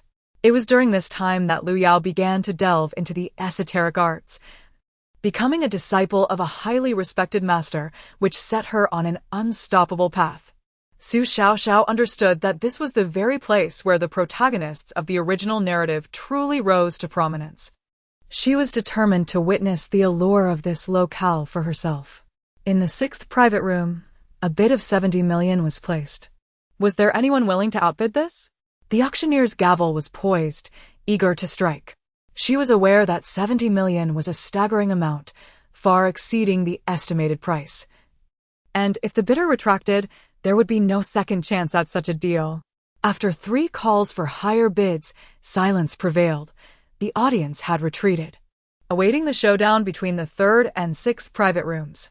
Following the 70 million bid from the 6th room, all eyes turned to the 3rd room. With over 2,000 pieces of stone, 70 million was hardly exorbitant. Indeed, my budget is limited this time. I merely wished to enjoy the spectacle. Yet, the occupants of the 3rd room had been quite vocal earlier. Why were they now so quiet? Everyone was astute. The 70 million bid was, in a blind auction, potentially unwise. Thus, some began to gloat over the 6th room, believing they had made a poor investment. Listening to the murmurs of the onlookers, Su Xiaoxiao's gaze caught sight of a tissue nearby. Without hesitation, she exerted all her strength to pull out a pristine white tissue, letting it drift gracefully towards the terrace. We concede. 70 million is far too steep for us. Whoever wishes to be the fool may proceed. The playful, childlike voice of Su Xiaoxiao elicited laughter from Su Rou and the others, leaving her bewildered. What was happening? Why were they all laughing? Soon, Su Jinting, suppressing his amusement, called out, "We, in the 3rd private room, withdraw. 70 million is rather burdensome for us. The 6th room may claim this batch of goods." Upon hearing these words from what was once his father-in-law, Shin Mubai's brows relaxed, and he puffed out his chest. Humph. How foolish to challenge me without the funds, an old man past his prime, truly useless. Lu Yao, elated, chimed in, "Brother Mubai, you are absolutely right. Su Rou's ancient father speaks grandly, yet cannot produce the funds. What a disgrace. Su Rou, oh Su Rou, your family is hardly impressive, unable to muster 70 million. While my brother Mubai is flourishing, possessing such ample pocket money. This splendid affair would surely earn them accolades from Shin Mubai's mother, and soon, not just 70 million, but billions would be at their fingertips. She would undoubtedly persuade Brother Mubai to purchase her a villa and a luxury car, envisioning herself driving in style, bringing her family into a grand new home. Unbeknownst to Shin Mubai, who believed he had struck gold by outmaneuvering his competitors. The following day marked the birth of a grand joke within the jewelry industry. Su Xiaoxiao, happily nestled in her mother's embrace, was enjoying her milk when her typically composed uncle burst in with exuberance. "Sister, great news. Tremendous news." Su Rou, startled by her brother's excitement, turned to inquire, "Brother, what has you so jubilant today?" Her brother was usually so level-headed. Why was he acting like a child today? Su Jianlin approached, holding a magazine, eager to share its contents. "Sister, today the jewelry industry has birthed a colossal joke. Do you know that Shin Mubai paid 70 million for those stones, only to discover they are worth at most 40 million? The Shin family faces a loss of 30 million. Moreover, upon learning this, Shin Jinhua not only scolded Shin Mubai severely, but also suspended his titular position at the Shin Group, confining him for a month." The more Su Jianlin spoke, the more animated he became, his gaze fixed on Su Rou, eager to witness her reaction. He knew she had harbored grievances against Shin Mubai, hoping to see her smile and no longer frown over that scoundrel. To his surprise, Su Ro merely glanced at the magazine with a nonchalant expression, even neglecting to acknowledge Shin Mubai's handsome face featured within. Seeing that her brother seemed to await her reaction, she offered a faint smile and remarked, "I had already anticipated this outcome. Shin Mubai holds little sway in the Shin family, despite being the heir apparent to the Shin group. Shin Jinhua is a formidable and domineering figure, still in her 50s, capable of maintaining control for decades, having repeatedly brought shame and loss to his family. Shin Jinhua will not permit him to act recklessly. A mere month of confinement is but a trivial punishment. Should this lead to his complete estrangement from the Shin family, then perhaps that would mark the true onset of his downfall." Su Jianlin, relieved to see his sister so composed and detached when discussing Shin Mubai, sighed with relief. He had feared she would still pine for that scoundrel, allowing his misdeeds to affect her emotions. Now, witnessing Su Ro's evident liberation, he too felt a sense of relief. "By the way, tomorrow, Yunmu, Yunjing, and I will set off to the Jiolong mine to assess the situation. You stay home to accompany our parents and look after our little lucky star, awaiting our good news." Su Ro's gaze softened as she looked at Su Xiaoxiao, nodding in agreement. This time, Shin Mubai's substantial loss was thanks to her beloved daughter. With Xiaoxiao's upcoming full moon celebration approaching, she resolved to grant her little one whatever her heart desired, as long as it wasn't extravagant. However, since that day, she had not encountered the mysterious man again. Should she inquire with Qi Xiao about his whereabouts? At least, when Xiaoxiao needed him, she would know where to seek him out. Chapter 61. The misfortune of three uncles. Su Xiaoxiao remained oblivious to her mother's lingering concerns regarding the esteemed Jin Daitui. Upon overhearing her eldest uncle mention a visit to the Jiolong mine, her brows furrowed instantly. If her memory served her right, the Jiolong mine had encountered a dire incident, which likely explained her father's unusual generosity that day. Given her father's character, it was improbable that he would relinquish such a valuable mine without substantial cause. Even if all three uncles ventured there together, they might be unable to resolve the situation. The eldest uncle, surrounded by treacherous individuals, was prone to misfortune and easily ensnared by their schemes. The second uncle, though well-meaning, was somewhat naive and perhaps still swayed by romantic notions, his emotional depth, while a virtue, also rendered him vulnerable. Despite his simplicity, he was not entirely without merit. The third uncle, lacking the cunning of the eldest and the skill of the second, still had much to learn. Could these three uncles truly manage the challenges posed by the Jiolong mine? Su Xiaoxiao yearned to craft a talisman for each of them to ensure their safety, but her spiritual energy was nearly depleted, and her small hands struggled to grasp a pen. While she pondered how to assist her uncles, Su Jianlin had already departed. 10 days hence, Xiaoxiao would soon celebrate her first month, and Su Zhenting along with Su Mu had begun preparations for the festive banquet. However, no good news arrived from the Jiolong mine. Instead, a grim report reached them. On that day, Su Ro was in the courtyard, basking in the sun with Xiaoxiao. "Xiaoxiao, we are almost a month old. Soon, we will be 2 years old after the new year." Su Xiaoxiao remained indifferent. Age was merely a number to her. What truly mattered was when she could articulate her thoughts, walk, leap, absorb the essence of nature, enjoy solid food, and savor meat. In a daze, Su Xiaoxiao drifted into slumber once more. Although she did not exhibit the typical sleepiness of an ordinary infant, she sensed that some of her behaviors were regressing, and her thoughts began to resemble those of a child. This was inevitable. She could not resist the laws of nature. Amid her reverie, Luma suddenly rushed in, her face etched with concern. "Not good, miss. The chairman has collapsed." Startled, Su Ro dashed from the room to find Su Mu anxiously applying pressure to Su Zhenting's acupoint, trembling with fear. "Mother, don't worry. I'll call for an ambulance immediately." Su Zhenting was admitted to the hospital, where Su Ro learned from her mother that news from the Jiolong mine had arrived. Her three brothers had sustained varying degrees of injury and were now lying in hospital beds. Overwhelmed by the news, the elderly patriarch fainted. In the hospital room, Su Xiaoxiao appeared to have aged several years, his pallid face resembling a blank canvas. Su Mu sat at the bedside, discreetly wiping her tears.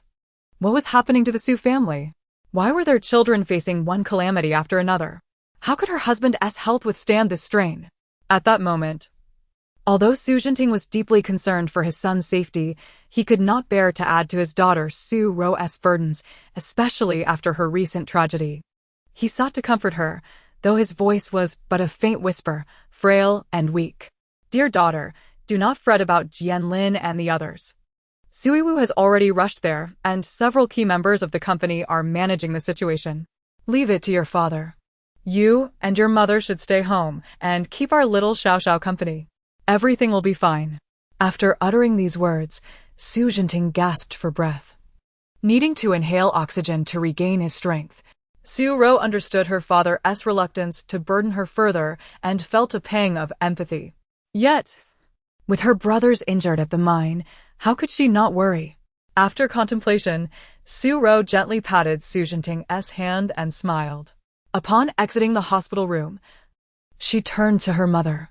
Mother, please watch over my father. Ensure he doesn't leave the hospital. I fear for his health. Su Mu grasped Su Ro's hand tightly, her eyes filled with concern. And what about you? You want to consider going to the Jiolong mine, will you? Su Ro had resolved to visit her brothers at the mine and did not intend to conceal this from her mother. Mother, do not worry about me. With father ill, he needs your care. The uncles are unaware of the situation and are not in the capital. It falls upon me to go. Rest assured, I shall not undertake any perilous actions. Suiwu will protect me. Nothing will happen. Su Mu wished to assist, but she recognized that this was the only course of action available. Awakening from her nap, Su Xiaoxiao yawned as Lu Ma carried her from the bed. She noticed her mother packing a suitcase and tilted her head in curiosity. Hearing her daughter's voice, Su Ro felt a surge of apprehension regarding the dangers that lay ahead at the mine, wishing to shield her child from harm. Though reluctant, Su Ro had no choice but to go. The child was too young to be away from her mother, yet the situation at the Jiolong mine was far too precarious. Bringing Xiaoxiao along would only add to her worries, so she decided to leave her in Lu Ma's care. Upon realizing her mother intended to leave her behind, Xiaoxiao grew anxious, extending her small arms towards Su Ro and thrashing about in Lu Ma's embrace. Mama, you're bad. How can you leave me behind? Xiaoxiao surmised that her mother's journey was likely connected to the Jiolong mine, which had become a place of ill fortune, plagued by malevolent spirits that had claimed lives. A woman venturing there alone would face conditions far worse than those confronting her three uncles. Given the perilous state of the Jiolong mine, with malevolent forces lurking, my presence would undoubtedly be beneficial. Mama has just given birth. If she goes unprotected, it could lead to dire consequences. Xiaoxiao felt a bead of sweat form on her brow as Lu Ma struggled to hold her securely. Oh dear.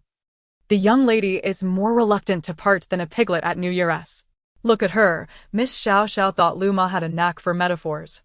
Hearing her daughter's sentiments, Su Ro pondered for a moment.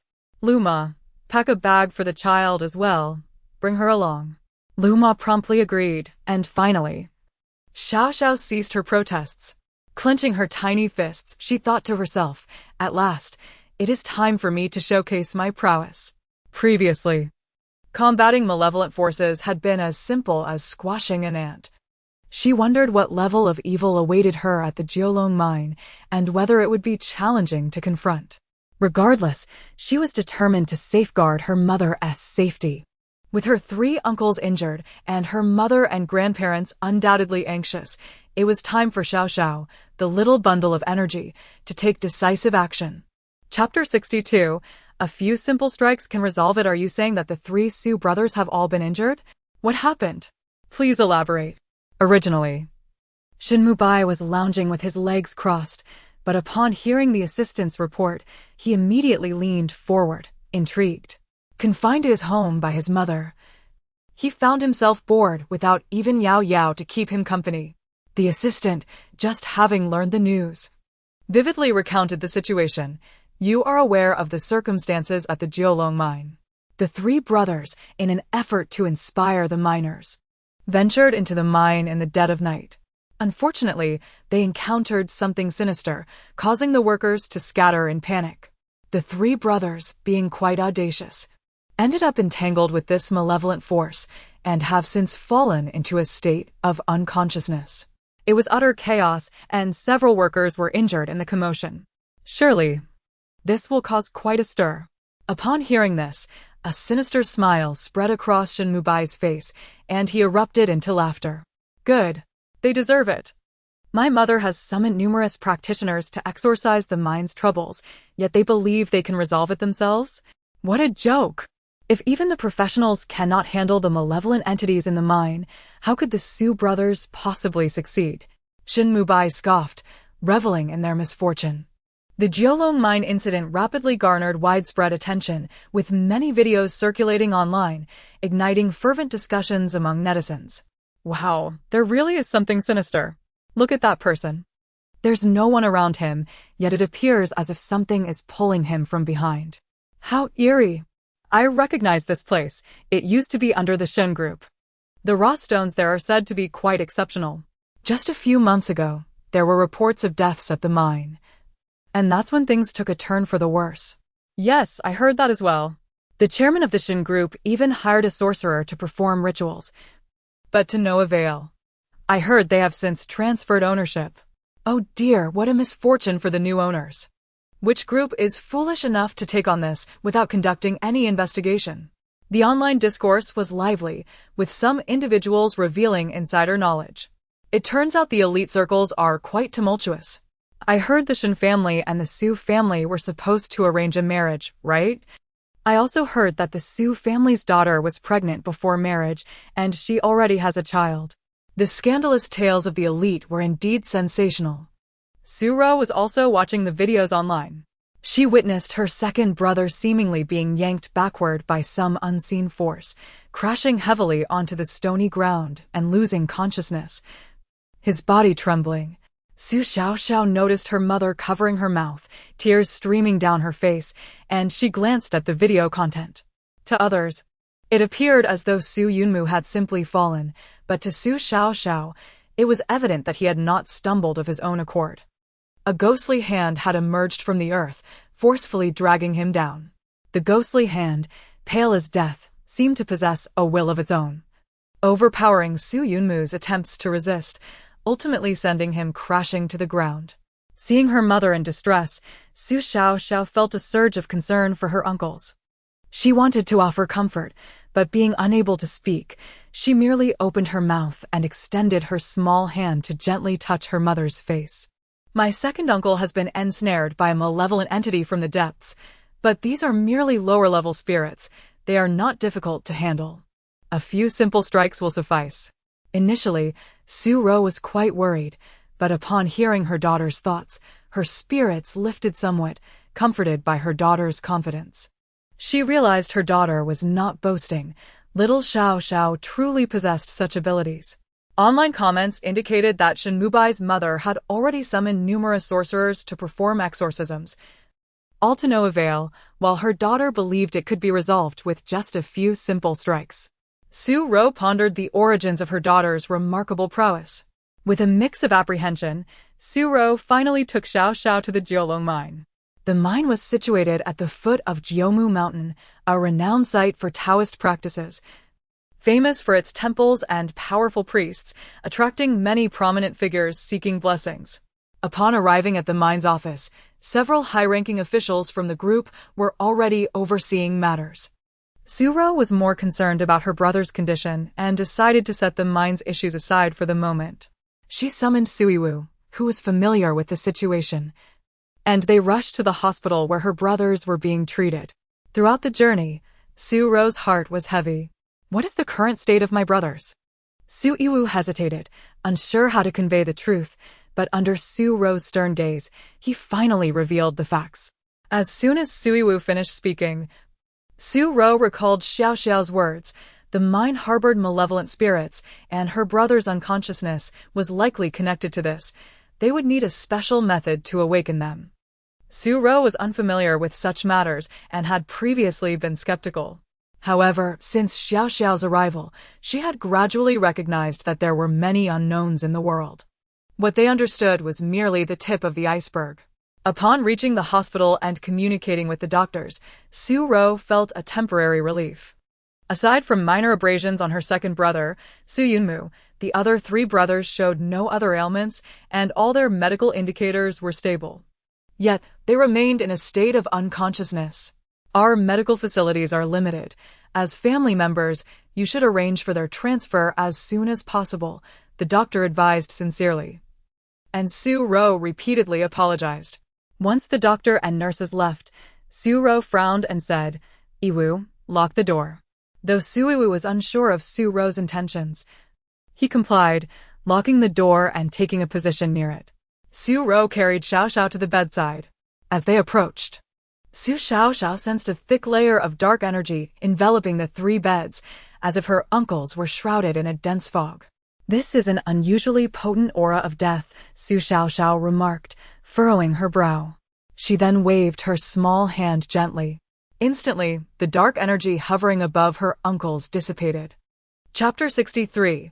A real-life parasite. Although Su Ro and Su Iwu could not perceive the ominous black energy, they were engulfed by an overwhelming sense of despair upon entering the hospital room. The atmosphere was saturated with a heavy, indescribable aura of dread.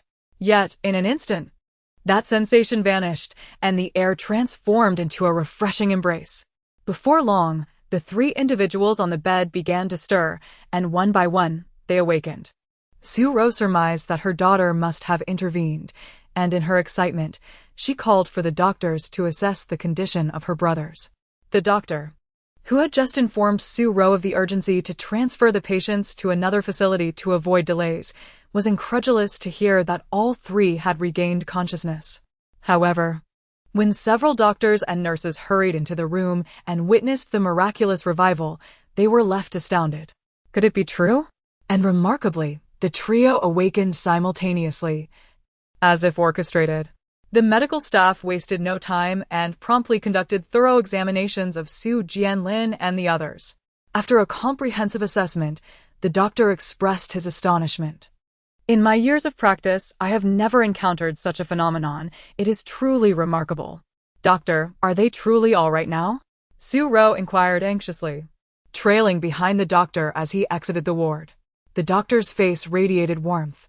"Rest assured, all three are in good health and ready for discharge.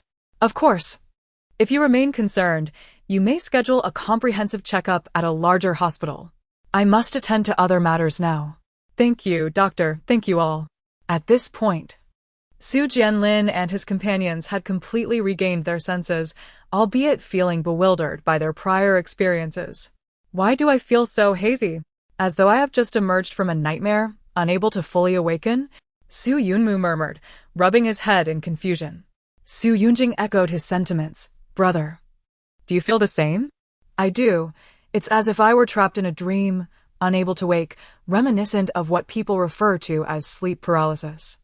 Su Jianlin, initially skeptical of such notions, now recognized that certain occurrences transcended his understanding. The Su family had previously established a reputable antique business in Jiumu City, leading them to acquire a villa locally for their convenience. As Su Xiaoxiao was cradled in her mother's arms and brought into the villa perched on the mountainside, she immediately sensed something amiss upon crossing the threshold. Her eyes darted around, taking in the spacious courtyard, which was impeccably maintained, with flowers, trees, and shrubs evidently nurtured with care. A pond teeming with koi added to the vibrant ambience. In Su Ro's recollection, this was only the second time she had entered the courtyard, the first being during her elementary school years. After so many years, I never imagined the environment would remain so splendid. The house appears almost newly constructed, Su Ro mused, gazing at her surroundings. Su Jianlin interjected, "Indeed." As Su Ro, holding Xiaoxiao, followed her brothers into the house, Su Xiaoxiao resisted, tugging at her mother's arm to capture her attention. "This house feels wrong. We cannot stay here." Having sensed the abnormality upon entering the courtyard, Su Xiaoxiao was perturbed. The rectangular structure of the villa seemed fine, and the gardens were well kept, with even the cobblestone paths meticulously laid out. From a feng shui perspective, the villa appeared unblemished. Yet, upon entering, she felt an oppressive darkness enveloping the entire edifice, disrupting what should have been a prosperous and harmonious environment. It seemed that not only was there unrest at the mine, but their home had also become compromised. A sense of alarm spread among Su Ro and her 3 uncles, triggered by Xiaoxiao's intuitive warning. Upon entering, they were greeted by 4 servants, 2 men and 2 women. The elder man and woman appeared to be in their 50s or 60s, the man robust and earnest, while the woman exuded competence. The younger pair, seemingly in their 30s, included a strikingly beautiful woman with particularly bright eyes and a tall, bespectacled man of average appearance who seemed quite refined. The older male servant, evidently the leader of the group, approached the Su family with a warm smile. "Welcome, young masters and mistresses. We have awaited your arrival. Might you wish to dine now?" The aroma of food wafted through the house. However, Su Jianlin, still pondering his niece's words, waved his hand dismissively. "We have matters to discuss, and will forego the meal for now." The family ascended to the study, closing the door to converse privately. "Brother, did father truly hire 4 servants for this empty house? Is he indulging in extravagance?" Su Yunjing, intrigued by his brother's remark, began to analyze. "Father despises waste. Even in our own residence, we maintain modesty. Why would he employ 4 servants for an unoccupied villa?" Su Jianlin, also sensing something was amiss, vaguely recalled hearing the old man mention it. However, having just learned of their father's health issues from his younger sister, he refrained from burdening his father with trivialities. Meanwhile, the restless Su Xiaoxiao, bubbling in her mother's embrace, internally scoffed at her uncle's naivety. Is it really necessary to consult grandfather? It's obvious that the 4 of them are a family.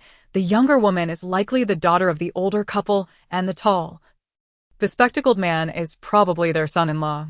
They have moved into this long vacant villa. She pondered. If the house has been uninhabited, why does it carry such a peculiar odor? The oppressive atmosphere must surely be their doing, and one wonders what they have been up to within these walls. While instances of squatting are rare, they are not unheard of. Su Jianlin and the others were taken aback by this revelation, their anger simmering. The linens and bedding were new, yet in every corner, stray hairs and bits of debris hinted at neglect. The bathroom was clearly used, with evidence of wear and tear on the sink and toilet. It was evident that this house had been occupied for quite some time. They had encountered a real-life parasitic situation. Chapter 64. The haunted residents concerned that the 4 individuals harbored ulterior motives. Su Ro, accompanied by her child, chose not to stay in her room, but rather relocated to Su Jianlin's quarters. "Elder brother, those 4 are clearly suspicious. And there is something odd about the Jiolong mine as well. We should exercise caution," she advised. Su Jianlin, too, had sensed something amiss. Ever since their arrival in Jiumu City, they had encountered a series of misfortunes.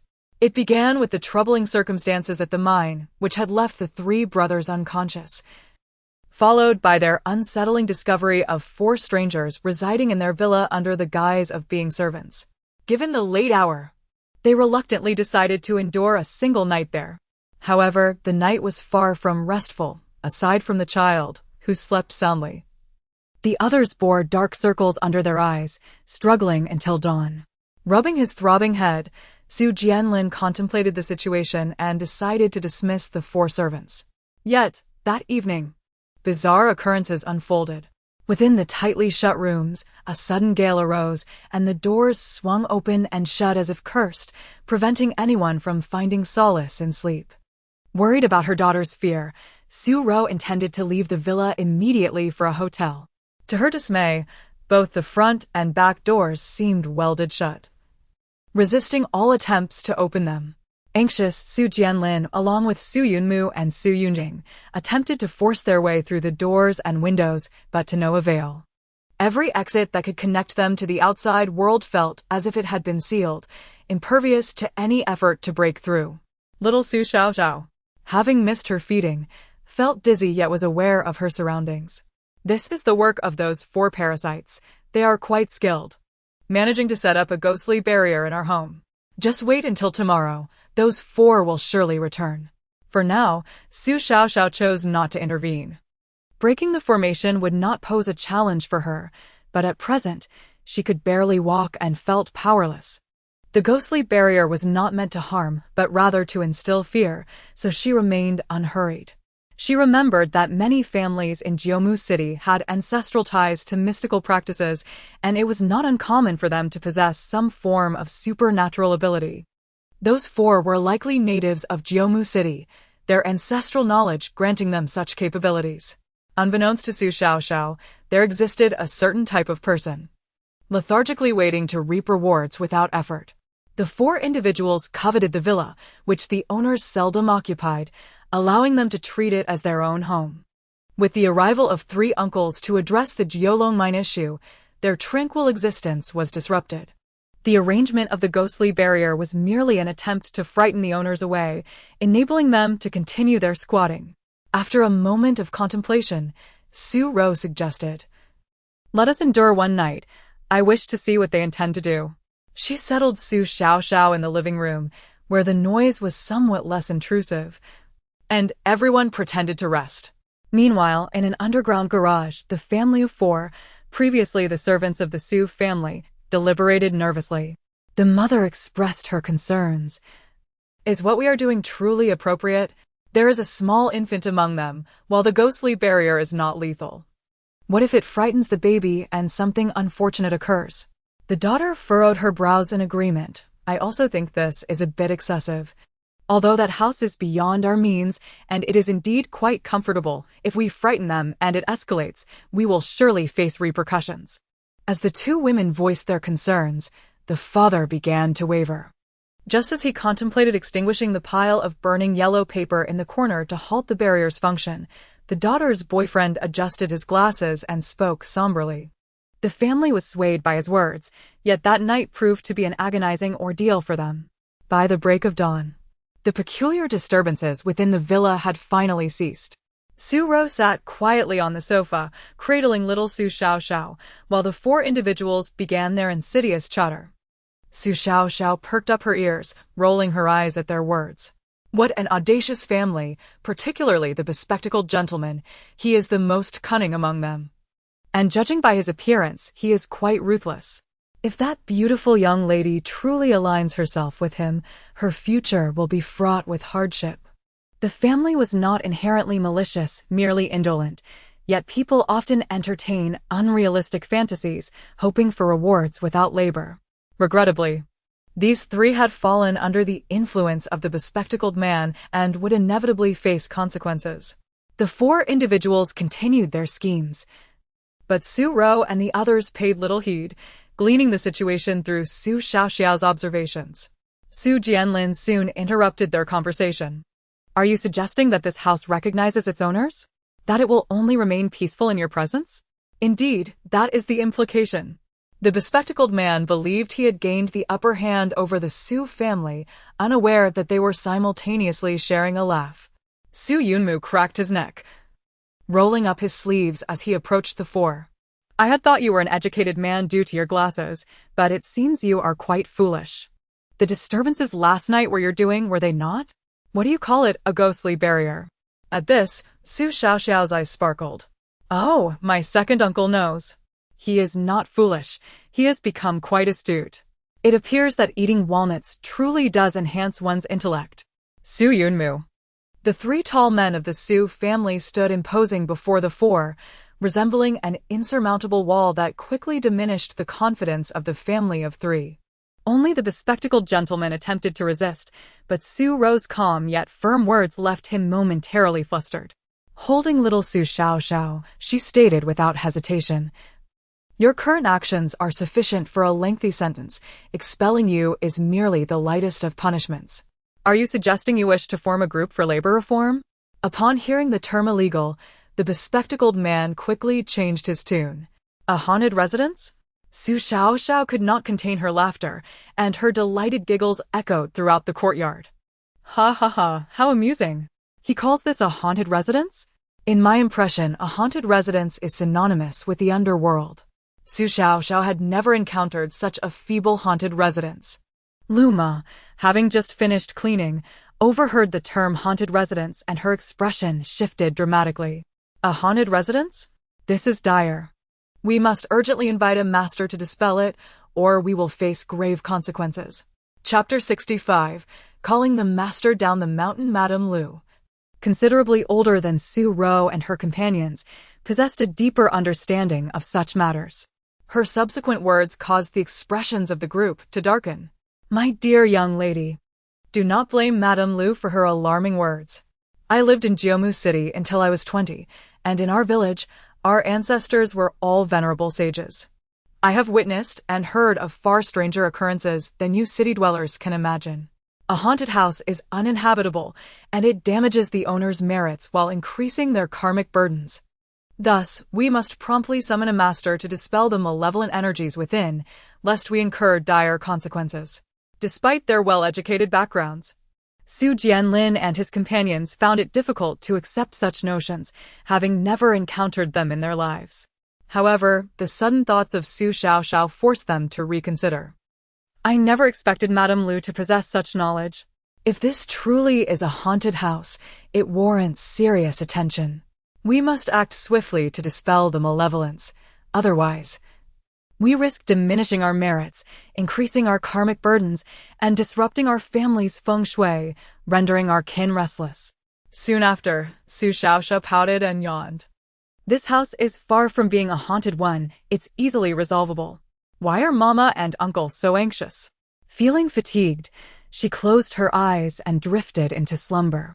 However, Madame Lu's agitation presented an opportunity for the bespectacled man. I know where to find a master. Grant me this chance. I wish to make amends. Yet, his eyes concealed ulterior motives, clearly intending to exploit the situation for personal gain. This time, the three-person family, who had previously endured in silence, could no longer hold back. The daughter, filled with rage, slapped the man. You disgust me. How dare you shift all the blame onto us, absolving yourself completely? It was clearly your idea. Yet you make us bear the consequences. You are utterly shameless. She saw through his facade and knelt before Su Ro and the others. Regardless of our greed, it is we who have turned this place into a haunted house. I am willing to bear all consequences. I will pay any compensation for a lifetime. Madame Lu, anxious, feared that Su Ro's kindness would lead to their forgiveness. Miss, we cannot let them off. This is no longer a matter of money.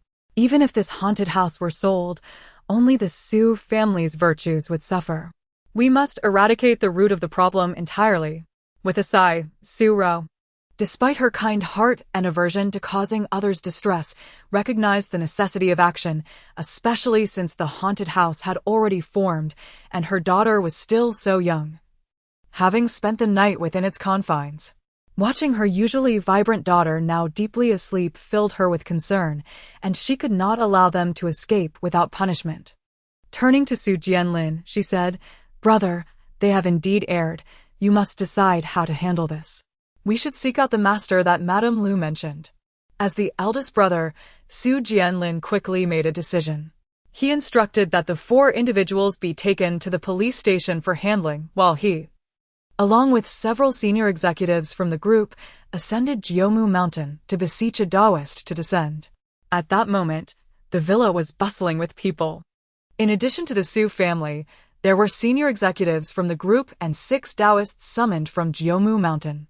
The room was filled with energy, and the unusual aura of the 6 Taoists soon stirred the sleeping Su Xiaoxiao awake. Although Su Ro had initially wished to keep her daughter out of this, she ultimately brought her into the hall, recognizing the child's unique nature. Upon opening her eyes, Su Xiaoxiao immediately focused on the 6 Taoists. Among them, only one appeared to possess genuine skill, a woman of perhaps 60 or 70 years. She was surrounded by 5 younger men, likely her disciples, all seemingly under 30. dressed in ordinary clothing that concealed their professional distinctions. However, Su Xiaoxiao could sense an extremely faint Taoist energy emanating from them. Master, as I previously mentioned, I hope you can assist us in resolving this crisis. Although Su Jianlin was unfamiliar with these matters and remained skeptical of their authenticity, he understood that Jiumu Mountain was renowned for its Taoist traditions and that the person he had summoned might be a formidable practitioner. Thus, he approached the situation with a degree of respect. Madame Lu served the 6 guests with fine tea, which the Taoist accepted without reservation, savoring each cup. After the 3rd cup, she slowly retrieved a small whisk from her bag and stated, "I am already aware of the situation. Your residence is heavily tainted with negative energy, having attracted unclean entities, and it has indeed become a haunted house, a troublesome predicament." The Taoist surveyed the lavishly decorated living room, her eyes momentarily captivated by its splendor. After a moment's contemplation, she turned to Su Ro, cradling Su Xiaoxiao, and spoke decisively. "In places of heavy negative energy, women and infants should not be present. The men may stay. I advise you to take the child outside to avoid further distress." Her words held merit, particularly given that Su Ro had recently given birth and Su Xiaoxiao was still a small child, making it wise to seek refuge from such a setting. Without objection, Su Ro cast a worried glance at her brother, then took Madame Lu and tightly held Su Xiaoxiao as they exited. With only the men remaining, the Taoist began to negotiate. Addressing a haunted house is an exceedingly complex process and demands considerable energy from me, thus, my fee will be significant. Meanwhile, outside the villa, Su Xiaoxiao pouted, visibly displeased. What nonsense! An old charlatan accompanied by 5 young impostors is here to swindle money. Jiumu Mountain is reputed for its masters. Yet that old Taoist's aura was so weak I could hardly perceive it. She isn't even a half-baked practitioner. Humph. She must have set her sights on the Su family's wealth, hoping to extract a hefty sum from uncle.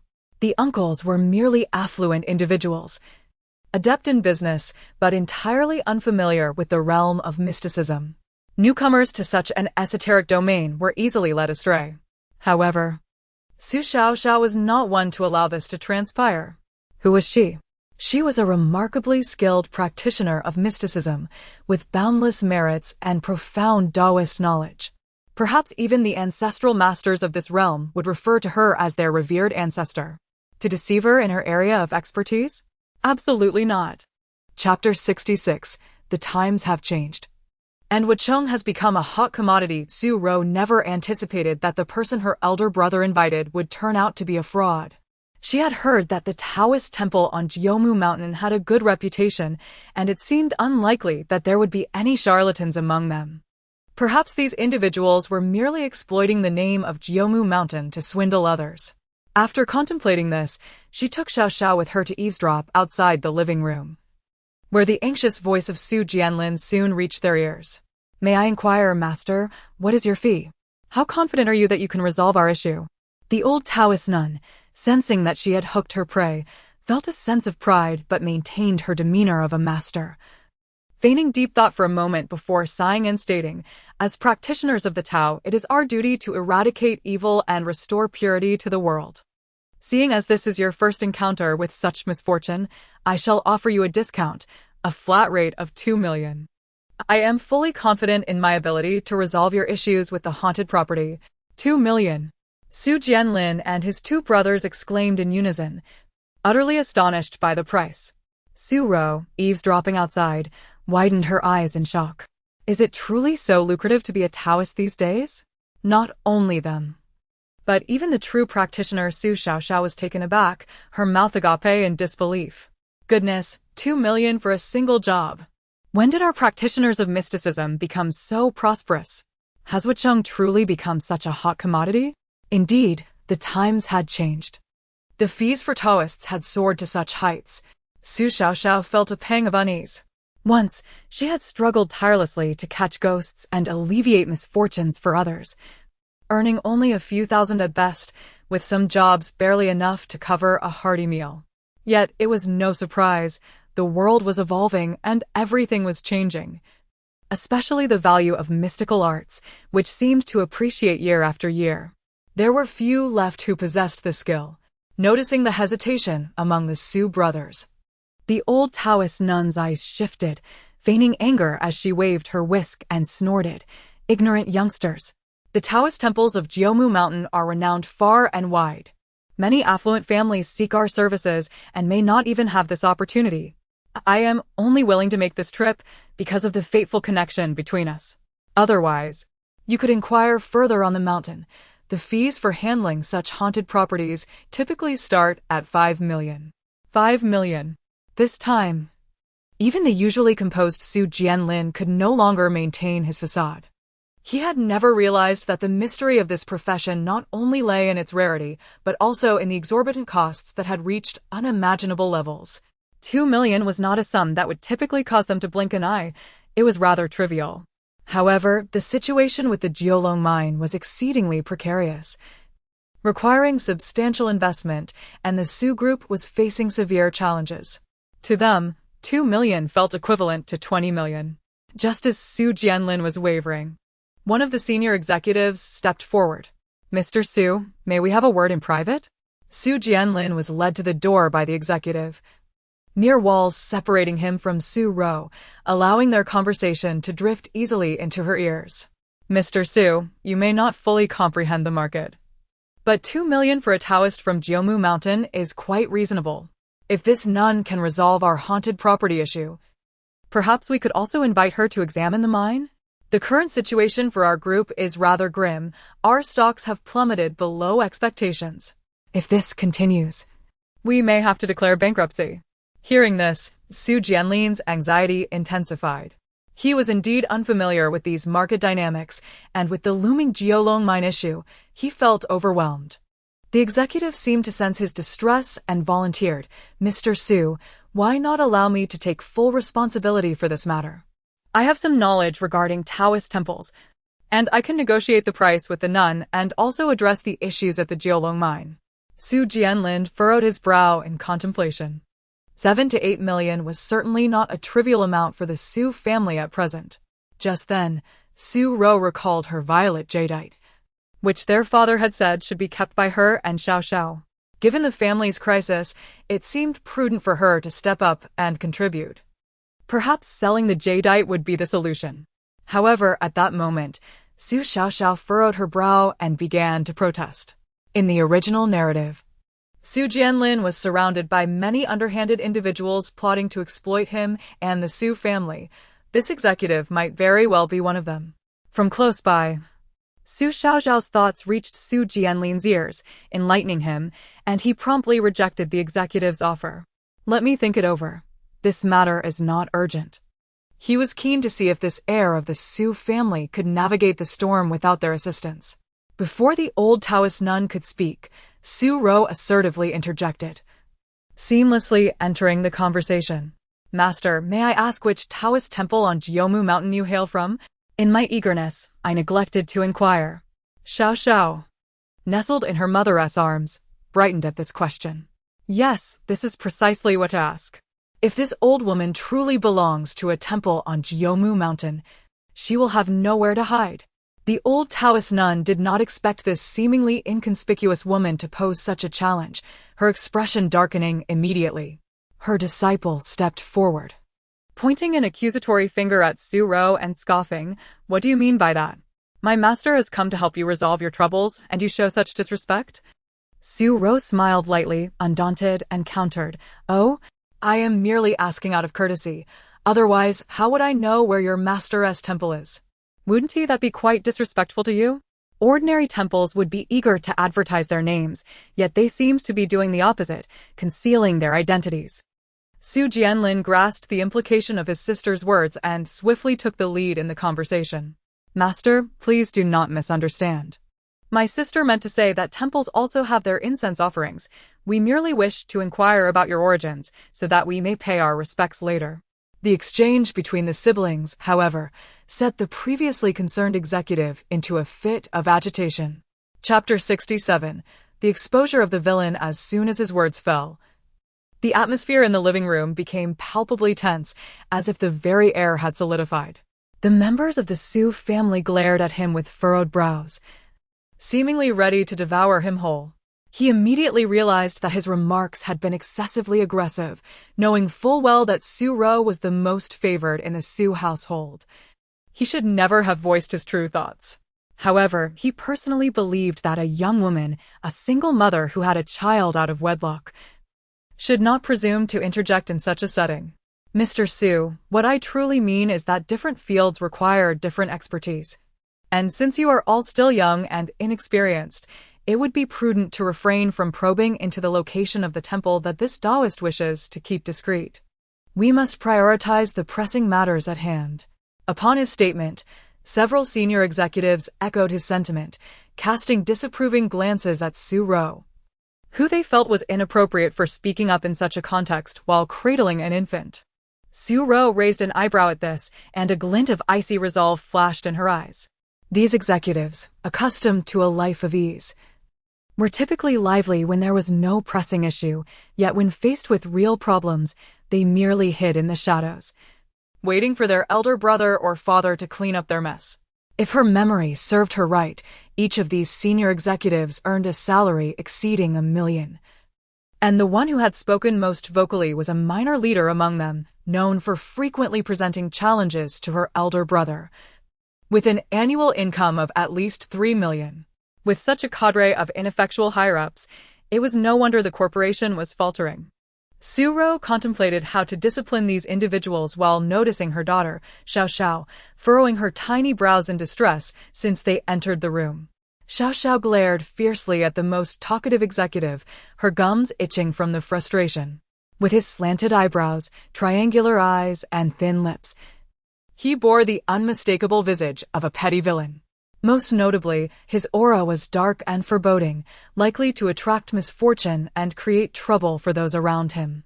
If he were to exhibit further treachery and insincerity, he would undoubtedly be a quintessential schemer. Her uncle's life was destined to be ruined by such petty villains, and this man was certainly one among them. Nonetheless, considering they were all long-standing members of the corporation and several senior executives held shares, she felt obliged to grant them some semblance of respect. Unexpectedly, this only emboldened their audacity. Su Ro recognized that some matters were unsuitable for her elder brother to address. The internal unity of the corporation was tenuous, beset by both internal strife and external threats, with clandestine alliances forming continuously. The intricate web of interests involved was beyond her current capacity to untangle. Their father had entrusted the company to her elder brother, who, if he disregarded the feelings of these senior executives, might inadvertently sow discord within the organization. After some contemplation, Su Ro decided to speak up once more. Manager Wang, if I recall correctly, you are a local of the capital, are you not? You should be unfamiliar with matters of this nature. So why do I sense an unusual familiarity with this elderly Taoist? How do you know she wishes to maintain a low profile? To my knowledge, the temples on Jiumu Mountain are quite proactive in their promotion, particularly regarding their incense offerings. This is not merely a matter of finances, but a matter of the temple's legacy. A flourishing incense trade signifies the people's affection and high expectations for them. Prosperity begets more souls in need of assistance, perpetuating a cycle of goodwill. Though Su Ro herself lacked expertise in such matters, she knew her daughter was well-versed in them, having absorbed knowledge of virtue and the power of belief, which were crucial for a practitioner of metaphysical arts. These individuals resembling Taoists did not seem embody the spirit of compassion if they were not altruistic benefactors. What reason had they to eschew incense offerings or gratitude from the Su family? Upon hearing Su Ro's pointed remarks, Manager Wang was rendered speechless, unable to suppress a sheen of cold sweat that appeared on his brow. Su Ro chose not to pursue the matter further and instead turned her attention to Su Jianlin. Elder brother, may I inquire how you came to invite these individuals? Given that her elder brother was unaware of the temple's identity, it was evident he had not approached the temple directly. Su Jianlin, too, began to grasp the implications, casting a sidelong glance at Manager Wang before replying. We encountered them along the way. Manager Wang guided us. Oh, So it was you, Manager Wang, who personally led the way, and by sheer coincidence. My elder brother happened upon these Taoists who were also en route, Su Ro implied, and several executives discerned the underlying hints. An elderly executive, his hair graying and his demeanor exuding authority, suddenly frowned and said, "Manager Wang, how do you explain this matter? You seem to be in cahoots with them. Do you not?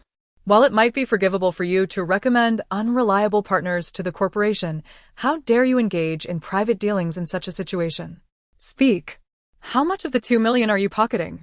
As the old Taoist realized the precariousness of her position, her legs trembled in fear, and her disciples, once so proud, now shrank back, too intimidated to utter a word.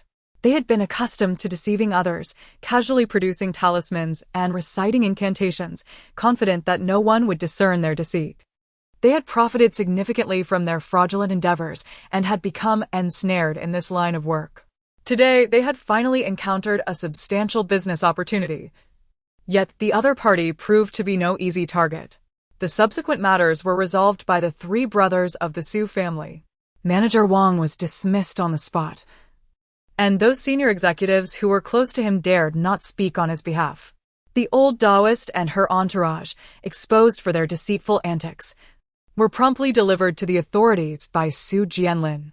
However, this left the issue of the ancestral tomb unresolved, and the situation at the Jiolong mine remained equally challenging. In a single night, Su Jianlin aged several years, his hair turning white. Su Xiaoxiao was basking in the sunlight after her mother had removed her pants, feeling warm all over. Upon waking from a sound slumber, she noticed her uncles gathered in the courtyard, ostensibly enjoying the sun, yet each bore dark circles under their eyes, their faces etched with worry. It seemed the affairs of the household continued to trouble them. How should I explain to Mama and my uncles that this is not a haunted tomb, but merely a trick? In a few days, it will all be forgotten.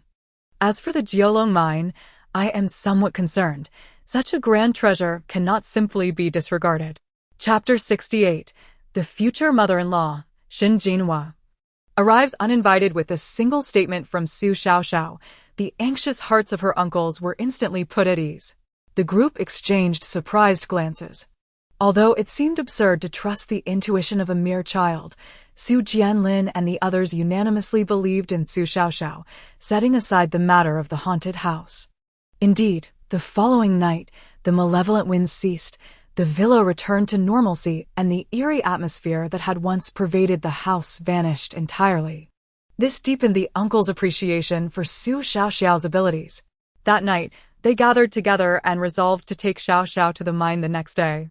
However, upon their arrival at the Jiolong mine the next morning, with Su Ro cradling Xiaoxiao in her arms and flanked by her 3 brothers and several senior executives of the group, they discovered unexpected guests already waiting in the office. In the conference room, a distinguished woman sat with her legs crossed, observing the Su group representatives from her elevated position.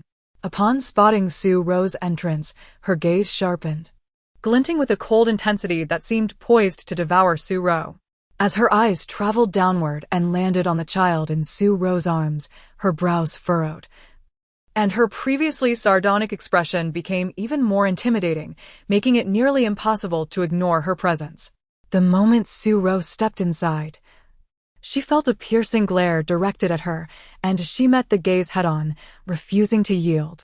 Shin Jinhua, taken aback by the transformation of Su Ro, who was once betrothed to her son, found herself unexpectedly challenged by the young woman's formidable aura, which rivaled her own, despite her decades of influence in the business world.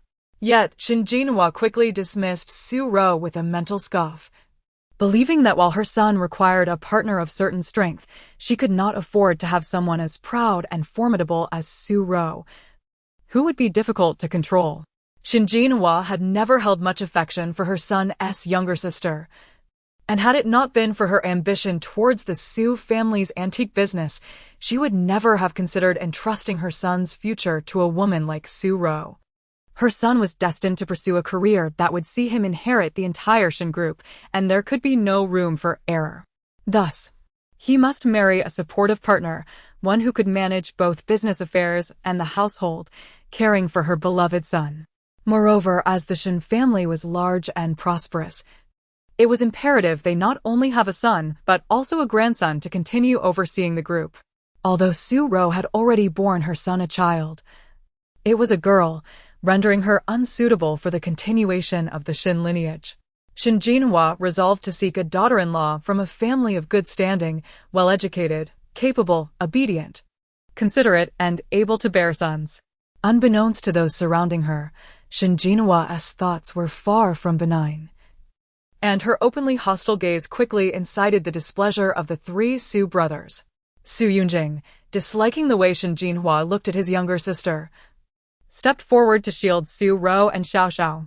His fists clenched, he regarded Shin Jinhua as an enemy.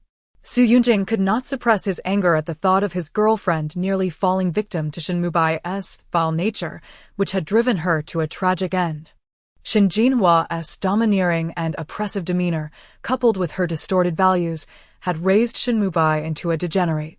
If one cannot nurture, they should not bear children.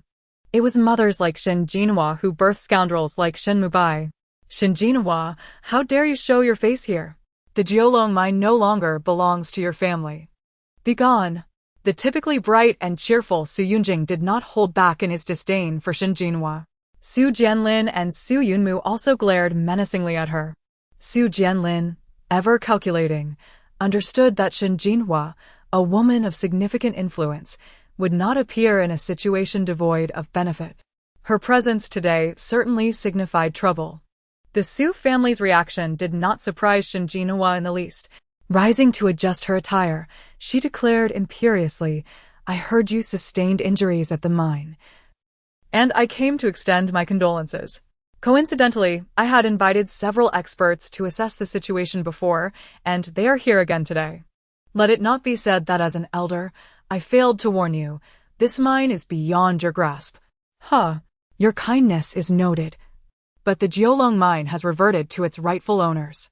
There's no need for your false compassion here. Leave. Su Yunmu offered no quarter to Shin Jinhua. Today, not only had Shin Jinhua arrived, but several senior executives from the Shin group were also present, indicating that matters were more complex than they appeared. Yet, Shin Jinhua was no easy adversary. Her cunning and strategic mind far surpassed that of Shin Mubai. Despite the disrespect shown by the three Su brothers, she maintained a sly smile, proceeding confidently into the mine as though she owned the place, inciting further anger from the Su brothers. Uncertain of Shin Mubai's mother's true intentions, and fearing that her brothers might lose their tempers, Su Ro followed closely behind. Among the group, she recognized a highly experienced lawyer, and she was determined to avoid giving them any leverage. Upon reaching the mine, a chilling wind blew, causing Xiaoxiao, nestled in Su Ro's embrace, to shiver. With a pang of sympathy, Su Ro tightened her hold on the child and stepped forward to confront Shin Jinhua. Director Shin, the Jiolong mine has ceased operations and is no longer part of the Shin group. What is your purpose in coming here today? Shin Jinhua regarded Su Ro with thinly veiled disdain, yet maintained a facade of cordiality, speaking as if engaging in a familial exchange. Little Ro, though we do not share a mother-in-law and daughter-in-law bond, I once sincerely wished for you to marry my son. Given this sentiment, we ought to nurture a mutual affection. I developed this mine and am more familiar with it than you. I have no ulterior motives today. I merely wish for these experts to assess if they can resolve the issues here. While Shin Jinhua's words dripped with false friendliness, her true intentions remained hidden, leaving Su Ro with no tangible evidence against her. It would be counterproductive to confront her with anger, as it would only invite scrutiny. Though Su Ro had interacted with Shin Jinhua only a few times, she recognized the formidable woman for who she was, a resilient force in a male-dominated business realm. Yet, Su Ro had underestimated Shin Jinhua's depth of cunning. Chapter 69. Shin Jinhua came to witness the Su family's folly as the words fell from her lips. Shin Jinhua waved her hand towards a certain direction, and several elderly gentlemen approached from a distance, each of them with hair and beard white as snow. sported neatly trimmed whiskers that evoked the image of characters straight out of a cultivation novel, exuding an ethereal presence. Initially, Su Xiaoxiao, who had been drowsily lowering her gaze, suddenly opened her eyes wide. The aura of Tao emanating from the elders was palpable. Each was enveloped in a golden glow, suggesting they possessed remarkable abilities, which piqued her interest. With all her might, Su Xiaoxiao stretched out her tiny claws from within Su Ro's embrace, yearning to draw closer to the venerable elders and absorb some of their ethereal energy. Since parting ways with her esteemed companion Jean, she had not encountered anyone radiating such energy. Thus, encountering these elders, albeit inferior to Jean, was a rare delight she could hardly resist. Su Ro, discerning her daughter's intentions, felt a twinge of concern. The 5 elders had been summoned by Shin Mubai, and caution was warranted. Gently restraining Xiaoxiao's restless little paw, she comforted her softly. Xiao, my dear, once this matter concludes, I will help you find Mr. Long, all right? Xiaoxiao's tiny hand froze midair as she blinked, ensuring she had not misheard, and instantly became ecstatic. Ah, how did you know I wanted to see my beloved Jean? If her mother could facilitate a reunion with Jean, then she could tolerate the presence of these elderly gentlemen. I will heed your words. As long as I behave, you will take me to find Jean. Su Xiaoxiao settled down, tucking her little paw away, displaying a perfectly obedient demeanor that made Su Ro involuntarily twitch her lips. Her daughter's dependence on Jean raised questions about whether it was a blessing or a curse. Meanwhile, the 3 uncles, who had also caught wind of Xiaoxiao's innocent sentiments, displayed signs of agitation. They had heard of the mysterious figure named Long Jinhang, who, during the Qi family's birthday banquet, had even held their little Xiaoxiao in his arms. Yet, the fact that their niece, still unable to crawl or walk, was infatuated with an outsider stirred feelings of unease in them, akin to witnessing their cherished cabbage being devoured by a pig. What manner of person could so captivate their little Xiaoxiao, to the point of reverently referring to him as Jean? Inwardly, the 3 uncles resolved that they must seize an opportunity to meet this Jean. Shin Mubai scoffed derisively at Su Ro and the others, her disdain palpable. This wild child had evidently lacked proper upbringing, clearly taking after her mother, Su Ro, and growing into an unremarkable woman. Had she been raised in the Shin household, with her direct guidance, she would have learned decorum from infancy, cultivating the poise of a socialite from a young age. However, Shin Mubai could hardly muster any affection for the infant before her, who bore no resemblance to her beloved son, inheriting only traits from the Su family, rendering her unworthy of the Shin family's legacy. Her precious son had severed ties with Su Ro, and had the child been a boy, a custody battle would have ensued. Alas! Being a girl and taking after her mother, she was hardly deserving of the Shin family's investment. Now, let us get down to business. Shin Mubai addressed the venerable Master Wen. I have summoned you 5 once more in hopes that you might assess the mine and determine if it can be salvaged. Master Wen, the eldest among the group, regarded Shin Mubai with a grave expression as he stroked his white beard. Madam Shin, our abilities are limited. Even with additional attempts, we cannot break this impasse. The Jiolong mine lies beneath Daomiao Mountain, yet it is plagued by malevolent winds. I advise you to offer a higher price to summon that esteemed individual.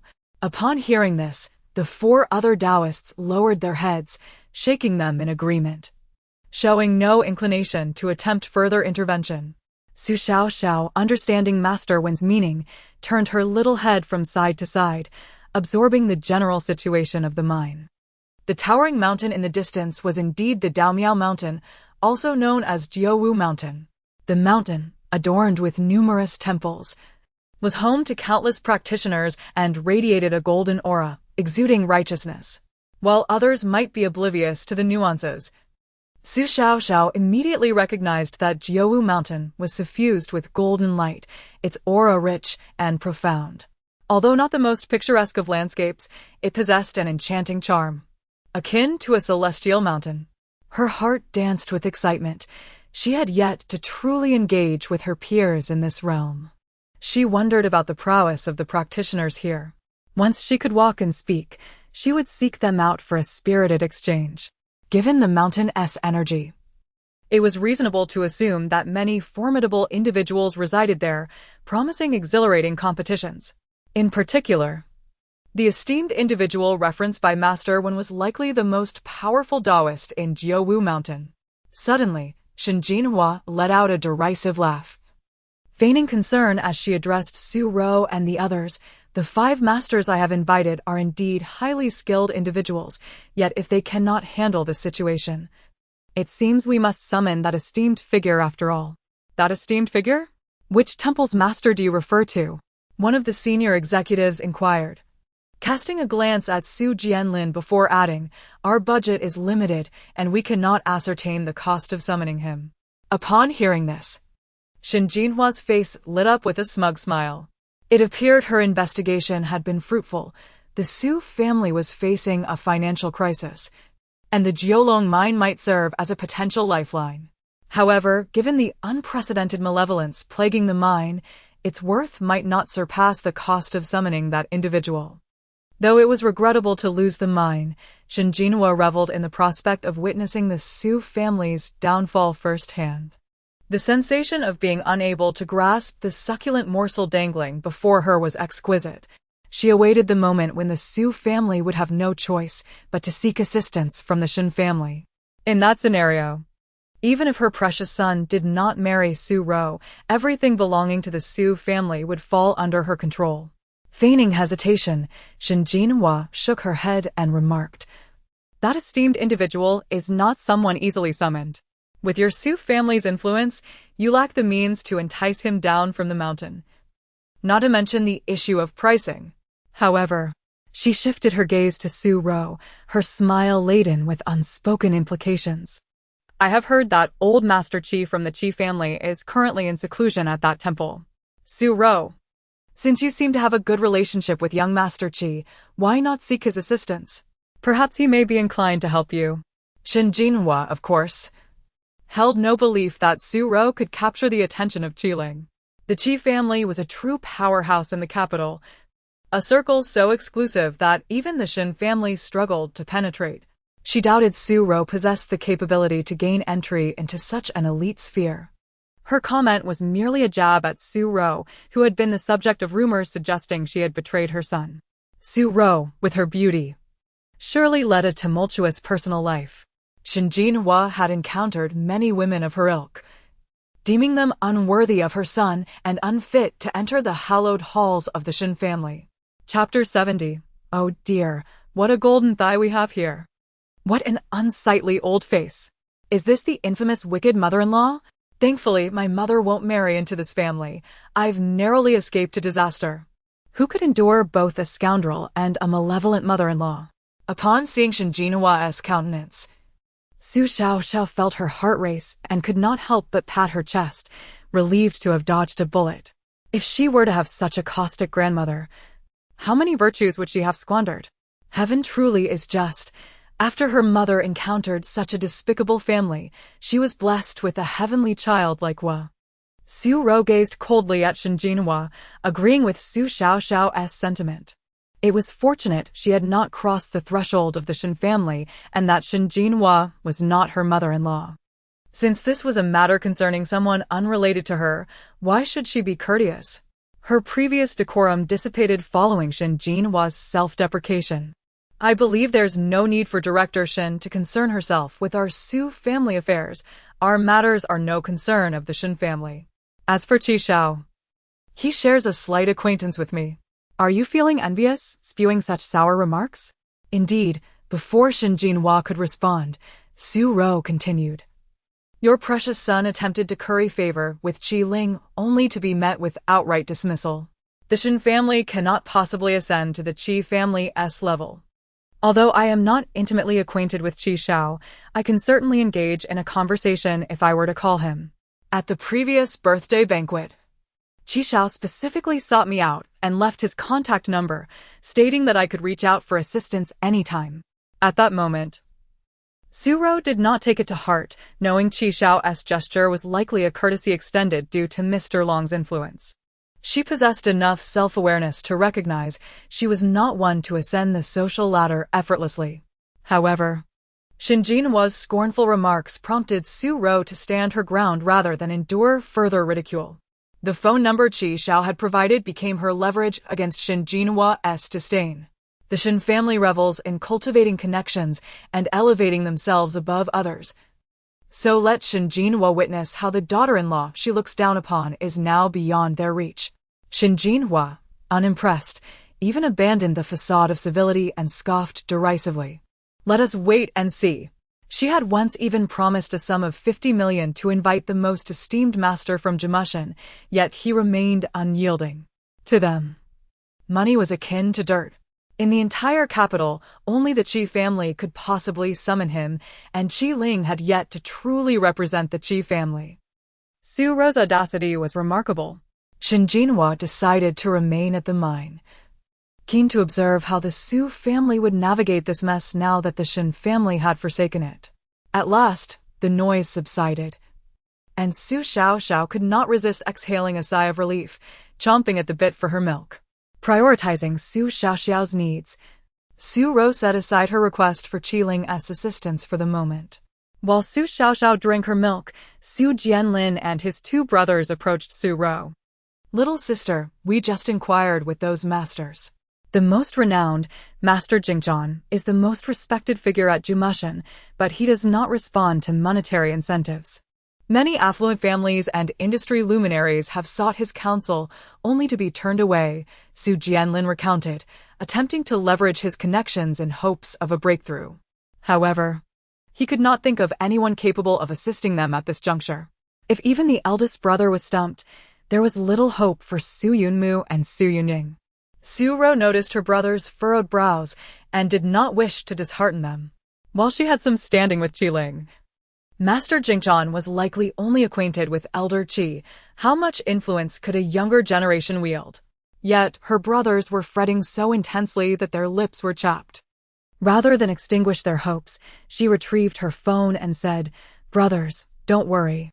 I'll contact Qi Xiao and see if we can glean more specifics from those masters." Cradling Su Xiaoxiao in one arm, the weighty milk bottle was securely held by her tiny hands as she sipped steadily, the liquid visibly diminishing. With her other hand, Su Ro hesitated before pressing the call button. After several rings, the call connected. "Hello?" A rich, mature voice resonated from the phone, audible even to Su Jianlin and the others nearby. Su Ro paused, a flicker of curiosity crossing her features. How curious! When had Qi Xiao's voice become so melodious?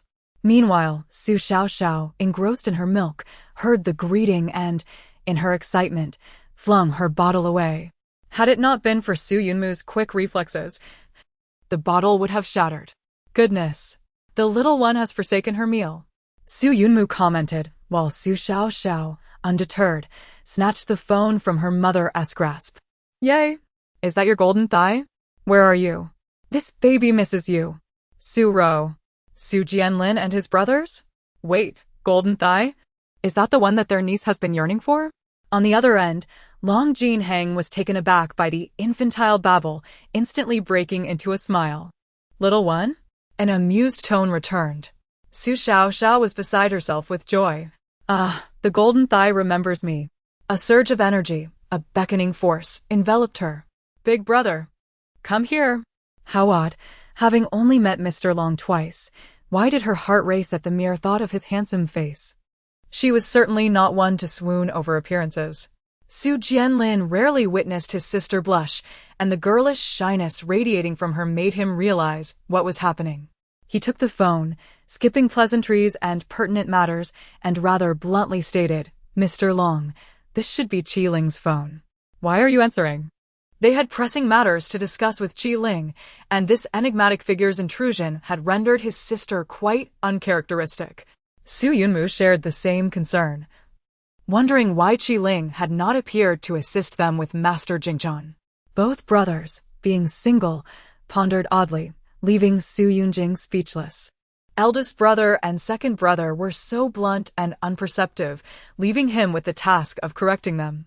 "Apologies, Mr. Long. My brother speaks without tact." We did not mean to intrude. We have a matter that requires Qi Ling's assistance. Could you kindly return the phone to him? Long Jinhang patiently listened to their explanation and quickly understood. It seemed Qi Ling had given Su Ro his number, masquerading it as his own. Very well, Qi Ling. Is this how you choose to play? Chapter 71. The golden thigh awaits at that moment, while still soaking in the hot spring. Qi Ling suddenly felt a chill run down his back, causing him to shudder in the water. Hiss, who is cursing me from behind? Long Jinhang let out a faint sigh and, in a calm tone, said, "This is my personal phone number. If you require assistance, feel free to reach out." Long Jinhang initially intended to simply relay Qi Ling's number and then hang up. However, inexplicably, the images of Su Ro and her daughter Su Xiaoxiao surfaced in his mind, prompting him to instinctively alter his course of action and utter those words. Anyone familiar with Long Jinhang would be astonished by this unexpected display of willingness to offer help. He was notorious for his cold demeanor and was known to keep others at arm's length.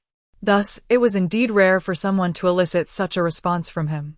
Upon hearing this, Su Jianlin hesitated, wanting to refuse. The connection with Master Jingzhan belonged to Qi Ling's grandfather, Old Qi. Although Mr. Long was enigmatic, even Qi Ling was merely a subordinate in his presence. Master Jingzhan's network was notoriously difficult to navigate, and it was uncertain whether Mr. Long could truly assist them. Just as Su Jianlin was about to decline, Su Yunjing cast a glance at her younger sister, Su Ro, and quickly interjected, "All right, I'll wait." Long Jinhang, known for his brevity, swiftly uttered a few words before ending the call, leaving the three brothers of the Su family exchanging puzzled glances. "Eldest brother, what did Mr. Long say?" Su Ro approached, cradling her daughter, her flushed cheeks having faded somewhat, yet her heart remained anxious. She had surmised that this was indeed Mr. Long's phone number. She was taken aback that Qi Ling had actually given it to her. At that moment, Su Ro was unsure whether to feel elated or to reproach Qi Ling. Su Jianlin, maintaining a serious expression, remarked, "Little sister, do you know anything about Mr. Long's background?" He said to wait for him. Su Jianlin, ever cautious, had developed a habit over the years of pursuing the most efficient course of action in decision-making. Before understanding who Mr. Long truly was, he believed it unwise to delegate the matter to him. They should seek assistance from the Qi family as soon as possible.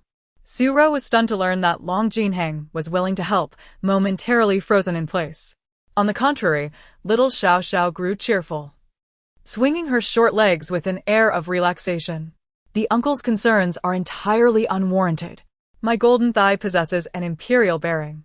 Perhaps even a hidden mastermind that the protagonists have yet to encounter.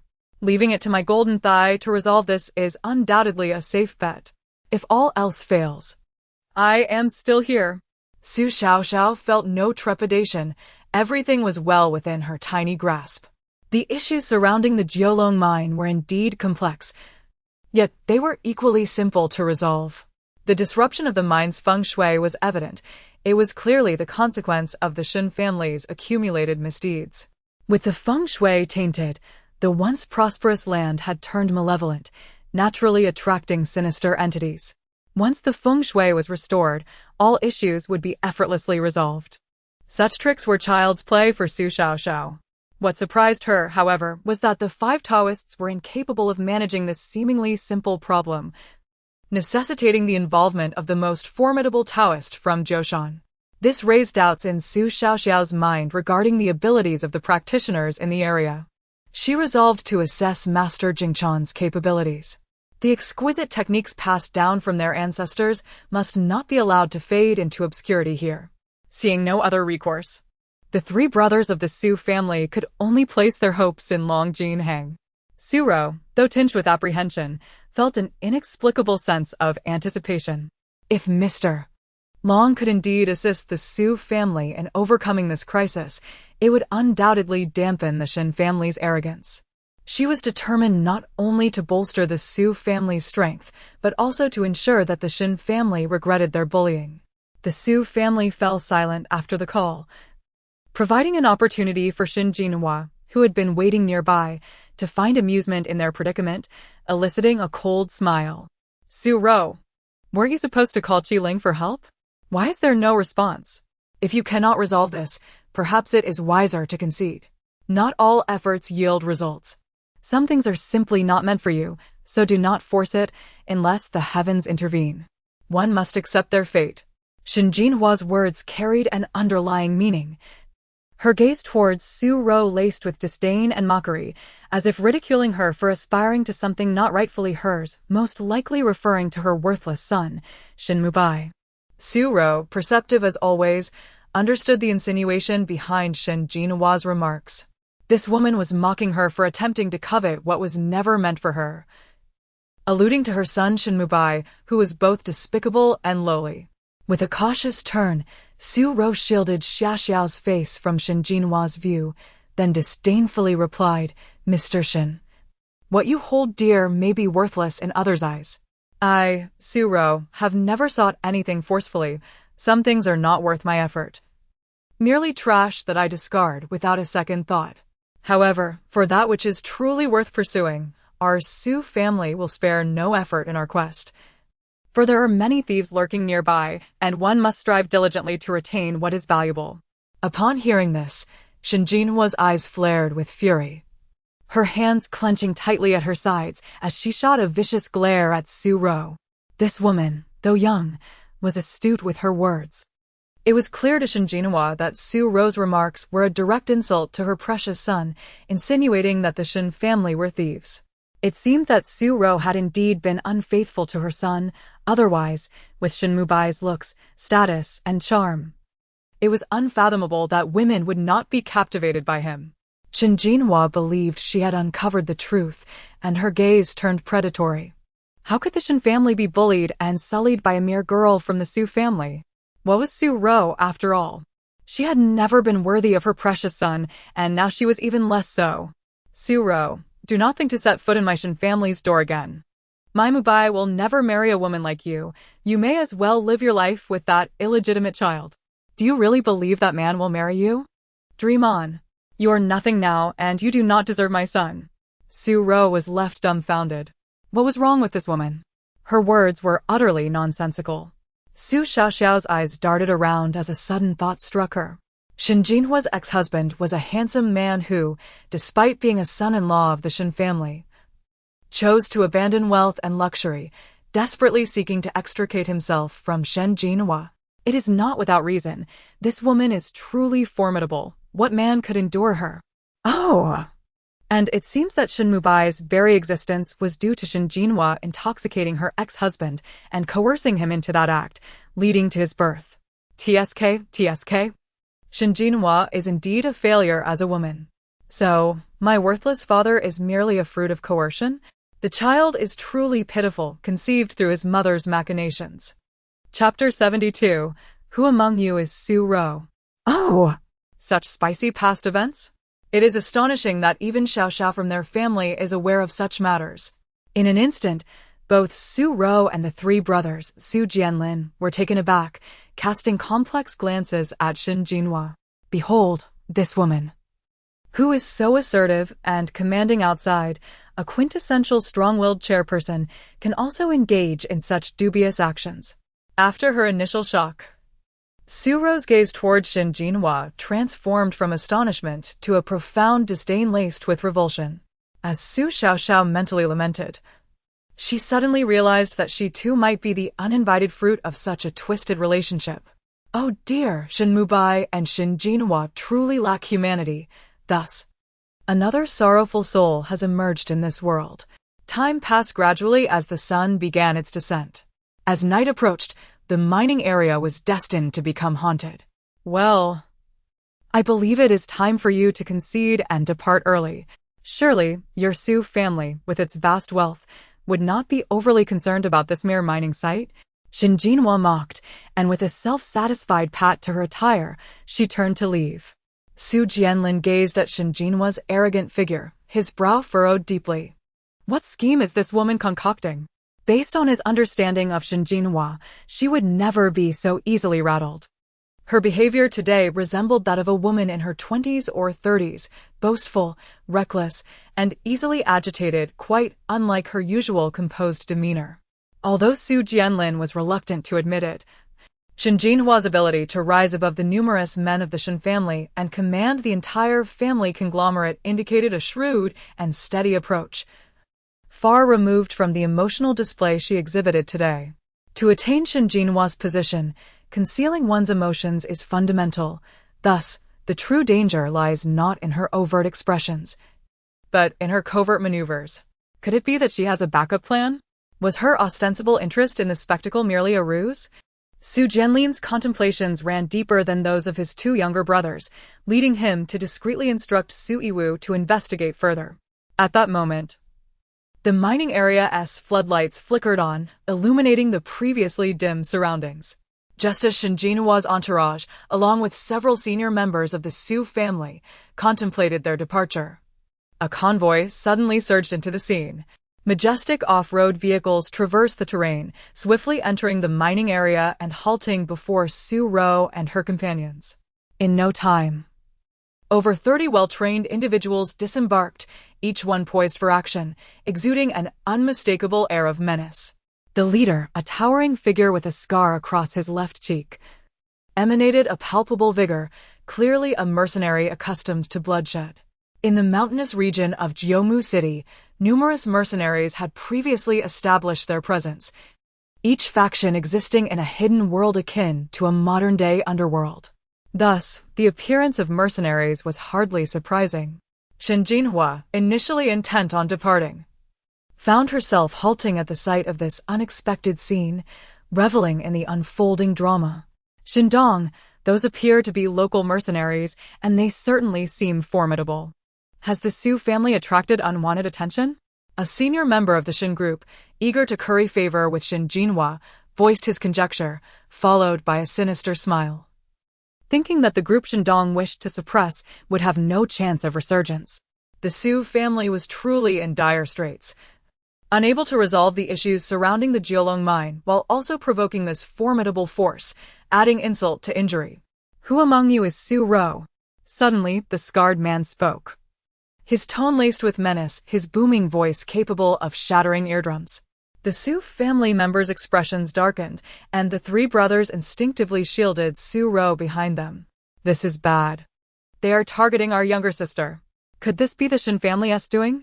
Su Jianlin, maintaining a facade of composure, glanced towards Shin Jinhua, only to find her and her group wearing expressions of amusement, seemingly unfamiliar with this new group, which only deepened his unease. His younger sister was typically well-behaved, never courting trouble, and certainly not entangled with mercenaries. Who, then, had summoned them? Although the Su family lacked deep roots in Jiumu City and their business rarely reached this area, Su Jianlin was nonetheless aware of the rumors surrounding the local mercenaries.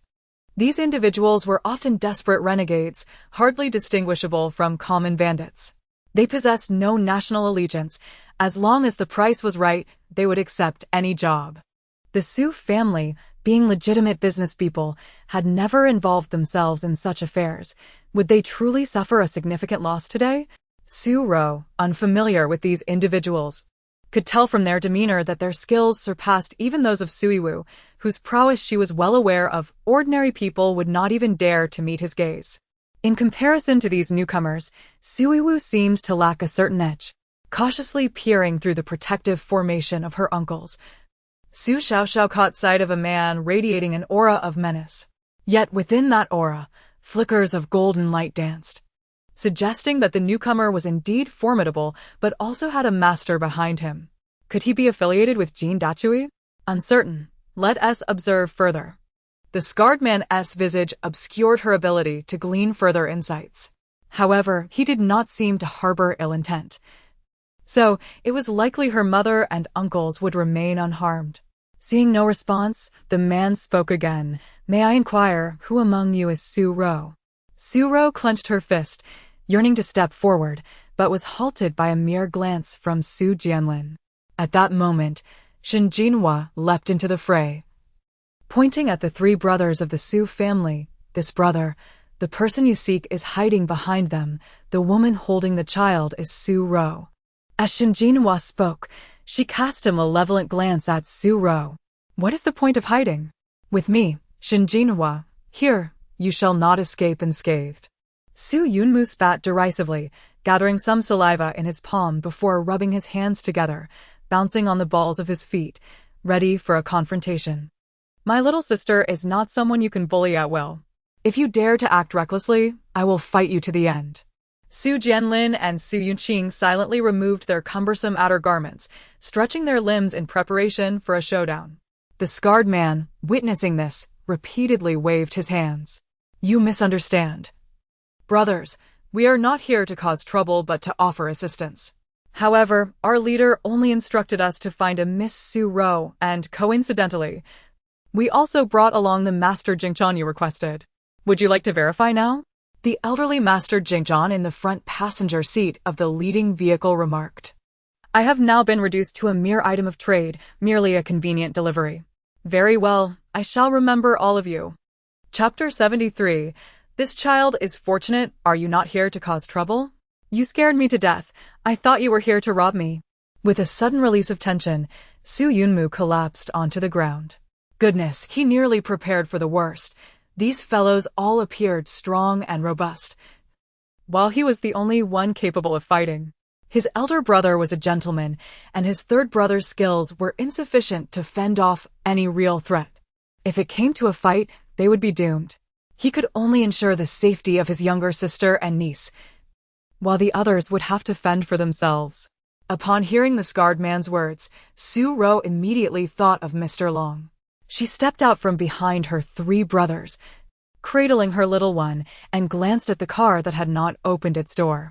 Calmly, she stated, I am Su Ro. Is your boss Mr. Long? The scarred man nodded immediately, his demeanor shifting to one of politeness. He scratched the back of his head, chuckling as he opened the car door, inviting the slightly sullen Master Jingchan to step out. Just moments ago, he had looked fierce and intimidating. Now, he resembled a subordinate who had made a mistake. Before departing, he kindly pulled Su Ro aside and said bashfully, Miss Su, please don't tell our boss that we frightened you.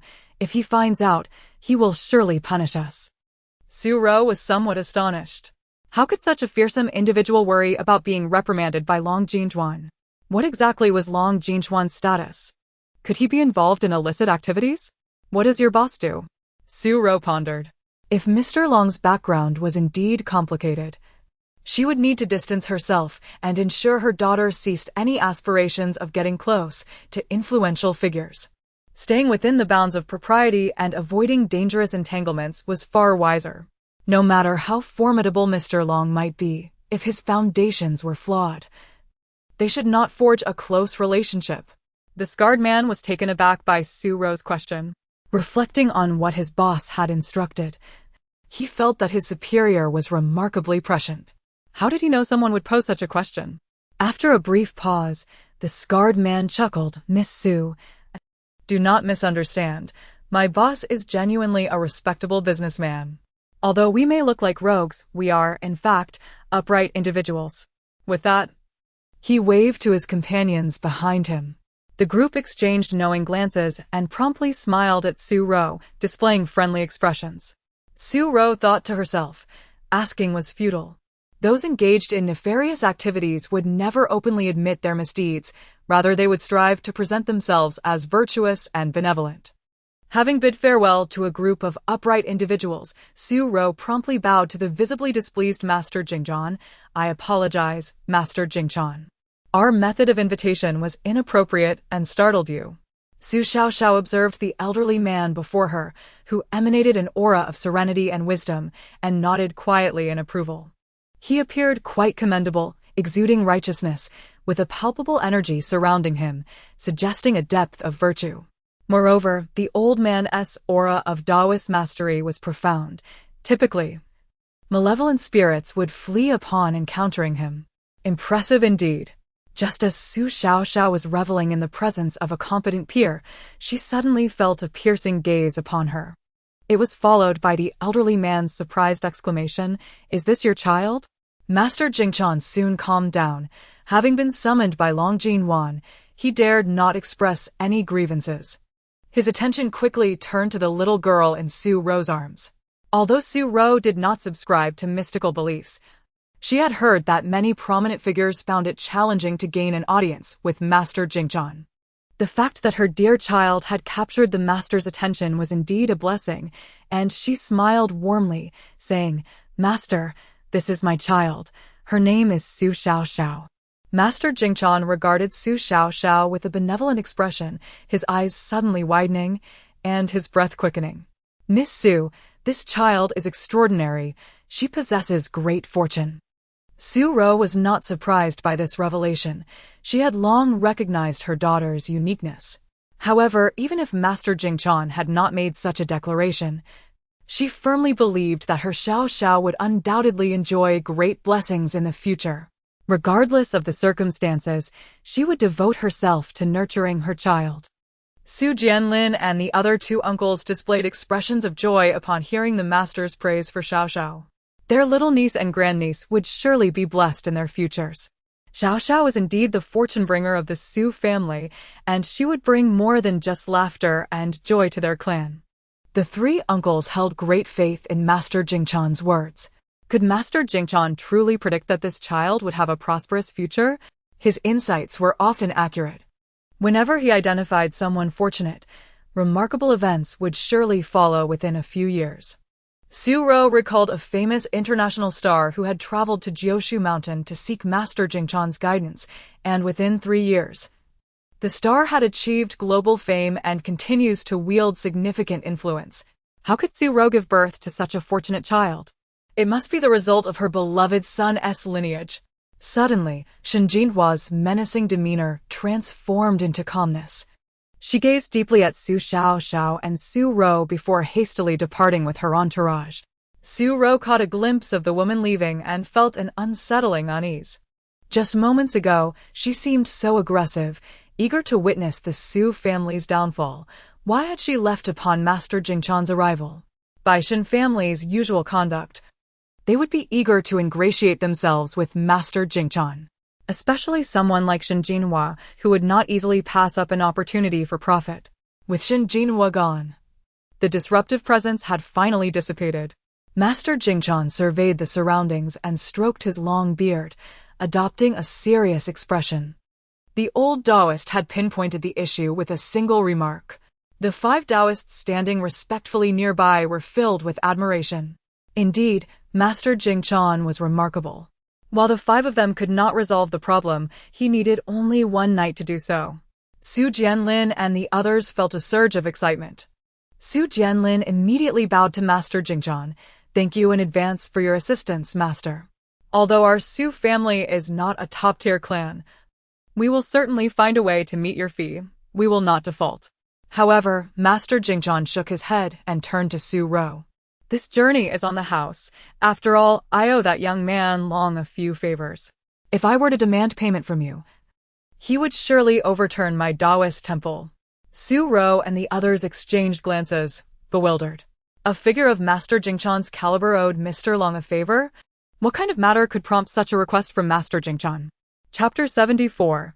The softness of the mouth and the shortness of the hand. Su Xiaoxiao is not surprised by the bribery. Su Xiaoxiao was not the least bit astonished. While others may not have perceived it, she had discerned with clarity that the golden glow surrounding the old man was indeed influenced by the illustrious figure of Jin. Her discerning eye could not be mistaken. Jin was the true figure worth embracing. The following day, when Su Jianlin and his companions arrived at the mine, Master Jingchan had vanished without a trace. The high-ranking officials of the group exchanged glances, bewildered. Had the issue truly been resolved? What kind of connections did Miss Su possess that could entice Master Jingchan to descend from the mountain, and without any cost? Several individuals lowered their heads, their furtive eyes betraying their hidden thoughts. Yet soon enough, they began to shower praises upon Su Ro. Su Xiaoxiao, pouting her small lips and swinging her short legs, regarded these sycophantic so-called leaders with disdain. There must be a scheming individual lurking near Uncle, though I can't recall their name. Their appearances suggest they are not of noble character. Uncle must tread carefully. As for the feng shui of the mine, it has indeed been resolved by Master Jingchan, though his methods were not particularly sophisticated. If I were to intervene, I would cultivate a pond of fish to the southwest. The fish water could ward off evil and attract wealth, elevating the feng shui to new heights. In this regard, Su Xiaoxiao had gleaned some insight into Master Jingchan's capabilities. By the standards of ordinary Taoists, Jingchan could indeed be deemed a master.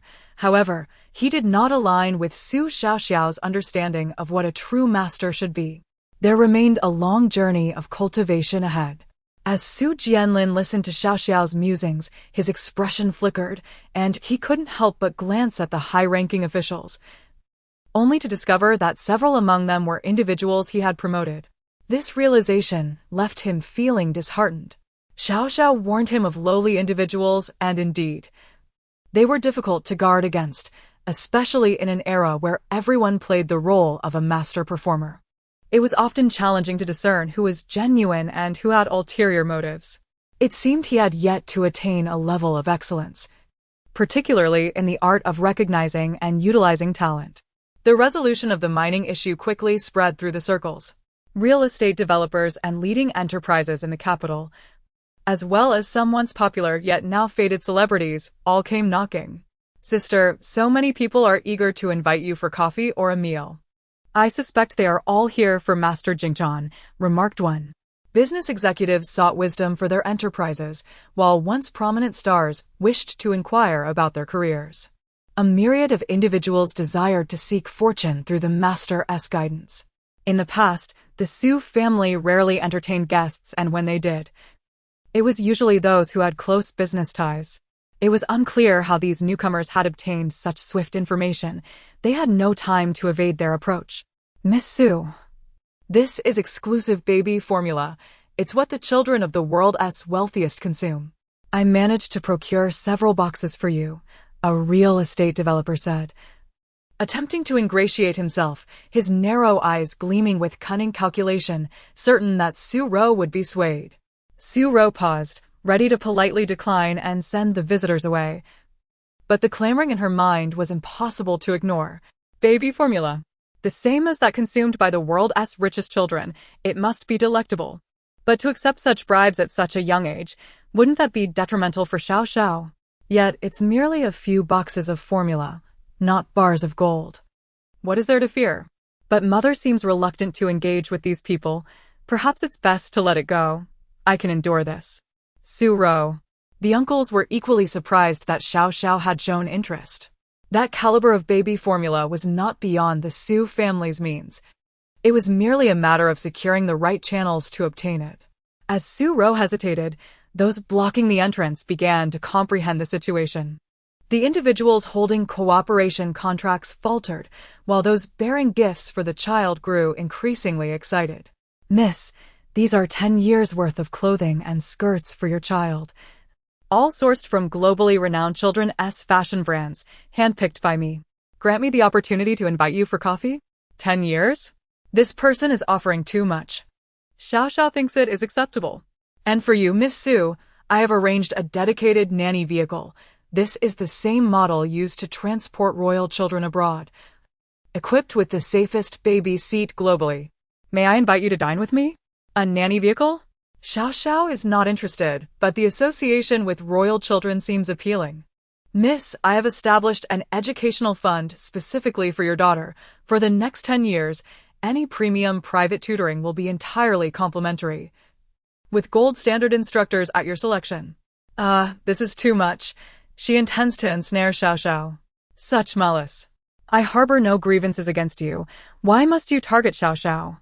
These individuals are truly something else, testing Xiaoxiao like this.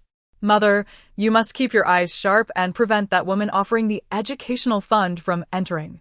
Su Xiaoxiao struggled in Su Ro's embrace, growing increasingly impatient. The three uncles laughed heartily, their amusement a mystery to all but the Su family, as they recognized that their little Xiaoxiao was flustered, fearing that Su Ro might invite the woman offering the educational fund inside.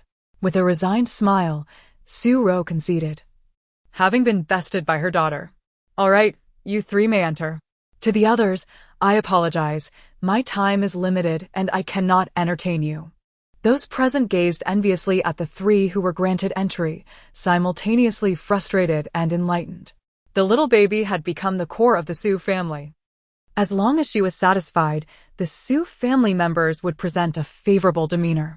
Once inside the living room, the three men silently rejoiced, believing they had successfully endeared themselves to Miss Su. With several boxes of baby formula, a vehicle, and an abundance of beautiful clothes for a decade, Xiaoxiao's spirit soared. Accepting gifts entails a reciprocal obligation. I understand that. Let me assess their circumstances. Su Xiaoxiao scrutinized each of the three men, while Su Ro sat calmly, sipping her coffee with an indifferent expression. The three men, seasoned in worldly affairs, appeared somewhat uneasy, as if their true selves had been laid bare. Yet when they raised their gazes, they found Su Xiaoxiao engrossed in her tea, offering them not a single glance. The Su brothers, like vigilant guardians, remained by her side, sipping tea and engrossed in their phones. The only one observing them was the small figure nestled in Su Ro's arms, the true darling of the Su family, Su Xiaoxiao. Her bright eyes sparkled like stars on a moonlit night, captivating all who beheld her. The three men had heard that Master Jingchan had proclaimed this child would possess great fortune, a veritable harbinger of blessings. In that moment, envy blossomed within them for Su Ro. Who could have imagined that she had just emerged from the turmoil of an unplanned pregnancy, with the identity of the father still uncertain, and yet, in the blink of an eye, the unexpected child had become the very embodiment of fortune as foretold by the master? Chapter 75. A few cents for baby formula. The atmosphere was somewhat tense, as the real estate developer, who delivered the baby formula, was the first to lose his composure. He looked at Su Ro with a sheepish grin and said, "Miss Su, I prefer to be straightforward, so I'll get right to the point. My purpose here is simple. I would like to ask for your assistance in introducing me to Master Jingchan for some guidance." The developer was quite candid, avoiding any grandiloquent speeches. With his lead, the other two soon expressed their desires as well. Just as Su Jianlin had surmised, they too sought Su Ro's help to facilitate a meeting with Master Jingchan. One was a once popular celebrity who had faded from the limelight after years away from the industry, and the other was the wife of a wealthy businessman from a neighboring city, who, despite her well-maintained appearance, seemed to be in urgent need of Master Jingchan's assistance, speaking with heartfelt earnestness that made it difficult for Su Ro to refuse. However, Su Ro was aware that Master Jingchan had no personal connection with her. Any favor granted would stem from Mr. Long's influence. If she blindly agreed to their requests, there was no guarantee that Master Jingchan would extend any courtesy to her. Even if he did, it might merely be due to Mr. Long's reputation. And should Mr. Long discover this, he might perceive her as overly manipulative, tarnishing her image in his eyes.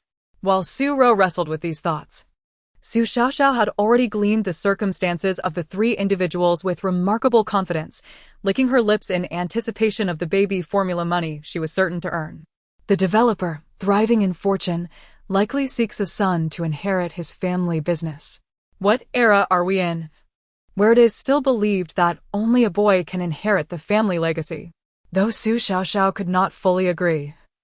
It was their personal wish to have a child of a specific gender, and it was not her place to interfere. That charming lady likely seeks a child as well.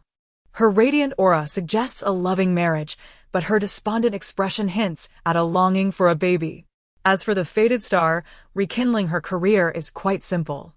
She merely lacks an opportunity. A small stroke of luck could reverse her fortunes, provided she has the right medium. Though she cannot yet draw the talismans herself and must rely on others. Having analyzed the situation, Su Xiaoxiao realized that these matters could be resolved with a mere wave of her hand, yet as a young child, how could she earn the money for baby formula? At this moment, Su Ro and her three uncles were rendered speechless in astonishment. Their little Xiaoxiao was truly remarkable. How could she discern so much from just a glance?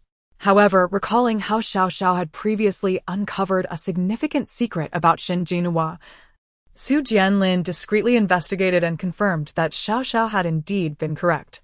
Shin Jinhua had taken advantage of her ex-husband, resulting in the birth of Shin Mubai. The three brothers were now even more convinced of Xiaoxiao's insights.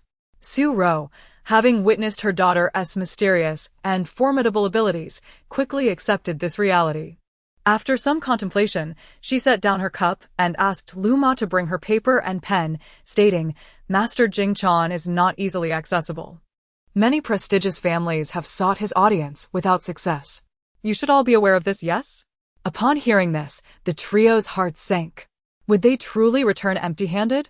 They had approached numerous masters and tried every method available, and their desperation had led them to rush here after hearing the news. Su Ro paused, deciding not to prolong their anxiety. "However, since you have shown such sincerity, I am willing to assist you. Please write down your names, birth dates, and your wishes, and I will convey them."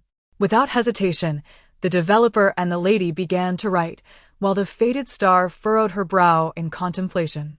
Seeing this, Su Ro chuckled. "You needn't hesitate any longer." The three quickly handed their written requests to Su Ro, who glanced at her little Xiaoxiao and said, "Come back tomorrow. I will relay your wishes promptly." After bidding farewell to the trio, many lingering outside the villa were reluctant to leave. "Little sister, what should we do with these people?" "Please ask them to leave. I need to find a way to resolve the matters concerning those three," Su Xiaoxiao replied. Already savoring the baby formula the developer had brought, utterly content and oblivious to anything else. "Delicious. This flavor is simply divine, truly the finest of milk." Su Ro sighed. What happened to the saying that one should be grateful for favors received? This little one is solely focused on drinking, without a care for the fate of those three. "Oh well, what can you do? She is my child after all, so I suppose I must indulge her." Thus, Su Ro reluctantly read aloud the contents written by the three individuals. She knew her daughter would absorb the information, just as Su Xiaoxiao had predicted. Their requests were exceedingly clear. The developer sought a son, the lady desired a child, and the fated star wished for Master Jing Chan's guidance to rejuvenate her career. All of this was precisely as Su Xiaoxiao had anticipated. Upon finishing her reading, Su Ro's admiration for her daughter's abilities deepened. Are practitioners of the mystical arts truly this extraordinary? If such divination skills were employed in the present day, they might very well create a sensation worldwide. Su Xiaoxiao smacked her lips and tossed the empty milk bottle aside, her eyes twinkling as she pondered. "No worries, these are trivial matters. Simply bestow them with child-giving and fortune talismans." The next moment, even breathing sounds emanated from the crib. Su Ro turned to see Xiaoxiao sprawled out in slumber, shaking her head in exasperation. After tucking her in, she stepped outside. The following day, the three individuals returned as promised. Su Ro produced the three talismans she had asked Lu Ma to procure from the temple, contemplating as she placed them before Su Xiaoxiao. "Ah, these are merely ordinary talismans, serving as tokens of comfort. I have accepted so many gifts, yet I can only deceive them. It weighs heavily on my conscience. However, for the sake of Xiaoxiao enjoying her beloved milk, wearing unique outfits for a decade, and riding in a royal carriage, I shall bear it." Su Xiaoxiao. "It feels as if Mother's words were meant for me, yet I have no evidence. The baby formula will surely bring in some income, Mother. You are not deceiving them. These talismans, enhanced by my influence, are indeed rare treasures." Su Xiaoxiao swiftly performed her hand gestures and infused the talismans with the desired energies, imbuing them into the three ordinary yellow talismans. These are the simplest of charms. They will lose efficacy once their effects manifest, ensuring balance is maintained, making them perfect household items for assured use. Su Ro felt that the three seemingly mundane yellow talismans had suddenly transformed, gaining a tangible weight in her hands. She glanced at Xiaoxiao, pondering what other hidden abilities this little one possessed.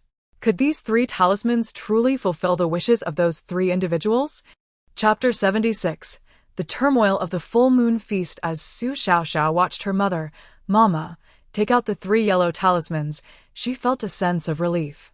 Though Mama was unaware that these talismans had undergone a significant transformation, she still carried them out. It seemed that Su Xiaoxiao needed to pray for her mother's well-being and accumulate some merit. After all, Mama was truly using the talismans to deceive others. If Su Ro were to learn of her daughter's thoughts, she would undoubtedly be taken aback. Mama was not deceiving anyone. Rather, she possessed an unwavering confidence in her daughter. Without Xiaoxiao's intervention, even if others arrived bearing treasures, she would never resort to merely offering comfort with talismans. The three individuals anxiously awaited Su Ro's appearance. Yet the absence of Master Jingzhan left them unsettled. The three brothers, Su Jianlin, had already gone to work at the group, and Su Wu had been dispatched by Su Ro, leaving only Su Ro, Lu Ma, and the hungry Xiaoxiao at home. Sitting on the sofa, Su Ro felt a twinge of anxiety as she observed the three men glancing around, seemingly anticipating someone's arrival. Realizing their expectations, she brushed a strand of hair from her forehead and, with a hint of guilt, said, "There's no need to wait. Master Jingzhan has not descended from the mountain." At her words, the three men's expressions shifted, though they refrained from expressing their disappointment, merely letting out helpless sighs. They should have anticipated this, clinging to a sliver of hope. Upon their arrival, Su Ro had inquired about Master Jingzhan, learning that he had not given fortunes to anyone since a decade ago. Even Qi Mingho, the elder of the Qi family, had to struggle up the mountain to seek his counsel. It appeared that the wealthy woman had already conducted her research, harboring a tinge of luck. Although disappointed not to meet Master Jingzhan, there was little to be done. Su Ro awkwardly scratched her cheek, wondering if she had left them hanging. The three men seemed disheartened, their spirits dampened. Although Master Jingzhan hasn't come down, I have brought you 3 talismans that may prove useful, she said, retrieving the 3 yellow talismans and silently praying for forgiveness from the heavens. These talismans were indeed good ones, but to alleviate their doubts and ensure Xiaoxiao's safety, she felt compelled to deceive them, claiming that these talismans were bestowed by Master Jingzhan. The 3 men, taken aback by this unexpected turn of events, sprang to their feet upon seeing the 3 triangular yellow talismans nestled in Su Ro's palm. "It's a talisman. Master Jingzhan's talisman. Miss Su, I truly cannot thank you enough. One talisman from Master Jingzhan is worth its weight in gold." Though their words were somewhat exaggerated, their excitement was palpable, illustrating the immense value attributed to a single talisman from Master Jingzhan. As Su Ro handed over the talismans, she gently cautioned them. "Master Jingzhan wishes for you not to speak of this. These talismans are for our knowledge alone. Do not flaunt them or their efficacy may be compromised." The 3 men nodded fervently, treating the talismans as treasures, expressing their gratitude to Su Ro repeatedly before departing. Once they had left, Lu Ma, who had been hiding in the kitchen, finally dared to emerge, her heart racing with anxiety. That temple was merely a commercialized establishment, filled with stalls selling trinkets, including various talismans and scented pouches promising safety and success in examinations. Lu Ma licked her lips, which had dried from nervousness, her voice trembling as she spoke. "Miss, those 3 individuals have formidable backgrounds. Is it truly wise for us to act in this manner? Especially that real estate mogul, he seems rather formidable." Su Ro gazed at the closed door, feeling a sense of relief. "Do not worry, Lu Ma. They only know that the talismans are from Master Jingzhan. Whether they are effective or not is sometimes merely a matter of reassurance. Their desires are ultimately determined by their own efforts. What impact can a talisman truly have?" After Su Ro spoke, Lu Ma felt enlightened. "Miss, you are correct. Everything depends on one's own efforts. Seeking the Buddha or the Bodhisattva is merely for the comfort of the heart." While Su Ro outwardly expressed such sentiments, inwardly, she harbored a sense of anticipation. Just how potent could the talismans be? Perhaps through these 3 individuals, she might glean some insight. After a week, they finally awaited Su Jinting's return from the hospital, bringing the family together. Although Xiaoxiao's full moon feast had been delayed, it was successfully held 3 days later. Previously, the family had heard Xiaoxiao's wishes for a modest celebration, avoiding extravagance that might diminish their merit. So old Master Su complied. The full moon feast was arranged by Su Ro's three uncles, and she selected a private room that combined her preferences with Xiaoxiao's vibrant personality, resulting in a space that was both whimsical and adorned with golden embellishments. The room was not large, hosting only 3 tables, and the invited guests were the finest partners of the Su family, along with some close relatives. However, most of the Su family's relatives resided in other regions, with few settling in the capital, making 3 tables sufficient. Despite the small number of guests, the atmosphere was lively. Dressed in a pink princess gown, Su Xiaoxiao was cradled by Su Ro as they entered the room. Upon stepping inside, Xiaoxiao's heart leaped with joy. Wow, it's dazzling and sparkling. Mama understands me. I adore all things glittery. At that moment, her attention was quickly drawn to a red table laden with gifts from the guests. The crimson long table was filled with presents for the full moon celebration. Each opened box revealing golden locks, spoons, and bowls, all grandiose. Hee, I'm going to be rich. Everyone is so generous, gifting me so much gold. I'm going to be spoiled. Su Ro was speechless. Her 3 uncles and Su Jinting hadn't expected this little one to be such a little money enthusiast. She was already displaying signs of being a financial prodigy even before weaning. As the guests arrived, none of them were familiar to Xiaoxiao, allowing her to relax in her stroller and drink milk. Occasionally, someone would come over to play with her, preventing her from feeling bored. Yet, just as the full moon feast was about to commence, a few uninvited guests burst in, and the servers were unable to stop them. Dear in-laws, how could you not inform us about such an important full moon feast? Xiaoxiao is also our Shin family's child. As her grandmother, I certainly must be here. With that, Shin Jinhua forcefully pushed past 2 guests, pulled out a chair, and sat down, gesturing for Shin Mubai, who followed her, to join her. Shin Mubai appeared somewhat reluctant. Although he was a scoundrel, he still valued his reputation. Crashing into such an event would only make them the laughingstock. Moreover, he had come to a realization. The one he loved could never be Su Ro. She could not provide him with what he desired. And only Yao Ao was the one who truly understood him, encouraged him, and tolerated him, his ideal partner. If he were to marry Su Ro, his carefree days would come to an end. He would never allow himself to be trapped in a loveless marriage. Chapter 77. Shin Mubai seeks redemption. Su Ro was taken aback by the unexpected intrusion of the mother-son duo. The invitations had been delivered personally to each household, without any grand announcement. Yet, despite their efforts to remain discreet, the Shin family had learned of the occasion. Su Ro did not cast a glance at Shin Mubai, but instead fixated her icy gaze on Shin Jinhua, feeling an inexplicable unease. Shin Jinhua's presence was undoubtedly malevolent. Her audacity to refer to herself as a family member in front of so many was a troubling sign, hinting that matters were far from simple. Today was meant to be a joyous occasion, celebrating the full moon of Su Ro's beloved granddaughter, following Su Jinting's recent recovery from illness.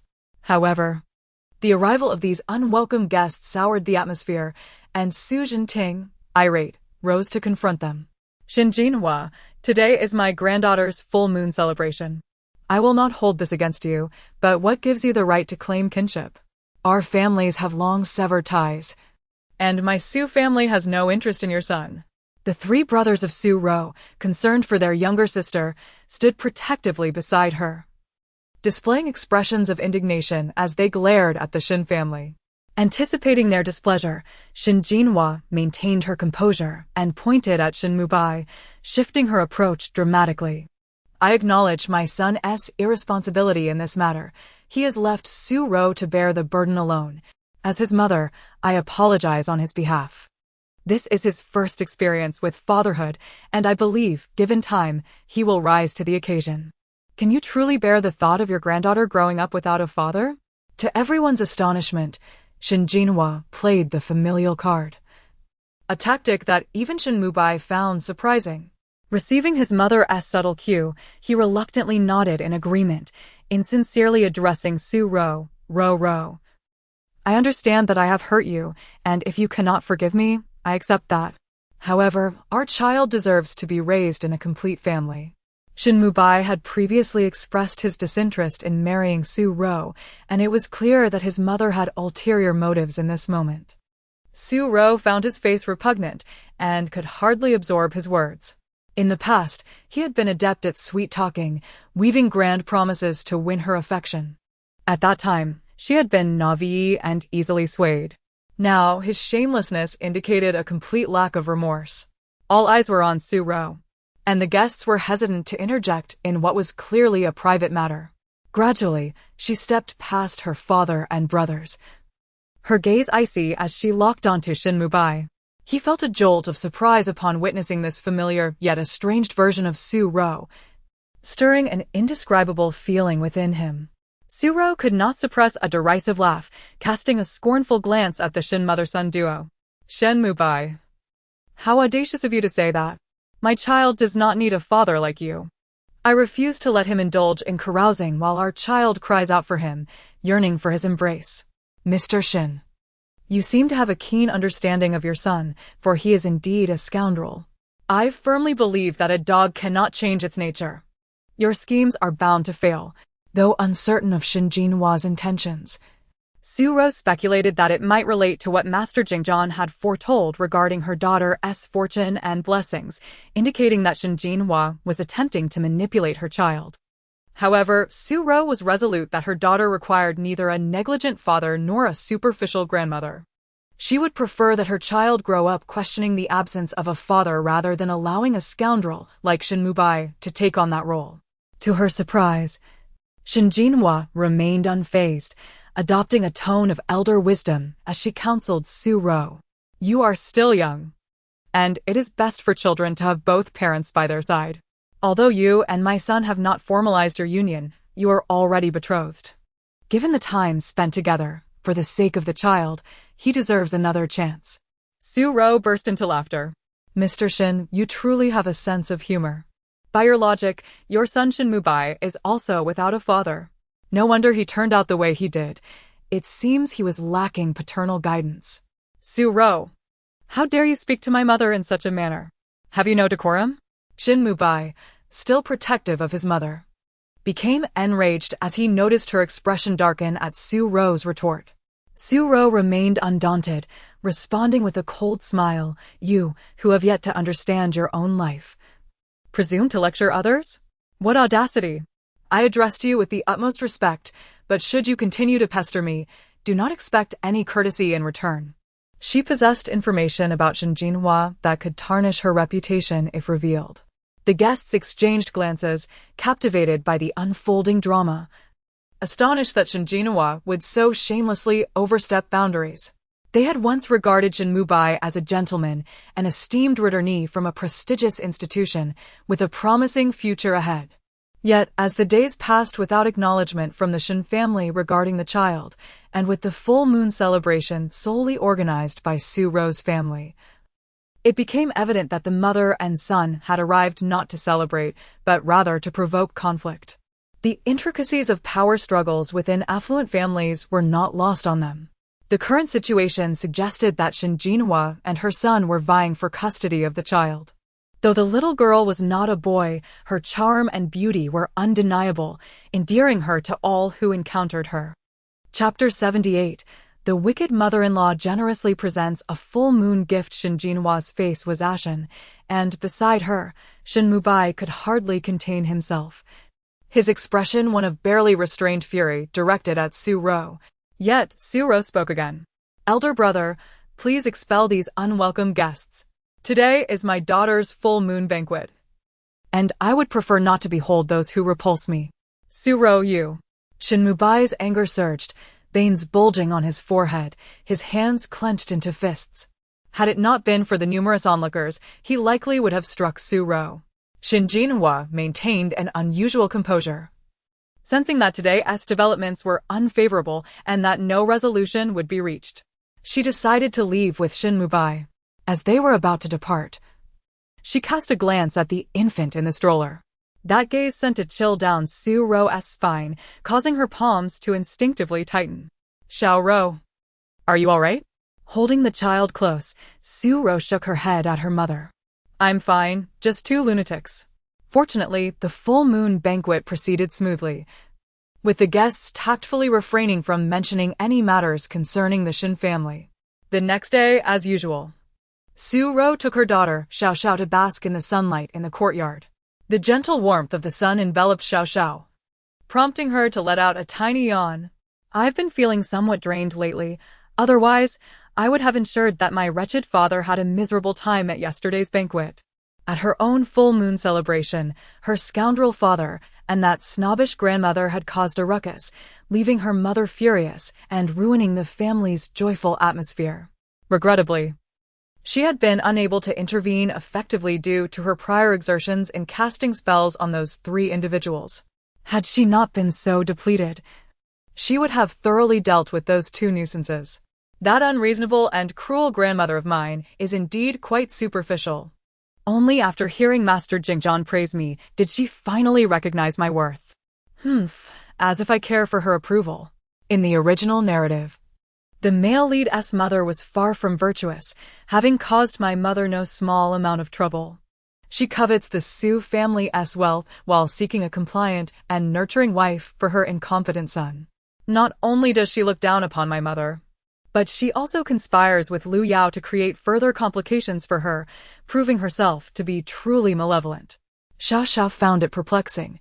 In most stories, didn't he, the future mother-in-law, conspire against the woman her son favored, aligning herself with the antagonistic female character? Yet, in the original tale, her mother was portrayed as that very wicked character, while Lu Yao was the male lead's beloved. Logically, Shin Mubai should have been undermining Lu Yao at every turn. But the plot did not unfold that way. Her unfortunate mother appeared to be the true heroine, beset by challenges, misjudgments, and relentless troubles. While she had the ability to alter the narrative, some predicaments seemed unavoidable. Her mother would face many adversaries in the future, and she needed to grow quickly to assist her. With too many thoughts swirling in her little mind, Xiaoxiao, still a mere month old, furrowed her brows in a display of profound concern. Upon noticing her daughter's troubled expression, Su Ro couldn't help but sigh deeply, her heart aching for the child. Her daughter had been embroiled in complications since birth, and as a mother, she felt unable to provide a nurturing environment, forced to navigate the treachery of her scoundrel father. Contemplating Shin Mubai's recent unusual behavior, Su Ro felt increasingly uneasy, suspecting that the mother and son were plotting something sinister. Suddenly, Lu Ma's anxious voice approached. "Oh no, miss. That mother and son have returned." Su Ro realized that Shin Mubai and Shin Mubai would not relent, but she was taken aback that they dared to visit again the day after the full moon banquet. On high alert, she swiftly gathered Xiaoxiao into her arms for protection and inquired of Lu Ma, "What is happening now?" With evident concern, Lu Ma recounted the events within the house. They claimed to have come to present a belated full moon gift, bringing an array of gold and jade jewelry, baby formula, and tiny garments. The neighbors had witnessed this, and since Mr. Shin and his wife could not directly dismiss them, they permitted them entry. Upon arrival, Shin Mubai had immediately compelled Shin Mubai to kneel before his maternal grandparents, even kicking him twice in front of them. Su Ro's eyes widened in disbelief. "You mean Shin Mubai not only made her son kneel but also kicked him?" Lu Ma nodded vigorously, lowering her voice conspiratorially. "Miss, I sense something is amiss. Even I know how much Shin Mubai treasures her son. Her demeanor, which was so arrogant yesterday, has undergone a complete transformation today. Something is definitely off." Lu Ma spoke with conviction, aware of the mother's true nature and knowing she would never genuinely repent. Su Ro frowned, fearing for her parents' safety as she carried Xiaoxiao towards the interior of the house. Shin Mubai was a ruthless woman who would stop at nothing to seize the Shin family's fortune. If the mother and son turned hostile, her parents and she alone would be no match for them. Furthermore, Su Ro suspected that Shin Mubai, under his mother's influence, might attempt to snatch away her Xiaoxiao. If they resorted to violence, they would likely disregard the child's safety, worsening the situation. As Su Ro hurried into the living room, she found the typically proud Shin Mubai indeed kneeling before her parents, just as Lu Ma had described. Furrowing her brow, Su Ro stepped into the room, her expression stern as she demanded, "What scheme are you two concocting today? Wasn't yesterday's disruption at my daughter's banquet sufficient? What do you want now?" Seeing Su Ro emerge with Xiaoxiao, Shin Mubai remained silent in his kneeling position, while Shin Jinhua rose, adopting a facade of maternal affection as she approached Su Ro, reaching out as if to grasp her hand. However, her usually sharp and caustic demeanor betrayed nothing of genuine warmth, and Su Ro instinctively recoiled, evading her grasp. "Xiao Ro, I have come to apologize. I failed to consider your feelings and those of the baby yesterday. Today, we have come to express our contrition and to ensure that the full moon gift is not lacking. Look at all these offerings, are they to your satisfaction? If you desire anything further, do not hesitate to ask."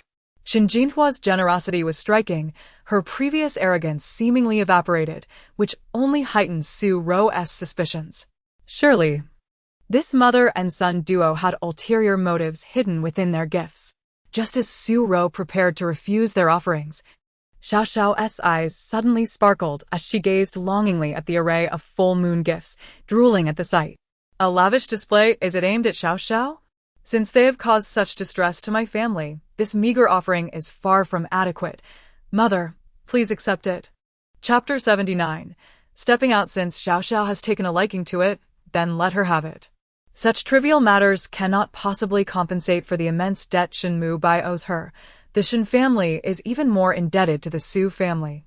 With a steely resolve, Su Ro boldly requested a significant amount of gold bars and jewelry, and then added, "By the way, Mr. Shin, I recall that during our engagement, you mentioned that as long as I bore children for the Shin family, you would reward me with a villa. Many witnesses were present. You wouldn't go back on your word, would you?" Shin Jinhua was taken aback. When had she ever made such a statement? Shin Mubai, seated on the floor, could no longer remain composed. This was meant for Yao Yao and his future children. How could Su Ro claim it? "Su Ro, we aren't even married yet. And the child still carries your surname. On what grounds do you demand a villa? Not to mention this gift of newborn presents from my mother today, I feel it is already too generous for you. What makes you deserving?" Did they truly believe that because of Master Jingchan's words, the Shin family should support this illegitimate child? Shin Mubai had never placed faith in so-called masters. Perhaps Master Jingchan's remark was merely a compliment or a jest. There was no need to take it to heart. What was his mother thinking? At this, Su Ro seemed to have an epiphany. "You've reminded me, my Xiaoxiao is a Su and has no connection to the Shin family. Therefore, I shall forfeit these items. The Su family does not lack for Xiaoxiao. As for the possessions of the Shin family, they are pricking with thorns. Holding them is more trouble than it's worth." If Shin Mubai could persuade Shin Jinhua to cease her incessant nagging, perhaps she could find some peace and all parties would be satisfied. However, the reality was that Shin Mubai's words held no weight in the Shin household. In the next moment, Shin Jinhua shot him an icy glare. "Silence. Mother, why should we be the ones to beg her? Don't be deceived. She excels at manipulation." Shin Mubai, in a desperate attempt to prevent Su Ro from gaining an advantage, began to spout nonsense, labeling her a con artist. Su Ro was simultaneously infuriated and amused. She regarded him with an icy detachment, colder than she would show to a stranger. "Shin Mubai, how dare you accuse me of deceit? Have you no shame? Since you wish to distort the truth, I will not hold back either. You are the true deceiver. Proclaiming eternal devotion and love, yet while courting your sister Lu Yao in secret, did you ever consider your promises?" The indignation and resentment brewing within Su Ro were far greater than what she expressed aloud. Lu Yao had schemed to ruin her with a vile man, and when her plans failed, she sought to ensure her child met with a tragic fate. Such a callous and malicious woman was cherished by Shin Mubai. Was he blind or merely of the same ilk? Of course, Shin Mubai did not believe Su Ro's words. He sneered derisively, his gaze filled with contempt. "Do you dare to claim you are blameless? Where is your femininity? When we were dating, you wouldn't even hold my hand. Who were you trying to impress? The paternity of this child is questionable. Why not undergo a DNA test? You filthy woman? Slap. As soon as Shin Mubai finished speaking, he felt the sting of a slap that turned his face to the side, the pain searing. The crisp sound of the slap echoed throughout the living room, rendering the atmosphere silent. Su Xiaoxiao, his eyes blazing, glared at Shin Mubai, his chest heaving with anger. Beast! You will not tarnish my daughter's name! Get out! Get out! Su Xiaoxiao bellowed, his face flushed with rage, blood pressure rising, his entire being trembling with fury. Seeing this, Su Ro was startled and rushed to support him. Su Mu, her eyes brimming with anger, suddenly transformed into a fierce woman, seizing a nearby vase and hurling it at Shen and her son. Get out! Get out! The Su family will no longer welcome you. My daughter is exceptional. She will never suffer at your hands. Leave. With the situation escalating beyond control, Shin Jinhua found herself without an opportunity to salvage the matter. The disgrace of her son being belittled by Su Ro ignited a fire within her. Realizing the day had turned disastrous, Su Xiaoxiao and his wife appeared ready to fight to the bitter end, prompting Shin Jinhua to escort Shin Mubai out. The clattering of gold ornaments fell to the ground, all tossed out by Su Xiaoxiao. Shin Mubai and Shin Jinhua, unable to escape in time, were struck by various pieces of gold, wincing in pain. Leave. Su Xiaoxiao hurled everything brought by Shin Jinhua out the door, his voice resounding with vigor and strength, causing Su Ro to shed tears. Her parents, in their fury, had truly gone to great lengths for her. The strength of her family provided her with a sense of calm. Once the mother and son departed, Su Ro instructed Lu Ma to gather the gold ornaments and immediately take them to the jeweler for cash. Mom and Dad, anger aside, we should not let money come to us for free. This is what they owe us. Please do not let such people affect your health. Su Ro's comforting words eased the tension in her parents. Su Xiaoxiao felt a pang of sorrow for his youngest daughter, his eyes slightly moist. Xiao Ro, it is my fault for not discerning character, allowing you to be engaged to such a scoundrel. I am sorry. Su Xiaoxiao could not shake off the regret. He should have personally met Shin Mubai to prevent such a wretch from approaching his daughter. Su Mu also felt considerable remorse. Occasionally, she had mingled with the elite. Yet, she had failed to inquire about the Shin family's true nature. Since the engagement, their vile character had become apparent, subjecting Su Ro to endless grievances. Su Ro did not wish for her parents to feel sorrow and guilt, shaking her head repeatedly.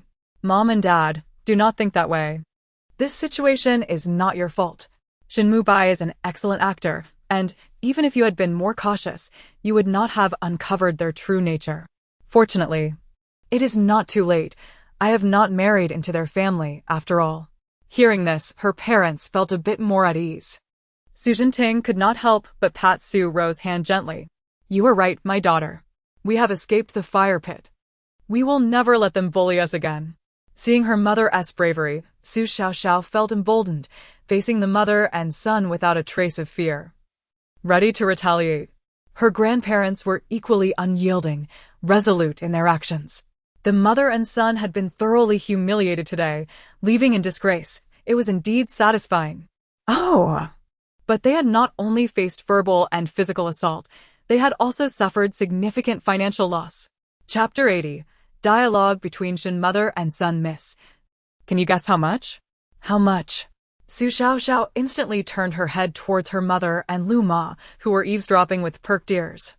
Lu Ma excitedly handed Su Ro a bank card, still somewhat incredulous. A total of 1.32 million. I truly did not expect Shin Mubai's formidable mother to be so generous. What? 1.32 million. Before Su Ro could gather her own shock, a childish exclamation echoed in her mind. Who would have thought that this wicked mother-in-law would actually invest so heavily? However, Su Xiaoxiao quickly recalled that in the original story, Shin Jinhua's extravagant spending concealed a grand conspiracy. She remembered how Lu Yao had gone to great lengths to curry favor with this future mother-in-law, only to find Shin Jinhua initially unimpressed. Yet, after Lu Yao became a master of metaphysics, the situation underwent a dramatic reversal. Shin Mubai began to shower her with gifts, offering cars and houses, and everyone praised her as a benevolent mother-in-law. But Su Xiaoxiao was aware that Lu Yao had made considerable sacrifices for Shin Mubai, expending her merits in fortune-telling, helping her expand her market, and even lending her longevity.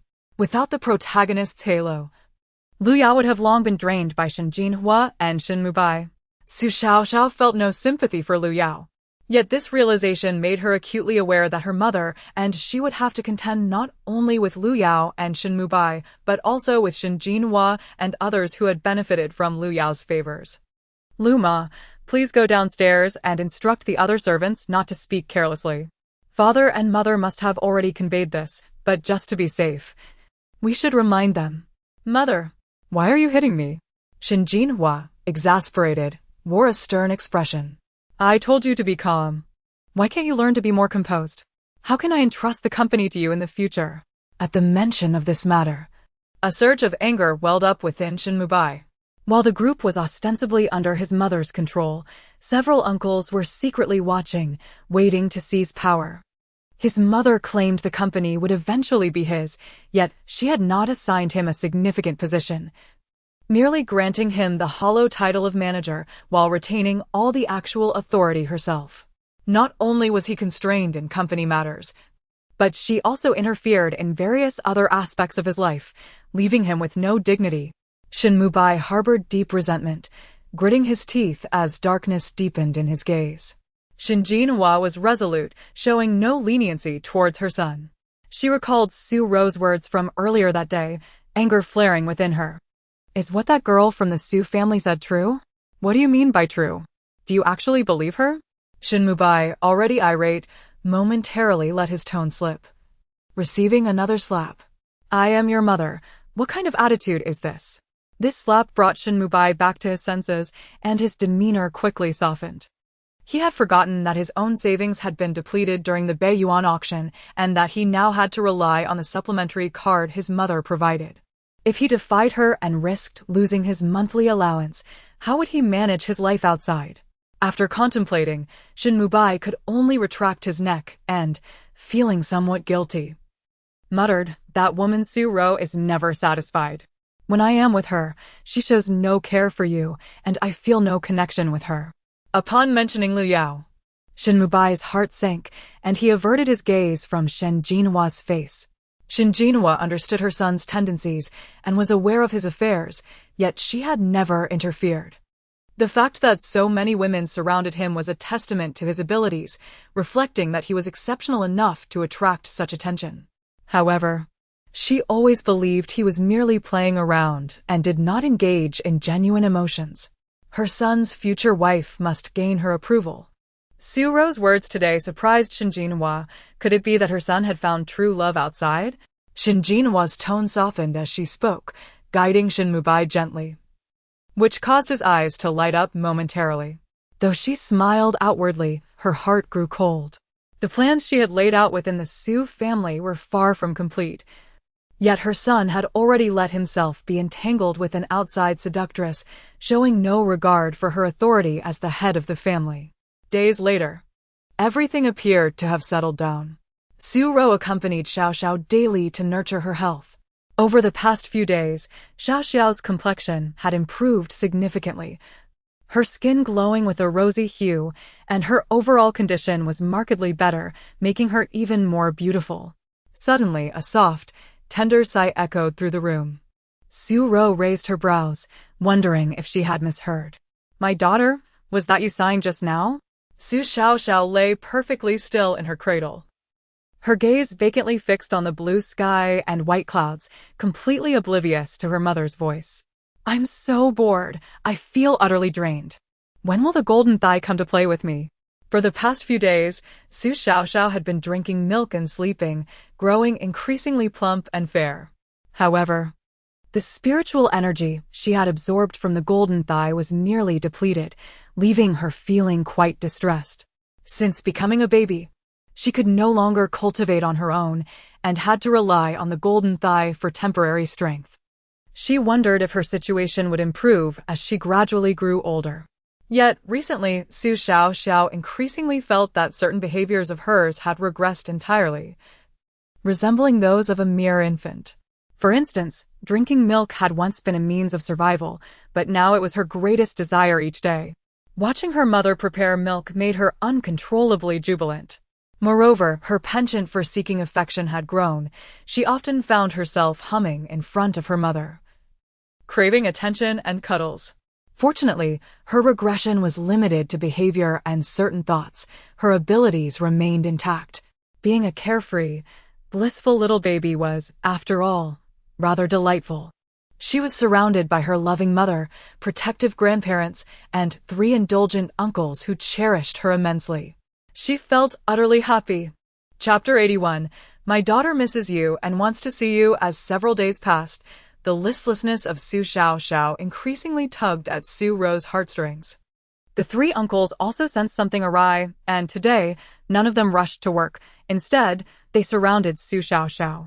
Little one, how about I take you out to play? The 3rd uncle suggested eagerly. Xiaoxiao, I'm free today. Would you like me to accompany you? The 2nd uncle chimed in. Su Jianlin, who was not adept at coaxing children, observed his younger brothers striving to impress the little one and felt compelled to join in. He reached into his suit pocket and produced a handful of tickets. Xiaoxiao, look what I have. Your eldest uncle has bought you a Disney annual pass for the next several decades. Shall we go there today? What a surprise. The eldest brother had come prepared, leaving the other 2 brothers astonished. The trio displayed their talents in an attempt to win favor from the little girl, much to Su Ro's amusement. You all should stop this nonsense. Xiaoxiao will not pay you any mind. Su Ro stifled a laugh, fully aware of what the little one truly desired. Ah, this spirited child, despite her tender years, was indeed temperamental. What troubles could she possibly harbor? Why was she so dispirited? This morning, Su Yunmu had volunteered to make her a pot of milk, only to be met with indifference from Xiaoxiao, who couldn't even muster the enthusiasm she usually displayed for her favorite drink, leading Su Yunmu to believe that Xiaoxiao was dissatisfied with him. Su Jianlin observed Su Xiaoxiao thoughtfully. In just a few days, the cherubic roundness of her face had diminished. What could trouble such a tiny child? Ah, the uncles would never understand. When one misses someone, it feels like this. I am now a melancholic child. Su Ro. The 3 brothers exchanged bewildered glances, their eyes widening in disbelief. The little niece's unexpected words had left the 3 grown men astounded.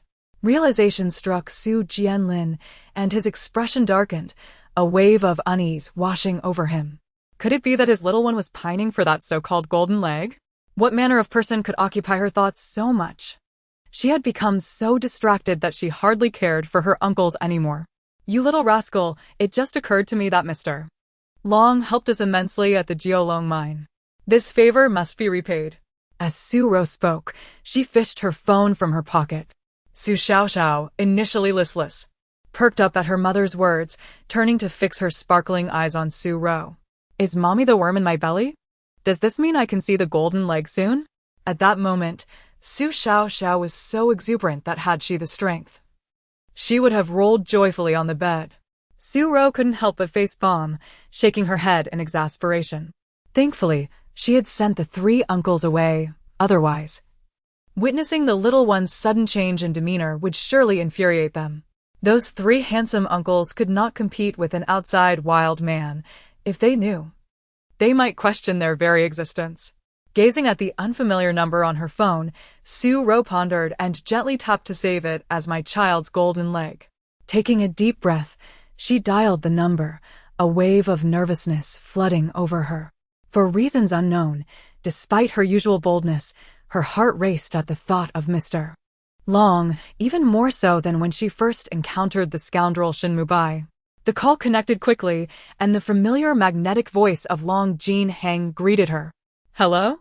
Having noted the previous conversation, Long Jinhang recognized this as Su Ro's number, but remained uncertain whether her elder brother was speaking. Upon hearing the indifferent greeting, Su Ro felt a pang of disappointment, but she soon recalled her true purpose. Taking a deep breath, she said, Mr. Long, I am Xiaoxiao's mother.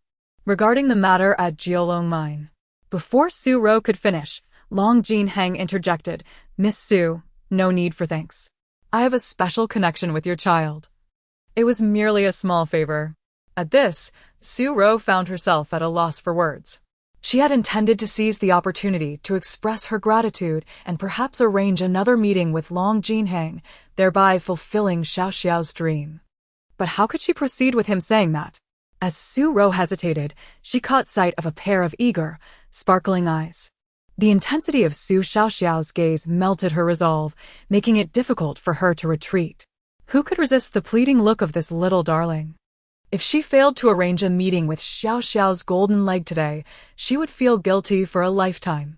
Su Ro instinctively nodded at Xiaoxiao, then firmly declared, Mr. Long. My Xiaoxiao adores you, she misses you and wishes to meet. When would be a convenient time for you? After Su Ro spoke. Silence stretched on the other end of the line.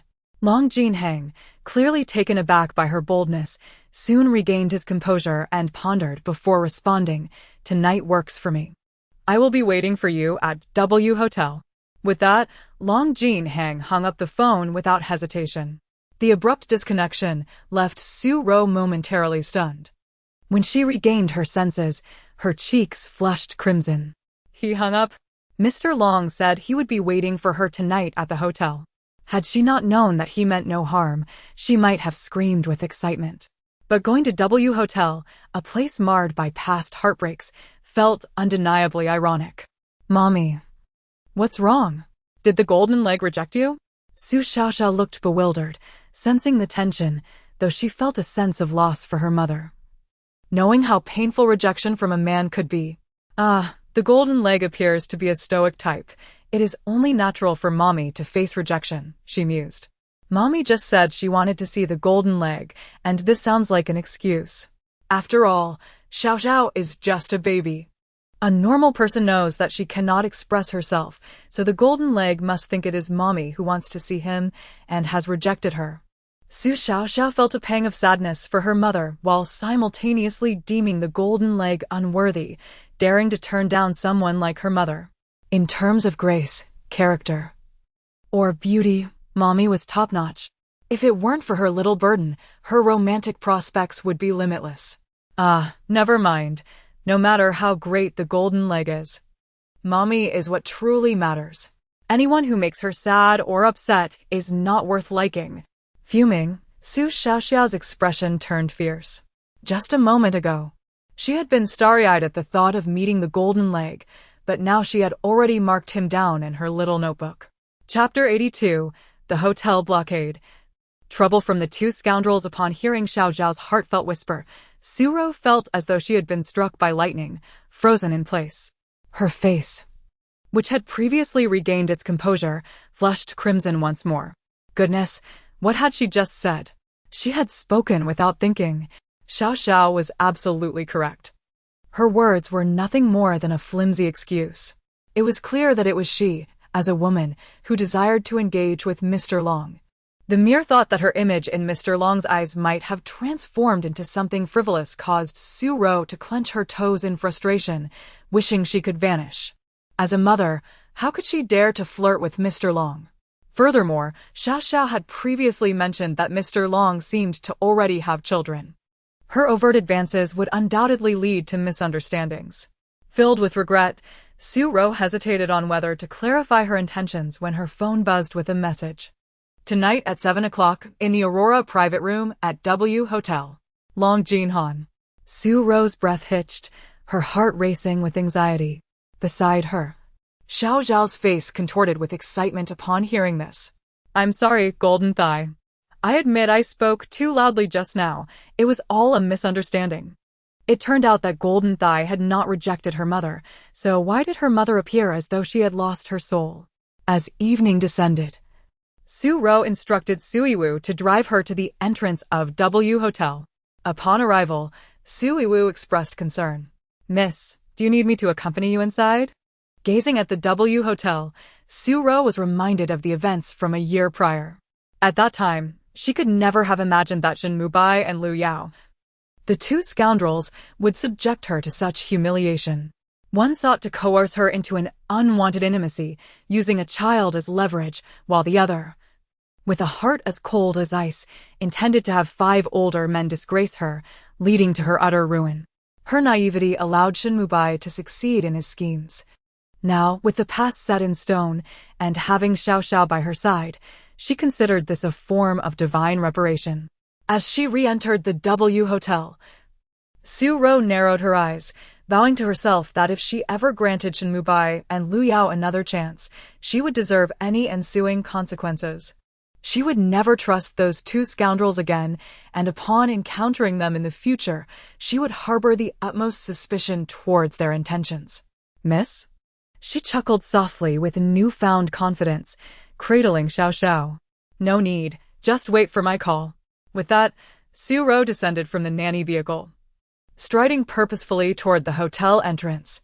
The doorman, clad in red, greeted every guest with a smile, bowing politely but never stepping away from his post.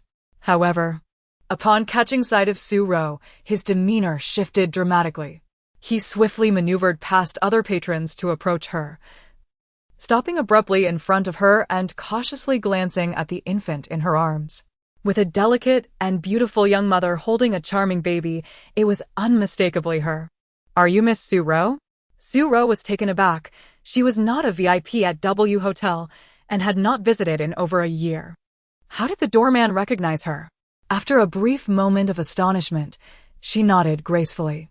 The doorman immediately bowed deeply, gesturing for her to follow.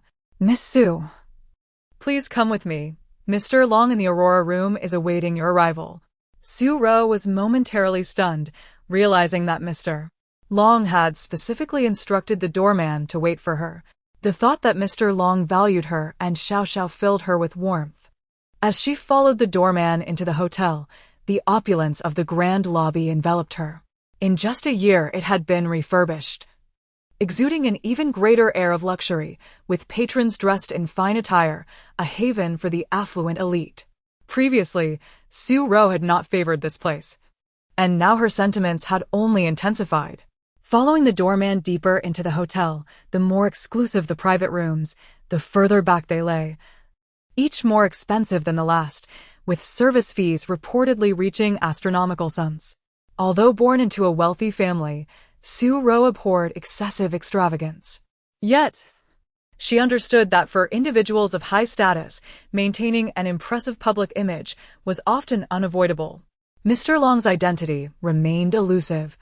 All she knew was that he hailed from an esteemed lineage, his worth surpassing even that of the wealthiest in the capital. It was likely that his expenditures at W Hotel matched the highest standards. Thinking this, a shadow crossed her mind. Were it not for Xiaoxiao, would she find it difficult to coexist harmoniously with someone like Mr. Long? Su Ro. Suddenly, a furious shout echoed from ahead. Su Ro's brows furrowed. She knew without looking that Shin Mubai was present.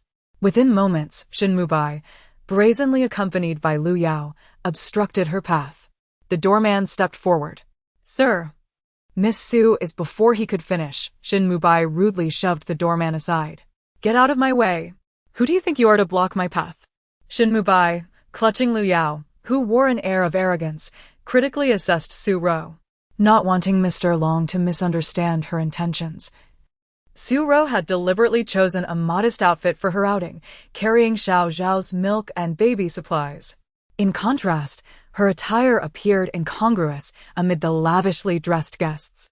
The commotion quickly drew the attention of other patrons, some of whom recognized Su Ro and Shin Mubai. "Sister Su Ro, though it may be impolite to say, you shouldn't neglect your appearance just because you've become a mother. Dressed so casually and carrying a diaper bag, is it really appropriate to enter W Hotel?" Lu Yao, adorned in opulence, flaunted a $1 million designer bag as she derisively critiqued Su Ro's attire in front of everyone.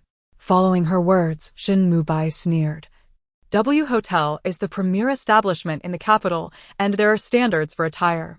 If any commoner can stroll in, it would diminish the experience for us VIPs.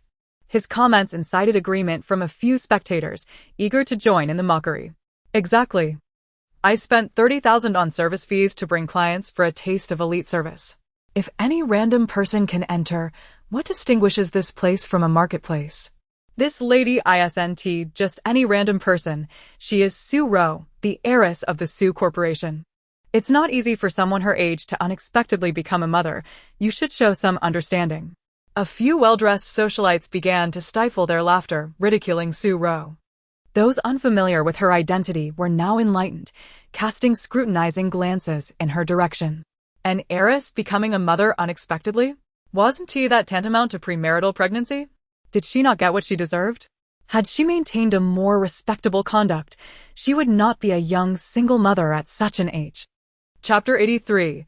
Su Ro's confrontation with the scoundrel and the vixen. Su Ro cast a cold glance at the mocking faces around her. To shield her daughter from the filth of their words and gazes, she carefully covered Su Xiaoxiao's face with her hand and leaned down to whisper gently in her ear, "Don't be afraid, sweetheart. Mama won't let them hurt you." Protected in her mother's embrace, the small child felt a surge of indignation, her tiny gums itching with rage. This unruly crowd was insufferable, each one more despicable than the last. What infuriated her most was that her scoundrel of a father and his scheming mistress were present at the W Hotel. These two had conspired against her mother a year ago, right in this very place. Her mother had to endure both public scorn and the presence of these two vile individuals, and the emotional turmoil could very well resurface, worsening her already dreadful mood. Su Xiaoxiao's heart ached for her mother, wishing she could curse all these people into oblivion. After soothing her daughter, Su Ro lifted her chin with newfound confidence and surveyed the onlookers with a piercing gaze. Her serene features, coupled with her icy eyes, effectively silenced the wealthy women, who dared not utter another word. The atmosphere finally quieted, allowing Su Ro to focus her sharp eyes on the pair of scoundrels before her. "What's wrong with how I dress? As a mother, I take pride in it. My attire is my own choice. I wear what I please, unlike you, who must adorn yourself in designer brands, with the most expensive jewelry and a flashy appearance to please the man who supports you." With a disdainful glance at Shin Mubai, she smirked. "You are merely a decorative vase, required to look beautiful for the man who maintains you, while I am different. I do not depend on a man for my livelihood, thus my fashion reflects my own mood." Su Ro had never felt the need to compare herself to Liu Yao, who squandered her prestigious education on scheming to marry into wealth instead of harnessing her own potential. All Liu Yao seemed to care about was pleasing Shin Mubai and replacing Su Ro as his wife. Though capable of independence, she chose to exploit her body to cling to men. Each of Su Ro's words pierced Liu Yao like needles, her expression twisting into one of anger. Before Liu Yao could retaliate, Su Ro swiftly turned her ire towards Shin Mubai. "You, the illustrious Shin Mubai, who recently knelt before my parents in shame. Did your mother's kicks hurt? How is it that today you have the audacity to frolic here with your mistress?" Gasps and whispers rippled through the crowd, as they exchanged incredulous glances at Shin Mubai. Is it true? Did Miss Su say that Shin Mubai knelt before her parents? Could he have done something wrong to warrant such humiliation? Unbeknownst to them, Su Ro was Shin Mubai's fiancé, and the child was indeed his. Yet, rumors suggested that Su Ro had been unfaithful and the child's true father was another man.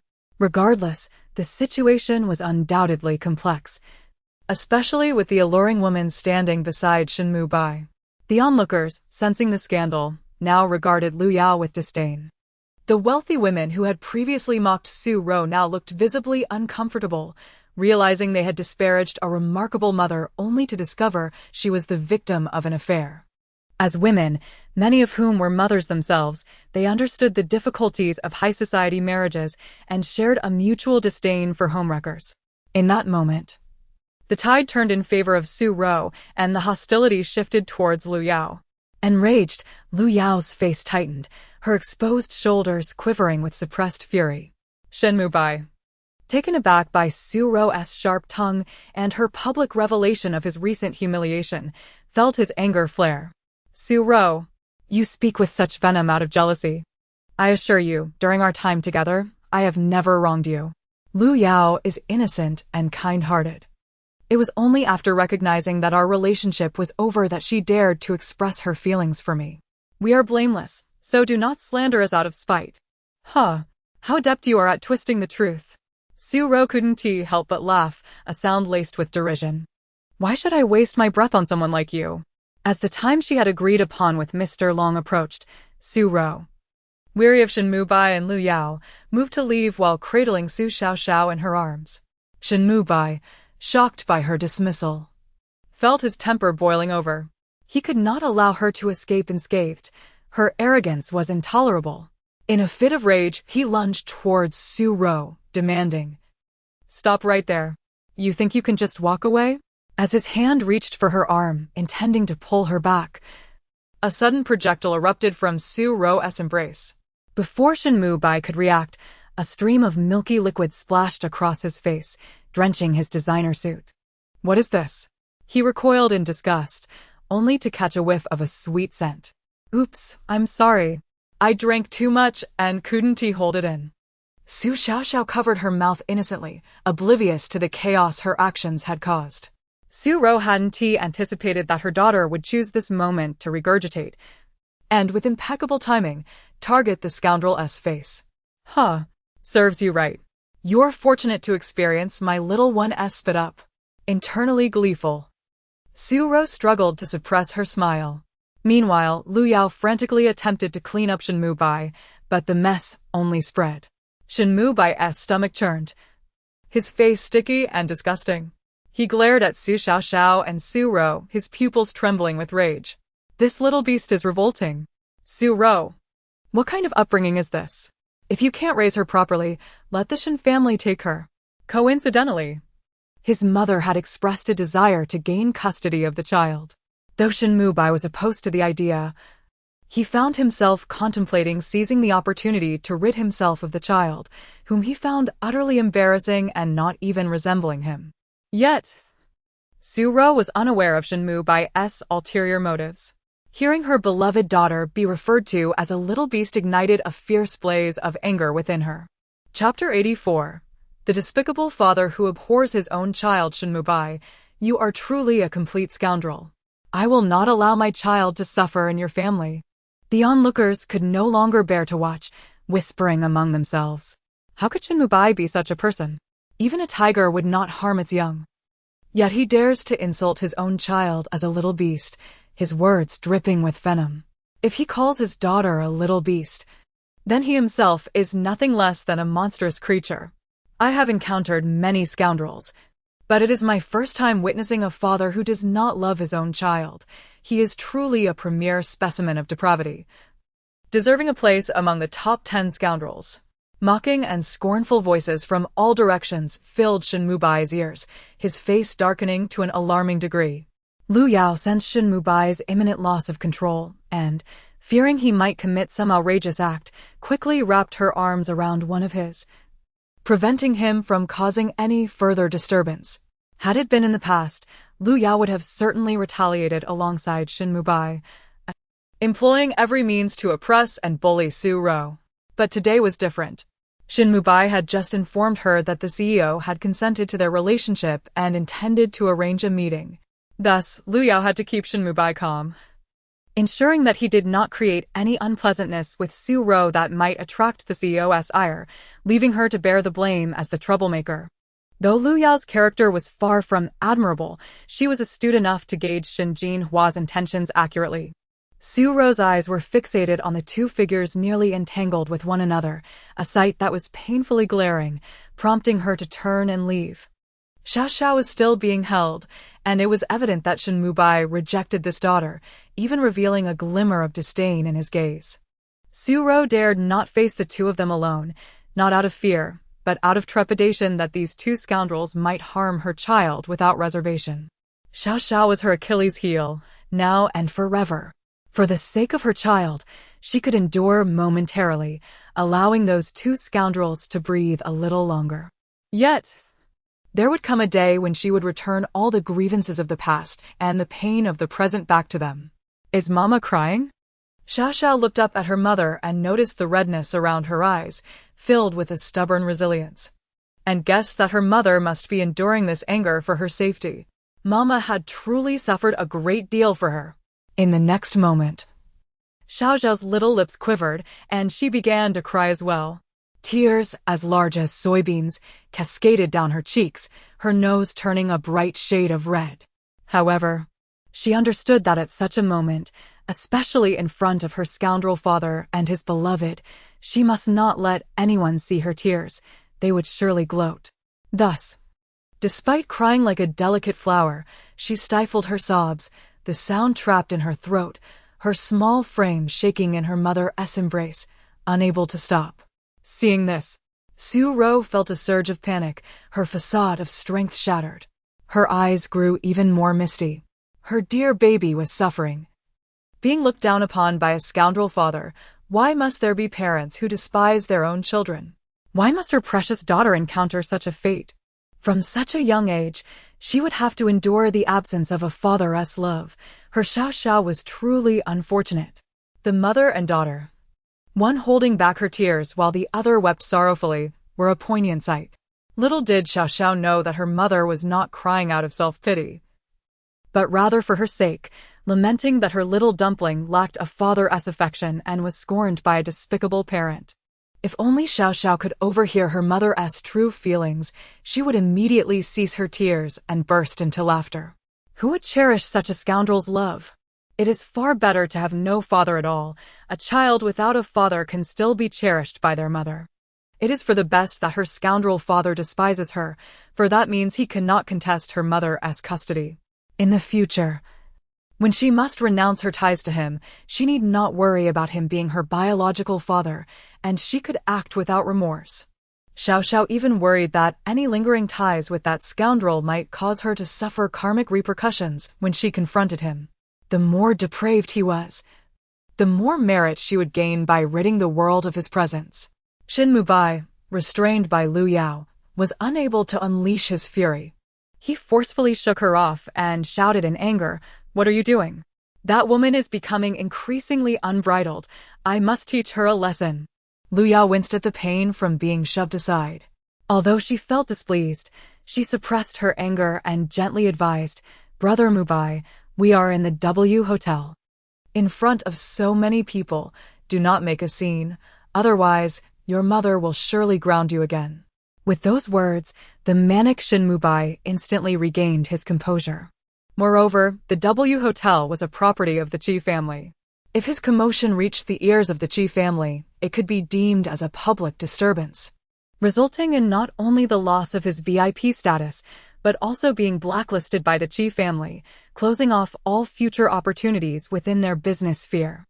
At the entrance of the Aurora private room, Su Xiaoxiao wiped away Xiaoxiao's tear-streaked face and tidied up her own appearance before nodding to the attendant to knock on the door. Soon, a cold yet noble voice resonated from within. The attendant slowly opened the door, ushering Su Xiaoxiao inside. Inside the elegant private room, the soundproofing was exceptional. The moment the door closed, all external noise was excluded. The overwhelming silence heightened Su Xiaoxiao's tension. Taking a deep breath, she finally managed to steady herself and lifted her gaze to Long Jinhang. Reclining lazily in a luxurious leather chair, Long Jinhang exuded an air that surpassed mere nobility, overshadowing the entire room.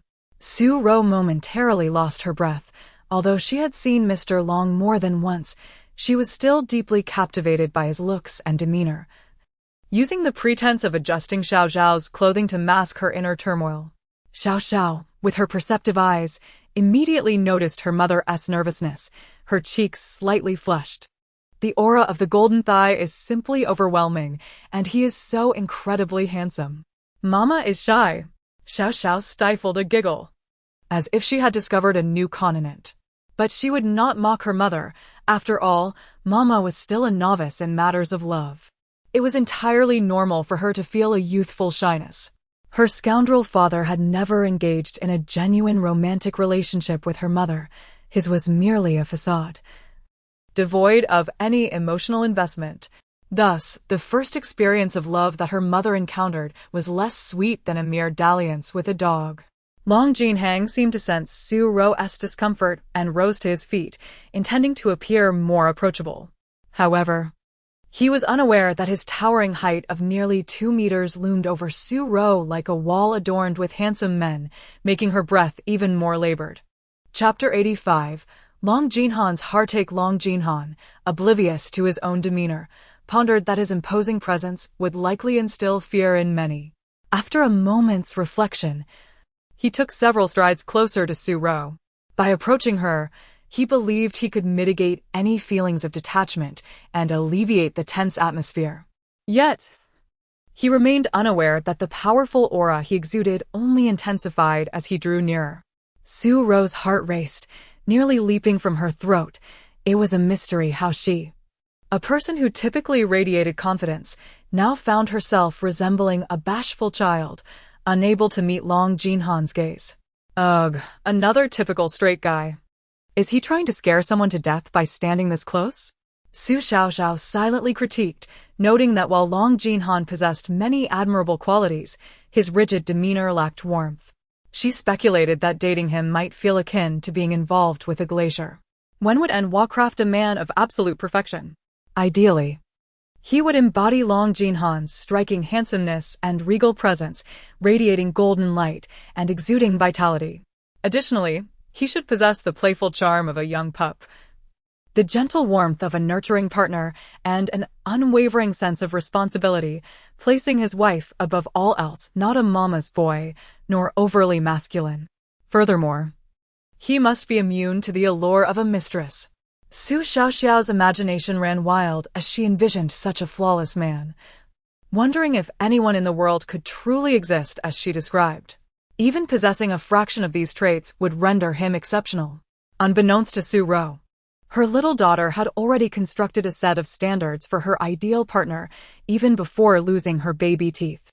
Long Jinhan, with a serious demeanor, believed himself to be quite approachable, but upon hearing the girl's inner thoughts, uncertainty crept in.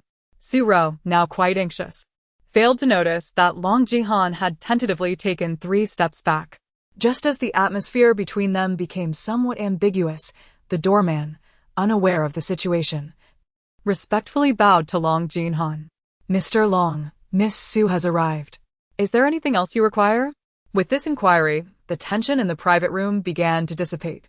Long Jinhan replied with a subdued acknowledgement, signaling for the doorman to depart. Seizing the moment, Su Ro took a deep breath, composed herself, and addressed Long Jinhan, Mr. Long. I sincerely appreciate your generous assistance to our Su family.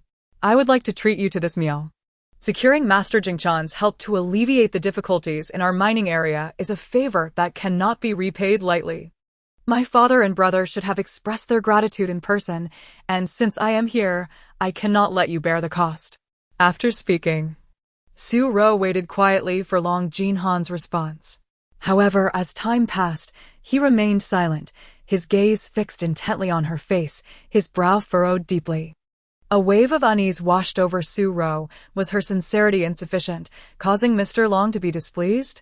She should have consulted Qiling beforehand to understand Mr. Long's preferences and prepared accordingly.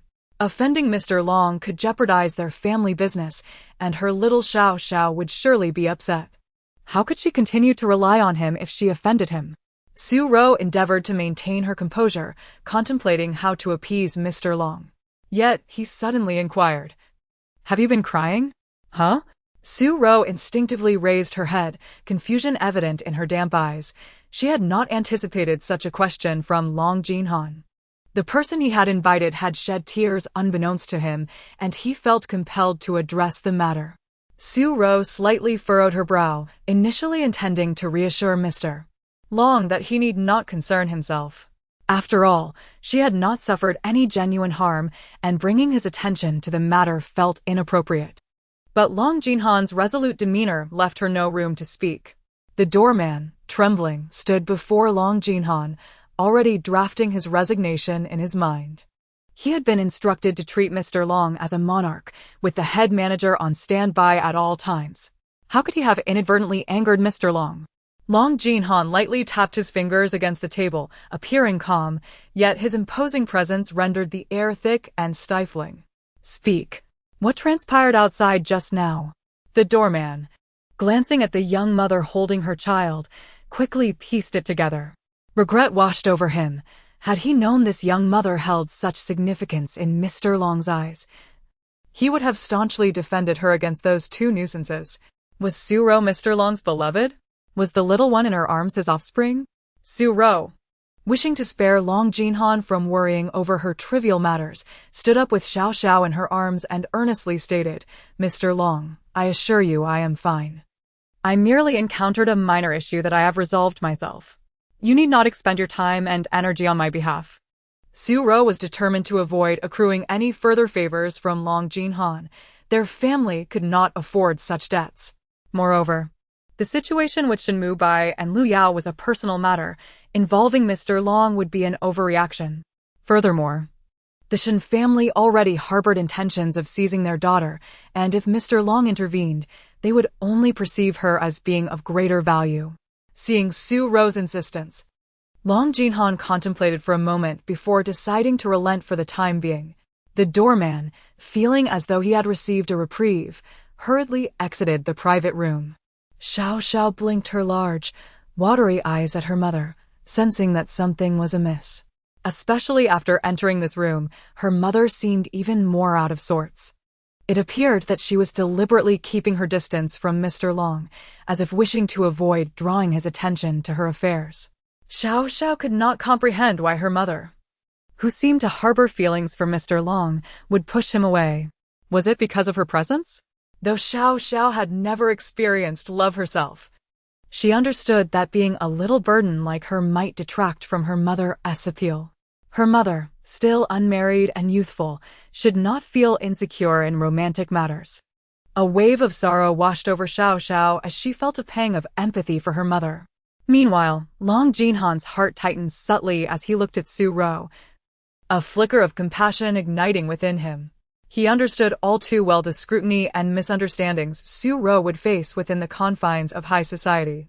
Although she had family to love and protect her, the burdens of her struggles were ultimately hers to bear. Chapter 86, Eavesdropping on Gossip in the Garden. What do you want to eat? Just order anything. Long Jinhan, feeling a sudden pang of sympathy for the woman before him, unconsciously softened his tone, though he himself was unaware of this change. Su Ro was solely focused on helping her daughter fulfill her wish and escape from this place. She was self-aware enough to recognize that someone like Mr. Long would hardly have any interest in a single mother like herself. She shook her head and handed Su Xiaoxiao over, saying, "My daughter seems quite fond of you. Forgive me for saying this, but she is quite opinionated. She cries whenever a stranger holds her, yet after you held her briefly at the banquet, she has been eager to see you again." Su Ro spoke these words without a hint of embarrassment, disregarding how Long Jinhan might perceive her. It no longer mattered what he thought of her, whether he misinterpreted her intentions or deemed her nonsensical. What truly mattered was that her daughter could absorb the so-called aura from Mr. Long. She had not lied. Indeed, little Xiaoxiao was infatuated with her golden opportunity, and she had managed to turn her daughter's desires into a few fortunate turns in her own life. Her daughter's needs were paramount in her heart. Long Jinhan, momentarily taken aback, instinctively steadied the soft little bundle that Su Ro had placed in his arms. Su Xiaoxiao beamed at Su Ro, her eyes squinting into crescents, utterly delighted. Hee, Mama understands me so well." Long Jinhan, now holding Su Xiaoxiao for the second time, could not resist weighing her in his hands and remarked, "She has gained quite a bit of weight." Upon hearing this, Su Ro covered her mouth to stifle a laugh, while Su Xiaoxiao's expression soured, her cheeks puffing out like a pufferfish. "You really don't know how to converse. You can't call a girl fat, she should be called cute." Long Jinhan was left speechless. Had he just been scolded by a toddler? With her goal achieved, Su Xiaoxiao began to fervently absorb the aura from Long Jinhan, her little face turning rosy with satisfaction. Noticing the conversation had stalled and feeling a slight awkwardness in their shared space, Su Ro suggested they step outside for some fresh air. Although Long Jinhan verbally agreed, he felt a twinge of frustration inside. After Su Ro left, he hoisted the content Su Xiaoxiao high and earnestly inquired, "Am I too fierce? It seems your mother is a bit afraid of me. Long Jinhang had merely made a casual remark, but to his astonishment, Xiaoxiao vigorously nodded, her little face serious. And then. Although you're a big, straightforward man, you are quite self-aware. Long Jinhang gazed at Su Xiaoxiao in astonishment, finding this little infant utterly surprising. Despite their few encounters, she always managed to astonish him in different ways. He could hear her thoughts, which was already remarkable, but now she was able to fully comprehend his words and respond accordingly. This child was truly extraordinary. So, your shaking head means I am fierce? Long Jinhang furrowed his brow in contemplation, losing all semblance of the imposing figure he projected outside. Su Xiaoxiao regarded this handsome man, making silly faces and scratching her head, momentarily at a loss for words. The once sacred image of the golden opportunity had crumbled. Seeing that Long Jinhang was still pondering whether he truly was fierce, Su Xiaoxiao lost interest in him. Never mind. Once she had absorbed all his aura, she would bid him farewell. Su Ro exited the private room and promptly made her way to the hotel's back garden to clear her mind. She pressed her hand against her chest, still feeling her heart race. The aura of Mr. Long was undeniably potent. She found it impossible to remain calm in his presence. Her father had instructed her to express her gratitude to him, but it seemed she would have to postpone that task for another time. At that moment, a group of elegantly dressed ladies passed by Su Ro, chatting and laughing as they headed to the outdoor bar. You won't believe what happened in the lobby. It was absolutely hilarious. Do you know Shin Mubai, the only son of Shin Jinhua? My goodness, I thought this handsome young man looked familiar. He's a playmate of my son, who spends his days in frivolity, surrounded by a rather unsavory crowd. Really? I heard Shin Jinhua's son is quite the scholar, excelling in academics and emotional intelligence. Shin Jinhua boasts about him often. Just hearsay. I was just gossiping with my son. Shin Mubai is a playboy with little real talent, just a pretty face. Who would have thought that Shin Jinhua, a formidable businesswoman, would end up with such a wastrel? If Shin Mubai is indeed the heir to the Shin group, he certainly won't be able to maintain the family business. The gossiping voices of the ladies reached Su Ro's ears, catching her attention. She quickly settled into a corner, eager to listen in. These women seemed to possess a wealth of knowledge, and perhaps some could discern Shin Mubai's true nature. She continued to eavesdrop, hoping to glean more information. As she waited, her patience was rewarded when the ladies resumed gossiping about Shin Mubai's private life. One lady appeared to be particularly well informed, taking the lead in the conversation. You have to tell me more about this. I find that woman rather insufferable. She looks somewhat fresh-faced, but her makeup resembles that of a seductress. Men seem to fall for that. She appears innocent, but is quite wild in bed. Su Ro perked up her ears, keen to hear this lady's revelations. To be honest, she didn't know much about Lu Yao, only aware of her character but lacking knowledge about her private life. The lady glanced around before lowering her voice. I heard that woman came from humble beginnings. Her parents are farmers, with a bit of cunning. She seeks out wealthy young men to extract money from them. But guess what? Unlike other escort girls, she spent money on the best tutoring programs and actually became an alumnus of Shin Mubai's school. A woman with such clear intentions of marrying into wealth is the most dangerous. Her exterior may shine, but inside she is rotten. The other ladies expressed their disdain with nods of agreement. Su Ro, too, pressed her lips together, mirroring their sentiment. Upon hearing this, her eyes brightened. Shin Jinhua had actually accepted Lu Yao? Chapter 87. Long Jinhang was aware that Su Ro and Xiaoxiao had been bullied. Before Su Ro could process the shocking news, a lady spoke again, saying, TSK, wasn't Shin Mubai's fiancé the daughter of the Su family, the one involved in antiques? I've heard that she already has a child, yet he turned around to marry someone else. The Su family's daughter has suffered a great loss. Su Ro clenched her fists. Though she had long given up on Shin Mubai and wished for such a man to be taken by Lu Yao, allowing them to harm each other, hearing that they were nearing their happy ending, and even looking at houses in Jingyuan stirred an inexplicable bitterness in her heart. Jingyuan. The true gathering place of the elite in the capital was somewhere the Su family had no right to reside. Shin Mubai was even considering a villa there to please Liu Yao. But wait, what kind of place was Jingyuan? Even a modest villa would cost over 100 million. And merely having wealth wasn't enough. One needed status and background to reside there. How could Shin Mubai possibly afford it? Indeed, my family's business is substantial enough. Yet when I inquired about purchasing a unit, they completely disregarded me. The Jin family is far inferior to mine. Suddenly, the ladies began to gossip again. One lady lowered her voice and cautiously said, "I heard a rumor, but don't spread it around. There's a large mansion in Jingyuan that's up for grabs for less than 10 million, but no one wants to buy it." Upon hearing this, the other ladies gasped in surprise. Could it be a haunted house?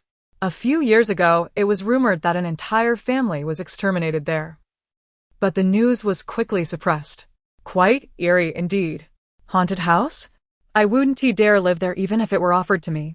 Is Shin Mubai out of his mind, considering a haunted house as a wedding residence? The mention of Jingyuan reminded her of something her daughter had once mentioned. In Beiyuan, Shin Mubai had been duped out of over 7 million when he overpaid for some rough stones. At the time, she had heard Xiao Zhao's thoughts. Knowing that Shin Mubai intended to use that 7 million to buy a villa, Xiao Zhao had claimed that the villa had excellent feng shui. And once Shin Mubai and Liu Yao moved in, they would be blessed with smooth sailing and good fortune. Could it be that Shin Mubai and Xiao Zhao had both been deceived? Was that villa not a favorable location at all? The ladies were correct. Any villa in Jingyuan would cost at least 100 million, and the market was scarce. Did a villa in Jingyuan truly exist that could be purchased for 7 million?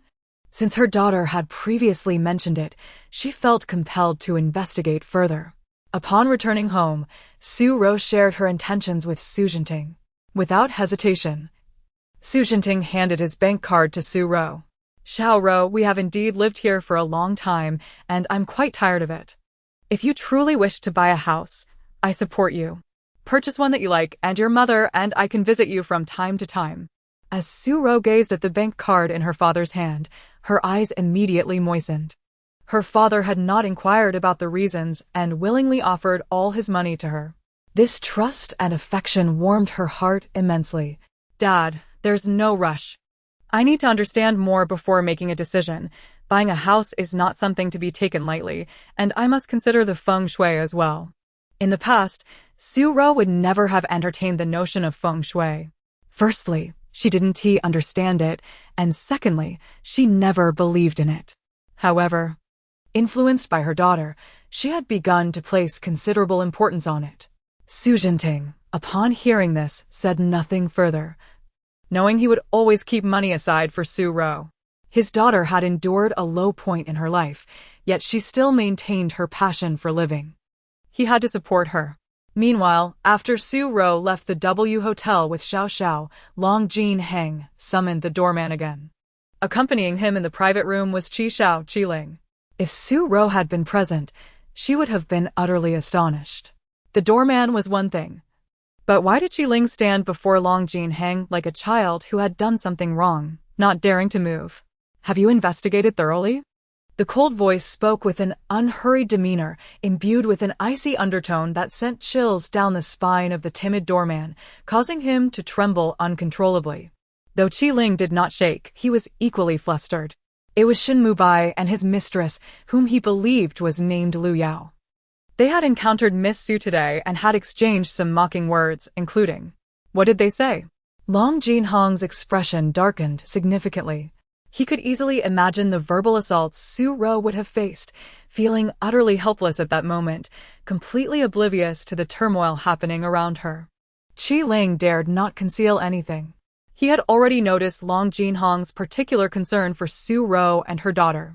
Though uncertain if Long Jin Heng was interested in Su Ro, he was certain that Su Xiaoxiao held a unique significance to Long Jin Heng, who seemed to regard the child with great importance. In front of everyone, Shin Mubai had called Su Xiaoxiao a little beast, which made it clear to everyone that she was a child unloved by her biological father. Upon hearing this, Long Jin Heng felt a sharp pang in his heart as the image of that innocent, lovely face flashed through his mind, causing him immediate distress. Crack. The item he was playing with was crushed, piercing his palm with pain, yet his expression remained stoic. However, as he absorbed Qi Ling's description, his brows knitted together, and his thin lips pressed tightly, caught between sorrow and anger. Qi Ling had deciphered the man's temperament and, upon witnessing his reaction, immediately expressed his position. Rest assured, Mr. Long, I have revoked Shin Mubai and Lu Yao's VIP privileges at the W Hotel and have blacklisted them. They shall not set foot in the hotel again. Taking a deep breath, Qi Ling thought thankfully of his foresight in punishing that pair of scoundrels in advance. Yet the next moment, Long Jin Hang shook his head, his tone frigid. That is insufficient. Those two dared to trouble my invited guests. That is akin to courting death. Qi Ling was taken aback, his eyes widening slightly. Could it be that this esteemed figure was preparing to take action himself? Chapter 88. Mother and daughter visit the haunted house a week later, after several twists and turns. Su Ro finally managed to contact the property manager of Jingyuan through a few friends. That afternoon, she took her little one, along with Lu Ma and Suiwu, to Jingyuan. As the most enigmatic villa complex in the capital, Jingyuan has stringent management. It is situated on an island in a lake, accessible only by a single pathway, which prevents non-owners or uninvited guests from entering. Upon meeting Su Ro, the property manager, who was instinctively taken aback, furrowed his brow slightly. He had never anticipated that a young mother with a baby would come to view the property. It wasn't that he had an issue with mothers, rather. The vacant villa was exceptionally peculiar, and he did not recommend such a client purchase it. Thus, upon their first encounter, the property manager straightforwardly stated, Miss Su, I am the supervisor here. You may call me Xiao Zhang. The house you wish to see is not an ordinary one. Its price speaks for itself. And I trust you are already aware. I would advise against your purchase, considering your child. Such a property is not suitable for just anyone, especially for a little baby. Little Su Xiaoxiao, eager and spirited, disagreed with Xiao Zhang's words, letting out a few huffs. Who does he think he is? My mission is to exorcise and cleanse. That villa is practically waiting for me and Mama. It was a joke. A villa worth over 100 million was now available for a mere 7 million. And it was the very place where a scoundrel and a vixen had intended to reside. In the original narrative, Shin Mubai had taken advantage of such a bargain, successfully infiltrating the upper echelons of society. As for how the sinister entities within that house were resolved, Su Xiaoxiao had not paid attention. However, that was beside the point. No matter how haunted the house, she was confident in her ability to handle it. Su Ro smiled and pinched Xiaoxiao's cheek before addressing the property manager, Xiao Zhang. I am aware of the house's circumstances. You need not worry. Please take us to see it. I will bear all consequences myself. Seeing Su Ro's insistence, and recognizing her as a guest referred by his superiors, Xiao Zhang had no choice but to guide them. As they walked, he began to elaborate on the features of Jingyuan. Miss Su, we have a total of 56 standalone villas here, with designs that harmoniously blend feng shui and living comfort. As you know, every inch of this land is precious, and even the plants here hold significant value. Thus, the residents are elite figures within their respective fields, with half of the notable personalities in the capital residing here. The villa you wish to see is located on the eastern shore of the lake, near the water. Its location is truly unparalleled. Yet, Xiao Zhang couldn't divulge much more. It was known to be a haunted house, and there were certainly dangers associated with it. Upon reaching the villa, Xiao Zhang visibly tensed, discreetly pulling out a talisman from his pocket and silently praying before opening the gate.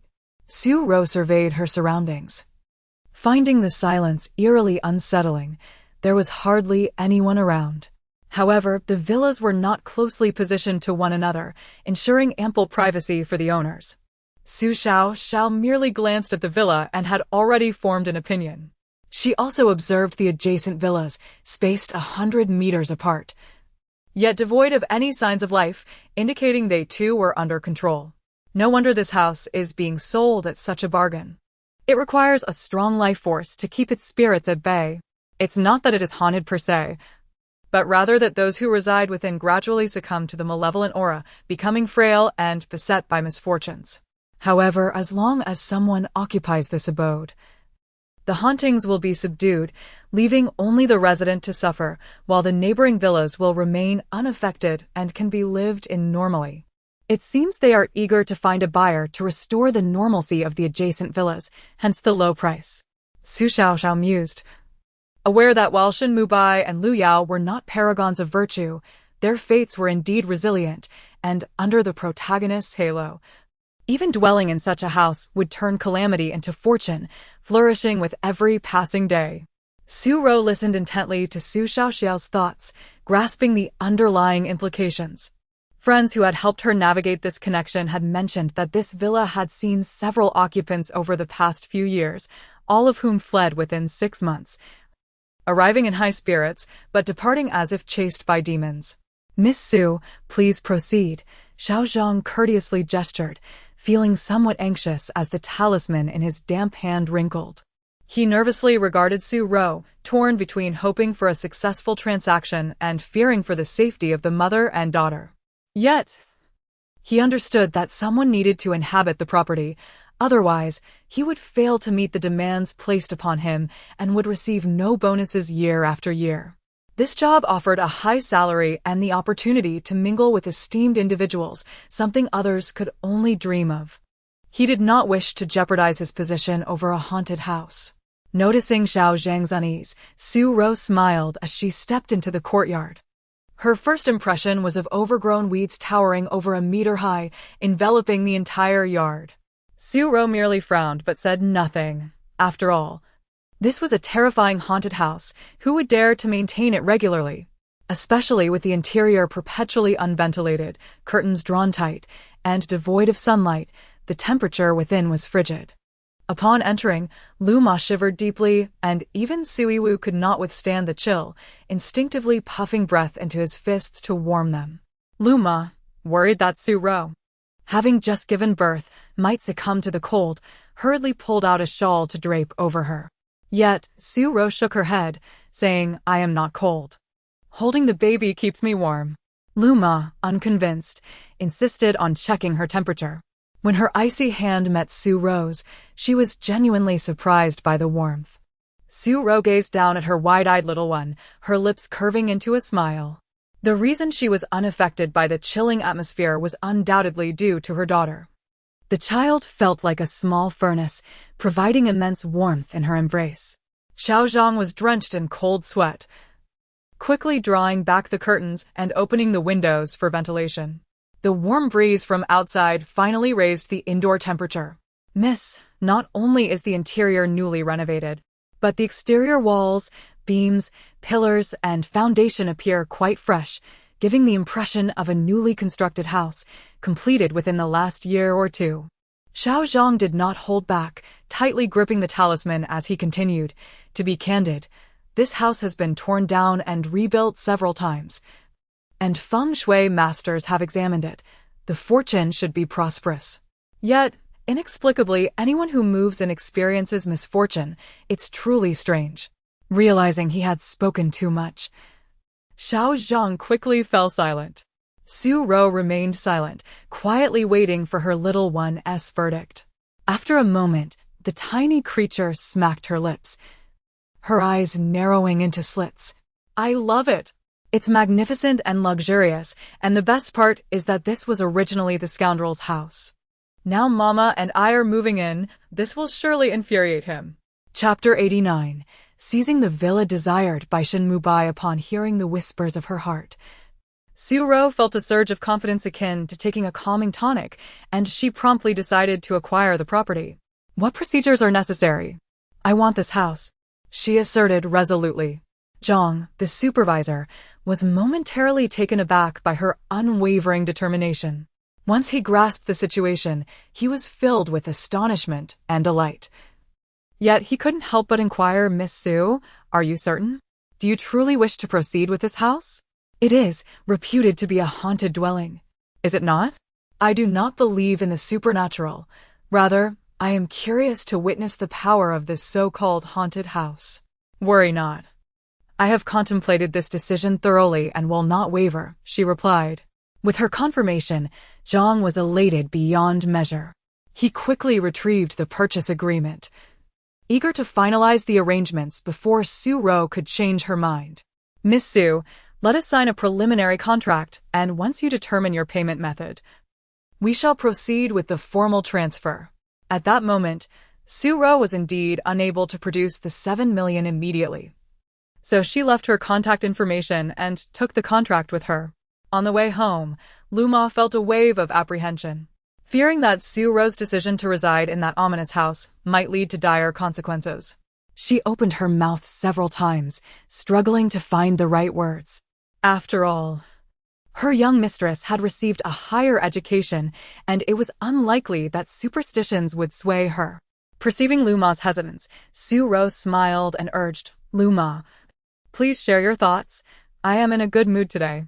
There was an undeniable thrill in having seized something that rightfully belonged to Shin Mubai and Lu Yao. Those two had caused her immense suffering. They did not deserve to rise while she remained in despair. Lu Ma, witnessing the radiant smile on Su Ro's face, concluded that her mistress must be particularly pleased with the villa, and thus she refrained from speaking further. After a moment's hesitation, Lu Ma's concern for Su Ro's future safety compelled her to risk dampening Su Ro's spirits. Miss, that house seems more fearsome than a haunted dwelling. It should not be inhabited. In my hometown, there was once a haunted house, and anyone who lived there met untimely ends. It is truly cursed. Please, heed my advice, and let us seek another property. Having served the Su family since Su Ro's mother was alive, Lu Ma had watched Su Ro grow up and did not wish to see her residing in a dwelling fraught with uncertainty. Sui Wu, having witnessed the peculiarities of the Jiolong mine, echoed Lu Ma's concerns. The supervisor mentioned that the villa has been torn down and rebuilt multiple times without success. The issue may lie beneath the ground rather than with the house itself. Furthermore, I have investigated, and the occupancy rate in Jingyuan has plummeted in recent years. Most owners refuse to reside there, wary of the haunted house within. Despite their words, Su Ro's resolve remained unshaken. Su Xiaoxiao, her little companion, listened with sleepy eyes and inwardly shook her head. They mean well, worrying about Mama's safety, but with Wu around, there is no such thing as a haunted house. Su Ro couldn't help but smile at her daughter's unwavering confidence.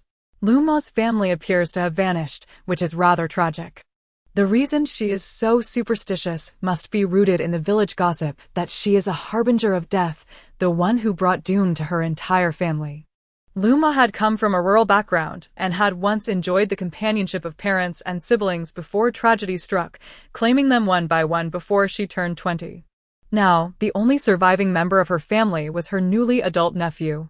Su Xiaoxiao recalled from the original story how Lu Ma had been exceptionally loyal to Su Ro, ultimately sacrificing herself to aid her against Shin Mubai and Lu Yao.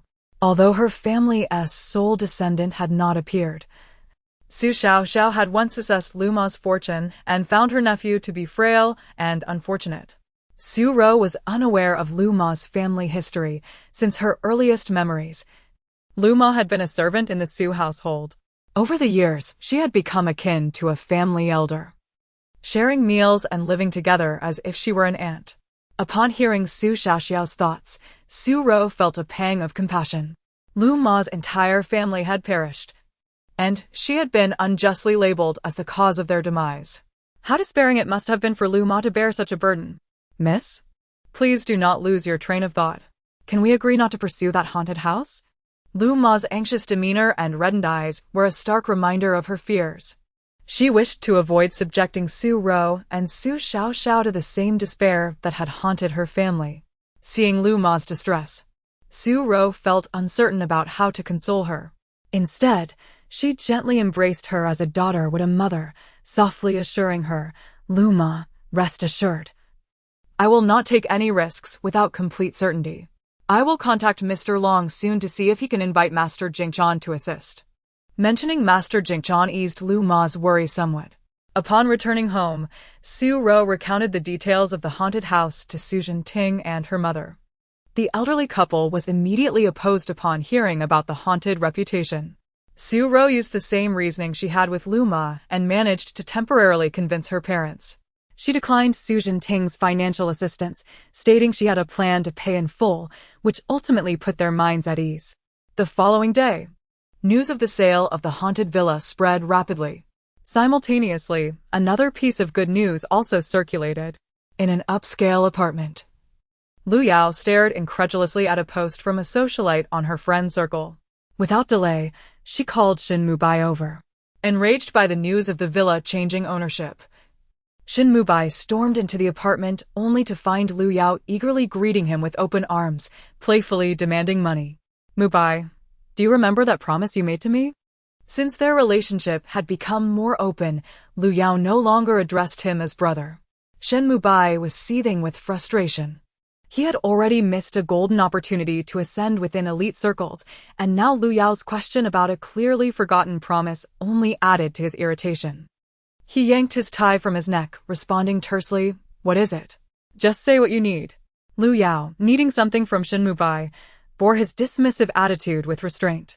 "Mubai, you promised to design a unique, top-tier piece of jewelry just for me. Do you remember?" Ignoring his darkening expression, she continued, "Today, I heard about a seller with top-quality violet ice jade. They wish to sell it, and I need your help to acquire it."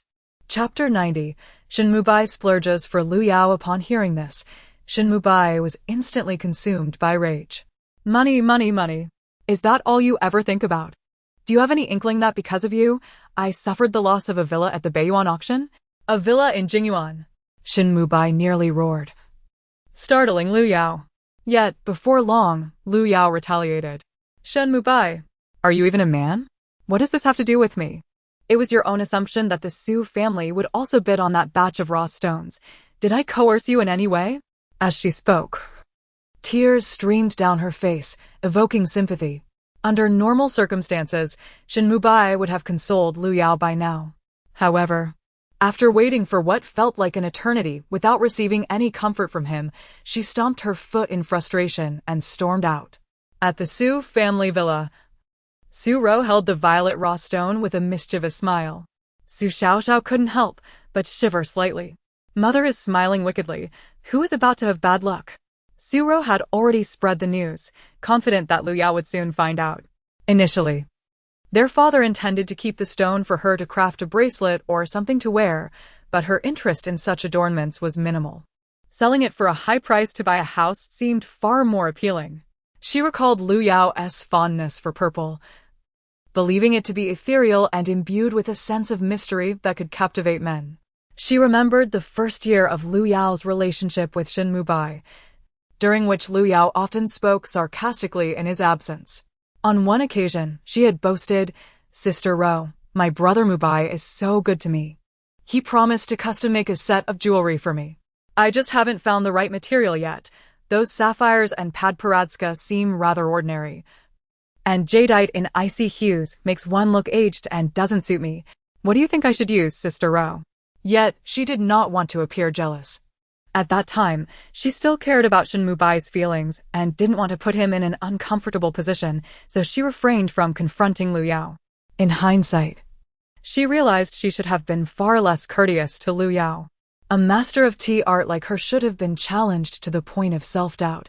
Otherwise, she would remain unaware of her own identity. 5 years had passed, and it seemed Shin Mubai had yet to fulfill his promise to Lu Yao. Had he truly crafted a unique piece of jewelry for her, that woman would undoubtedly have come to flaunt it before her. Clearly, Shin Mubai had not provided Lu Yao with what she desired. Once she caught wind of the news, she would surely be tempted. However, she could not possibly produce such a sum on her own.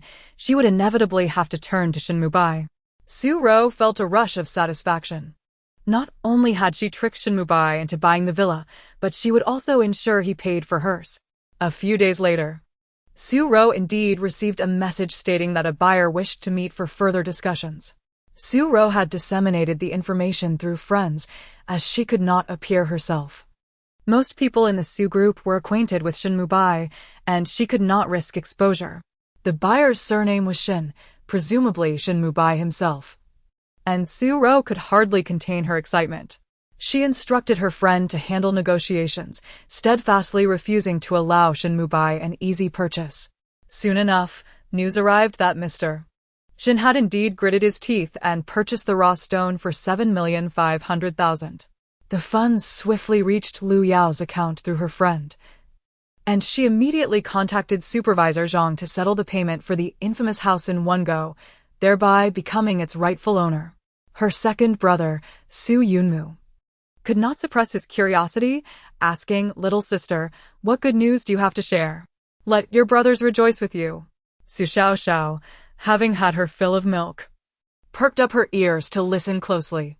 These past few days, their mother had been sleeping with a smile, the corners of her mouth perpetually curved upwards, leading Xiaoxiao to wonder if her mother had fallen in love. During their last visit to see Jean Daitue, Xiaoxiao had sensed something was amiss. Could it be that her mother had finally developed a normal taste and fallen for Jean Daitue? Indeed. Su Ro could not suppress the smile on her face as she recounted the events. Su Jianlin burst into laughter. "You little rascal, you've outsmarted someone.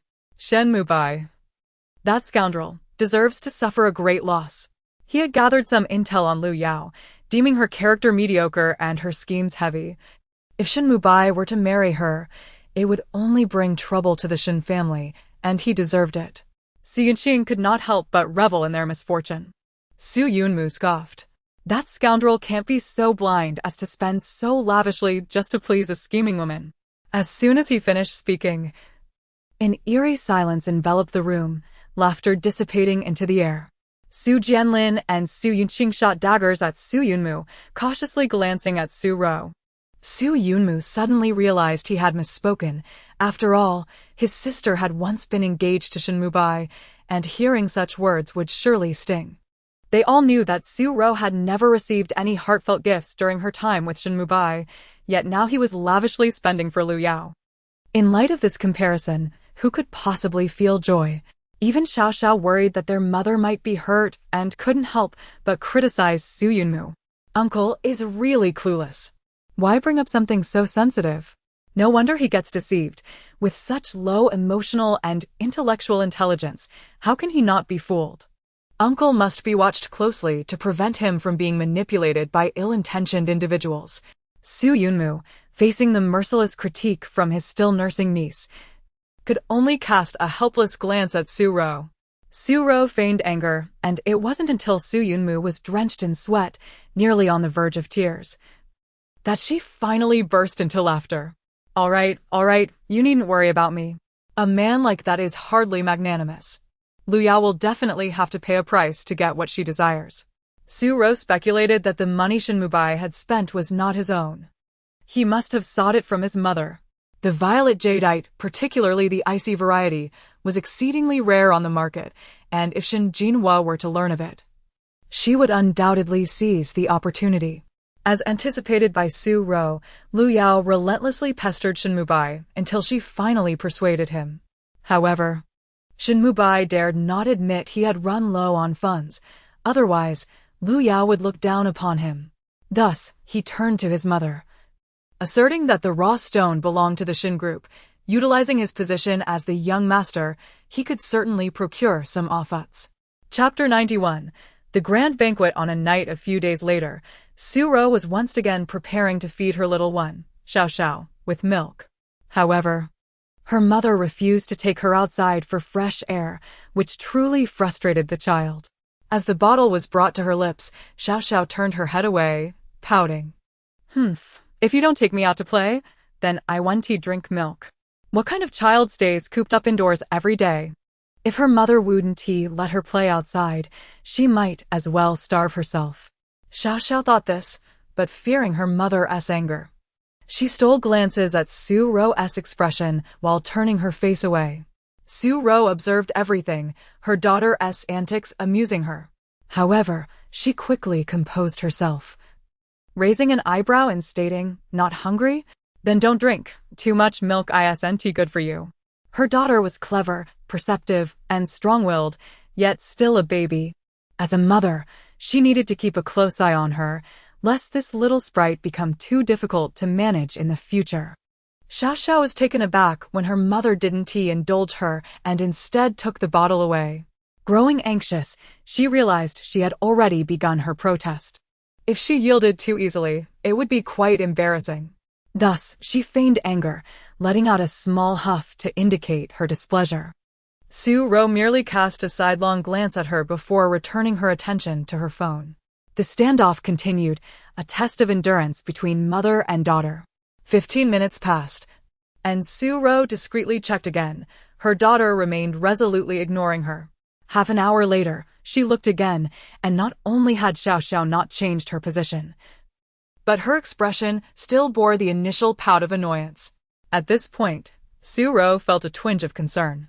It appeared her daughter was quite stubborn. She would likely be a source of worry in the future. Another half-hour went by, and Su Xiaoxiao was nearly at her limit. She hadn't anticipated Xiaoxiao could endure so long without a sound. Otherwise, she wouldn't be feeling so anxious. Suddenly, a subtle sound broke the quiet of the room. Gurgle, gurgle, gurgle. It was a series of gurgles emanating from Xiaoxiao's round little belly. An hour had passed since mealtime, and the child was now uncontrollably hungry. At last, Xiaoxiao could no longer contain herself, feeling utterly wronged. Just as Su Xiaoxiao looked up to meet her gaze, Xiaoxiao's little mouth quivered, and she burst into tears. Wah, I want to do it again. Women's hearts are like needles in the sea. My mother's heart is harder than stone. If I don't cry, she really want to give me milk. Su Xiaoxiao couldn't help but laugh. Her little one was simply adorable, even while crying. Xiaoxiao was taken aback by her mother's laughter at such a moment, pausing for a second before her cries grew even louder. All right. Mommy just wanted to see how stubborn you could be. Now you know you're hungry? With that, Su Xiaoxiao gently fed Xiaoxiao, her heart a mix of amusement and tenderness. Xiaoxiao, famished, drank eagerly, finishing one bottle and immediately requesting another. Su Xiaoxiao gazed lovingly at the little one in her arms, reflecting on how she had given birth to her only 3 months ago. Yet it felt as though they had lived through so much together. The memories flooded back, causing her eyes to mist over. When she was born, the tiny creature was so small that Su Xiaoxiao hadn't even held her before contemplating sending her abroad.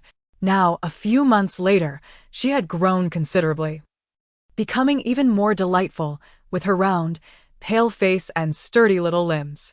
During their recent visit to the hospital, even the doctor had praised how robust she was. Su Xiaoxiao's greatest wish now was for her little Xiaoxiao to grow up safe and happy. However, the biggest obstacle in her path was the Shin family. That scoundrel, Shin Mubai, had no affection for Xiaoxiao, and it seemed that Shin Jinhua, influenced by a remark from Master Jingchan, sought to take her away. Su Xiaoxiao couldn't bear to imagine the fate awaiting her daughter if she were to go to the Shin household. Her child was not someone to be bullied by others.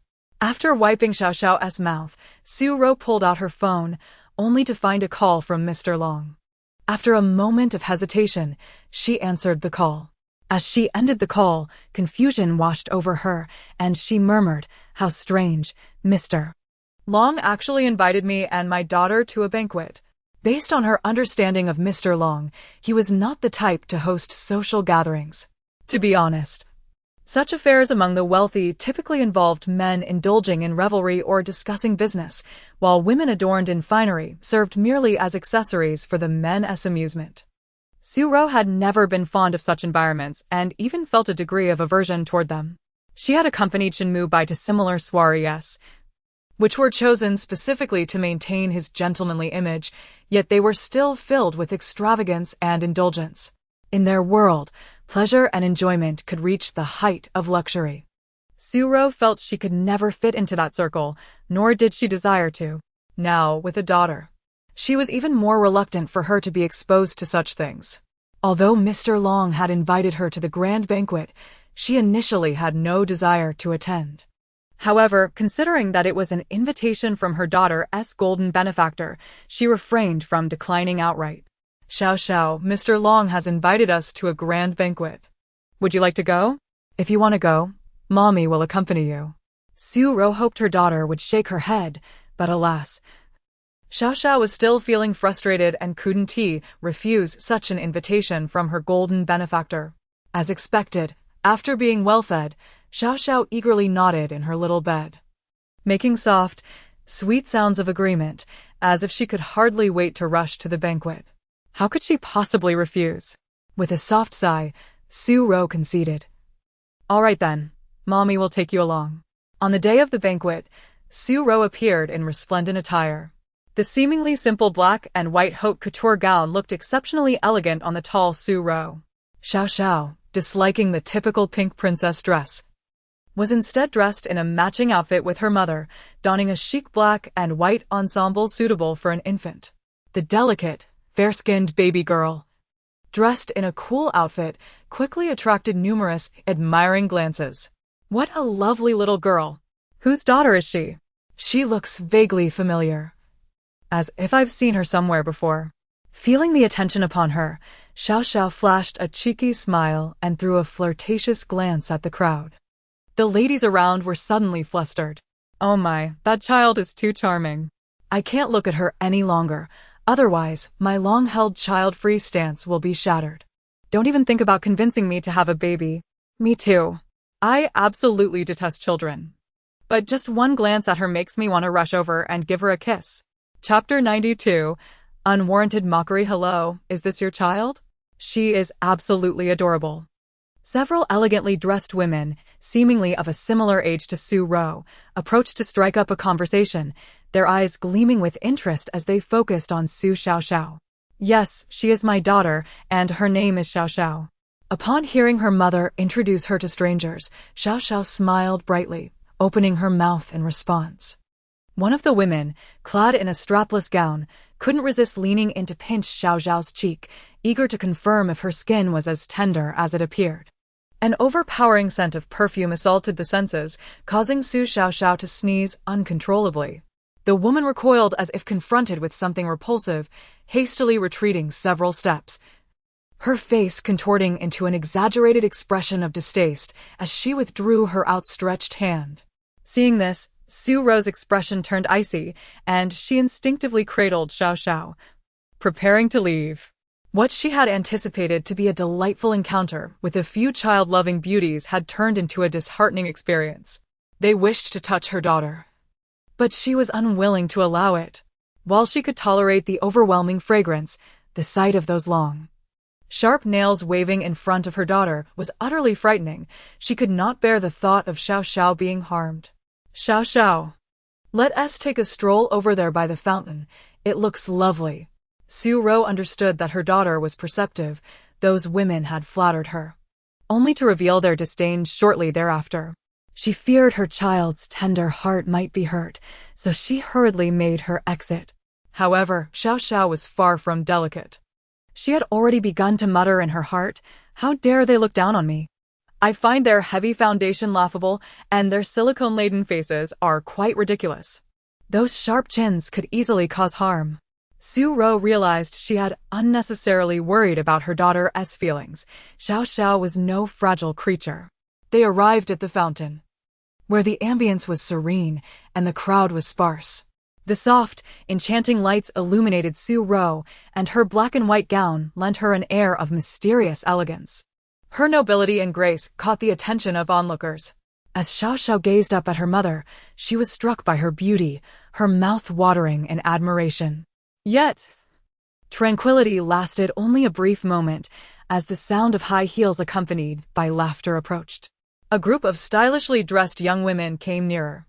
They appeared to possess a higher social standing than the previous group, their outfits exuding refined taste rather than mere brand names. Your child is truly adorable, possessing remarkable beauty.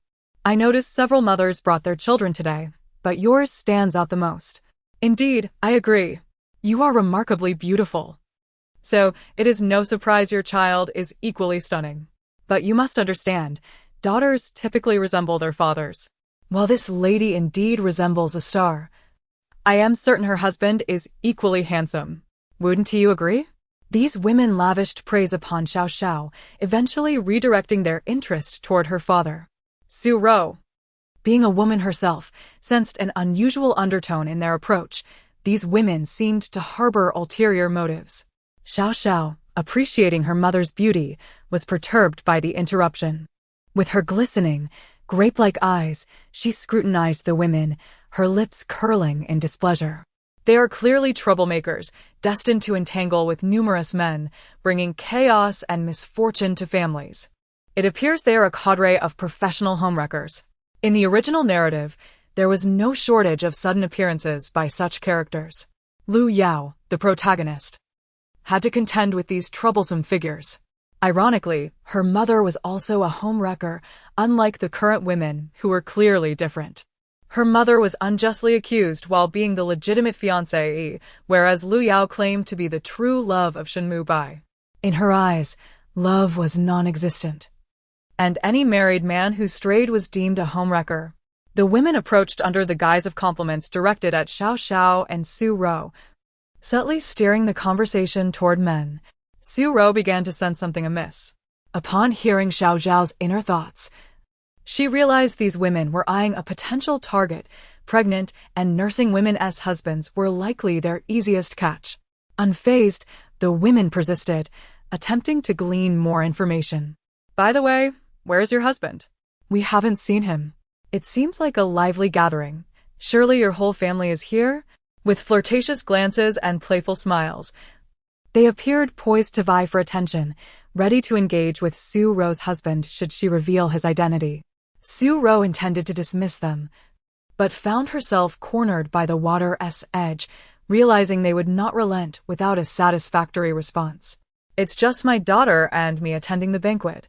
Undeterred, the women altered their approach. Oh, just the two of you? Then which esteemed guest brought you here? Su Ro furrowed her brow. Who brought us? My daughter and I were invited by Mr. Long. How did you come to be here? Her words suggested that not all guests were invited by Mr. Long, surprising the beautiful women, who stood momentarily stunned, their disbelief evident. After a few seconds, they burst into laughter, albeit laced with derision. Oh, so you were personally invited by Mr. Long? Well, we wouldn't want to intrude any further. Ladies, let us leave this sister and her daughter to enjoy the fountain. With their hips swaying and laughter trailing behind them, they departed, casting scornful glances at Su Ro. What nonsense! One does not boast without evidence. Mr. Long's status in the capital is higher than that of even the wealthiest tycoon. He is only here to make an appearance. I have not heard of any invitations being extended. This woman clearly does not know how to tell a credible tale. It's laughable. She must be a small-time businessperson seeking connections. The sound of their raucous laughter echoed from a distance as they left behind a few mocking remarks.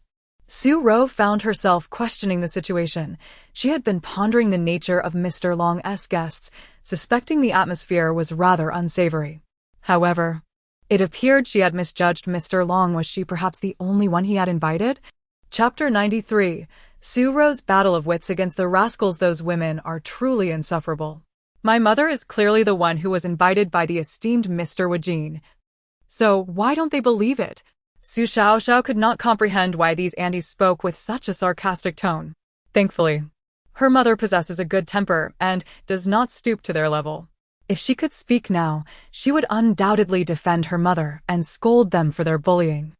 Su Ro detested wasting her breath on such clowns, yet there always seemed to be individuals seeking trouble. Just as she had finished dealing with a few notorious mistresses, several gentlemen approached her. Excuse me, may I inquire which family you belong to? The newcomer was rather handsome, with a delicate appearance and a somewhat frivolous gaze that lingered on Su Ro. He believed he was concealing his intentions well, but Su Ro, having already suffered from a previous encounter with Shin Mubai, was wary of men. Upon realizing he was attempting to flirt, she decisively prepared to leave, clutching Xiaoxiao. However, 3 other men quickly blocked her path, their faces adorned with a mischievous grin. Su Ro frowned, a surge of anger igniting within her. Please move aside. It was rare for Su Ro to express anger towards outsiders, but the brazen behavior of these men was utterly intolerable, especially in such a public setting. Their audacity made her wonder how many young girls had been cornered by them in private. The men, undeterred, only smirked more lewdly. "Don't be alarmed, beautiful. We merely find it rather pitiful to see such a lovely young lady holding a child all by herself. How about joining us for a drink in the neighboring private room? My friend here has plenty to discuss with young mothers like you." As he finished speaking, the man who had initiated the conversation suddenly reached out, attempting to drape his arm over Su Ro's shoulder. Su Ro was taken aback and hurriedly dodged, losing her balance and nearly stumbling into the pool. At that moment, a fierce light ignited in Xiaoxiao's innocent eyes. She quickly formed a gesture with her small hands, and an invisible force surged from her body, stabilizing Su Ro's stance. Yet, after exerting herself, she slumped, her little face turning pale. Though Su Ro was initially alarmed, she was prepared to act as a cushion to protect Xiaoxiao. However, the anticipated pain never came, nor did she fall into the pool. Instead, she felt a powerful force at her lower back, mysteriously supporting her and allowing her to regain her balance. Who would have thought that a young mother, just after giving birth, possesses such core strength? I wonder how she performs in other aspects. Before the unsavory thoughts could fully form, Su Ro quickly covered Xiaoxiao's ears and glared at the men with fury. "Are you out of your minds?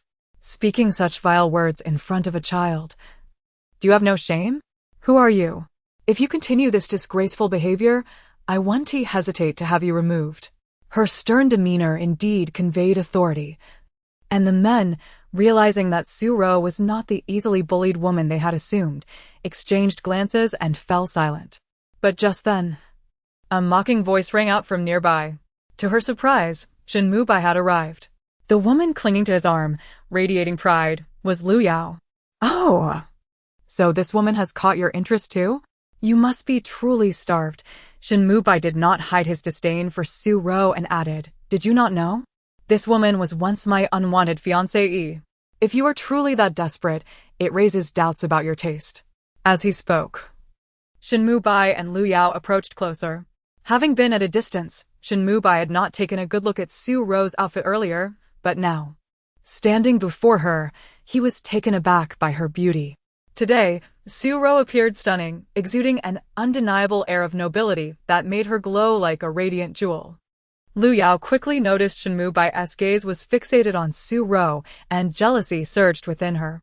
"Sister Ro, you look absolutely stunning today. I doubt anyone could guess you've just had a child. That dress of yours, which brand is it? It conceals your little belly so well, it's truly undetectable."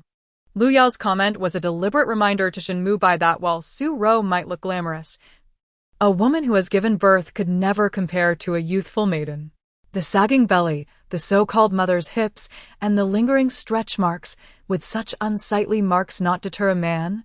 Upon hearing Lu Yao's words, Shin Mubai visibly shuddered, abruptly realizing the truth in her statement.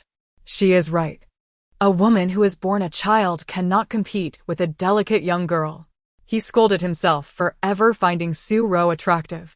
The men exchanged glances, clearly taken aback that their intended target was someone else's discarded fiancé. Did that mean the child she held was also his? Disgust and nausea welled within Su Ro as she faced the vile expressions of those around her. She glared sharply at Shin Mubai, refusing to grant him even a shred of dignity. "Have you lost your mind? It was I who rejected you and called off our engagement. Are you so confused that you cannot comprehend this? Or has your mother's slap knocked some sense out of you? Su Ro, you." Shin Mubai was taken aback by her sharp tongue. Having learned from past encounters, he refrained from confronting her directly, wary of her scathing retorts that could tarnish his reputation. After scolding Shin Mubai, Su Ro turned her ire towards Lu Yao. "Lu Yao, as a fellow woman, you two will eventually marry and have children. Do you not think such remarks are an embarrassment to women? Unless, of course, your aim is merely to be a decorative vase or someone's mistress. In that case, you need not worry about such things, as you rely on your body to make a living. But do not belittle the magnificent role of motherhood. Oh, by the way, this dress I'm wearing is a limited edition from Balenciaga this year. There are only 3 in the world, all tailored to fit perfectly. I doubt you could afford it, so I won't bore you with the details. Though Su Xiaoxiao had exhausted herself and was feeling drowsy in her mother's embrace, she dared not fall asleep. She strained to observe the outside world. Hearing her mother fiercely retort against the scoundrels, her confidence soared, and she finally allowed herself to rest, her little head tilting as she drifted into slumber. Chapter 94. Lu Yao showcases the violet necklace before Su Ro at this moment. Lu Yao harbored a murderous intent towards Su Ro. She had intended to humiliate Su Ro thoroughly, only to find that she had inadvertently shot herself in the foot, becoming the target of Su Ro's scathing remarks. Lu Yao glanced down at her shimmering silver sequin miniskirt and then discreetly turned her gaze towards Su Ro, the flames of jealousy nearly spilling from her eyes. Indeed, the dress Su Ro adorned was beyond her means, and such minimalist design may not have suited her at all. In comparison, Su Ro did undeniably exude an air of grace. But what of it? She lacked a man's affection, had no one to love her, and had to purchase her own dresses and bags. What was there to be proud of? Lu Yao's expression quickly returned to its customary haughty demeanor as she regarded Su Ro's bare neck and wrists. Suddenly, she lifted her chin, delicately pinched her fingers, and ostentatiously caressed her collarbone, flashing a smug smile at Su Ro. "Miss Su, your evening gown is lovely, but why not adorn it with some jewelry for enhancement?" Lu Yao's actions were so conspicuous that it was nearly impossible for Su Ro to overlook them. She fixated on the necklace adorning Lu Yao's neck for a moment, and then the realization dawned upon her, prompting a smile. "Miss Lu, what you're wearing must be a violet jadeite, right?" Lu Yao felt a twinge of displeasure that Su Ro had discerned this so quickly. She could not stand Su Ro's seemingly all-knowing demeanor. So what if she was born into a better family and had seen more of the world? What was so impressive about that? Yet, the thought of being able to flaunt her superiority over Su Ro reignited Lu Yao's pride. She wrapped her arm around Shin Mubai like a pampered woman and raised her chin towards Su Ro, speaking with newfound confidence and a higher pitch. "You certainly have an eye for quality. This is the finest jadeite, violet in hue, and it suits me perfectly." As she spoke, Lu Yao stood on her tiptoes and planted a kiss on Shin Mubai's cheek. Shin Mubai puffed out his chest and turned to Su Ro, eager to observe her envious expression, for his affection was reserved for Yao Yao. However, the moment Shin Mubai glanced up with confidence, his expression was met with a harsh blow upon seeing Su Ro's amused demeanor. She regarded him with a playful glint in her eyes, devoid of jealousy or resentment, merely a teasing knowledge of the situation. Shin Mubai frowned deeply, feeling as though Su Ro's smile was too piercing, and an unsettling thought of wanting to torment her emerged in his mind. Seeing Lu Yao's attachment to the necklace, Su Ro noted its simplicity, a plain gold chain with a jadeite pendant carved into a lotus shape. Both the color scheme and design left much to be desired. Lu Yao was obsessed with wealth and recognized only monetary value.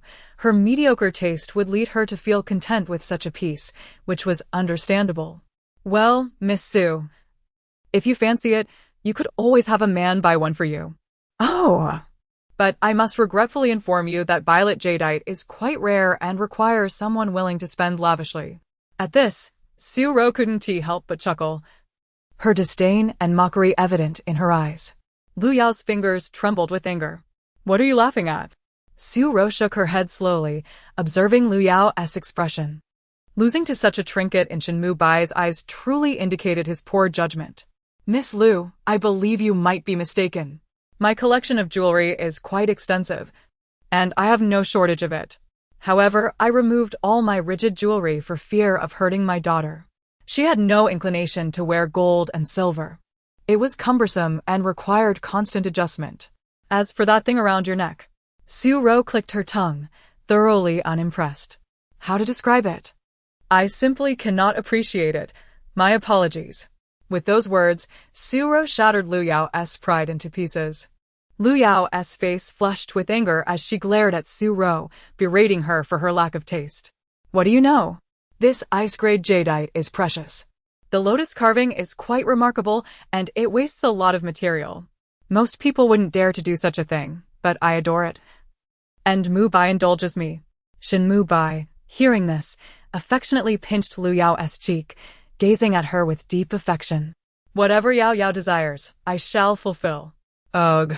Su Ro nearly felt nauseous. How had she ever thought him attractive? At that moment, the gathering crowd grew, encircling the fountain. Among them were discerning ladies who recognized the violet adorning Lu Yao's neck. Piecing together the context, they began to understand its significance. Violet jadeite, particularly of the ice grade, was indeed rare.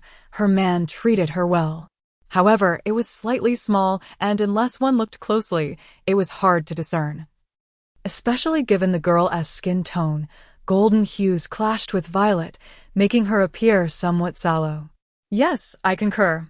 If this necklace were worn by that young mother holding a child, it might look even better. Her skin is fair and luminous, perfect for gold and jadeite. The ladies were sharp-eyed and of high status. Unencumbered by decorum, they spoke freely. Their comments soon reached Lu Yao and Shin Mubai, setting off an explosion of emotions within Lu Yao, her face contorted in shame and rage, her chest heaving. Shin Mubai, upon hearing this, felt a twinge of guilt, his gaze evading Lu Yao. Only he knew the true origins of the violet around her neck. Yet he could not disclose it. Doing so would not only enrage Yao Yao, but also invite ridicule from others. Su Ro, observing the two's conflicting thoughts, could not suppress her grin. As she spoke, she monitored Shin Mubai's expressions. Noticing his increasing evasiveness, she felt a thrill of amusement, almost laughing out loud. It seemed that while women desired to bask in glory, lacking control over the Shin family's finances, Shin Mubai's life was not as glamorous as it appeared. Upon hearing Su Ro's words, Lu Yao felt an ominous premonition. Gripping the small, valuable violet, she anxiously gazed at Su Ro. What do you wish to say? Su Ro shrugged nonchalantly. Nothing much.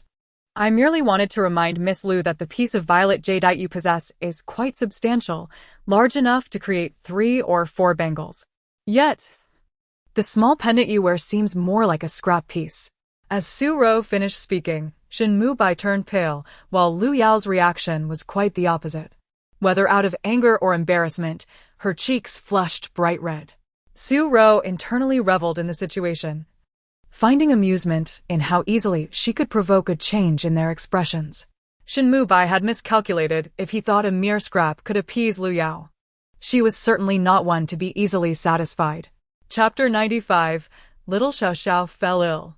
Causing Su Ro to panic if only she could witness the scene of their mutual animosity, today's trip would not have been in vain. However, Su Ro did not anticipate that Lu Yao possessed the patience of a ninja turtle. Despite Su Ro's blatant provocations, Lu Yao managed to suppress her anger towards Shin Mubai. Thus, Su Ro's desire for a spectacle of conflict was dashed. Lu Yao merely cast a cold glare at Shin Mubai, as if biding her time for retribution, and then turned her ire towards Su Ro, exclaiming, "Miss Su, do not leap to conclusions and sow discord between Mubai and me. Is it not petty to feel resentment simply because you cannot have what I possess?" On one hand, Lu Yao did not wish for Su Ro to feel triumphant, yet on the other hand, she clung to the hope that Shin Mubai was not so miserly.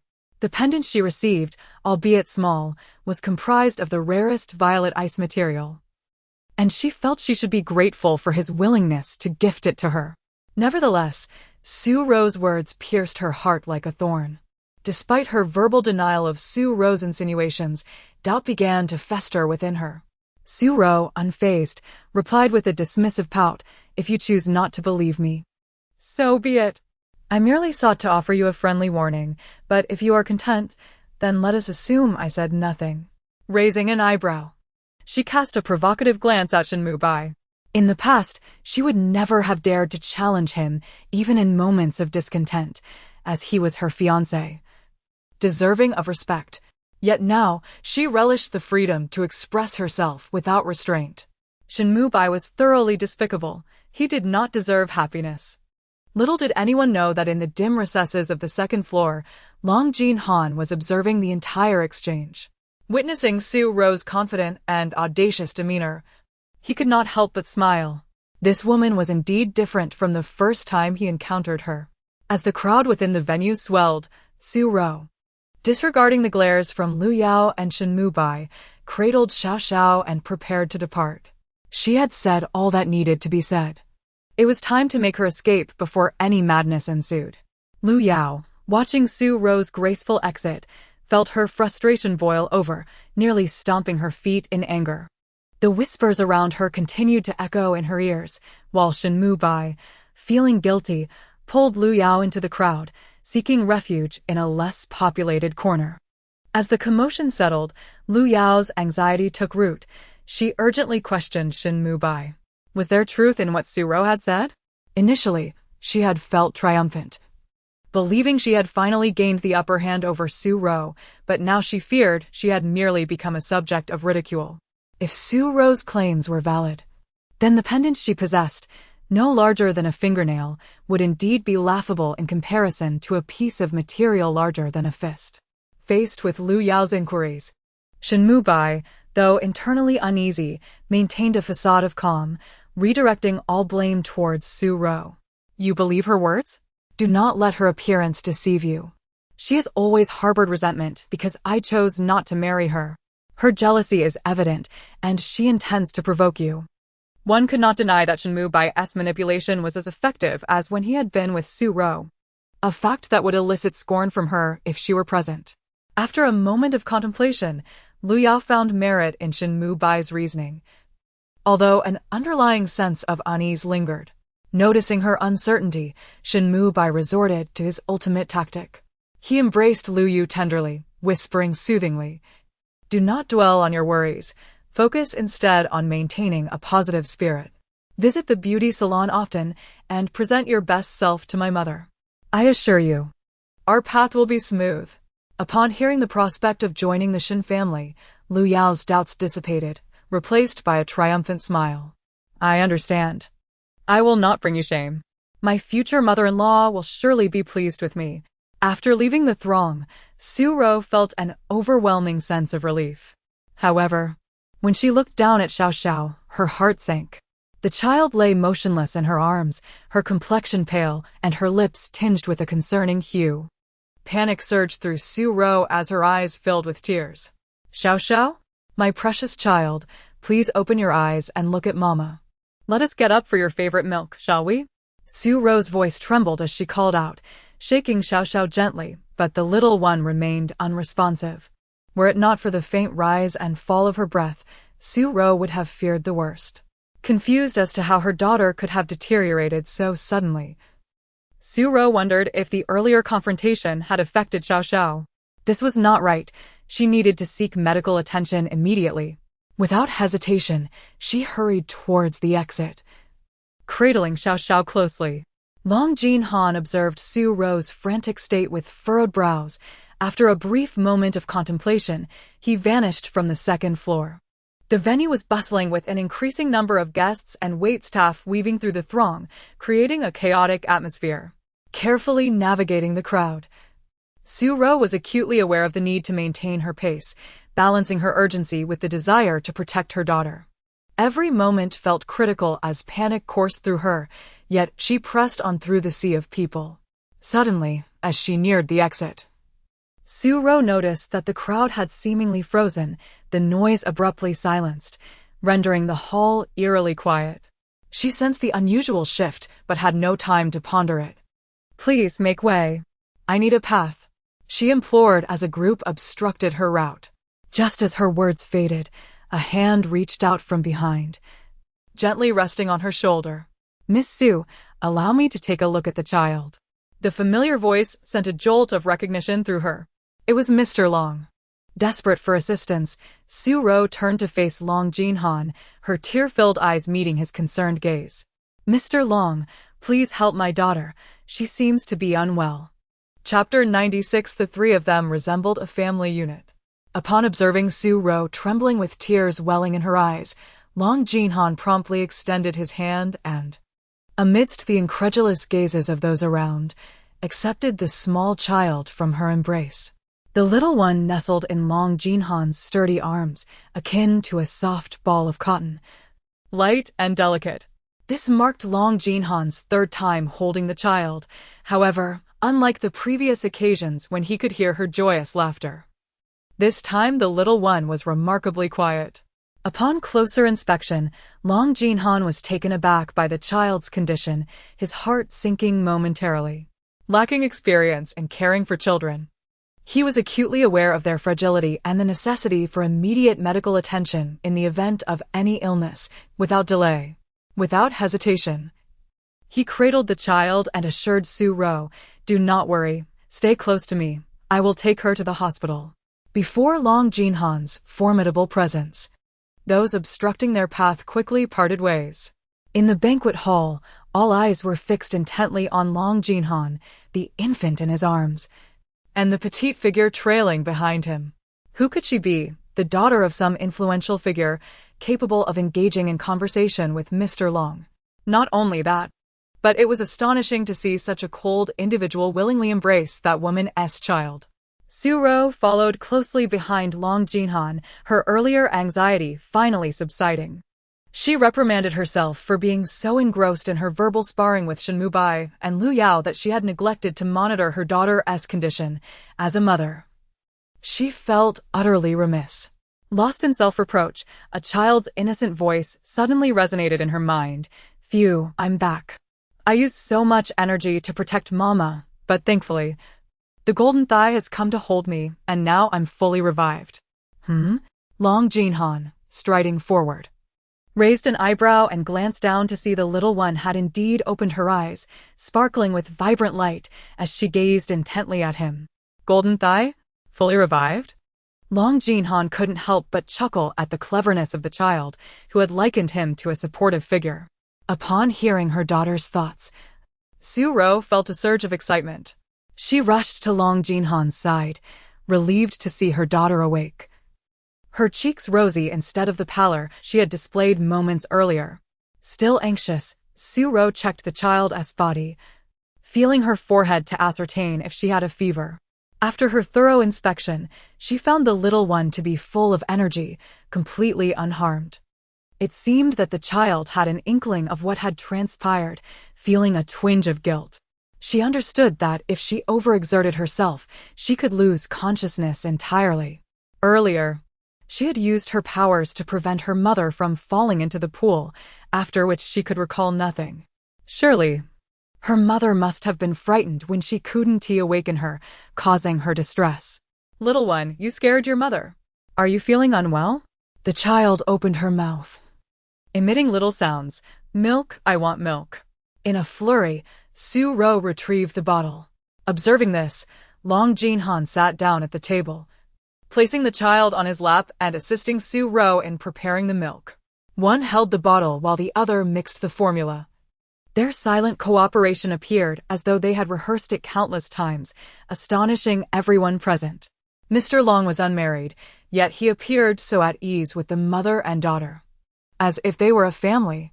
Indeed, the sight of Long Jinhan, holding the bottle, emanated a gentler aura, leading many to speculate if this was the charm of a nurturing father. Amidst the hushed conversations, Shin Mubai, who had arrived on the scene, felt a surge of frustration. Lu Yao, witnessing this, seethed with jealousy, her hands intertwined tightly, her mind racing in turmoil. How could Su Ro, after rejecting Mubai, so easily connect with a man of superior caliber? She deemed Su Ro nothing more than a worthless individual. What could Mr. Long possibly see in her? Lu Yao's inner turmoil manifested in a darkening aura that even Shin Mubai sensed. Yet, he was too preoccupied with the sight of his former fiancé, now seemingly forming a family with Long Jinhan, a sight that irked him deeply. "Su Ro, how could you still engage with men when your child is unwell?" Driven by a mix of emotions, Shin Mubai, knowing full well how formidable Long Jinhan was, allowed his tongue to slip, voicing his thoughts aloud. His sudden outburst drew all eyes to him. Su Ro? Shin Mubai? The connection between these two prominent families sent shockwaves through the crowd. Su Ro had initiated the breakup. which implied that the child in Mr. Long's lap was indeed a product of Shin Mubai and Su Ro's union. Was it possible that Mr. Long was the third party? Those unaware of the full story gasped in astonishment at the notion of such a distinguished figure becoming involved with an unmarried mother. It spoke volumes of his affection for her. While society generally frowns upon extramarital affairs, in this moment, many found themselves silently rallying behind Long Jinhan. Their moral compasses seemingly swayed. Before Shin Mubai could respond, Su Ro directed her words at Lu Yao. "Miss Lu, keep an eye on your man. Don't let him wander about meddling in others' affairs." Who does he think he is? Though Su Ro felt a pang of jealousy at Shin Mubai's persistent concern for her, she couldn't help but voice her irritation. Despite having resolved to cut ties with him, he seemed continually drawn to her side, professing his love while neglecting her feelings. "Mubai, that child is no longer connected to you. Let it be. Aren't you supposed to introduce me to your mother soon? I'd prefer no unexpected incidents. So please behave." Lu Yao's commanding tone darkened Shin Mubai's expression. Su Ro confronted him, bewildered at how even the usually docile and considerate Lu Yao could chastise him. Ignoring Shin Mubai's darkening demeanor, Lu Yao narrowed her eyes at Su Ro, who seemed to believe that her connection with Mr. Long rendered her invincible. "Su Ro, while it is true that you and Mubai are no longer entwined, and the child bears no surname of his, there's an adage that says a woman without virtue is scorned even by beggars. You've just ended things with Mubai, yet you're already flirting with Mr. Long? Isn't that a tad too swift?" Lu Yao's disdain for Su Ro was palpable. The thought of her rival being so close to a man even more distinguished than Shin Mubai left her feeling suffocated. It was as if she had picked up someone else's discarded trash, believing it a treasure, only to discover that others were savoring something far more delectable. Chapter 97. Unintentionally Speaking the Truth. Su Ro could not help but burst into laughter. Indeed, it was hard to believe that anyone could maintain an unblemished connection without any prior entanglements. "Miss Lu, when you were with Shin Mubai, I don't think I had officially withdrawn from our engagement yet, did I?" Su Ro found herself at a loss for words regarding Lu Yao, who brazenly spoke such things. Ha ha ha, Lu Yao is simply hilarious. She is so self-aware yet still has the audacity to mock others. What a twisted worldview she possesses.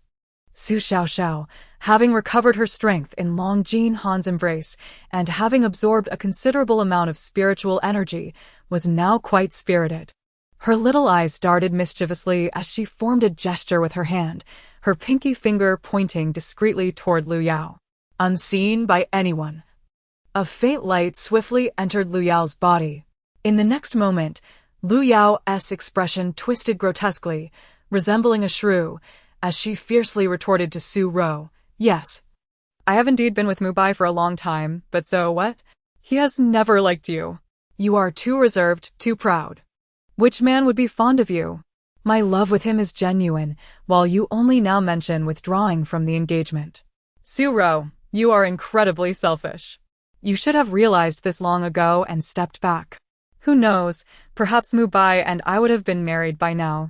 Yes, your family background is commendable. And you are indeed beautiful, but what do I, Lu Yao, lack compared to you, aside from a more modest birth? If I had been born into a wealthy family, I would surely surpass you now.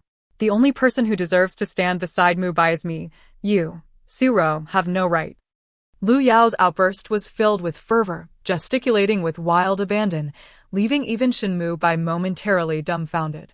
Su Ro gazed at Lu Yao in disbelief, covering her mouth in shock. So, this has been Miss Lu's true sentiment all along, but how could she have voiced such thoughts? Where had the shrewd Lu Yao gone? Today, she was acting out of character, revealing so many unguarded truths. Not only did she admit to being the third party, but she also seemed to take it for granted, utterly shameless and with an astonishingly thick skin. Do you even realize what you're saying? Are you out of your mind? There are so many people here. As the realization of her own words struck her, Lu Yao's face turned ashen, her body swaying unsteadily as if she might topple over. Oh heavens, what had come over her? It was as though she had been possessed, speaking without restraint. Those were thoughts she typically kept hidden. Even Shin Mubai was unaware of her true feelings, which she had concealed well. Now, she had blurted them out in front of so many people, not only Su Ro, but also Mubai and Mr. Long, with a multitude of wealthy ladies present.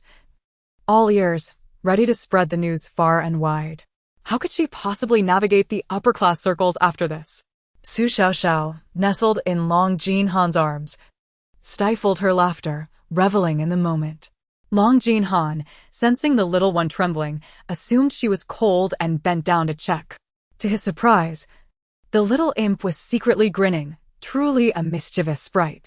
Suddenly, Shin Mubai emitted a cold snort at Lu Yao, then shook her off with a dismissive gesture. Panicked, Lu Yao grabbed his arm, eager to explain, "It's not like that, Mubai. Please listen to me." Su Ro raised an eyebrow, a smile threatening to break through as she observed Shin Mubai's retreating figure. Witnessing him express anger towards Lu Yao was quite a rarity. In her memory, Shin Mubai had always treated Lu Yao with unyielding kindness. Even the slightest discontent from his former girlfriend would provoke his cold treatment. Yet he seemed to tolerate Lu Yao's whims and tantrums with patience. Su Ro mused that perhaps Lu Yao had indeed been the epitome of a lovesick girl, submissive to Shin Mubai's every desire. But now Lu Yao had overstepped, bringing shame upon him. The so-called white moonlight now faced to stain. Ultimately, Shin Mubai loved no one but himself. As Lu Yao faced the scrutiny of others, she realized that staying any longer would cost her both dignity and face. Yet, her pride would not allow her to retreat easily. Today was a high-profile gathering, and she had been invited by Mr. Long through Qi Xiao to accompany Shin Mubai. She could not leave without preserving her dignity in front of him. Gritting her teeth, Lu Yao pursued Shin Mubai. The ladies would not let her off easily, pointing fingers and hurling insults at her back. How shameless! So you are the real scandal. Realizing you have no face left to continue? This gathering is not for someone like you. Be gone. The ladies were particularly wary of potential homewreckers like Lu Yao. They were constantly on guard, fearing their husbands might be swayed, especially at such elite gatherings where stunning faces abounded, all too eager to target wealthy men. Su Ro struggled to keep her laughter at bay. It seemed Lu Yao had finally received her comeuppance. There was a time when Lu Yao thrived on her innocent appearance and bold fashion choices, endearing herself to many and becoming a focal point in school, with countless admirers. Now, her arrogance had led to her downfall, turning her into a pariah that everyone wished to shun, a sight that was quite satisfying to behold. Su Ro composed herself, continuing to nourish Xiaoxiao alongside Long Jinhan. The clever little one, with her bright eyes, calculated that the two would likely return, promising more entertainment today. So she needed to conserve her energy. Long Jinhan, holding Xiaoxiao, felt an unusual heaviness in his eyelids, a rare display of fatigue. How strange. He was usually full of vigor, yet now felt drowsy. He gently squeezed the nape of his neck, glancing down at the content little face of Xiaoxiao, her cheeks rosy and a faint smile playing on her lips. Perhaps he had overexerted himself, realizing that caring for a child was indeed no simple task, draining one's vitality. He had only held her for a short while, yet felt weary, while the child's mother must constantly attend to her needs, feeding, soothing to sleep, and comforting upon waking. Only those who truly embraced parenthood could comprehend such hardships, and in that moment, Long Jinhan felt a pang of sympathy for Su Ro. Casting a thoughtful glance in her direction, Miss Su must be under 25, yet while others were busy adorning themselves, she was already enveloped in the responsibilities of motherhood. It must be incredibly challenging. Chapter 98. Shin Mubai decides to assume his father's responsibilities. Seemingly sensing Long Jinhan's gaze, Su Ro turned her head to look at him.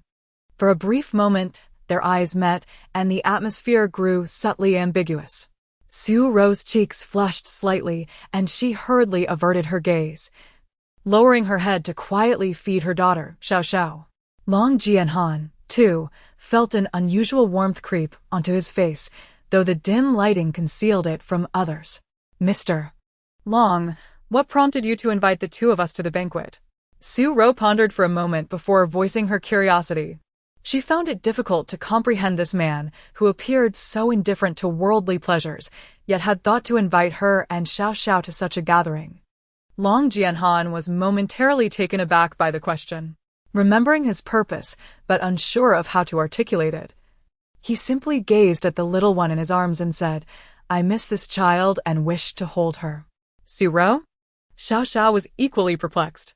What? Is the golden thigh interested in me? Wow, has she already captured the golden thigh's attention? It must be because she's so adorable that she's melted his heart. Indeed, even the coldest heart cannot resist such cuteness. Does this mean she has truly secured a connection with him? He. Suppressing a sigh, Su couldn't help but facepalm. Her little darling was utterly unreserved. She worried that as she grew older, it would be all too easy for some rogue to charm her. Long Jiahan, hearing Xiaoxiao's innocent thoughts, felt an unexpected thrill within him. It seemed this little one harbored fondness for him as well. Oddly enough, he had never realized how much joy Xiaoxiao could bring him. He had always been indifferent towards children and had never anticipated whether he would desire offspring should he marry in the future. Yet, this child evoked an inexplicable sense of warmth within him. Her tiny, soft form felt like a delicate bundle of cotton, eliciting an instinctive urge to protect her. Though he was not yet married and had no girlfriend, let alone a child, he found himself experiencing a paternal sentiment that he had never expected. Xiaoxiao finished her milk but stubbornly clung to Long Jianhan, refusing to leave his side. No matter how Su coaxed her or waved small toys to entice her, she merely turned her back to Su, her chubby little hands gripping Long Jianhan's clothing with surprising strength, as if they were iron clamps. Seeing this, Su could only apologize profusely to Long Jianhan. "I'm so sorry, Mr. Long. The little one is throwing a tantrum, and let me hold her." Though feeling somewhat exhausted, Long Jianhan's heart softened at the sight of Xiaoxiao's reluctance to part with him, and he acquiesced. "It's quite all right, Miss Su. Let me hold her. You should go and eat something." As Su entered the banquet hall, Long Jianhan had not consumed any food or drink since. Given that the banquet was a buffet, it was indeed inconvenient for Su to manage the child. She cast a resigned glance at Xiaoxiao, aware that the child was likely still absorbing some kind of energy, and thus she refrained from insisting further, rising to head towards the dining area. Despite the imposing presence of Long Jianhan, the guests refrained from approaching them, yet their gazes remained fixed upon the trio. Who could deny it? However, I must say that Su is no ordinary woman. Her relationship with Mr. Long is undoubtedly exceptional. Allowing her child to be held by Mr. Long, who seemed to embrace the role with the ease of a doting father, created an atmosphere of familial warmth that felt almost intimate. It is worth noting that when Mr. Long first arrived in the capital, he was utterly aloof, indifferent to everyone around him. They could hardly fathom what it was like to witness him in such a genial mood, and now they were finally seeing it firsthand. Those waiting to curry favor with Mr. Long seemed to perceive a shift in circumstances and began to investigate Su's background in secret. Meanwhile, Shin Mubai and Su, having discreetly exited the banquet hall, did not leave but instead slipped into the underground parking garage. Shin Mubai forcefully pressed Lu Yao against the car seat, passionately devouring her in a fit of frustration before finally releasing her. Lu Yao, aware that she had misspoken, dared not resist and waited patiently for Shin Mubai's anger to subside before she cautiously spoke. Shin Mubai, already vexed, had little interest in hearing lengthy explanations. "Enough of this. It's in the past. I trust you, Yao Yao." However, Su has become increasingly brazen, having actually entangled herself with Mr. Long. Shin Mubai was utterly perplexed as to why such a dull woman would enjoy such closeness with Mr. Long. Could it be that his mother was right? Was it indeed because of Xiaoxiao that this entire situation unfolded? Did Mr. Long's particular interest in Su stem from the child? Was Xiaoxiao not merely an ordinary little girl, albeit one with an endearing appearance? Was it really possible for her to ascend to such heights due to just one remark from